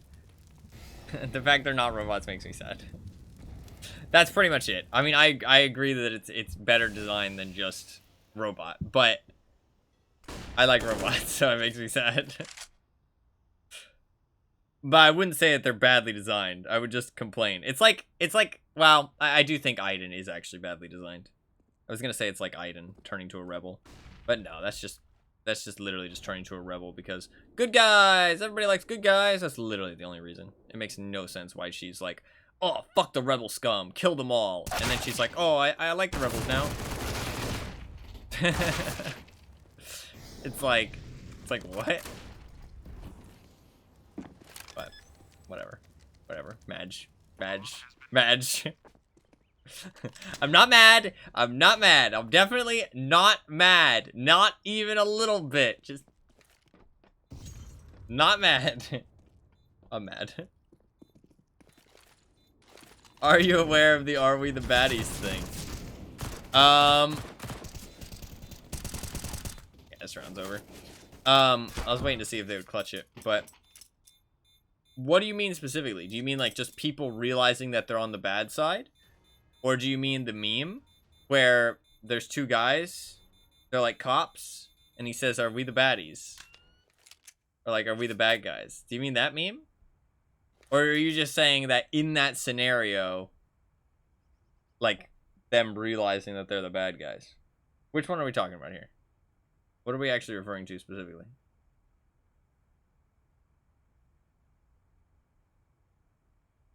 Because, like, I know that she can realize that she's on the side of bad, right? Because it's just everything that she's used to, and then once the Empire crumbles, now she's seeing, you know, her eyes are open because it isn't the only thing she's seen, you know what I mean? And they could stop doing what they're doing, kind of thing. Like, I get that. But it's also such a drastic jump, and it's like, oh yeah, I'm gonna go from literally killing rebel scum and saying that we should crush them and destroy them and stomp out all their hopes and dreams to, oh, I'm gonna hang out with Princess Leia, the leader of the rebellion, yay. You know what I mean? Like, it's like, okay. It's like, what? I mean, like, if it was done in a tasteful way, fair enough. I would hate it, but I would understand. But it's not. It's literally just, oh, we're just rebels now because everybody likes good guys. And we're not going to make a game about bad guys killing and murdering people. But, I don't know. So I didn't realize which fits perfectly for, that's also what the Empire is. Yeah. I don't like to think of them that way, but that is, a lot of people point out that that's the way they're designed. But to be fair, it's not like exactly the same, but there is some resemblance for sure. There's some resemblance for sure. But I wouldn't say they're exactly the same thing. I wouldn't say the Empire are Nazis. I would say they bear some resemblance to Nazis. Yep, okay, dude. Okay, dude. Stop corrupting my movies. They're not Nazis. It's a skit from a British comedy show. I wonder if that's the meme I'm thinking of. It might be, actually. It might be. I think they are British. They might not be cops. They might be Nazis. I can't tell because it doesn't show their whole outfit. It probably is. Yeah. I think so. There's like one guy talking to another guy. He like turns to him and he makes like a face like, are we the bad guys? It is a thing though, like, cause you see, I mean, it makes sense, right? Like, you see like the damage you're doing, you know what I mean? And all it takes is one of those moments, you know what I mean? For your eyes to be open and you just start considering what you're doing and be like, shit, wait a second. You know what I mean? Like, why are we doing this? You know what I mean? Why don't we just not do this? Especially if something happens to the people who are feeding you that information, right? Like the Empire dying, you know what I mean? Or the Emperor dying. It's like, well, wait a second. We don't have to do what he says anymore. Why are we doing this now? You know what I mean? And that's exactly what happens with Aiden, to be fair. I mean, she's like, oh, I don't take orders from dead men. Which, I mean, is fair. But I just want a bad guy game, you know what I mean? Like, why can't we have a bad guy game? Hi, Mum. Hi, Mum. Stripper money. What the fuck are these Glock names? What the fuck? Okay. Is there any other fun Glock names? Oh, raid boss. Oh, that timing. That timing. You gonna wrap back around? Oh, what a nice tap. Knock is just the absolute cold-blooded killer.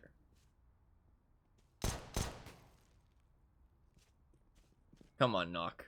Carry these motherfuckers to victory. That flash doesn't get him, but Jacob hits a nice shot. Nice job. Oh, nice flash from Suhi, though. That doesn't really matter. I am, though. Up at the top, shooting down from heaven. Oh my god, what a drive-by. Nice. Man, they rotated fast. It's crazy how good, like, how fast good players get where they're going. Because they have the communication, they have, you know, they have the game sense of where people are. And they know they can get where they're going very fast. It's also, I mean, overpass, but I'm saying, like, overpass plus that, you know what I mean? When you have the game sense and the knowledge, you can make very, very fast rotates. I mean, it felt like just a second ago, Knock was in fucking bathrooms, and then boom, he's on site shooting people, you know what I mean? It's, like, crazy. Crazy.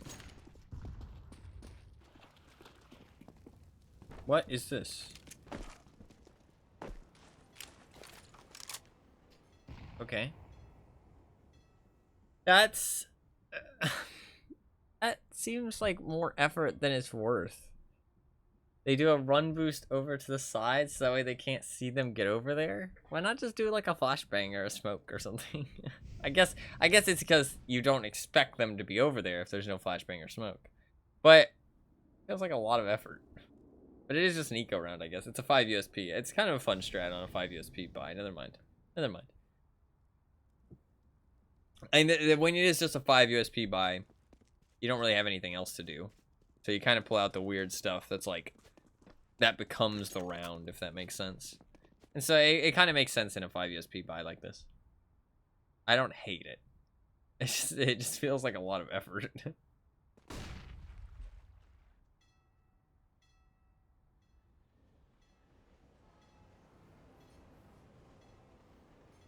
But let's see if it pays off. Yeah. Yeah. I don't know, like, I feel like they're just gonna check it anyways. Because, like they did, like, there's no reason not to just peek over to the right. And it's like, there's the one guy who can, like, hover above. But the thing is that they're gonna see the other two that are not hovering above because only one person can hover above like that. And, like make himself stuck. I don't know. It feels like a bit more of a gimmick type of thing than an actual working strategy. But I like the idea. I like the idea. But I don't know how well that actually works. That guy's Glock. Thank you, Mom. Thank you, Mom. It's a capital T and a lowercase y though, which makes me think it just looks like my name. I just read it as Thai. Thai mum.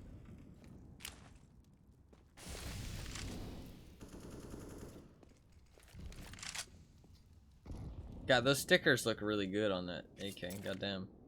Makes the eyes look very gold. Even though they're like a light yellow. God damn, that looks good. That AK is like hundreds of dollars though. And those stickers are like quite a lot each. The stickers are like probably like at least $50 to $100 each. Crazy.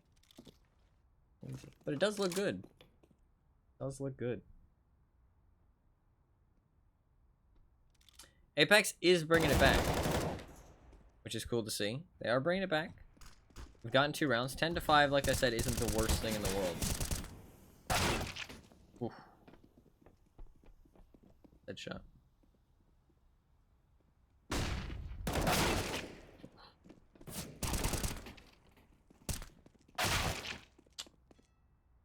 Now what's up? Taking B. 2v2.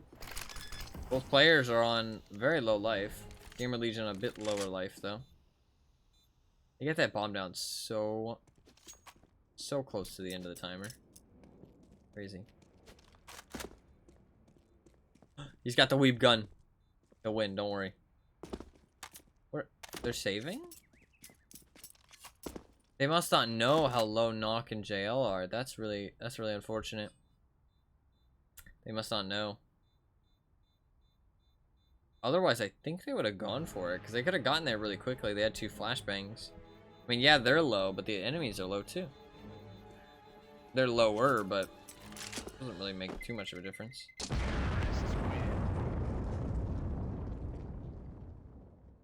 So that's a nice easy round for Apex, though. They will take that, because why not? You know, a nice easy round. Are they gonna buy up with these guns? Because 2 of them could buy more guns, but they'll have very low nades. He did toss his gun over somebody else.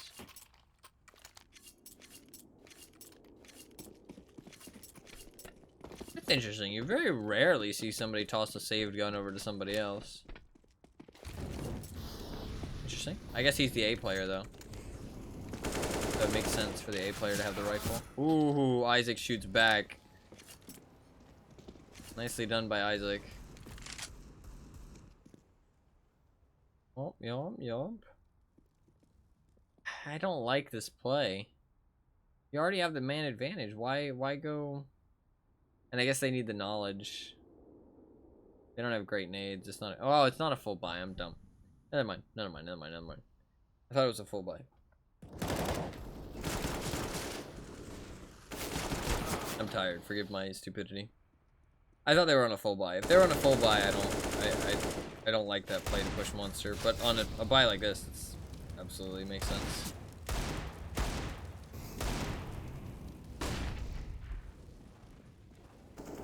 On a full buy, pushing monster like that when you already have the man advantage feels stupid.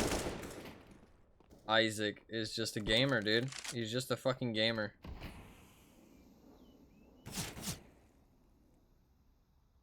Just wins the round by himself. Wicked indeed. Wicked witch from the west, man. Sending Dorothy home. That's what he's fucking doing. Oh, he tried to shoot his toes. This ain't Tarkov. Get out of here. There's timeout. This is only their 2nd timeout. It's funny because Gamer Legion has actually used more timeouts than them. Even though they had that like crazy, they used more timeouts than them in that like streak of 7 rounds they won than they did. So weird. It didn't work either, by the way. So to point out, they called that timeout after that first round. They still won 2 more after it. They didn't break their momentum. They're like, fuck you guys. We're still gonna win. Knock buys an op. What is happening here? Is it just hero op? Does he have enough money but nobody else does? They only have 1 round loss bonus.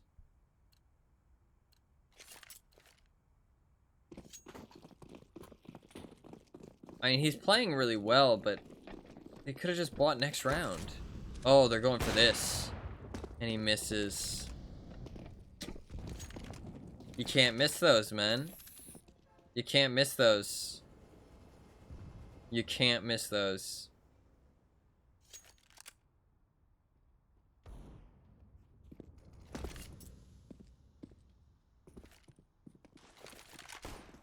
So, for anyone who doesn't play CSGO, that's a triple boost, which is something you can't do very often.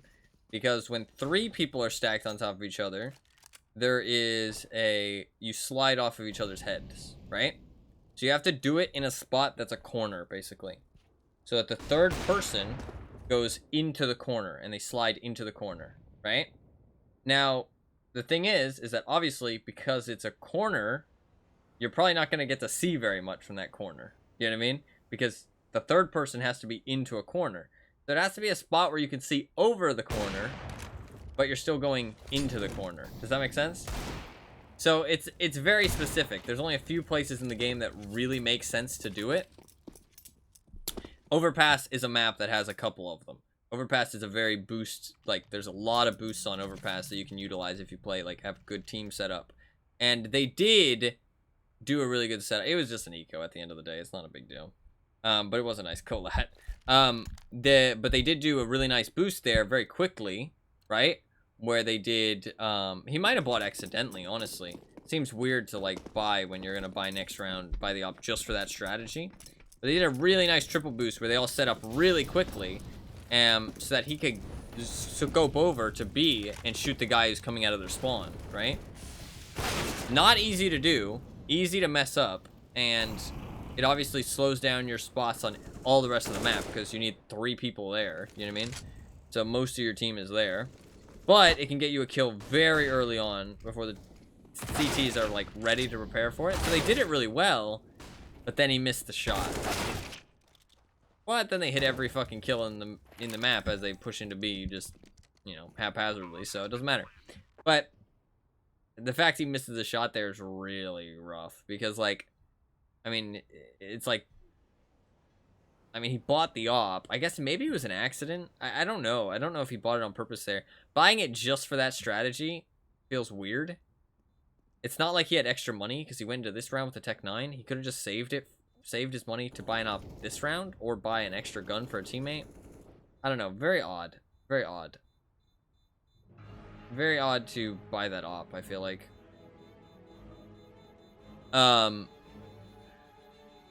It might have been an accident. And then, you know, they talked and they were like, okay, well, fuck, let's not buy up around it. And then somebody was just like, oh, let's do the triple boost. You know what I mean? Like, and that's, like, perfectly fair in that situation. It's a good idea, honestly. Because if he hits the shot, then they might be able to rush B with the pistols they have and stuff and take over B while there's only 1 player on it, or possibly 2. So it does make sense to do it, but I don't think it makes sense to buy the op. But I'm not sure why, if he bought the op on accident or not. Like, there's no way to know, right? But buying it specifically for that strategy is, I don't think, a good idea. But, because it's easy to mess up that strategy. It's not, like, consistent.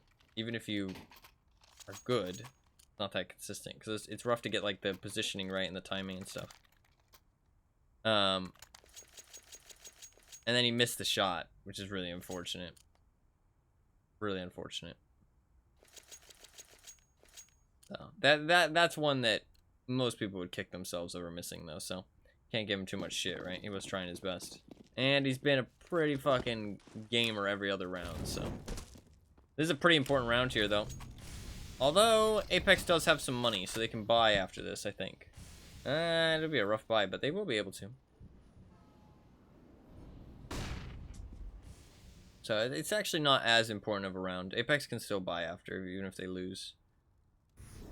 Gamer Legion lose this. They're going to be saving for 1 round. So we'll go to 11, and it'll be very, very close all of a sudden. Apex needs to kick themselves into gear, though, if they want to fucking come back from this.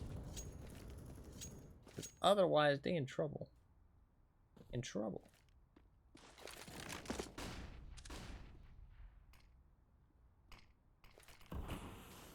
Well, that's a good start. Good start.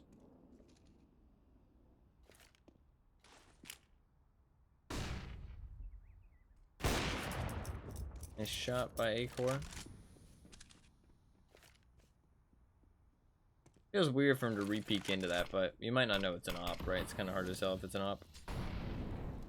Although I do think you can see the like difference in the model from far away, with like how they're holding their gun. But Apex needs to go sticko mode very soon. So you got sticko, you got sicko. There's Nico, and then there's Nico. Who else can we have on a team that has the same name? Imagine a team with both Nikos. Just a save from Apex. I'm not a big fan of the save. But 2 of their guys are going to get enough money to buy, I guess. Apex playing for Apex. Yes.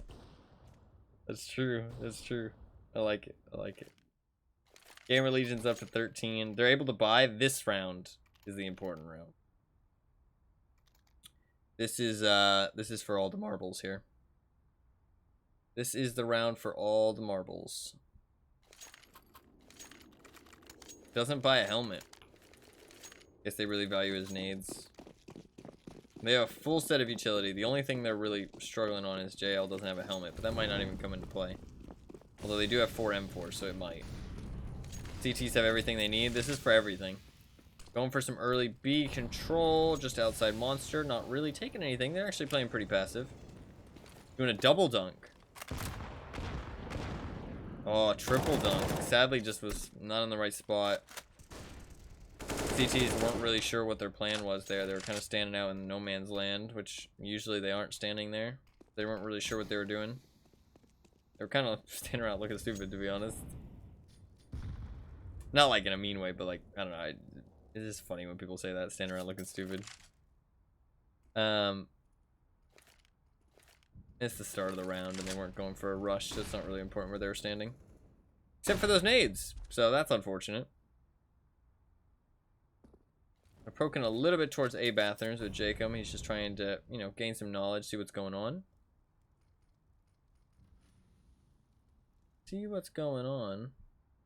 Isn't it crazy how much... padded anti-dunk, triple dunk stats, too. Isn't it crazy how much it looks like these guys can see where the enemies are? Like, isn't it crazy? Like, it really looks like they're walling. You know what I mean? Like, it really does. Like, I'll give it to people. It does. You know what I mean? Those people who call cheats all the time or think all the pros are cheating. It looks like they're walling because they're just that good. Let's try it. Yeah, I think that's GG.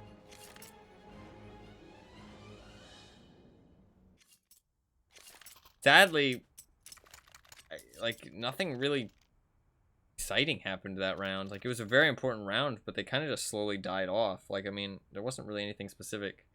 They tried their dunk. That was pretty much the only strat they had, it felt like. And once it didn't do anything, they kind of just flopped over like a fish. It was just like, oh, okay. Let's just wait and see if we get handed a kill or something somewhere. That felt pretty empty and lifeless.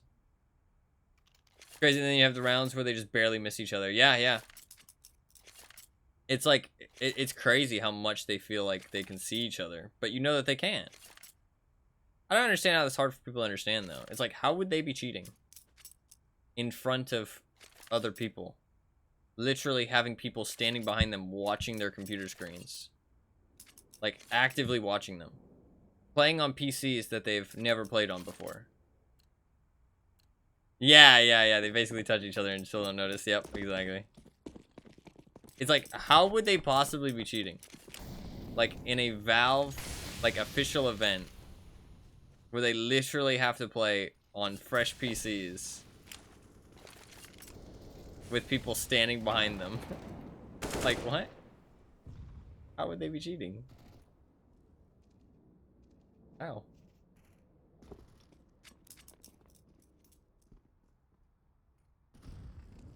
I can only think of one person. Need things called bribes. Yup. Both of you were onto the same idea.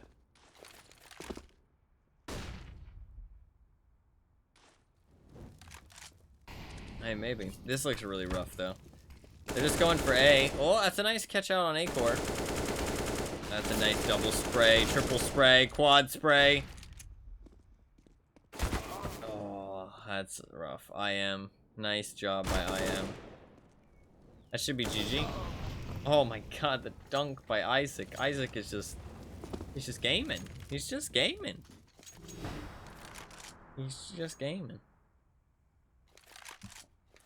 That's rough.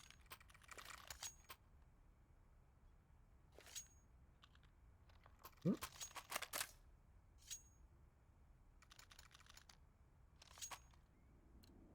2 Mac 10s, 2 Tech 9s, and a Deagle.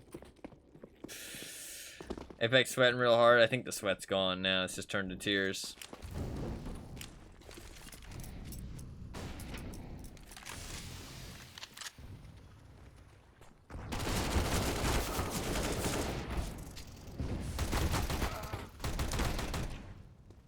Yeah. GG. GG.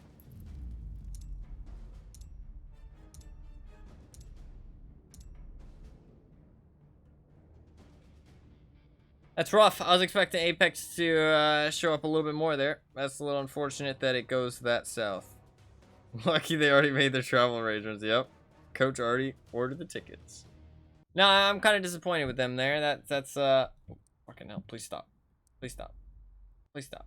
That's pretty unfortunate. I think they had more in them there. That's kind of unfortunate that they came up so lifeless and fell so flat. That's pretty unfortunate. In terms of my pick'ems, that had no effect. Gamer Legion does go through. That's kind of crazy, man. So I mean, in the playoffs now, we have. It's kind of crazy. I mean, they looked bad, honestly. Well, not bad, but just like, oh, we'll wait until the new matches get decided for tomorrow. That'll be exciting. Wait until the new matches get decided. That was the last match for today, though. But yeah, I mean, it wasn't really the best match. I like. There were some fun moments. Don't get me wrong, but like, I don't know. I wish Apex could have shown more. Wow, that's sad. Nico did an interview. Nico from G2, and there's a quote from it. I did not deserve to win a major in CS:GO. That's sad. That's sad.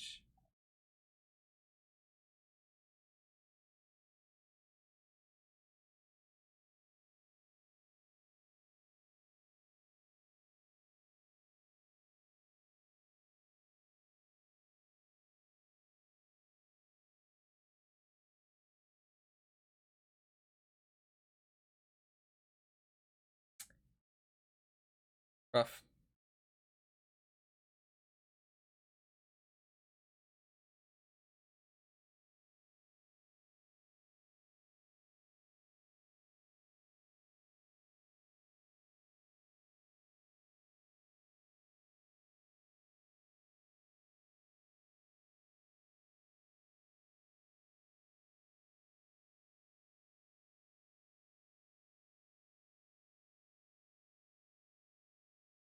He said, when it comes to me, obviously failed to win a major in CS:GO, did not deserve to win one. And yeah, as I said earlier, next chapter starts in CS2, and the grind has to continue. Hopefully I will lift one in CS2. You know what? I appreciate that he's not giving up. Keeping his head up. Yeah. That's rough, though. I told you, man. There's a lot on the line. There's a lot on the line. I mean, Nico, the story of Nico, he's actually, like, it's pretty sad. It's actually pretty sad with Nico, because I don't know what it was, but it's like he got trapped in a really bad team for some reason. And to be fair, he always kind of supported them and told other people to stop. But people called it Nico Sports. He was in a team called Mouse Sports. People called it Nico Sports because he was the only one on the team who would fucking do anything. He was so much better than all of his teammates. And he was the only one who would ever do anything. And he had to carry them all the time. And if he didn't play well, they lost. There was no chance of them winning. They just lost. And it was like, but he got stuck in that team for like 4 years. I don't know why. I don't know if he signed a contract. I don't know if he wanted to stay there. He always defended his teammates, though, when people are talking trash about them. But I don't know why he stayed in that team. Because he was always known to be very, very good. But I don't know. Maybe he just wanted to keep playing with them. He thought they could get somewhere eventually, but they never worked out. They never did well. They always were like a half decent team, but never a good team. You know what I mean? So, I mean, G2, he now has some good players. I mean, he has his brother, but as well. I mean, JKS showed up, but like Hooksy, I don't know, man. I don't know. But they talk about in the interview,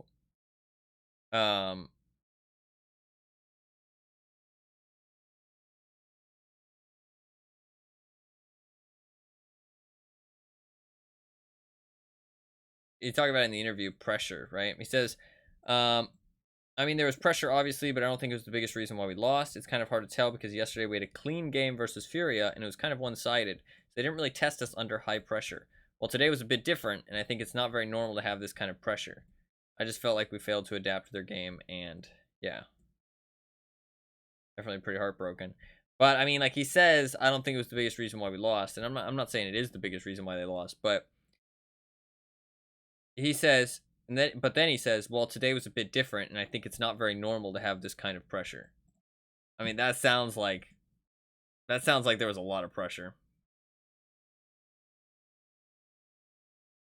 No, but he doesn't have to shit talk the org. And I'm not saying he was like supposed to shit talk the org. I'm not saying he should have done anything like that. I'm saying that why didn't he just leave? Like, why did he stick around?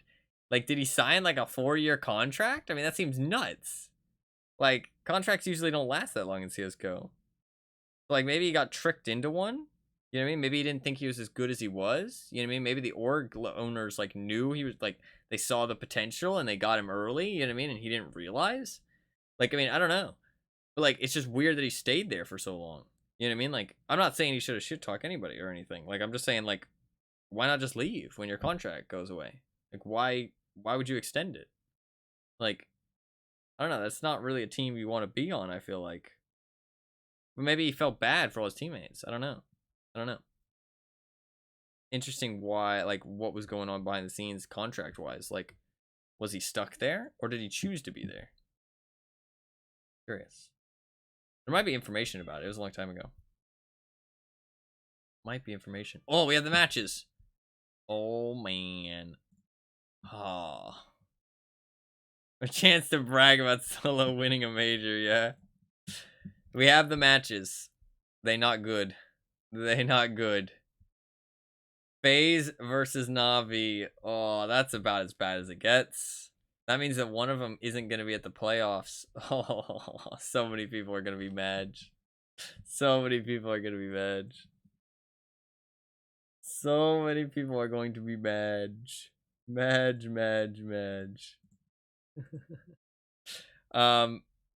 So FaZe has to beat Na'Vi if they want to get in. That's about as bad as it gets. That's the two best teams against each other for sure. Fnatic versus Into the Breach. Fnatic should win that. So Fnatic should actually get a playoff spot, which is kind of crazy. Not sure they really deserve one, but I mean, they deserve one if they get it, but like, I'm not sure that they're really one of the teams that should be there, but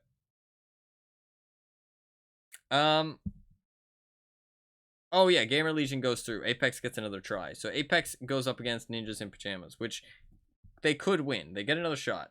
We were joking about them going home. For some reason, I thought they went home, but they're not going home yet. They get one more shot. They do get one more shot.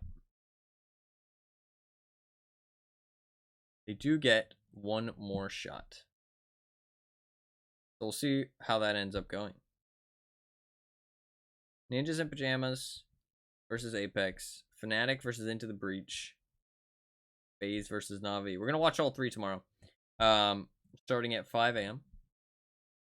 5 a.m. Be there. Sorry, I just flipped you off. FaZe has got to win for my pick'ems to go through. FaZe has got to win for my pick'ems to go through. But, I mean, with that said and done, I mean, the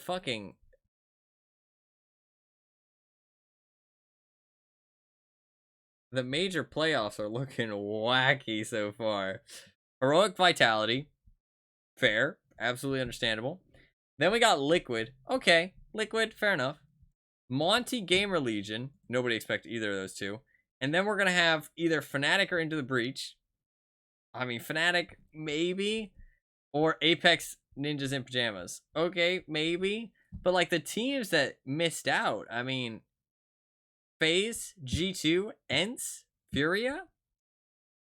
Like, well, FaZe or Na'Vi. I mean, that's like 4 very good teams that are missing out on the major.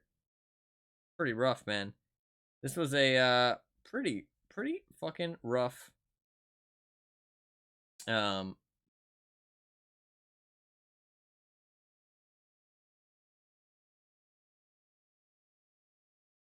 pretty rough,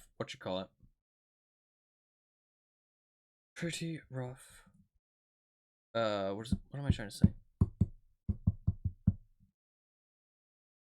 Come on. What am I trying to say?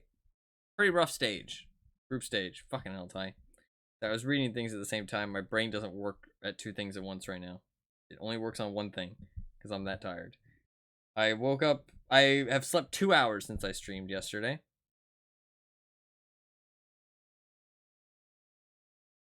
So yeah. I should probably sleep. I've sleep 2 hours. So not the most amount of sleep, but I'm okay. I think I'm okay. I'm in a bit of a weird mood because my brain's not working quite properly, but that's okay. That's okay. I actually am not gonna go to sleep because I have some models to go buy and potentially put together.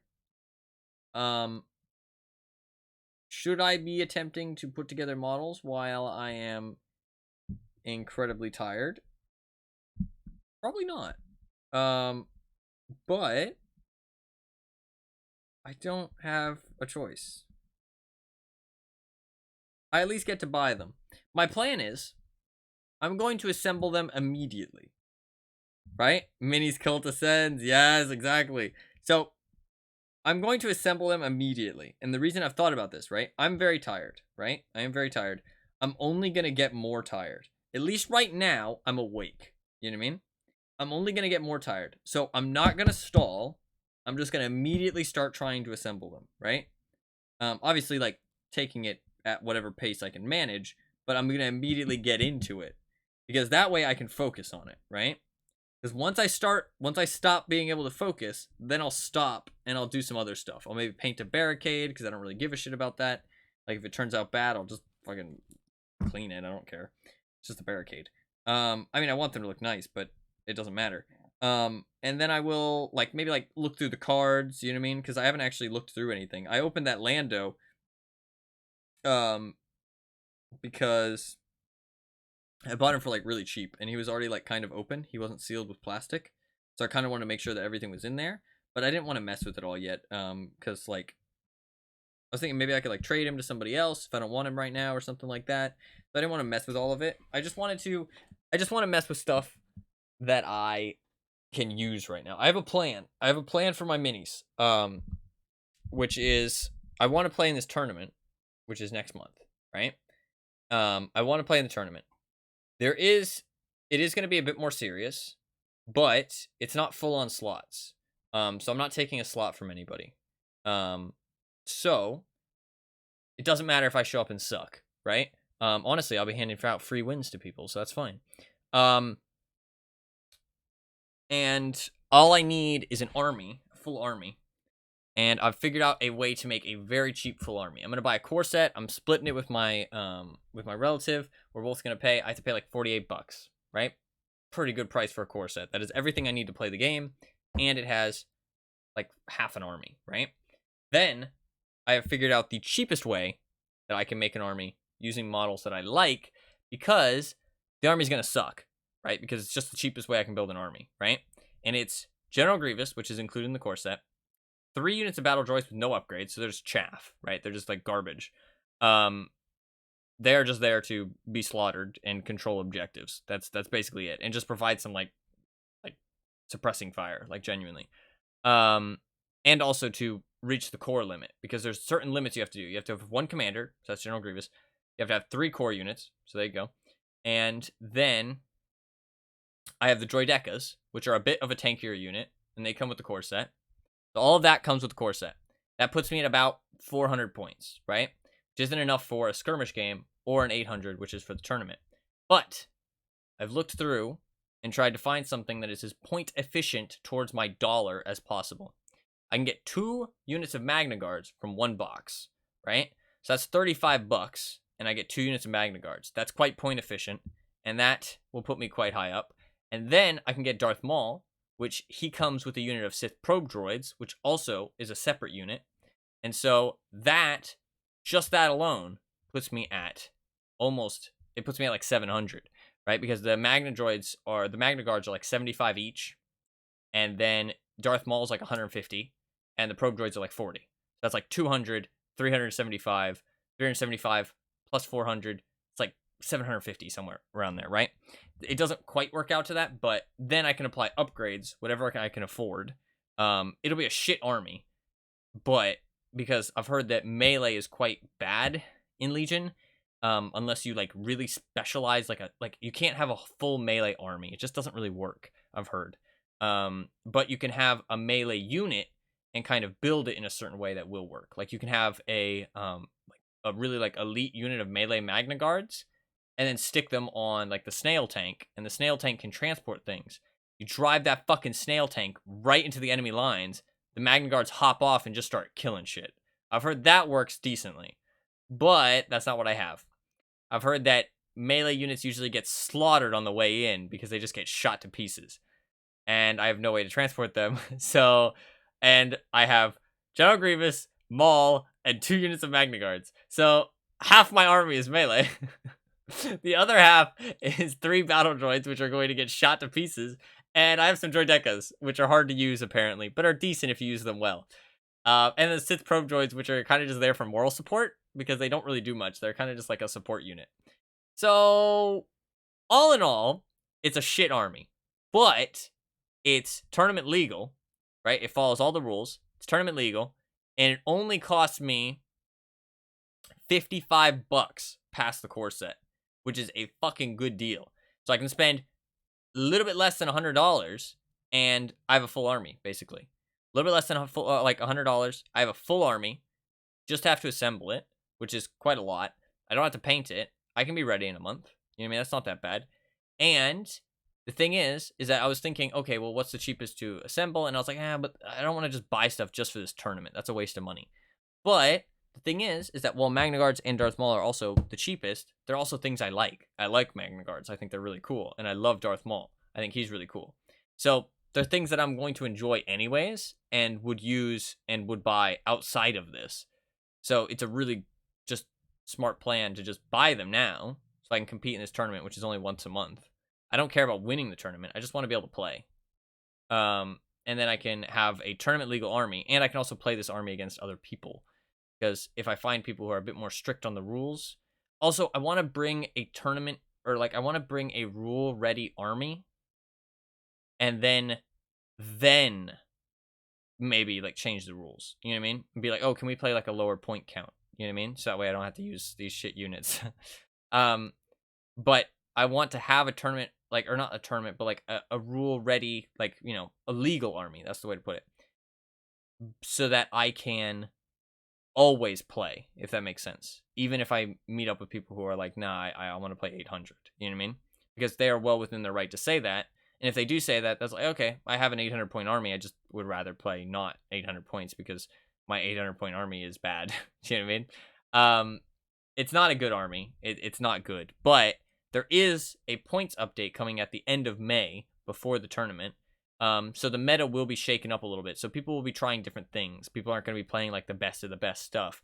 So it will be a bit more fun. It won't be like as sweaty, but there is a reward to go to a future tournament. You get like a spot in like a future tournament, like a big tournament. So that's going to be a bit more sweaty, but not everybody there is going to be competing in that because they do this tournament monthly anyways, but it's just this month there's that reward. There's going to be the people who are going to join regardless. You know what I mean? Like I saw a lot of people who aren't really interested in that. They're more there just for fun. And I mean, obviously they're going to try, but I mean, I've been told that I can sign up if I want. It's okay. You know what I mean? As long as there's space, I don't feel bad. If there wasn't space and like there was only like one slot left, I'd feel bad taking it from somebody. But there's like a whole bunch of slots left and it's been up for a couple weeks now, so I don't feel bad. But I want to make sure I can show up first because I don't want to be a no-show. That's not nice to anybody. So I want to make sure I have the army ready first. But after that, we'll see. I really like the idea of doing tournaments and stuff, though. Like, I don't know. Playing is, like, huge for me. Like, I like to play the game. But I want my models to look cool as well. I have a cool idea. I talked about the night vision idea. I did talk about the night vision idea. The night vision idea, I think, is cool. I was going to do black droids. And then I was going to add a little bit of detail to the stuff that's not, like, their armor. That would be camoed. So stuff like their guns, maybe their limbs, you know what I mean? Like, maybe make, like, the joints, like, silver or something, you know what I mean? Like the little, like, sprockets and stuff. I don't know if it's called a sprocket. You know what I'm trying to say, though. Like, the little, like, circle bits on each of their limbs. That way they rotate. And then, after I add, like, a little bit of detail to that stuff, just kind of add, like geometric shapes of, like, camo onto them. So, like, gray geometric shapes, like lines and, like, just shapes, like, you know, just edges of shapes to make it look kind of like that urban, like, kind of military urban geometric camo. But mostly black, or like dark grays and light grays and stuff like that. Not too light gray, like darkish gray. And then I was going to add, like, fluorescent green, like, in their eyes. So they had, like, night vision. I thought that'd be cool. I thought that'd be, like, a cool unit to build. And then I want to do a unit of security droids as well. But the thing is that with that, I thought doing the night vision ones first is better because I can just paint them black. And then I can just add to it later. I can just prime them black and say, oh, look, there they are. And then I can just add stuff as I go. You know what I mean? As I feel comfortable. So I'm like, okay, well now, you know, now that they're primed black, okay, well let's do, like, a little bit of detail on the gun and stuff. You know what I mean? Like, obviously you should do it in, like, you need to do it in phases or, like, layers. So, like, I should add detail to the model, then add detail to the gun, then add detail to, like, maybe the eyes and stuff like that. Or, like, I should do the geometric shapes first before I add details to anything, because details should be last. Actually, people say that details should be first. I don't know. It depends on what kind of details. Because you can always tidy up. It's easier to tidy up the non-details than it is to tidy up the details, if that makes sense. So, like, if you accidentally fuck up, like, say you do all the details, and then you're doing over the base coat, then you fuck up your details, well, that sucks. And now you got to go back through and do the details again, and the details are the hard part, you know what I mean? So you're supposed to do the details last. But then also there's the case of, like, other things, if that makes sense. Because, like, I don't know, I've heard, it's a lot of different stuff. From what I've heard, tips and tricks only get you so far with painting them. Tips and tricks only get you so far, and it's about experience, and it's about technique. So you learn your own technique. You learn what works for you, and what you prefer. But tips and tricks are helpful, but they only get you so far. So you kind of need to just do it, and just do it. You know what I mean? Just see how it goes, and learn as you go. And if you're having problems with anything in specific, it's about drive. It's about power. If you're having trouble with anything in specific, you can look it up. You know what I mean? You can ask for advice. But I should get to it, honestly, and leave. Sorry, I was thinking. I can watch some of these videos. I can always watch them later. Really not to speak. If I speak, I am in big trouble. in big trouble, and I don't want to be in big trouble. I love that one. That is a good one. That is a good one. I have seen that before. Is this the skit? Very well. They're coming. Yeah, this is what I know it from. Yeah, this is the meme. Badges on our caps. Have you looked at them? What? No. A bit. They've got skulls on them. Have you noticed that our caps have actually got little pictures of skulls on them? I don't. Hans, are we the baddies? Let's see. We should be able to hold them at this point here, at least for. Oh, that's good. That's good. I've never actually seen the actual video. Cannibals, beheading. I need to watch this. I probably shouldn't watch it on stream though.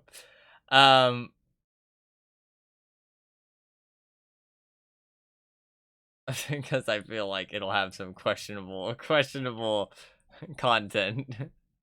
At least talking about questionable content in the video. But that's pretty funny.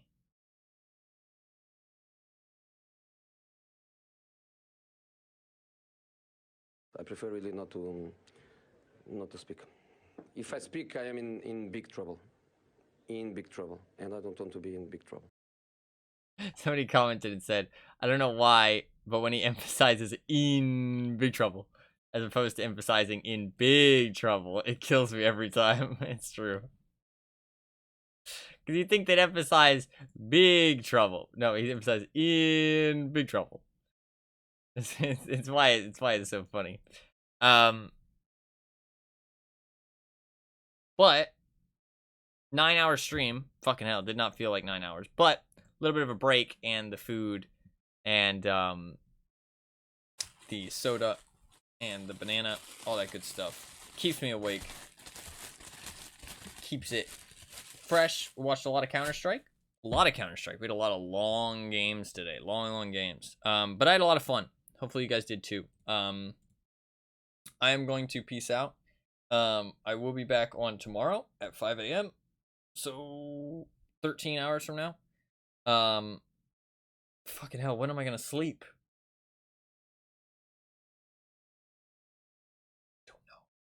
Don't know when I'm gonna sleep. Fuck it, I'm going till I drop. You can't stop me. You can't stop me. Yeah, 13 hours. I'm probably gonna miss one. I'll try and get at least two matches in. Two matches in. To be fair, 5 a.m. is a little unrealistic. Let's aim for 2. Okay. I know he can. What?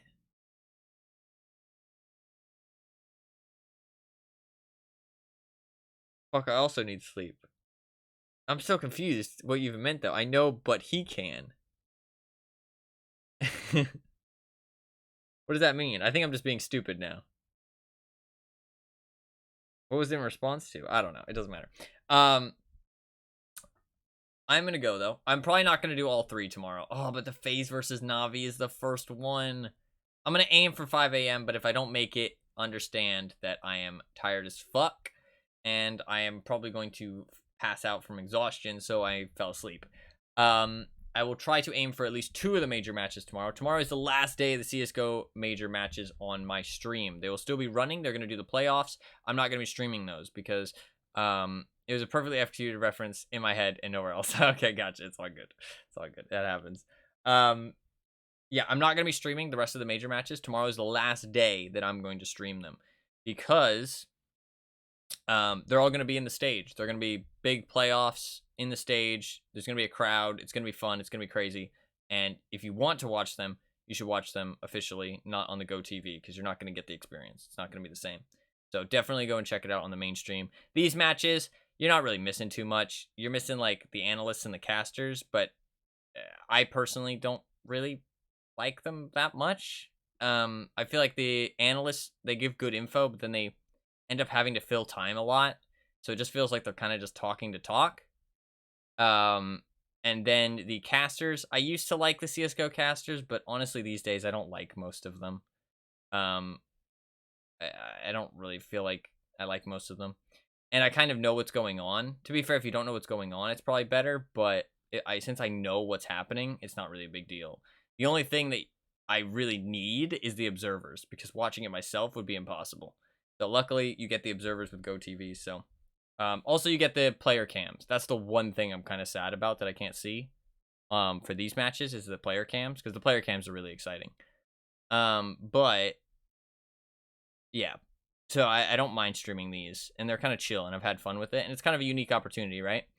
But after tomorrow's matches, I'm not going to be streaming any more of them, and that's not going to happen for a year. So that's why I kind of wanted to put as much time into it and get as many matches in as possible. So, but that is going to be about everything. Well, I'll be back on tomorrow. Probably going to miss the first match. I'm going to be honest. I'm probably going to miss the first match because that'll give me an extra like 2 hours of sleep, which means that I can start in 16 hours. No, 15 hours. No, 14 hours. 14 hours. 14 hours, which is a bit better. It's a bit better. So yeah, that's probably the plan. I'll probably end up missing the first one, but we'll see. We'll see. It depends when I end up getting to sleep tonight. But I'm going to try and wake up at 5 a.m., but if I'm too tired, I'm going to go back to sleep and wake up at like 7 a.m. instead. But regardless, I will stream tomorrow and we'll see what happens. If it's like too late, maybe I'll play some CSGO. I don't fucking know, dude. We'll figure it out.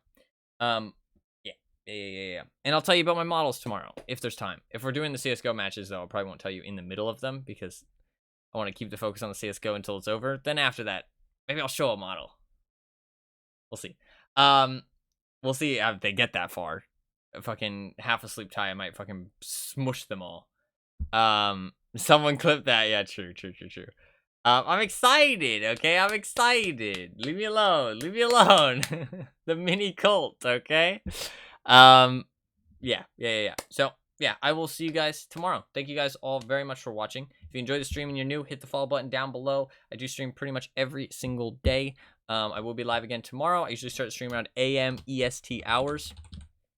I don't start any specific time, though. I do plan to start around 5 a.m. tomorrow, but again, no specific time. If you really want to know when the stream starts, your best bet is to follow my Twitter or join my community Discord. I posted links to both those things in chat. And follow the stream. You get notifications on all three of those things every time I go live every day. And also you can follow my YouTube or subscribe to my YouTube to see videos that I post. I post occasional stuff. And I do plan to post some Legion stuff. Maybe showing off my models or talking about games that I've played, that kind of thing. I think that'll be kind of fun. And also I want to do it for myself, and that's what my YouTube's all about. So the stream I try and keep as entertaining as possible. YouTube, I'm going to post whatever the fuck I want on YouTube because that's not my main focus, right? So, but I try and make sure the YouTube stuff's fun as well. So, but not everything I post on YouTube will be fun, if that makes sense. I might post some stuff that I just want to post and nobody else cares about, and that's perfectly fine. But there will be some fun stuff on there, if that makes sense. But yeah, that should be about everything. You're very welcome for stream, Anima. I'm glad you enjoyed your stay, Fluffkins. And I'm glad you enjoyed your stay as well, Arbiter. Always great to see all of you guys. Thank you all very much for being here, as always. And anybody else who hung out and at any point in the stream, thank you for being here. Thank you for watching. I hope you enjoyed the stream. Hope you had a good time. And hope you have a good rest of your day. And I will see you guys tomorrow. Peace.